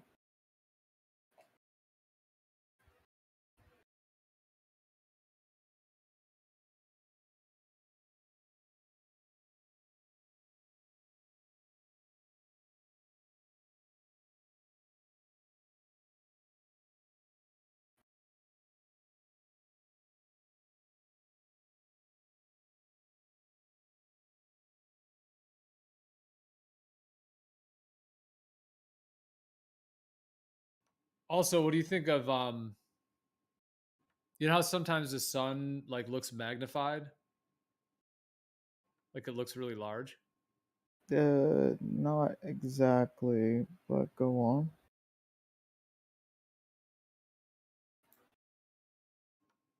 You haven't seen times where the circle of the sun is like massive? Depends. I mean, like what, in person or in video? You mean like when it's on the horizon, just rising or setting? Or in pictures Yeah, I just found one that kind of shows it. I mean, there's so many, but I just found one of them there. There's so many like this though. Yeah, but what's the field of view of that camera though? For all I know, that's zoomed. I don't Yeah, even I know don't if this next one I'm posting. I don't even know if that's real. That looks pretty. That's wild. That one's incredible. Like, what even Yeah, is that? yeah, but It says that's it's Kochi, Japan. Yeah, it's zoomed in. That's what a half a degree looks like zoomed in. yeah, it's that's why yeah, you gotta kind of know what the field of view is for the camera. Otherwise, I could just I could zoom in. And, Yeah, I mean, I'm just randomly posting these. They're not. Yeah, I don't know what they're. And I'm not even claiming that this is exactly what I'm talking about. But some of these do look magnified. That's why I'm posting them. Like magnification effect. fair, I guess what I gotcha. was gonna say, just my understanding of it in terms of that is that like as the angle is decreasing and decreasing, it's going through more and more of the ether of the atmosphere. So as it gets further away from you, it's going through more, and as that angle decreases, and all that whole angle that it's decreasing through is all of the layers from the Earth upwards. So like all the pressure layers, all the moisture, everything, the density layer that's on the Earth.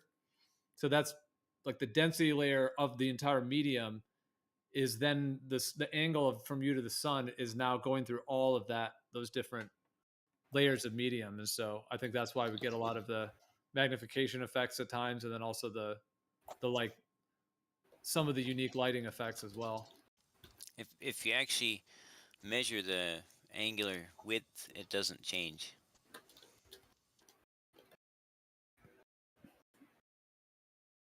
Yeah, Like feel. if you, oh, go ahead. No, I was just gonna say that, like, yeah, from for all we know, it could just be like it's just like an observation thing. We really have to just measure these, but you were gonna follow up with that we do measure it. So yeah, Yeah, and even all Yeah, you got to I've do seen is many measurements of it that show it changing, even with a solar filter.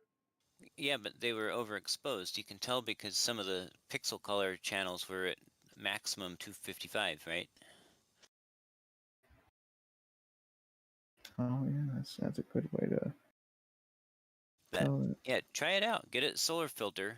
Put your camera to manual mode so that you're not overexposing any pixels, and then put it at the same zoom and picture it. Take pictures throughout the day, right till the moment it sets, and you'll find that it's the same width all the way.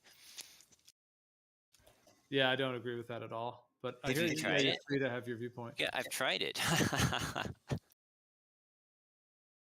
Well, it depends on whether the atmosphere is actually magnifying it. You have to actually do it on a day where it actually is magnified. Yeah, so I was gonna say, how many times have you done it?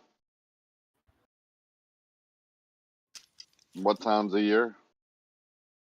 I would agree that during sunny times. Well, hey, if anyone's got evidence that I'm wrong, by all means, I haven't seen your evidence yet. So post 5 of yours. Yeah, that's what I thought.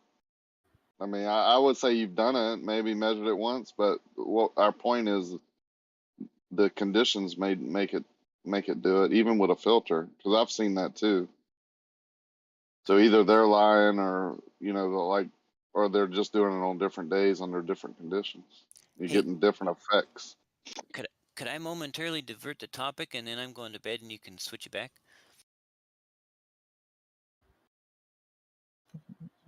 You probably, I think you can. I mean, no one's really talking right now. Okay. Is anyone still here who is talking about Rakia's video of the bridge? Yes. So I triangulated from the video on Google Earth and found the parking garage she was in. And it's like 1.5 miles away from the end of the bridge. And its top floor is like 90 or 87 feet or something. So his camera was at least 50 feet lower than Kozlowski's. And because which would have limited the amount that he could only see about half the bridge instead of about 3/4 of it. And then because of the 1.5 miles off axis, because Kozlowski's hotel was like right at the end of the bridge. So Rakia being 1.5 miles off axis from the bridge couldn't get the whole bridge, couldn't even get a fraction of the bridge in his camera at any one time. So his ability to see the foreshortening was spoiled due to his position. So that's why he couldn't see the curve, because he couldn't get enough of the bridge in the camera at the same time, basically. Mhm. So that's anyway. That's all I had, and now you can go back to whatever. That's a good point. Yeah, I said I was about a mile, just guessing by memory. That was years ago, but you can see the end of the bridge, so I don't know what you're talking about there. You see the actual toll bridge at the end of the bridge. It's a building at the end of the bridge on the Mandeville side. You can see it in my video.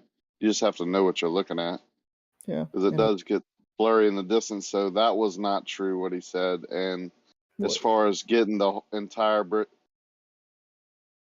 I'm gonna start charging you for clipping me, dude. You just have a disease. Anyway, I'm done. Oh, I'm sorry, but I was just gonna say that. I was just.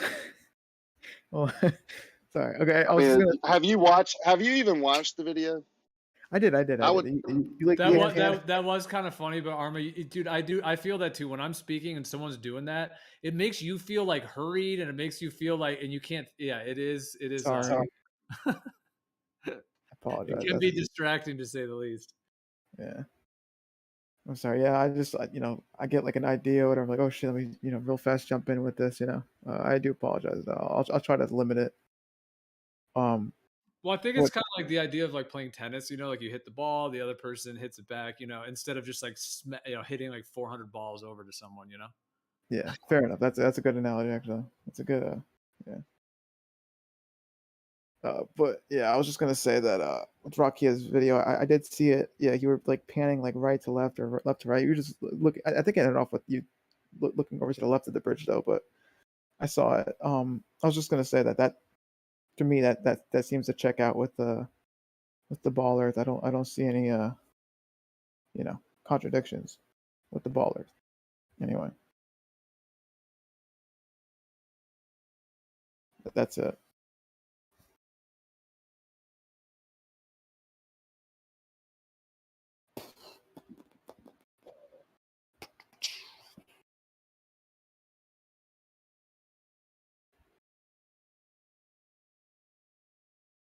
What the fuck is this?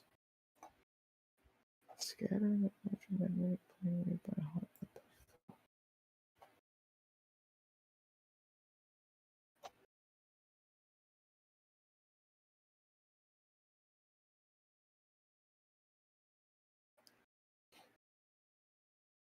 Here's another thought, Arma. Have you ever thought about how when the sun goes away from you, how the heat goes with it?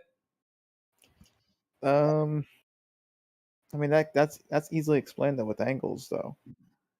But what do you think? How like on a globe? Well, does it really though? Because you would need some kind of like some kind of well, I was gonna say, I'm not trying to be critical. I was gonna say you would need almost like a magical atmospheric effect to make it do that, because like here's how I'll explain it. Like, let's say you have like a bonfire and then you have a little marble. So the bonfire would be like the sun, okay, it's emitting all this heat and light, and the little marble would be like the earth. And if you went up, maybe like 3 feet, 5 feet, whatever, from the bonfire, so you have like, it feels warm, but it's not, crazy or anything. So that heat would be hitting the side of the ball, the little marble. It would be hitting it evenly all over. The back of the ball would be the same temperature roughly, even though of course the part facing it would be a little bit higher. So the back would be a little cooler, but it would all be hitting it evenly. And if you tilted that ball 23 degrees, it would make virtually no difference. Okay, but I think it's not so much the planet's angle per se, but the angle the sunlight is coming in at. Because I think the whole argument is that if it's like dead on, I mean, I'll be honest, I don't know enough of this to really argue it, but this is what I heard though. Like if it's a dead on shot, then it's like, ooh, that's the most amount of whatever. And if it's like angles or whatever, then it's not so much, because that's how you can have like 24/7 daylight whatever in the North Pole, or south. I'll just stick with north though, because the whole whatever. But that's how you can have 24/7 daylight, and it not be hot, in those areas. But I don't know enough of this topic to to debate this, so I'm not gonna. But I mean, go the into. the inverse square law works in terms of heat dissipation and light dissipation, and tilting a ball would not change that. Wait, hold on. I think Kosho sent a picture. Hold on. I think he's explaining it here. It's the same amount of energy Yeah, from the sun. I've gone into depth with it with Kosho. He'll try to sort of say that, like, because it's tilted, the angle that the light's hitting is spread out more on the ball. And I do understand that general concept in a general way, but he uses that to try to explain this dramatic change of that we actually get. And what he's talking about, that's like I said, even just do it in physical reality, real tangible reality. Have a heat source, have a sphere, and tilt it. It's not going to make any difference. There's no scenario you could create that would make winter and summer differences by just tilting it a little bit. I don't know. That's a little weird because I feel like if I was to tilt something like slightly away from the heat from a heat source, it would be kind of cooler a bit. Like if you're not directly facing the fire, like the parts that are. I don't know. I'm just trying to think about it like cooking a chicken or something. Yeah, the energy per square area goes down with the cosine of the angle. Yeah, I mean, because I'm thinking about this now. If I was to tilt this to the point where the surface is, let's say, parallel with the light, then there's no way the light could even hit the surface. And then if I was to tilt it a little bit, then it's yeah, I see this now. Okay, it's a bit mathy. The answer. Okay, that's interesting. So for example, I'm at 48 degrees north, and if the Earth were tilted, if it were winter here, then that would be 48 plus 23 degrees of a sun slant, and the cosine of that angle is 33%. So I would be getting 33% of summer light. That sounds like it would be enough to bring on winter, frankly. If my paycheck was cut to 33% of its normal thing, that would bring on winter. So what is tilting a ball from a 93 million mile away heat source? How is that changing the heat 30% on the ball? Say that maybe I missed that. In the watts per square meter, because at high noon on the equator, the sun gives you 1,000 watts of heat per square meter. So if that surface is tilted then to 45 degrees, that would be 70% of that, or only 700 watts per square meter. And because heat is going off and getting lost into away from the Earth and whatnot, the less heat you're putting in, the lower the temperature is going to be, because it's still going to be dissipating. Okay, can you recreate that in any way, shape, or form with a heat source and show that that much difference on a ball? So again, you have to take a heat source, fire, whatever you want to use. You have to have a sphere next to it. You have to tilt the sphere a little bit, and you have to get what you just said, quote unquote, 30% change. I never tried it, but I have no doubt. But you'd want to use parallel light, not a. If you put it right by a fire, you're going to have. That's the equivalent of having a sun that fills up the entire sky, or 90% of the sky. So you'd want a radiant light that was kind of a distant but parallel. Like you could take a basketball out and set it in the sun, and then just take a non-contact thermometer, infrared thermometer, and just start mapping out the temperatures. That would be worth a try. Okay, yeah, I just don't think the main way that you described it doesn't necessarily work that way. I hear, yeah, the angle of light will hit a surface differently. So if you tilt the ball, it definitely is going to have a slightly different angle, but that is a very, very minimal amount. Like I said, just like a marble next to a bonfire, that's a very, very minimal amount.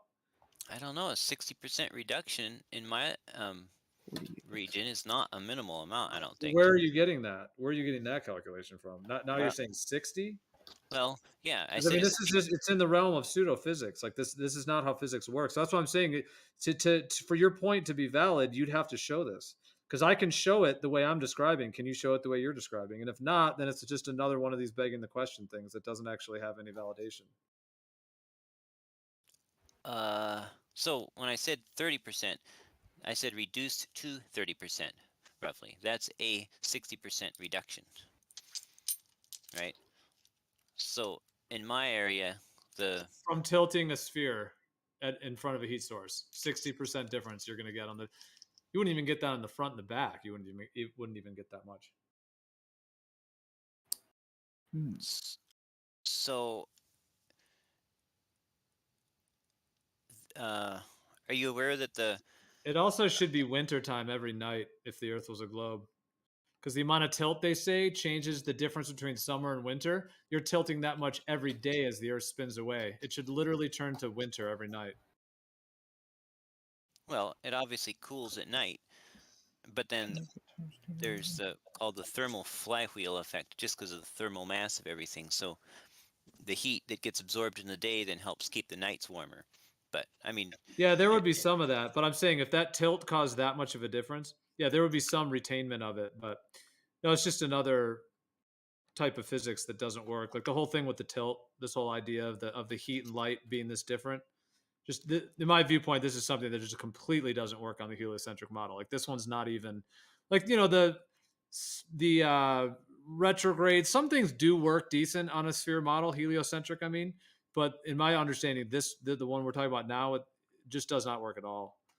The tilt and the seasons and the heat, the inverse square law, none of this, in my understanding, is valid in terms of the heliocentric model.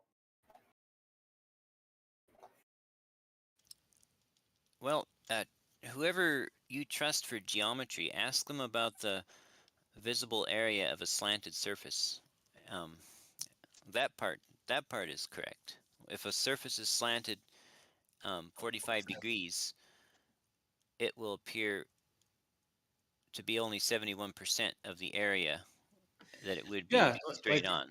Yeah, like in solar panels. Like solar panels are tilted to get optimal coverage, and there's no doubt at high noon you're going to get the strongest sun, and the angle of the panel will decipher that, and then as the sun moves away. So yeah, there's no doubt that's the case. But Oh, then there you go then. Okay. but that's it. Well, hold on. Those are a couple different things I just said there. If you have a planar Earth with solar panels and the sun is actually moving away at distance, that's not what you're saying in the heliocentric model. So there's a couple differences there to break all that down. So if you had a 1,000-watt solar panel and it was tipped at 71 degrees, how many watts would you get out of it? If the sun was at the same distance and you were only tilting the solar panel, which is what it is in your globe because it's 93 million miles, and you're just tilting the Earth. So again, the sun would have to be at high noon, and you're getting a direct shot. The sun's not moving distance, and you just tilt the panel, which would be like the Earth tilting. Yes. It would be virtually very, very minimal difference. No, 70 degrees off of straight at the sun.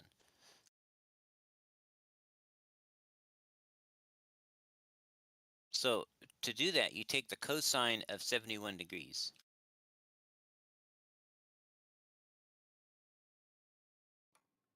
Okay, so I mean, I'm not sure what you're referring this to, because you're claiming the Earth is tilted 71 degrees away, or what do you mean?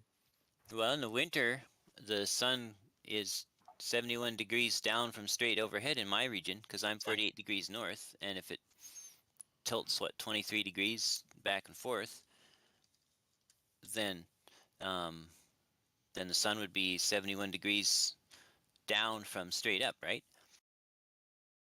For me.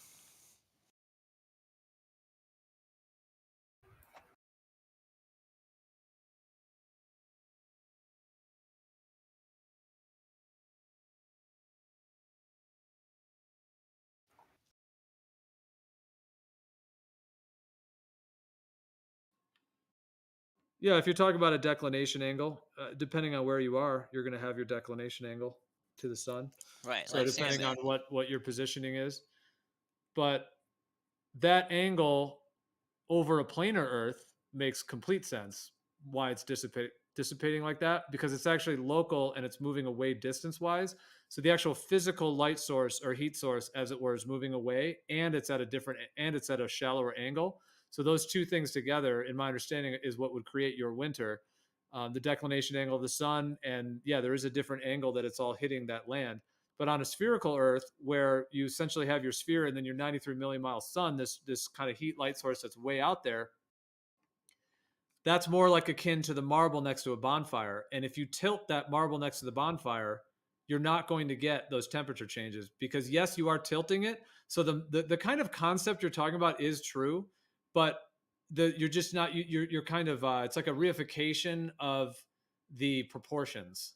It's almost like a proportional reification fallacy. It's like Well, there's an error in that bonfire thing. So first off, the bonfire, you get the heat from, the fire heating up the air, and then that air heating up, the thing, right? But with the sun, though, you get the heat mainly from, like the photons, like the light actually heating things up. It's a different type of heating. So your bonfire example is, incorrect in this context, or at least in the context of the globe model. We don't, it's not like it's a, what I'm saying? Like it's different. I don't think a bonfire heats up something with the light. Well, I'm not really claiming a bonfire is the exact same thing you guys say the sun is necessarily. I mean, I know Yeah, what they try to claim the sun is, but I mean, whatever you want to claim it is, it's a heat source that but heat has to be essentially transmitting from the sun through space to the earth. And if it's doing that, it's coming like a wall of heat. Whatever it is, it's a wall of it. It's a wall of light. It's a wall of heat because it's 93 million miles away. And it's a tiny little marble that far away. So whatever that is, it's just a being blasted with it. So whatever it is, it should be even. Now, the little bit of tilt would make a little difference. And of course, the back of the sphere would be a little cooler for sure because it's not in direct sunlight. Like we all know that. You go out in the sun, whether you're in the shade or the light. But just tilting your head a little bit, that's another good example. Yeah, that's a perfect example, dude. Okay, take your head outside. The sun is, let's say, close and local and it's heating you up. If you tilt your head a little bit, does it make it winter on your forehead and summer down at your nose? I think that's not really. It's pretty comparable because that's the sun. I mean, it's the actual sun you're doing, and it doesn't work that way, even on your little head. So why would it work that way on a sphere that's a little bit larger? Well, I haven't waited long enough, first off, to even find out. But second off, I'm pretty sure, there would be a considerable amount of, or a decent, like, there would be a difference between the, me, whether I'm tilted away or, tilted towards it. I mean, I don't know. These are sort of just stories. They're not exactly like, they haven't been done, I guess is what I'm getting at. But I think so, though. I think if you tilt your head away, it would make a slight difference. Well, Jesse was just saying 60%, 70%. He was throwing out these huge numbers. Well, I live at 48 degrees north, okay, give or take a fraction of a degree.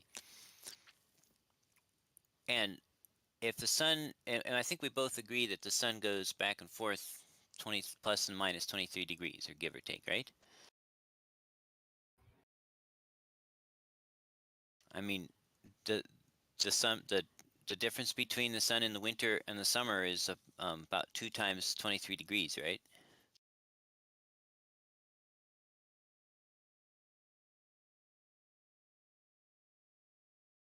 The answer is yes. The answer is definitely yes. You keep saying this. If you're talking about declination angle, yeah, there's different ways to measure declination angle depending on your position. But what you're talking about is we're talking about on a sphere. So that angle is not really relevant the same way it is over a plane with a close and local sun. The way it actually works is over a plane with a close and local sun. Yes, the angle is so much lower. That's why it's winter and it's further away. It's like a heat lamp. So that makes sense with the inverse square law, the way that light and heat actually work in physics and tangible reality that we can measure.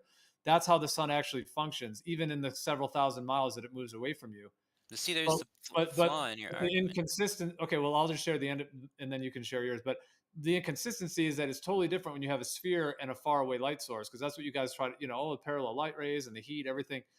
Then that angle is not the same as it is when the actual distance is moving away from you with that angle versus just the tilt of a sphere staying at the same relative distance, 93 million from the sun.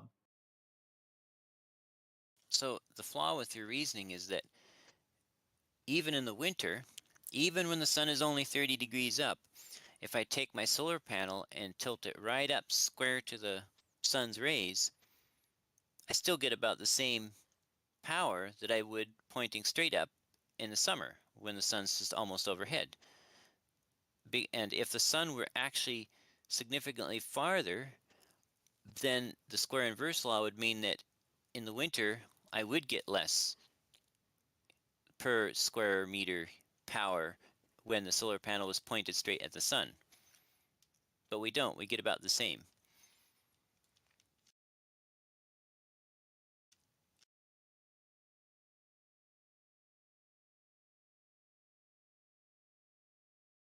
But regardless of the shape of the Earth, you and I can agree that we can calculate the sun declination based on the season and our latitude, right?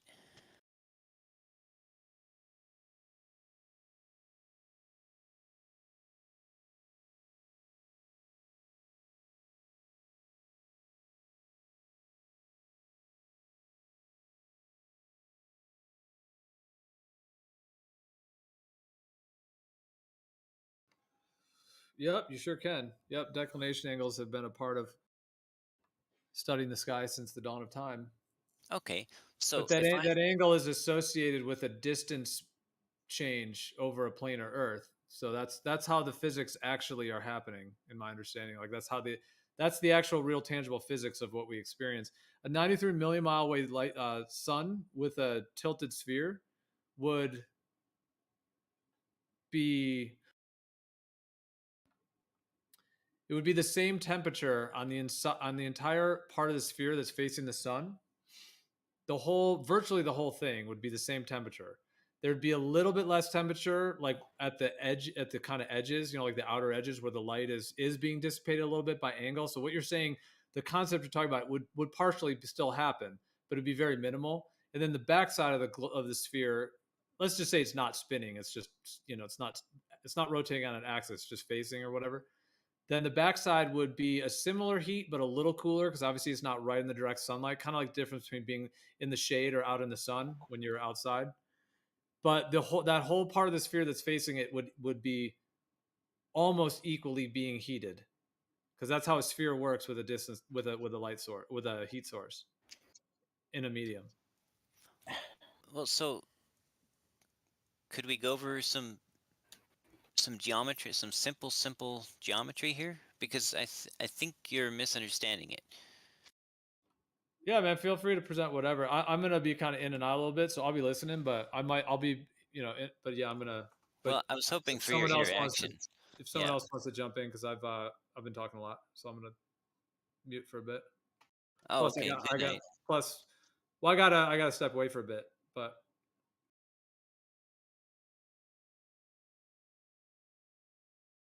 But yeah, go ahead, man. I'll be listening.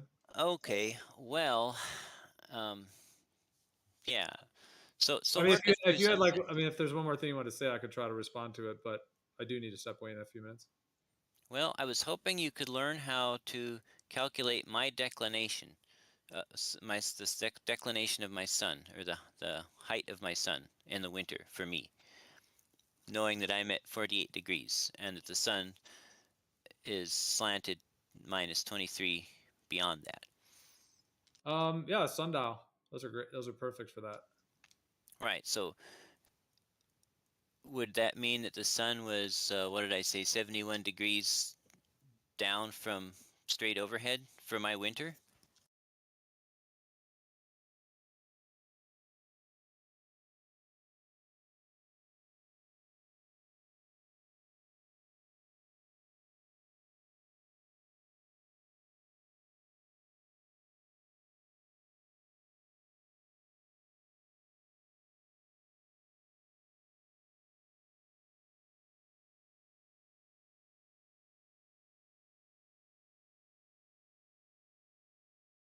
Okay.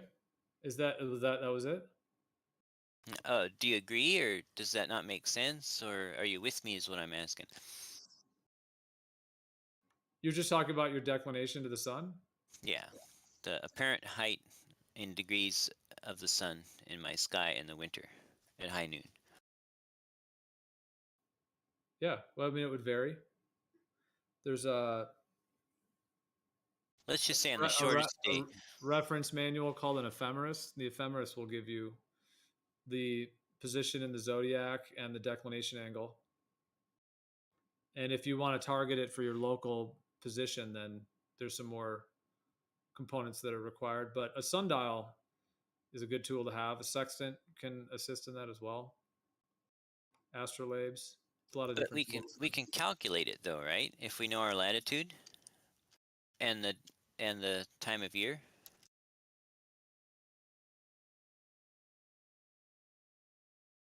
And we can make it easy. If it's the shortest day of the year, then we know the sun is the minus 23.5 whatever. Other side of the equator, right?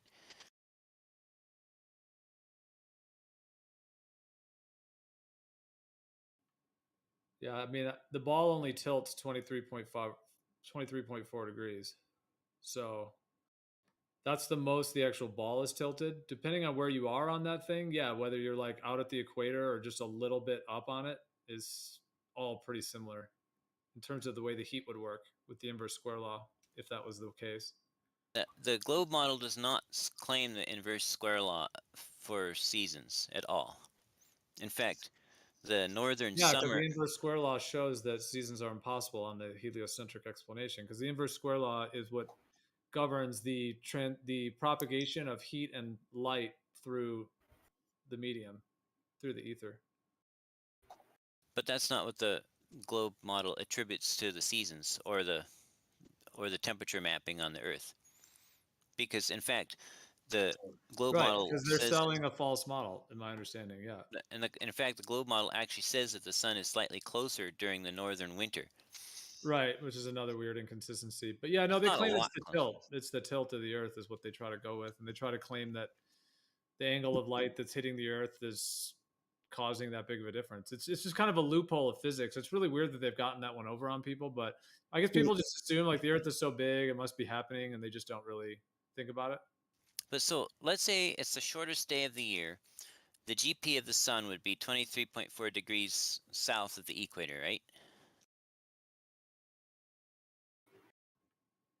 At Yeah, that would the be true. winter solstice? Yeah, our winter solstice. Yep. Yeah, it's all the way out at the Tropic of Capricorn. Okay, 23.5, 23.4 degrees or whatever, right? So let's say I am at 48 degrees north. That's how many degrees away am I from the GP of the sun?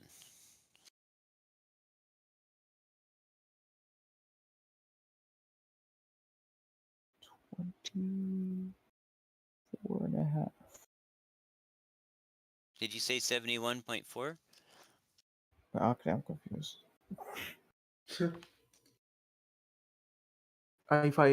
Maybe you went the other way. The other way would be 23.4. Then another. Right, Shit. because Hold on. I'm 48 degrees to the north of the equator.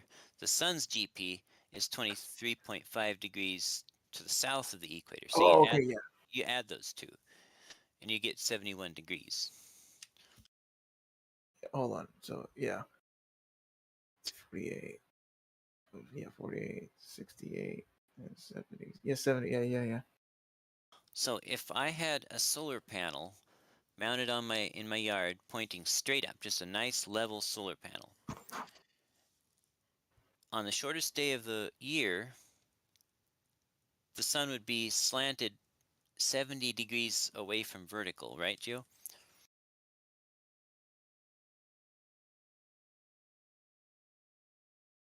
He might be away from his computer. Okay, well, anyway,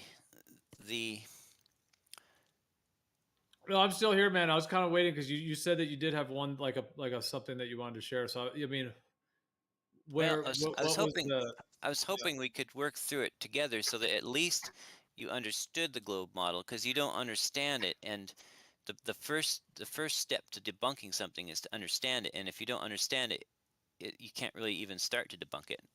And so I'm trying to help you understand it so that you can debunk it, not a false representation of what you think it might be. I'm just trying to help. So anyway, if I've got a solar panel pointing straight up, the sun on the shortest day of the year, the sun for me will be 71 degrees off of straight up. The formula for calculating the amount of energy that that solar panel will capture is the cosine of the angle. So the cosine of 71 degrees is 33%. So I'll have lost the rest of that, whatever 100 or 33 out of 100 is. I'll have lost all but 33% of my solar energy on that solar panel, right? That's true. Yeah, I'll have lost 67% of my energy on that solar panel. Wouldn't that mean that it doesn't get as hot? Why would the solar panel get just as hot when it's lost 60% of the radiant energy hitting it? It's still radiating heat off to the sky, so it's still cooling at the same rate it would, but it's only getting impacted by 33% of the sunlight that it does during the at high noon on the longest day of the year. So why wouldn't a 67% loss in absorbed energy cause a significant loss in temperature, I guess? Does that make sense? It does, but I think, and I guess Geo can correct me if I'm wrong, but I think what Geo was on about is because it seems that he might have gotten how the sunlight works confused with how like a bonfire or whatever works, because like with a fire, obviously the fire is heating up the air around it, and obviously that's going to evenly cook whatever you have next to it. But obviously with our model, it's it's a light thing, so it's a straight line thing. So it's yeah. Oh, you go. And the bonfire is a light thing, but it's coming from a wide field. It would be like the equivalent. If you're by a bonfire and you look at it, it might fill up, 100 degrees of your vision by 100 degrees. That'd be like looking up into the sky and almost all you can see is this giant sun that goes from horizon to horizon, just one huge giant sun that totally fills the sky. You'd be getting heated from all sides. So that's But that's the thing though. But like with the bonfire though, from my understanding, the amount of heat that you're getting from the light itself is like negligible compared to like the actual hot air, right? I mean that's the whole thing. Like your food isn't getting cooked by the light. right. It's If the, you're over the bonfire, then you're getting the hot air rising. But if you're just beside it, then that's radiant heat. And they do put off radiant heat too, especially the coals. okay, I guess that's kind of fair. Yeah. Okay, so But so if to simulate the sun, we need a radiant energy that casts nice shadows like the sun does. yeah. Yeah, I'm not going to argue too much on this point because I'm not too knowledgeable. So interesting.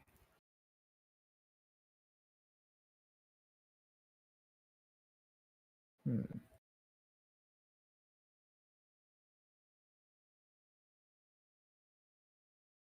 Yeah. I don't know what to say.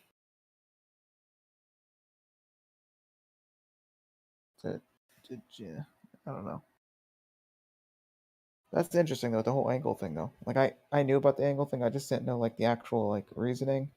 Kosho's example made a lot of sense. Like the amount of like light the actual surface would get would be technically less because you math it out. It makes sense. So I learned something. I learned something today. There's like a few things I know, like but like I don't like know it, and that was like one of those things where I'm like, oh, I finally like know it now. So that's fun.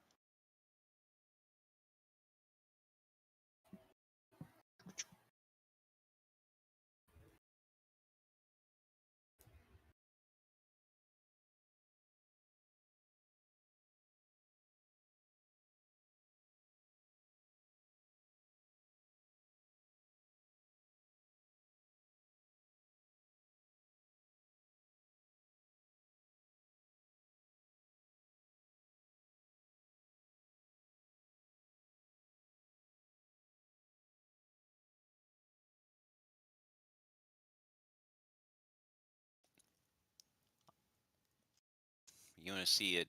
My latest video.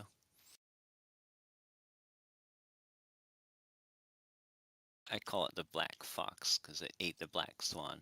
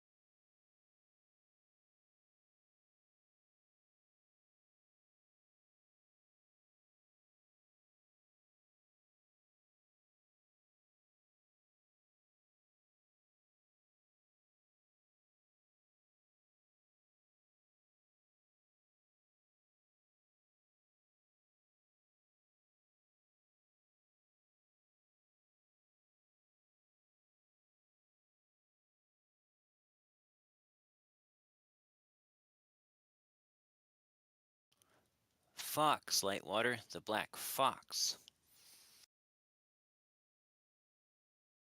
Like the kind that eats the hens and the swans.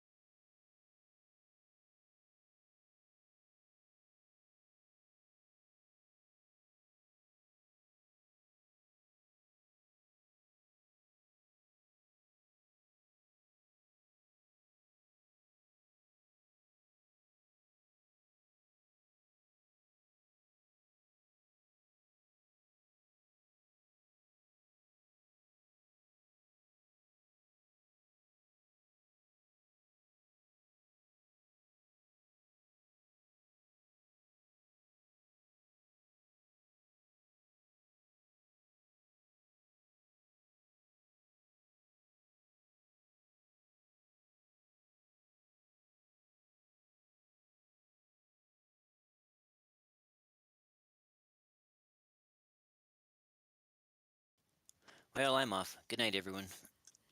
Have a good one.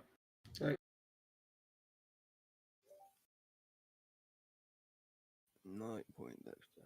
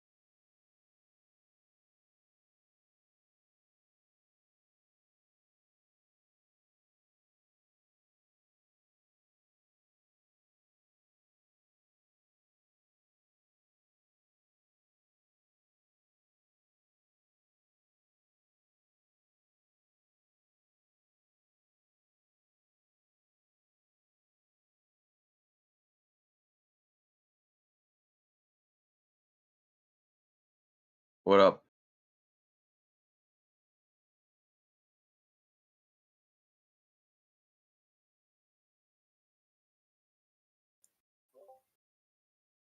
Who's that?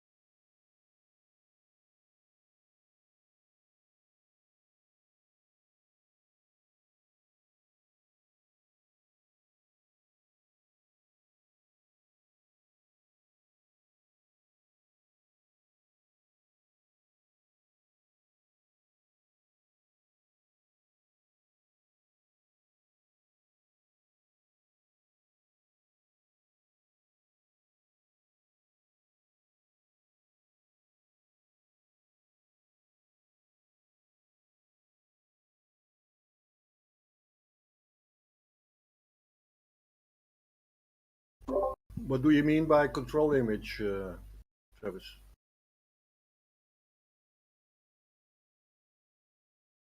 An image that you can contrast with the target that you're shooting. So if I take a photograph of one of my targets and it's in a position, and then the next day it's in a different position, and the next day it's in a different position, it's like what Jeremy says. Jeremy's right to a certain extent. We don't know where the fucking thing is, right? So it's like, which one's the control? It's the control, right? It's the control group. You have a group that doesn't have the drug. Yeah.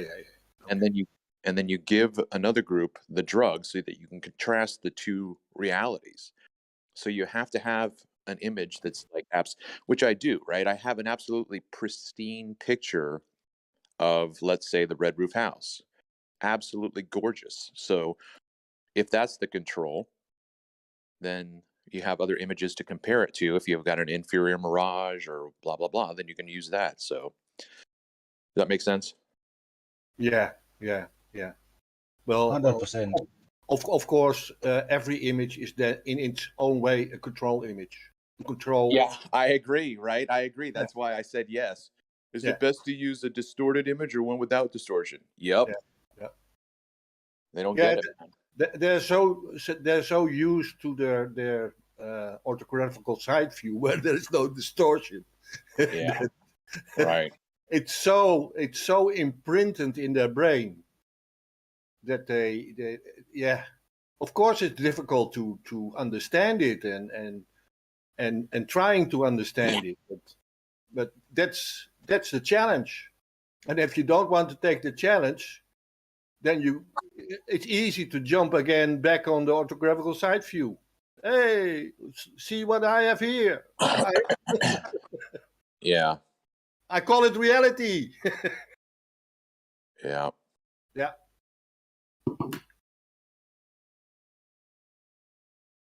How you doing, man? Not too bad. Not too bad. Just waking up, making some coffee. Lazy weekend. So gonna have my son's coming over. We're gonna play cribbage. Is it a board game or a video game? Yeah, it's I don't know how old it is, but it's almost like, I would say well, you'd have to have cards. You have to have playing cards. So then whenever playing cards, came out, it would have to be within that time frame. But basically it's like it's a point scoring game. So you get dealt cards and then you just have to be strategic in terms of how you're going to play them so that you can score the most points. So okay. Yeah. I loved it. My mom had played it when she started working for the telephone company back in the late 60s. And she never taught me how to play until like 3 years ago. She's like, "Hey, you want to play this game?" I'm like, "What is it?" And I've seen it before, right? And after the first game, when I understood the strategy, I loved it. I was like, "Man, why didn't you teach me how to play this when I was a kid?" I would have turned out so much better. Yeah, right.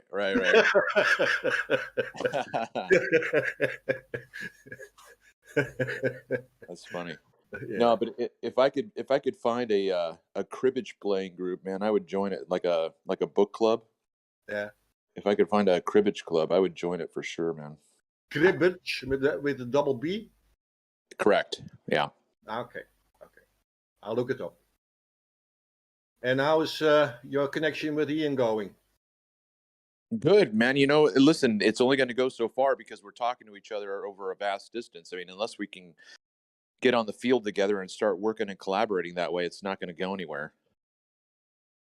I mean, all we can do is theorize. All we can do is describe, which he's doing a great job. I think he's going to be taking this discussion a whole lot farther than I have, because even though I saw the stuff that he saw or that he sees, he's being able to decode it a bit better than I was, and like I said, I think what he is describing, what he's saying to me makes perfect sense. He could be wrong, I could be wrong, but there's no way to know unless we're going to get out and test it. So I don't know how we're going to get through. I don't know how we're going to do that. Well, we see. It's good that you have finally found someone to have a more constant back and forth with.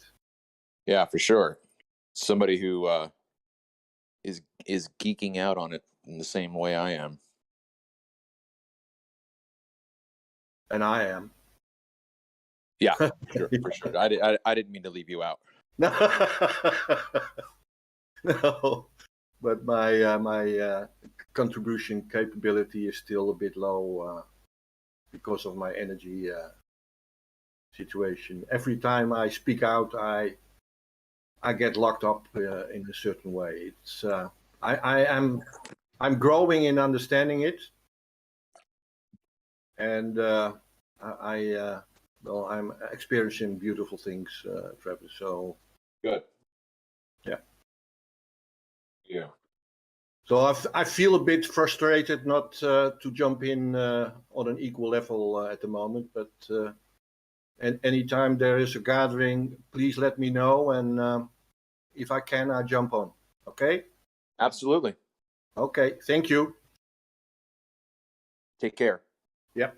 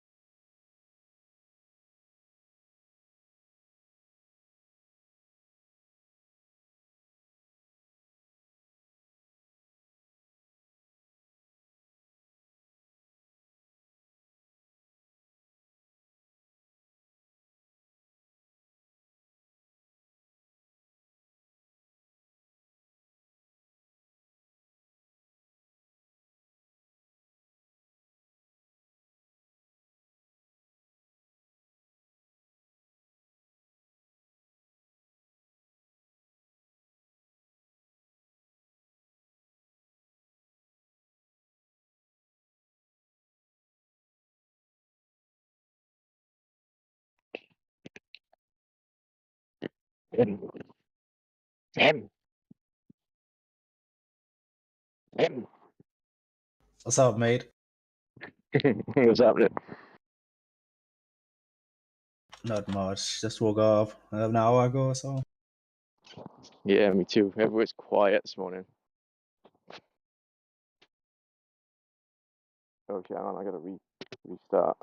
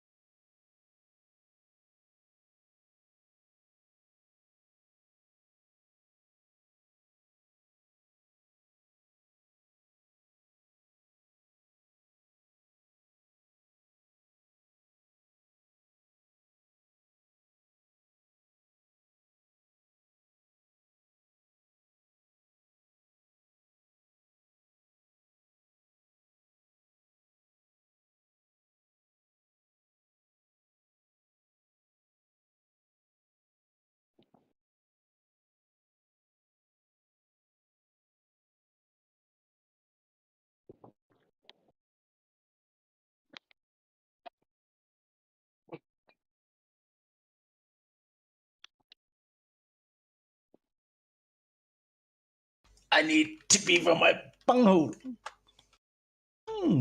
Bunghole? TP.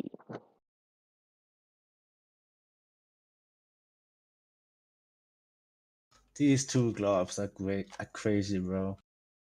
They claim Travis is cherry picking, and then they proceed to cherry pick themselves.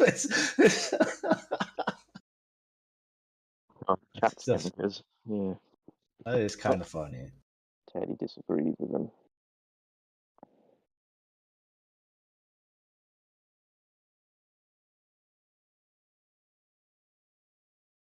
Still no word from Loggy? My Sundays has been destroyed.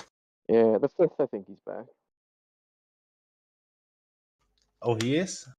Yeah, he's having new router, new internet sorted out or something. So he's just ignoring us. Feels bad, man.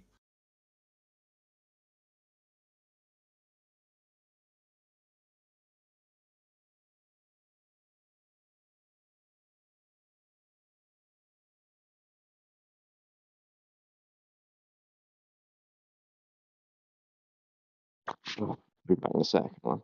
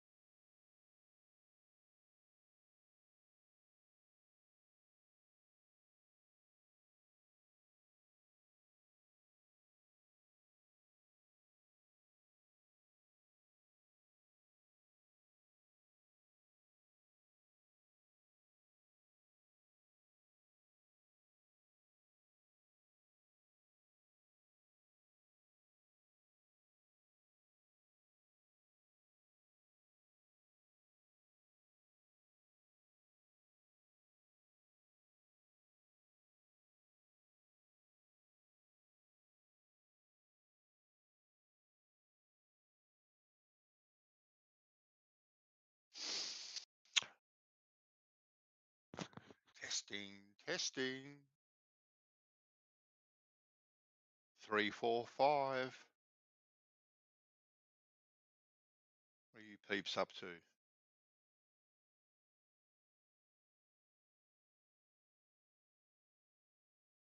You don't say. Really?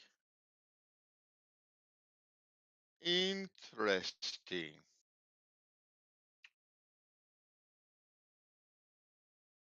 Who has celebrated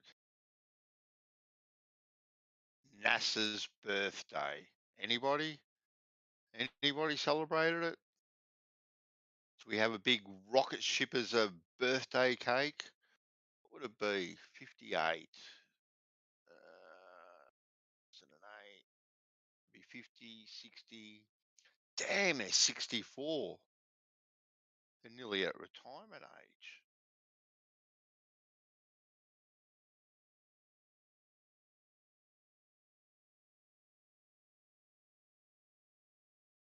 They must be almost due for a pension. Let's say. Bento. Hey, Reese, how you going, brother? I was talking to myself, which is not unusual. Not I was unusual. here. I'm here for you. I'm here for you. I saw it. I saw it happening in real time. I had to wait. I had to join. I had to join Bandscore and wait on YouTube to catch up to what you were saying until it started to overlap in here, and then I knew that I had caught it all. Oh, cool, cool, Oh, cool. I must have celebrated. I must have celebrated NASA today because a friend came around, with some herbal Yeah. remedy, and and yeah, I didn't think, I saw stars. I saw stars. Oh, there you go. There you go. Actually, you and I started off a conversation. Was it Yeah, earlier on yeah, today? and Which I kind was of, hoping, I was yeah. hoping I could get more clarity on your question because at the time you asked your question, I was I was muted and I couldn't get back before Kosher started with armor or whatever, So Oh, yeah, yeah. Ramblings on, yeah, talking about whatever they were talking, perspective or something. Um, but yeah, no. My question was, Reese, that back in the day, you were on the plane and all that sort of stuff. For whatever particular reason, you were deep in the conspiracies and all that sort of stuff, and you embraced the whole flat Earth, with all your might, so to speak, and you say you made a comment about needing explanations for things. Um, and one of the things that you couldn't resolve with yourself, um, which I kind of did challenge you a little bit on it, but like I said, we kind of got derailed and you went to the shop or whatever it was. yeah, That I couldn't, to be honest, man. So I couldn't quite get. I feel the gist of what you were saying enough to get the answer, and then it would have been back and forth like, no, that's not what I'm saying, So I figured it was a no, yeah, yeah. yeah. I Well, figured it was now here I am. yeah, now we've got this little bit of time just between you and me and 33 million other people. Let's go Mm, for it. But exactly, you, exactly. yeah, exactly. But you said you had trouble resolving in your own mind what quote unquote the flat Earth was on, like, or what it was sitting upon. Um, Correct. whereas the globe model wasn't sitting upon anything; it was just in nothing, which we call space. But it was just kind of there in this infinite void that we call space. And I know that you have very strong um, beliefs in your faith and the creator Mhm. and whatnot. And I and like I'm just a mere mortal, Reese. Like I don't, even though I think we do at times with the way we think about things, put constraints on what the creator can and can't do. Okay, but we do try and also to resolve things in our own head where we are, and to me, the space itself being vast and kind of never ending, to me doesn't make logical sense, because where there has to be a start, there has to be a finish. And I think one of your responses was, well, I kind of just worry about what I can see. I go out in my backyard, I can see the stars, they're up in space, so that's kind of all I have to worry about. But you still have to resolve the fact of what you can see, where is it exactly, right? So it's in this infinite space that has no start and has no finish. To me, that doesn't make myself, as a mere mortal, logical sense. Now, for me, to have something as ground level, for want of a better word, and how deep that is, but it's like base level, ground level. There's nothing underneath it. This is the start. Like, there's nothing underneath it. Like, you can't go any further because there's nothing there. Right? It is point zero, ground zero, and everything is built up upon that. And then there is also for me, a finite distance to that as well. Where that is, I don't know. What encompasses us, I don't know. Whether that's dome, superfluid, or space of some sort. But to me, that also too has to have a an ending, right? Because I do believe in a creator, and I do believe that when we do pass on, that our energy, being our soul, does pass on to somewhere else. Okay, I don't think that I become a star or I'm floating around in space, atomized, and become part of everything. I do think that there is a place, and not necessarily a place of white fluffy clouds that we're all dancing upon in fig leaves or anything like that. But I think there is a place where our soul just goes to rest, like its final resting place, where it's constantly just in peace. Um, so, and, and from what I gathered from you, your biggest hiccup with the flat Earth was, what is it on? And I can't get my head around what it is on, because it has to be on something, whether that's a turtle's back, elephants are holding it up, whether it's on a pool table or a petri dish in a big Bunnings warehouse, but it's kind of got to be on something.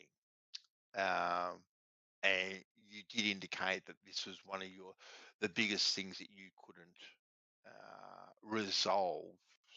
I don't know if that makes it any clearer, but are you able to elaborate a little bit more on you know where you are now and how you got to where you are now? Sure, absolutely, and I think that was very clear and concise. So that thank you for that extra bit of clarity, and also kind of the intention for the question also helps. For me, it's multi-layered now, Bansor. For the time that I've spent away from the the in group, dealing with where they trust people like them without hesitation, and then looking from the outside of, oh, you're one of them, you went back, or this type of thing. Yeah. And not really come to common ground and talk about what troubled me and why, and let it be my own decision, and for nothing else other than I just can't do this and do that in the way I'm doing it. I need to change steps. The path's not lighting up when I walk this way. Now for me, I then have the layers of the human factor, right? People I've met who therefore are either lying to themselves that they know, they don't know, or they're lying to me. and that's a hard one because these people in an instant remind the trigger type level remind quickly remind there's no ill will there, there's no ill intention there, there's no reason I should doubt that person, and that person is very, very intelligent, so it's hard to imagine that those people are grin fucking me their whole entire existence and their whole interaction with me. That's like that's literally like pointing out and say, you're the mole, you're the fake. You know what I mean? You know what I mean? Like to key people who on paper in any academic, in any test, in any kind of cognitive function test, they would run circles around you. You know what I'm saying? So what I fall back on is indeed the life that I've had, because it was my path and the way I've been shown. But as far as, spiritual and things, my question would be, oh, so you're a non-believer, an atheist, fervent, militant atheist, agnostic, all the rest of it. And then one day you have a miracle and now you believe. And now all of a sudden you've given the respect that majesty itself deserves. You know what I mean? It's this simple to me. And I see the other side of the coin, the non-academia. But a miracle in your life is not something you just look past. It's something you look to. Yes. And Yep. so I can be shown certain things, but I have to also be able to understand it. It's all very well going, okay, but well, it's just doing that, but there's a explanation on the globe side, if you want to put it, for why it's doing that you can test. And those things became more difficult because then there were multiple observers that saw the same thing from the angle that they were expected to see it based on the angle where I am. So if there's another way to draw it and make it, make sense, I want to see it. But, I have problems squaring the fact that, God made Earth his footstool. Would he put his footstool on suffering and pain and, children, being all the terrible things that yeah. happen to them? That doesn't make sense to me. That doesn't compute. Is Earth something else? Who knows? But people that I think that I can trust, work in industries that claim to, have the evidence for the globe. So do you see what I'm saying? Yeah. It's like a contract level secret. It's a personality knowing deception. It's a grin fucking best actor they can be in your face asshole, or the person themselves is themselves deceived. Yeah, look, I think we have to put faith in others and believe in others. Well, you don't have to, but we do. Well, that's what we do. We look at peers and friends and colleagues and this sort of stuff, and this is just a natural thing, I suppose.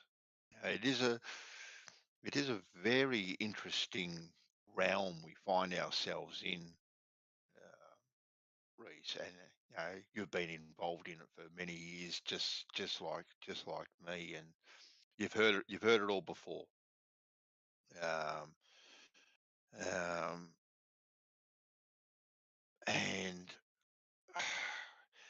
the explanation, I suppose, or having a reasonable explanation that sits comfortably with you, I think in a lot of circumstances is very important. Because you're always looking for answers. Everyone has always wondered who they are, and where they might be going. Right? Since Adam was a boy. This is just a general, natural human characteristic. To me, you know, explanations, even though explanations at face value, at times seem very reasonable and very plausible. Okay. Sometimes they conflict with your practical experience of what you've taken as your truth, I suppose. And that's what I kind of do struggle with a little bit at times. Like, you hear the some of the explanations that are given to you, Reese, on some of the phenomena, and 99% of the time it's the phenomena that is over your head, the stuff that you're looking at, rather than the stuff that's under your feet. And to me, when I look above my head, I'm looking at the heavens, whatever and that's a man-made word. I know, but I'm looking at the heavens above, and I look at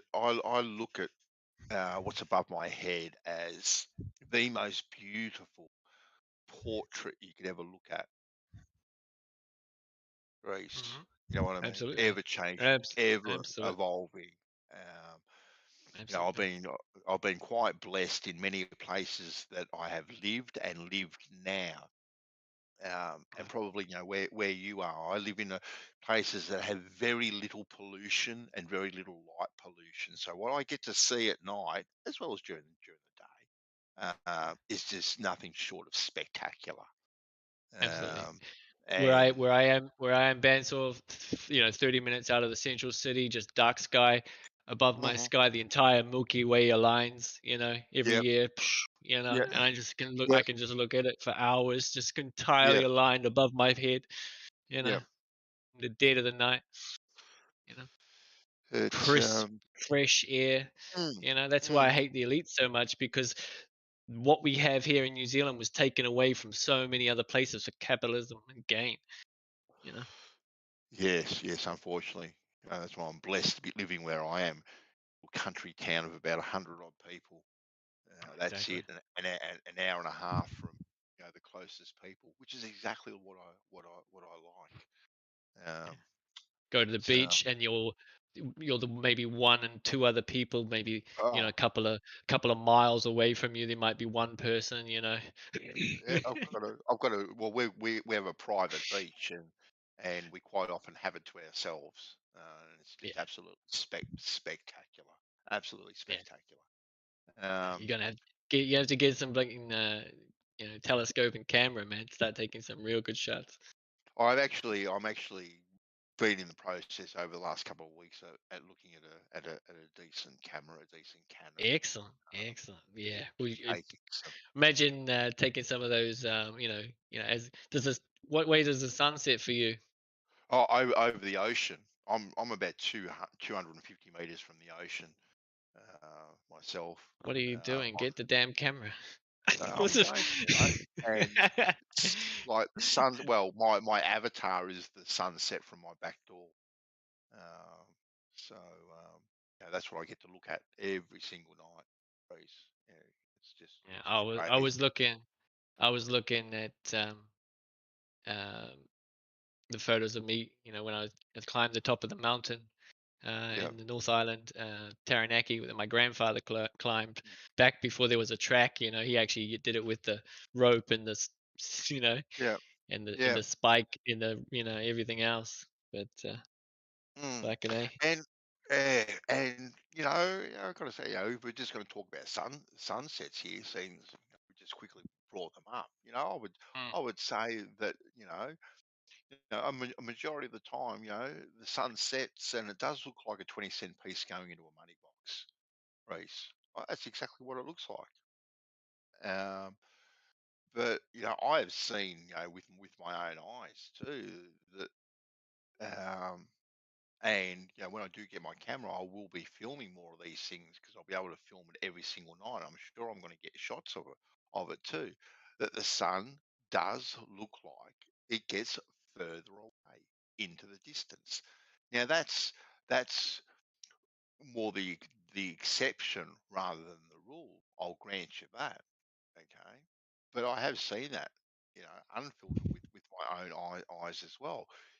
Seen the sun looking like a hamburger on the horizon, all sorts of funky shapes. It looks like a keyhole.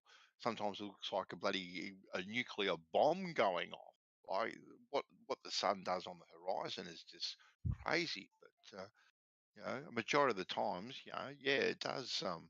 It does look like a 20-cent piece, going into a money box. But when I look out too across the ocean, across the Kangaroo Island, okay, yeah, yes, there are waves and there's swells and all that sort of stuff, but the water looks as flat as a tack, Reese. Doesn't look anything else other than as flat as a tack. With the waves and the swells and all that sort of stuff, doesn't look to deviate.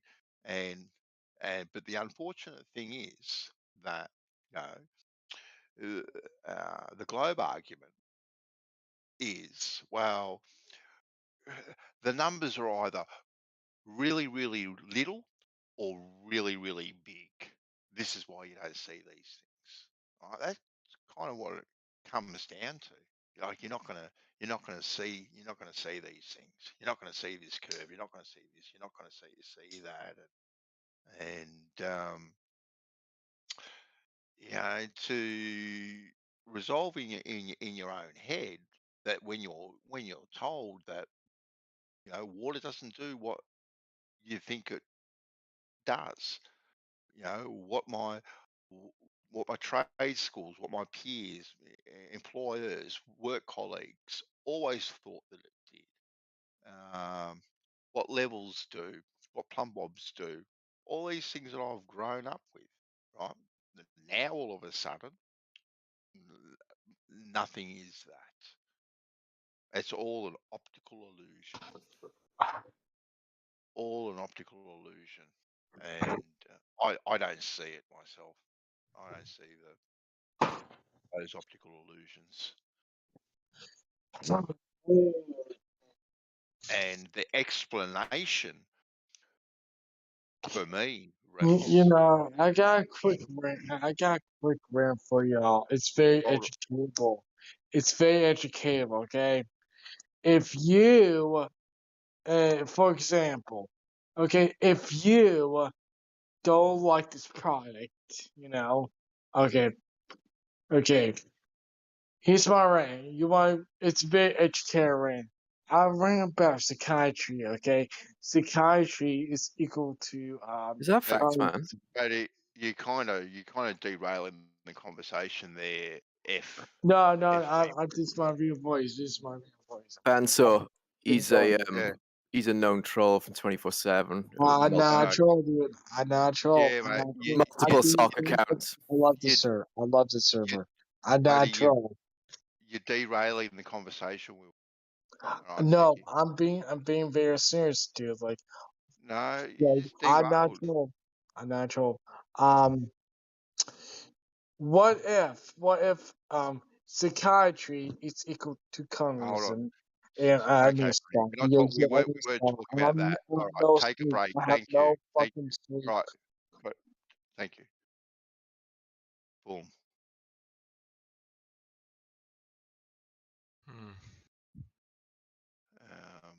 Anyway, Right.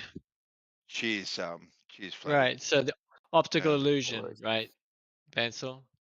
Everything you've been um, taught was an optical illusion. well, basically, yes. Sorry, I've just been thrown here. No, but Well, that's what the last thing well, you said, right? That's the last thing you yeah, said. yeah, yeah. So, yeah. Well, yeah, Yeah. yeah. Basically, these things are an optical illusion, right? Horizontal isn't horizontal. Plumb bobs aren't parallel. Um, Water ain't flat and horizontal and level at rest, and all these type of bits and bobs, which is what I've been brought up and led to believe my whole entire life. The only time I ever learned that horizontal now is only horizontal at a tangent was in this realm. Never been taught that before, ever, not once, not in my trade, not in trade school, not in school, not with my work peers, colleagues, bosses, anything. This is the very first place that I'd ever heard that. And it's just like, really? Okay, then. Well, then, can you demonstrate it? Like, can you demonstrate it? Right? Let's get two spirit levels, put them side by side. Now, demonstrate to me now that those two spirit levels are now not on the same horizontal plane, or if I put one at one level and I put the other one a meter next to it, that is, it's not going to be parallel to the first one, right? Because as far as I'm concerned, they're always going to be parallel or on the same plane because they are horizontal. That's what they do. Or plumb bobs will always, a couple of them hung side by side, will always be parallel. Now, the only way this can be demonstrated that they aren't is through some ridiculous experiments where you've got to get two plumb bobs that are 169 miles apart and then have to be viewed through optical devices going through 2,000 bloody miles of atmosphere to even be able to measure them in the first place. Like, to me, these things are just like ludicrous. Like like for me, like the lack of practical demonstration for a lot of the things that are claimed race fall very short. Right? You can have a good explanation, right? You can say something is so, right? But then you got to like show it. You got to demonstrate that these things actually do what they say they do.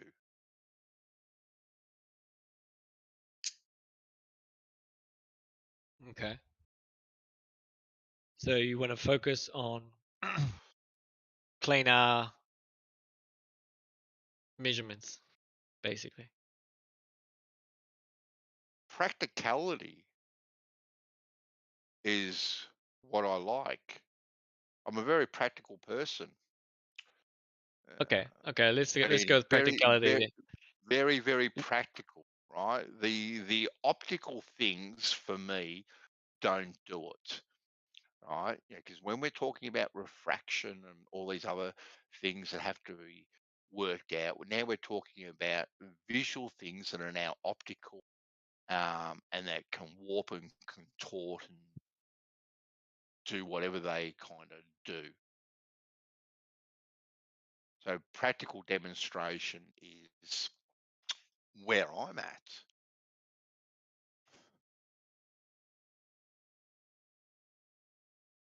Okay. I got fucking, can I have rants, you know? Oh, Like, I'm so fucking pissed off, you know? The fucking. anyway, go on, Wow. Reese. Yeah, no, I've taken care of it. Crazy. Just no self-awareness. The thing is, you know, the practical stuff, you know, is where I like to keep my head as well, because there's only very, you know, few things that I've done or, you know, had the capability of to do without all the math and all the extra other shit, right? Like no NASA, no nothing, just me and following, you know, a time schedule when to film it, you know, things like that, Bansal, you know, and those are part of reality and the sky and the heavens and all the rest of it, or that is not real and it's some type of fake satellite.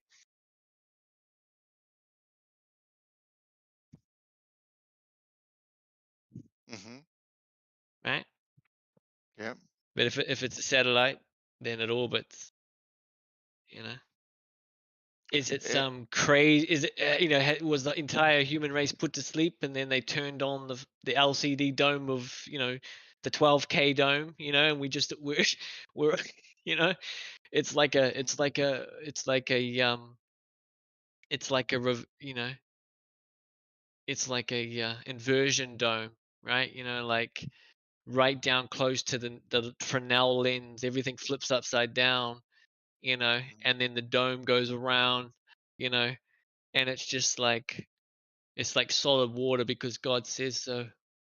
And if it wasn't, it would swish around like a, you know, the gravities of forces. It would just, you know, it would wash around. So the water is so still, it looks static, but we're actually all just breathing oxygen like fish, and fish are just swimming with us, and we're just, you know, we're just electromagnetically connected to the ground, you know. Yeah. You know, and we can't get to the outer edges because, you know, we're at the bottom of the sea like SpongeBob. Well, this is good. Well, we know we can't get to the outer edges, It right? was story time. That was story time. Yeah, But you yeah, know, yeah. but you know what I mean? Like that's the type of deception, Bansor, that would have to be taking place. You know? Well, the deception of the outer edges. Well, we know we can't get there, Reese. Like, yeah. Now, yes, you and I can ring up the local tourist people, and we can book a holiday down to a particular point on the outer edge or Antarctica. Okay, we can do that, right? No one denies that at all, right? But like you can tomorrow ring up, you can book yourself a ticket, you can land in Adelaide, right? You can go to Avis Rent a Car, right? And you can drive that car pretty much wherever you want to, unrestricted. The only places that you can't go, obviously, are a few places, right? But you can pretty much go anywhere unrestricted. Now, but what you and I can't do, right? We can't get on a boat or a plane and go down to what is it? Is it Cook's Base and whatnot? We can't land there. We can't go to Avis, rent a snowmobile, right? And then jump on that snowmobile and go anywhere that we want to, unrestricted. We can't do that, right? You can't explore. You can't do these things, right? Because apparently we've got to protect penguins, as the saying goes, right? You know, the only place on earth that pretty much every single country says that they have to protect. Right? Isn't it funny where there's absolutely no people that the world says, you know what, we've got to make the world a better place for the penguins. We don't have to make the world a better place anywhere else. We've just got to make the world and keep the world a better place for the penguins. So that doesn't even make logical sense just on that facetious kind of note at all. Right? Not to me. Not to me. It doesn't. And for anyone to even suggest that we can explore uninhibited in these places is just kidding themselves. You know, to say that you can get a flight there or a ship there, it doesn't really prove anything whatsoever. You know, the lack of footage of some of these places too, I think, is a little bit disturbing too, and whatnot. And not only lack of footage from there, also too lack of footage from the north as well, and what's around there. You know, these kind of things are just, you know, they just raise your eyebrows as to what's going on there. What's going on Hey over Reese, what about the idea? Reese, what about the idea that they're actually making it obvious that it's a lie, kind of on purpose, for the thinking man to have a choice? And the story that they're telling us about the ball and the limitations they think, even if it is a lie, they think it's a noble lie. So, what about that idea? You're really low, Dave, but I think Reese got it. You're really low, buddy. Sure, I said. Yeah, you are a bit low. Yeah. Are you at your max on your device? Should we turn you up, or can you adjust yours? I talk softly because people are sleeping. It kind of. Oh, I see. I hear you. Okay. Well, I don't know if you heard what I said. Kind of my premise in the beginning. Your perspective. The kind of beliefs I hold, if you will, are multi-layered, including people that would have to be lying to my face while kind of laughing and playing a part, and that is hard to square with the genuine feeling without hesitation that I have when I remember them or think of them. Do you understand what I'm saying? Like they themselves would be the greatest deceiver or themselves deceived. You know. Or Who do willingly you? participating in something that's easier to digest. Uh, What you're doing, you're making that choice kind of yourself, right? When, I when you had to, say, sorry, sorry. like, what to go? No, go, buddy. Jump in. Jump in. Yeah, I had to laugh about Faithful Phoenix about SpongeBob because something that I see is that you can intake different methods of thinking and measuring, and each have their own logic.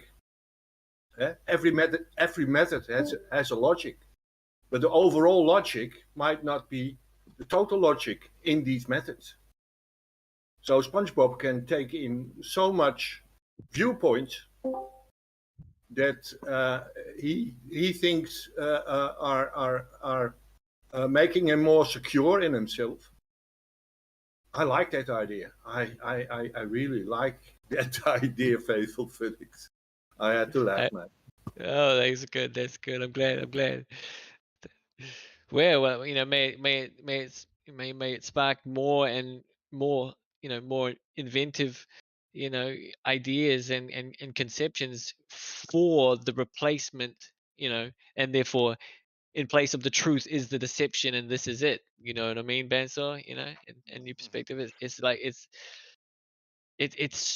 it's a grand lie with many layers, including people you think are your friends. Well, you said something to just a minute ago, like people lying straight to your face.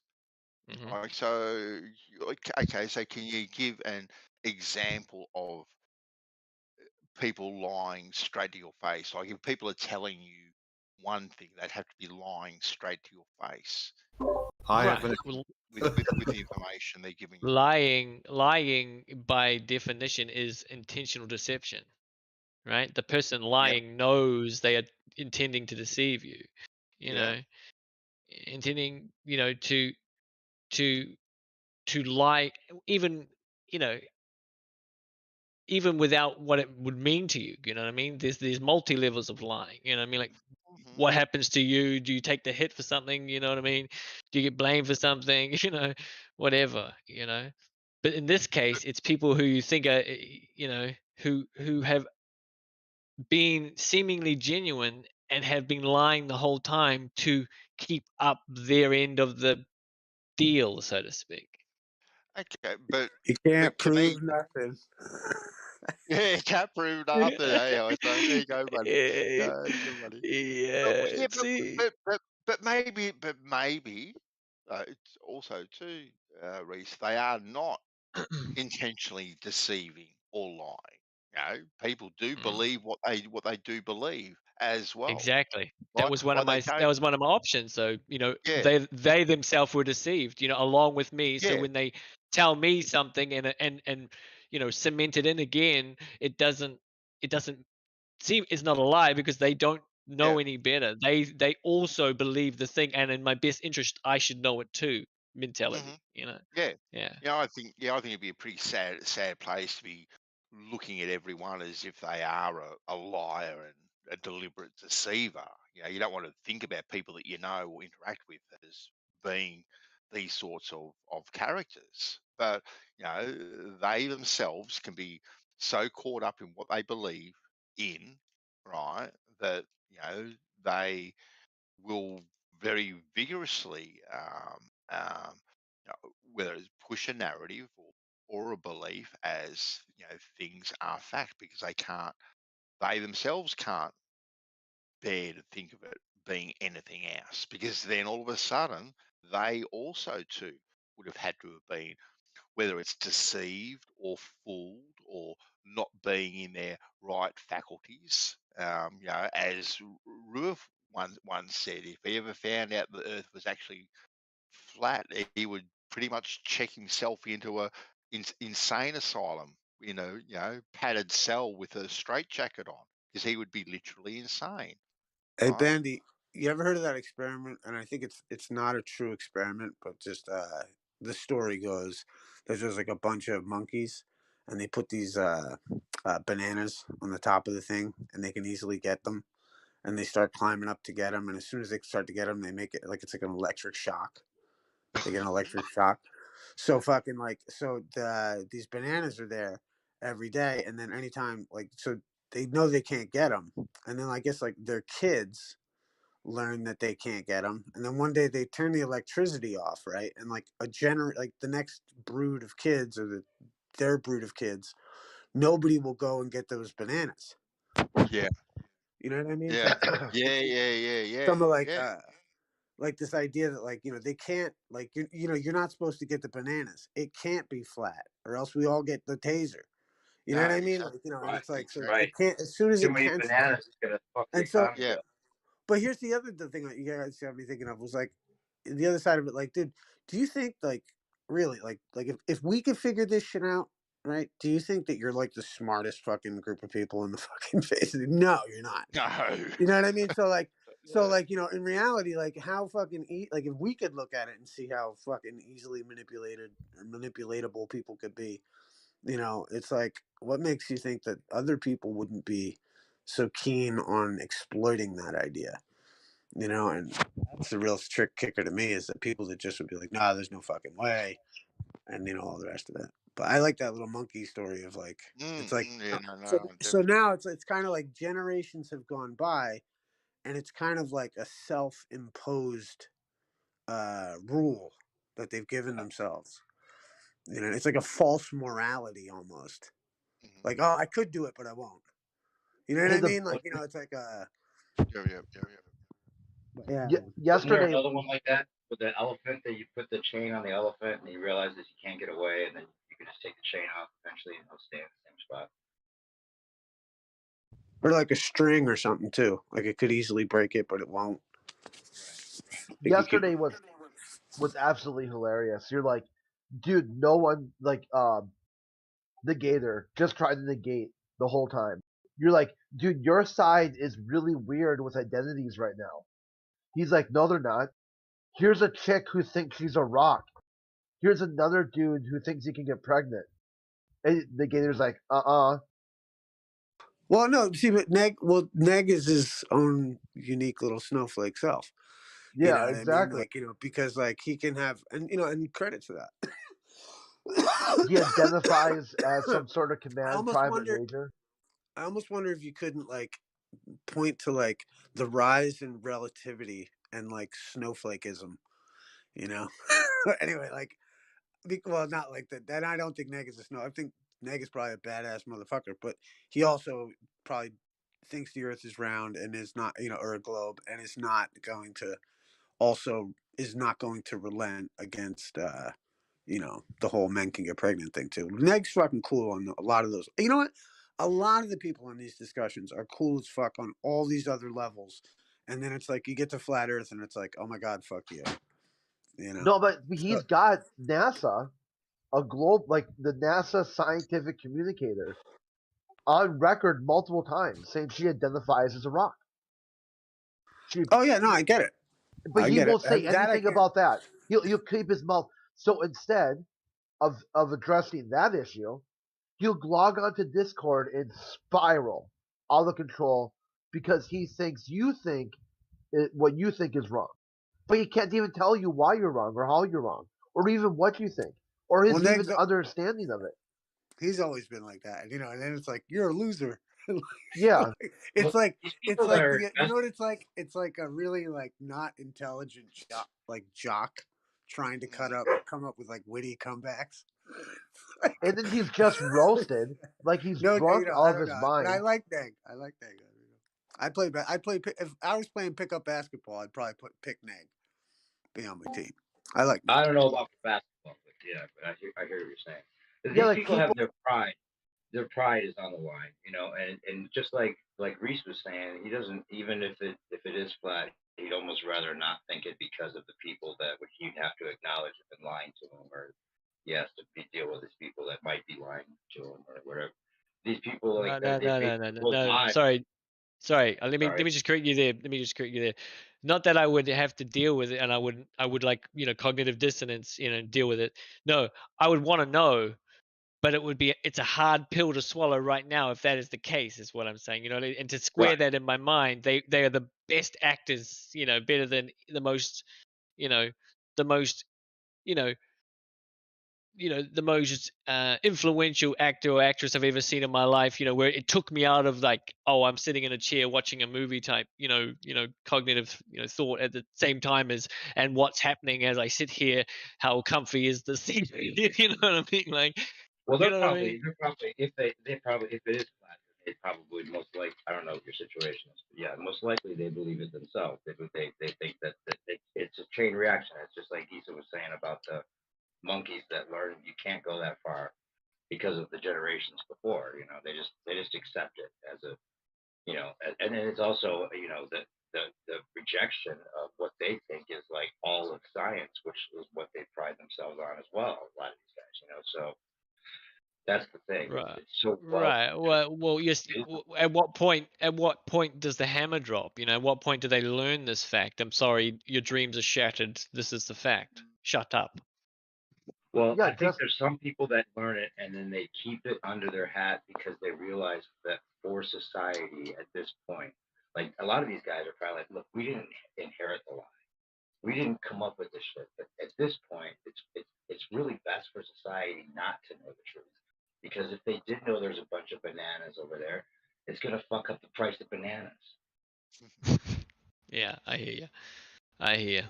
It was just like Indigenous Day for Australia. They said today we recognize the over 100,000 children who were removed from their parents forcibly at the government, and they use science. They use science as their justification. The social sciences and evolution or social Darwinism. Yeah, those are victims. They did at the time, yeah. And yet somehow you'd be, oh, why would they lie? Well, there's 100,000 reasons why they would lie. At least they don't even know. That's how bad government is. It can't even keep track of its own crimes. It's just a nonstop flow of crime. Like the government agent wakes up in the morning and goes to bed. It's like, how many crimes did you commit today? I don't know, all of them. Yeah, I know. And then ask them why they lied about it. And then you can't figure out why they lied, so you say, oh, I guess you just didn't do any crime today. Meanwhile, there's a book you can go check out, like 7 felonies a day or something like that, or 3 felonies a day. They'll get you, and if lying about it won't save you. But somehow they're exploring space for the betterment of humanity, like Iran. Iran just rounding up Europeans, blaming them for the protests. Oh, but Iran's out there exploring space for the betterment of you? Really? Explain that to me. It's very hard though for a society to move on from atrocities that our forefathers did as well. Like, how do you reconcile these sorts of things, and what do you have to do to try and fix them? I would say the first step is, if space is real, you can go there. Government is not baggage you take with you. Leave that here on your Earth. It's not something you want to like have in your back pocket, because you're just going to repeat the same stuff. Well, I'm probably alluding to more about you know what. Well, obviously, you don't want to repeat the same stuff, right? But what should you do now to have to pay for stuff that was done? Right? You alluded to what we call here the stolen generation, because that's what it's known as, the stolen generation. Right? So what should I do? What should my children do? What should my grandkids do or have to do to pay for these crimes? Is it fair that I have to pay for these? Are you guilty of them? I personally am not. Well, there you go. There's no restorative justice because you didn't take part in it. If anything, you're probably part of the solution. No. You're offering But an idea of a world where all people are accepted for who they are. They all have their space in their areas. okay then. The, But then when policies are then put in place that have been fought actually, and I'm yet to look up what the outcome is, but you know, when they try to bring in policies that say an Aboriginal woman was giving birth to her child in a hospital, and that midwife walked in to that delivery ward, and she happened to be Caucasian before she could even help that mother. She would have to raise her hand, right, and recognize her white privilege. Now, these were things that were proposed that midwives would have to do. Now, how is that fair that we have to recognize some sort of privilege that I don't think I have any privilege myself, my daughter, anyone that I know. You know, these decisions were made by a government, yeah, committed more by the people. problems, more Exactly. government. Yeah. So Exactly right. the government knows they're guilty, but they have no way of correcting their mistakes or even fixing it to begin with. They're just going to keep doing the same thing. So they pass a buck on to you. They say, well, it's not our fault. It's your fault. You pay. The same thing. Yeah. Same thing here with the police the overarching, expansion of militarization of the 1033 program. My property taxes, I don't even live anywhere near Minneapolis. Okay, I'm like closer to Canada than I am Minneapolis. My property taxes have gone up 30% since 2018. I can't sell my house for what it's worth, what the property taxes are. It's all to cover the millions and millions of dollars that the Minneapolis and St. Paul police are just dishing out. And like they pull somebody over, the guy lips off, and they basically just almost beat the dude to death. Then they're like, "Oh, you can't do that. That's like illegal. That's like assault. That's like." So they pay the family millions of dollars, and so Minneapolis is out of money. They don't even do fireworks down there anymore. They're so broke they can't even do their 4th of July fireworks. And then the next step is, well, we have to go out to the outer counties and start collecting money. And people are like, well, how? How do you collect money? You gonna run bake sales? No, just jack their property taxes up. And that's what I'm talking about. The government will never hold the government account for government misconduct. So right there, I know why they would lie.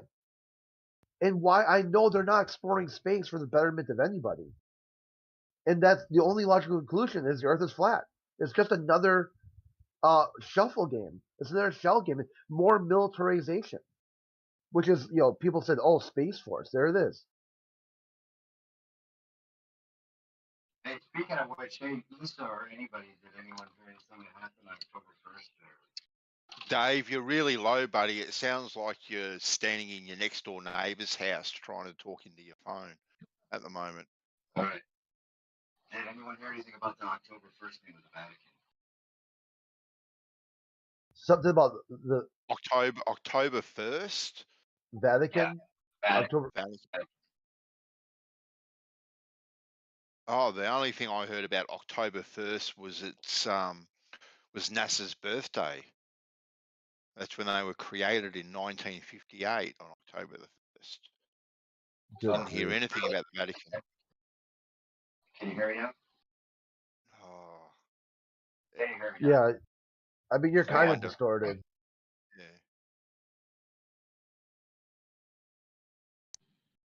Can you hear me now? Is it better? Oh, that's better. Nailed it. Yeah, boom. All right, yeah.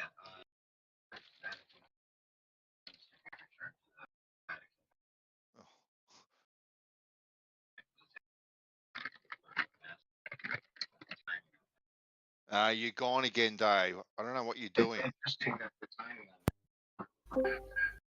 Dave, throw away the banana and grab your microphone. Yeah.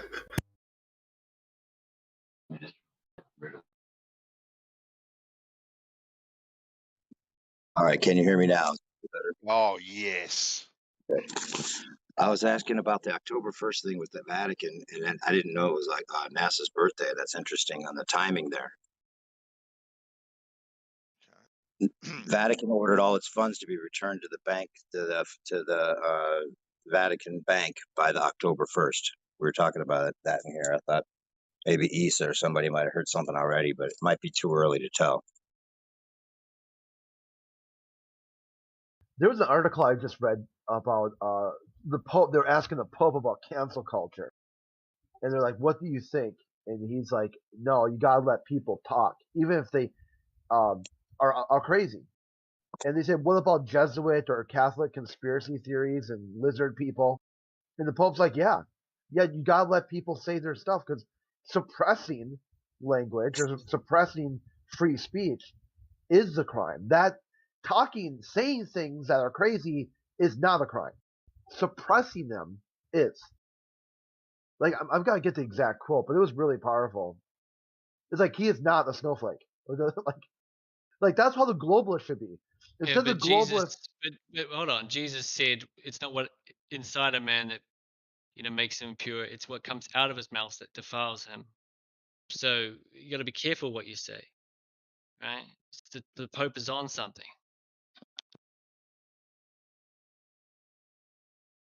yeah, and your actions would be like suppression. So you don't like what someone's saying, so your action is violence, suppression, government control, forcing people to comply to some sort of subjective morality that you won't explain or even take questions on. You just say you're a Jesus-like figure, and people will just take your word for it.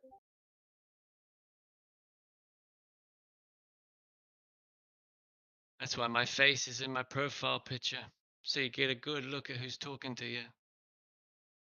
Across my face is a medallion of faith and an angel wing. Behind me is the archangel Michael, battle angel, with all surrounding all the demons. Right? Get a good look at who I'm here, because I'm very, very sure I know why the demons run from the light. So yeah, I got questions.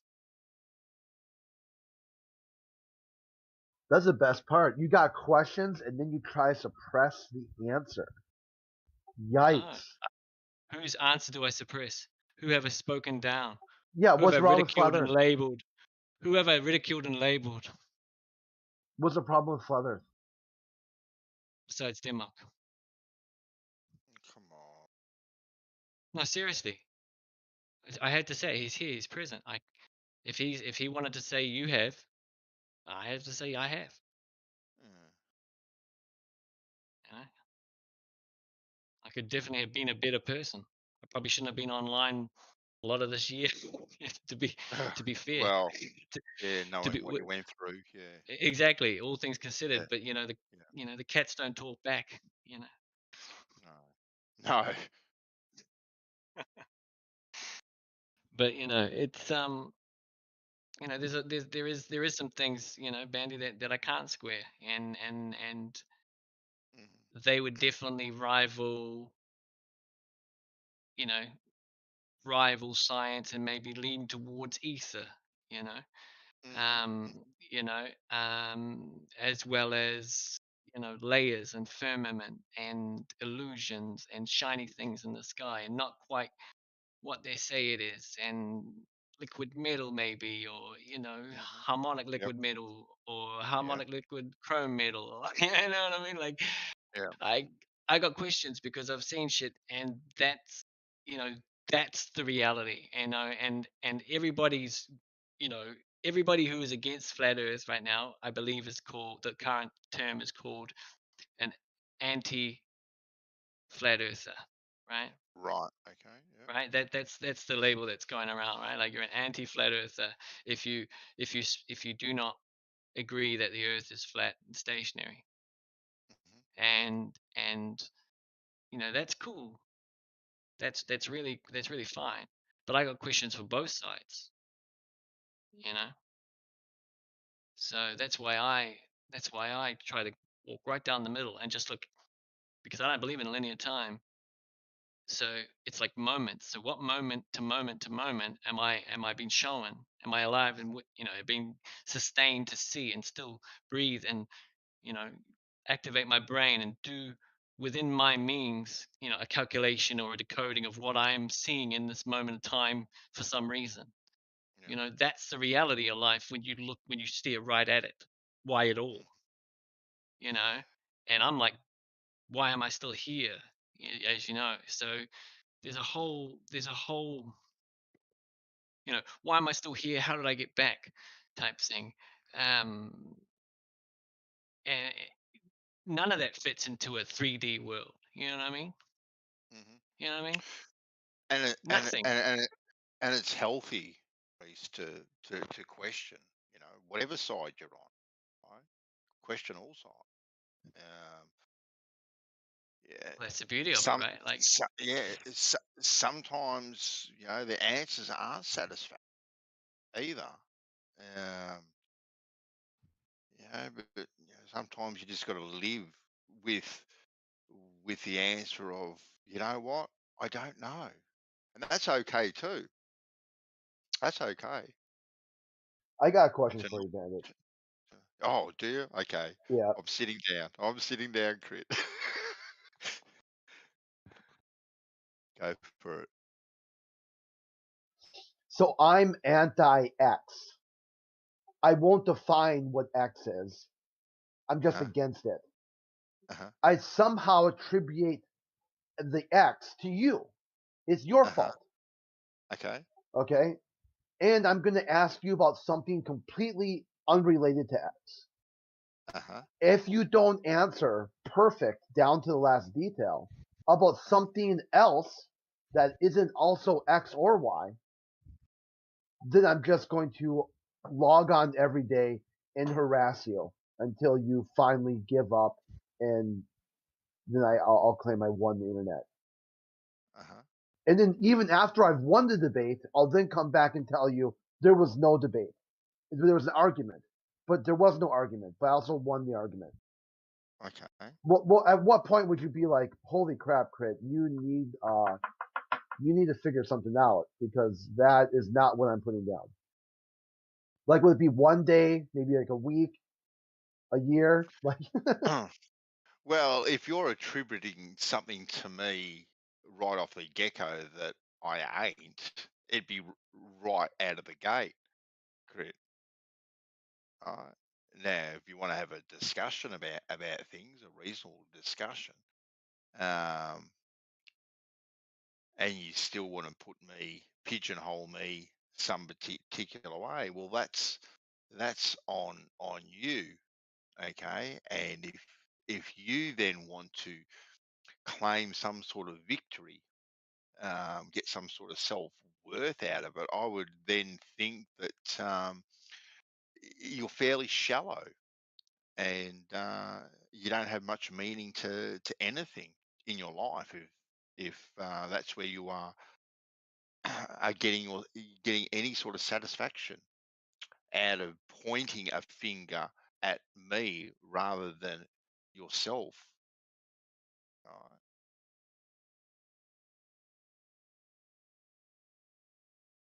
Does that answer it? that's fantastic.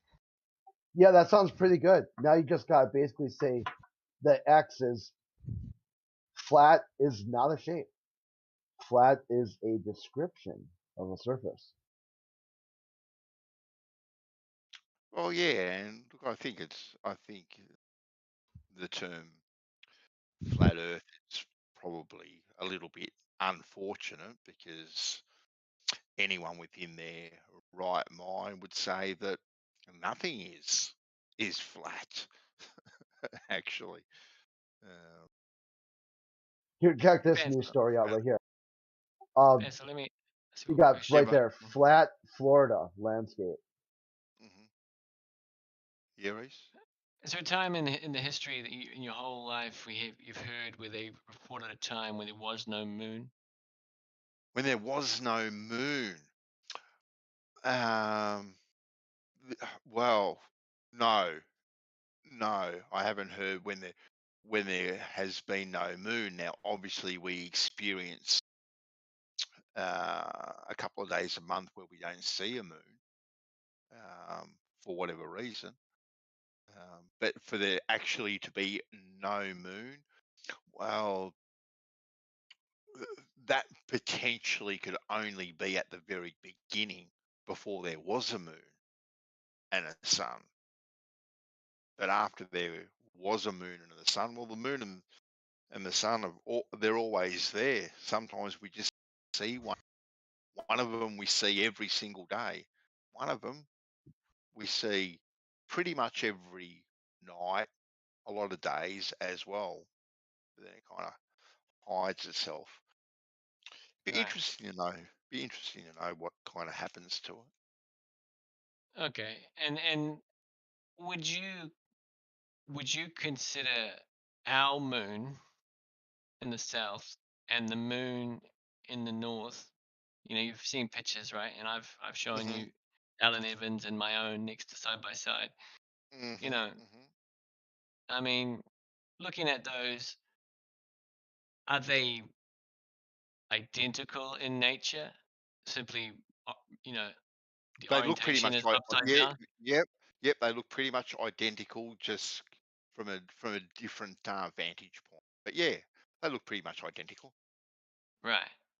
Yeah. So is there a place or a mechanism in everything that you've heard about, come across, where light would flip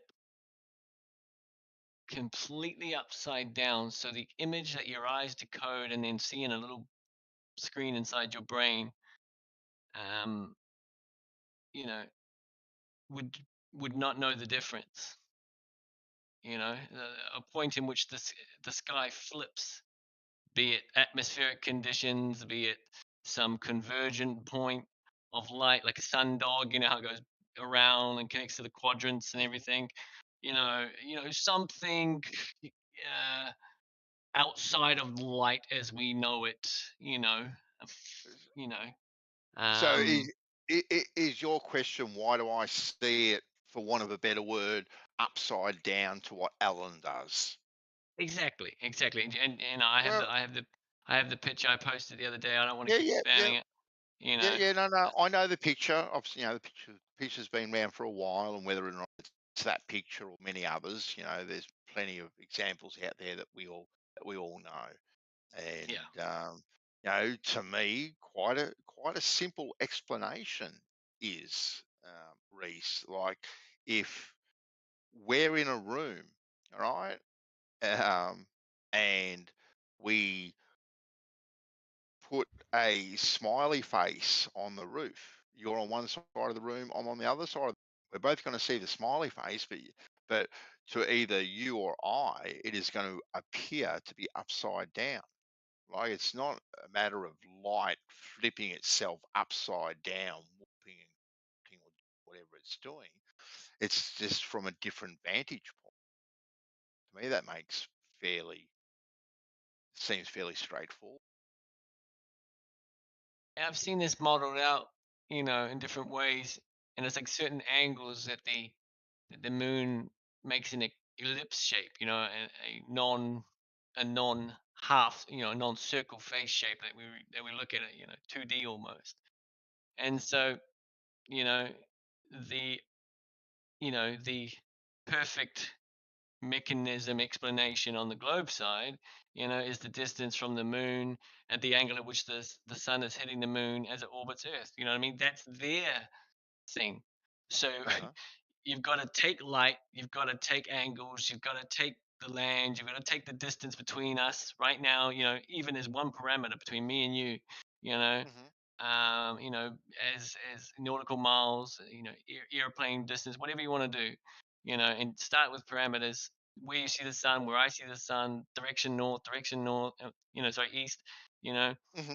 and where you see it, what time, how long after me, how long Yep. do you see it for, take real measurements against time and date, use a parameter and then map it out and then somehow apply atmospheric, something, and then everything flips around when we look at the sky as if we were standing on our head, you know.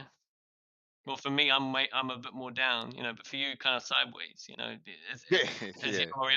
to make the northern, say, UK moon, you know, say Alan's moon, you know, England, you know, their moon to like look like ours. All I have to do is stand on my head, you know, and look at the moon. So it perfectly matches orientation. So it needs another mechanism to replace that, you know. Nothing's falsified. Nothing's even begun to be falsified.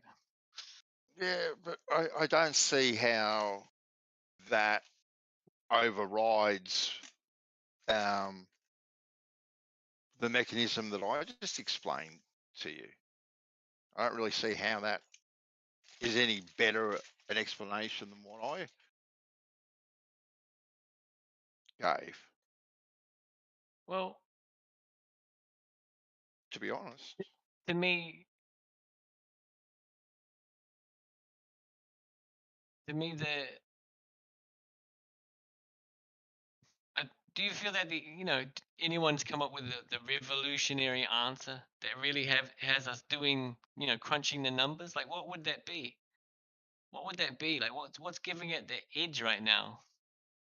You know, that's kind of where I'm searching to press the lie, you know, because it's so many things make sense, and so many things fail to make sense unless there's another mechanism. Yeah. Look. And I that's see. that's the thorn. That's the thorn. But here's the thing. Here's the thing. Okay. Here's the kicker. Let's go. Here's the kicker. Okay. You know, we kind of get. I guess I need to because I've been speaking for a while. I guess I need to kind of get this ultimate reason out, because, you know, what if it's way more complex than our smartest people in its overarching meaning for everything? So inside the bickering in the back and forth, we're missing the fact we're conversing about it, right?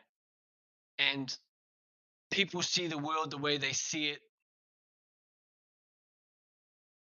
inside the timing and the way it has to be seen for the moment that you have to live for you perfectly inside chaos. So it's like each person is moving towards something, greater discoveries. You know, you have the different people, you know, the different people pushing different boundaries. And maybe it's an ebb and flow, and the whole thing is warping like a sine wave the whole time, and it's going from globe to flat, you know, and breathing in and out like the ebb and flow of the universe. You know, the waves crashing in the shore back and forth, right? You know, this greater overarching consciousness of consciousnesses inside this bickering battle, setting you up for something greater. You know, create cognitive functions to understand a greater, to understand light itself is to chase it. You know. Well,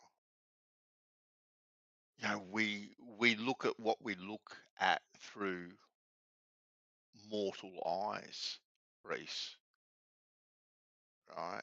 And you know, to think that it may be more complex than what we can understand. You know, if you and I have both been placed here by a creator, our soul has been created by a creator. This place has been created by a creator. You know, we are trying to wrap our heads around something that you and I could never create. Man can't even come close to creating life itself. You give man all the research. Can't even make a You give man, seed. you can't even make a simple apple seed. You give all the best scientists, all the people, all the resources, money under the sun, and they cannot create an apple seed from scratch. They can't do it. It's impossible. They're nowhere near it. They won't ever do it. It's literally impossible. So, and we want to try and wrap our heads around kind of exactly where we are, how it works, and the complexities of it all. We're not even whatever we talk about. We're not even scratching the surface. Exactly. Reese, to be Whether quite honest with you. if we are even allowed Exactly. to know it all. Exactly. Right. It could be And like the audacity that you think you're allowed to know at this level. exactly. You still fight over who gets to eat. That's right, and that's why to sit back and like you can hear all the arguments sort of stuff, but and we can want explanations for all these things, but to say, hey, I don't know, and the best thing that I can do, right, instead of trying to understand it, walk out in the backyard, right, in the middle of the night and look up in amazement. That's probably the greatest thing you can actually do is just appreciate it for what it is. Well, I do. I do, Um, and I'm often outside. mm, yes, I know, You know. I know. And I think that just reveling in the marvel of it all. I think a lot of us, many a times probably overlook that. um, Instead of just absorbing it. Some of the best memories I've had in my life is when we had property and our kids, in the middle of the night, would all go out into the back paddock and we'd all lay down in the grass, crunch the grass down, and all our heads would all be touching, and you'd just be looking up at the stars. And they'd be saying whatever they were saying, but you're just looking at at the the stars and what's above you through their eyes, and it's just it's a wonderful thing to experience, and now I'm experiencing it, it again, these sorts of things with my grandkids, and you very quickly forget just how simple life is really. um it's all these little things that do put the biggest smile on your face too. They really, really do, Reese. And I'm not gonna. I think I can try and understand it. Try and work out, what things are. Listen to what people say, how they think things are. Um, but at the end of the day, I'll probably close my eyes for the final time. Probably know absolutely bugger all about anything too.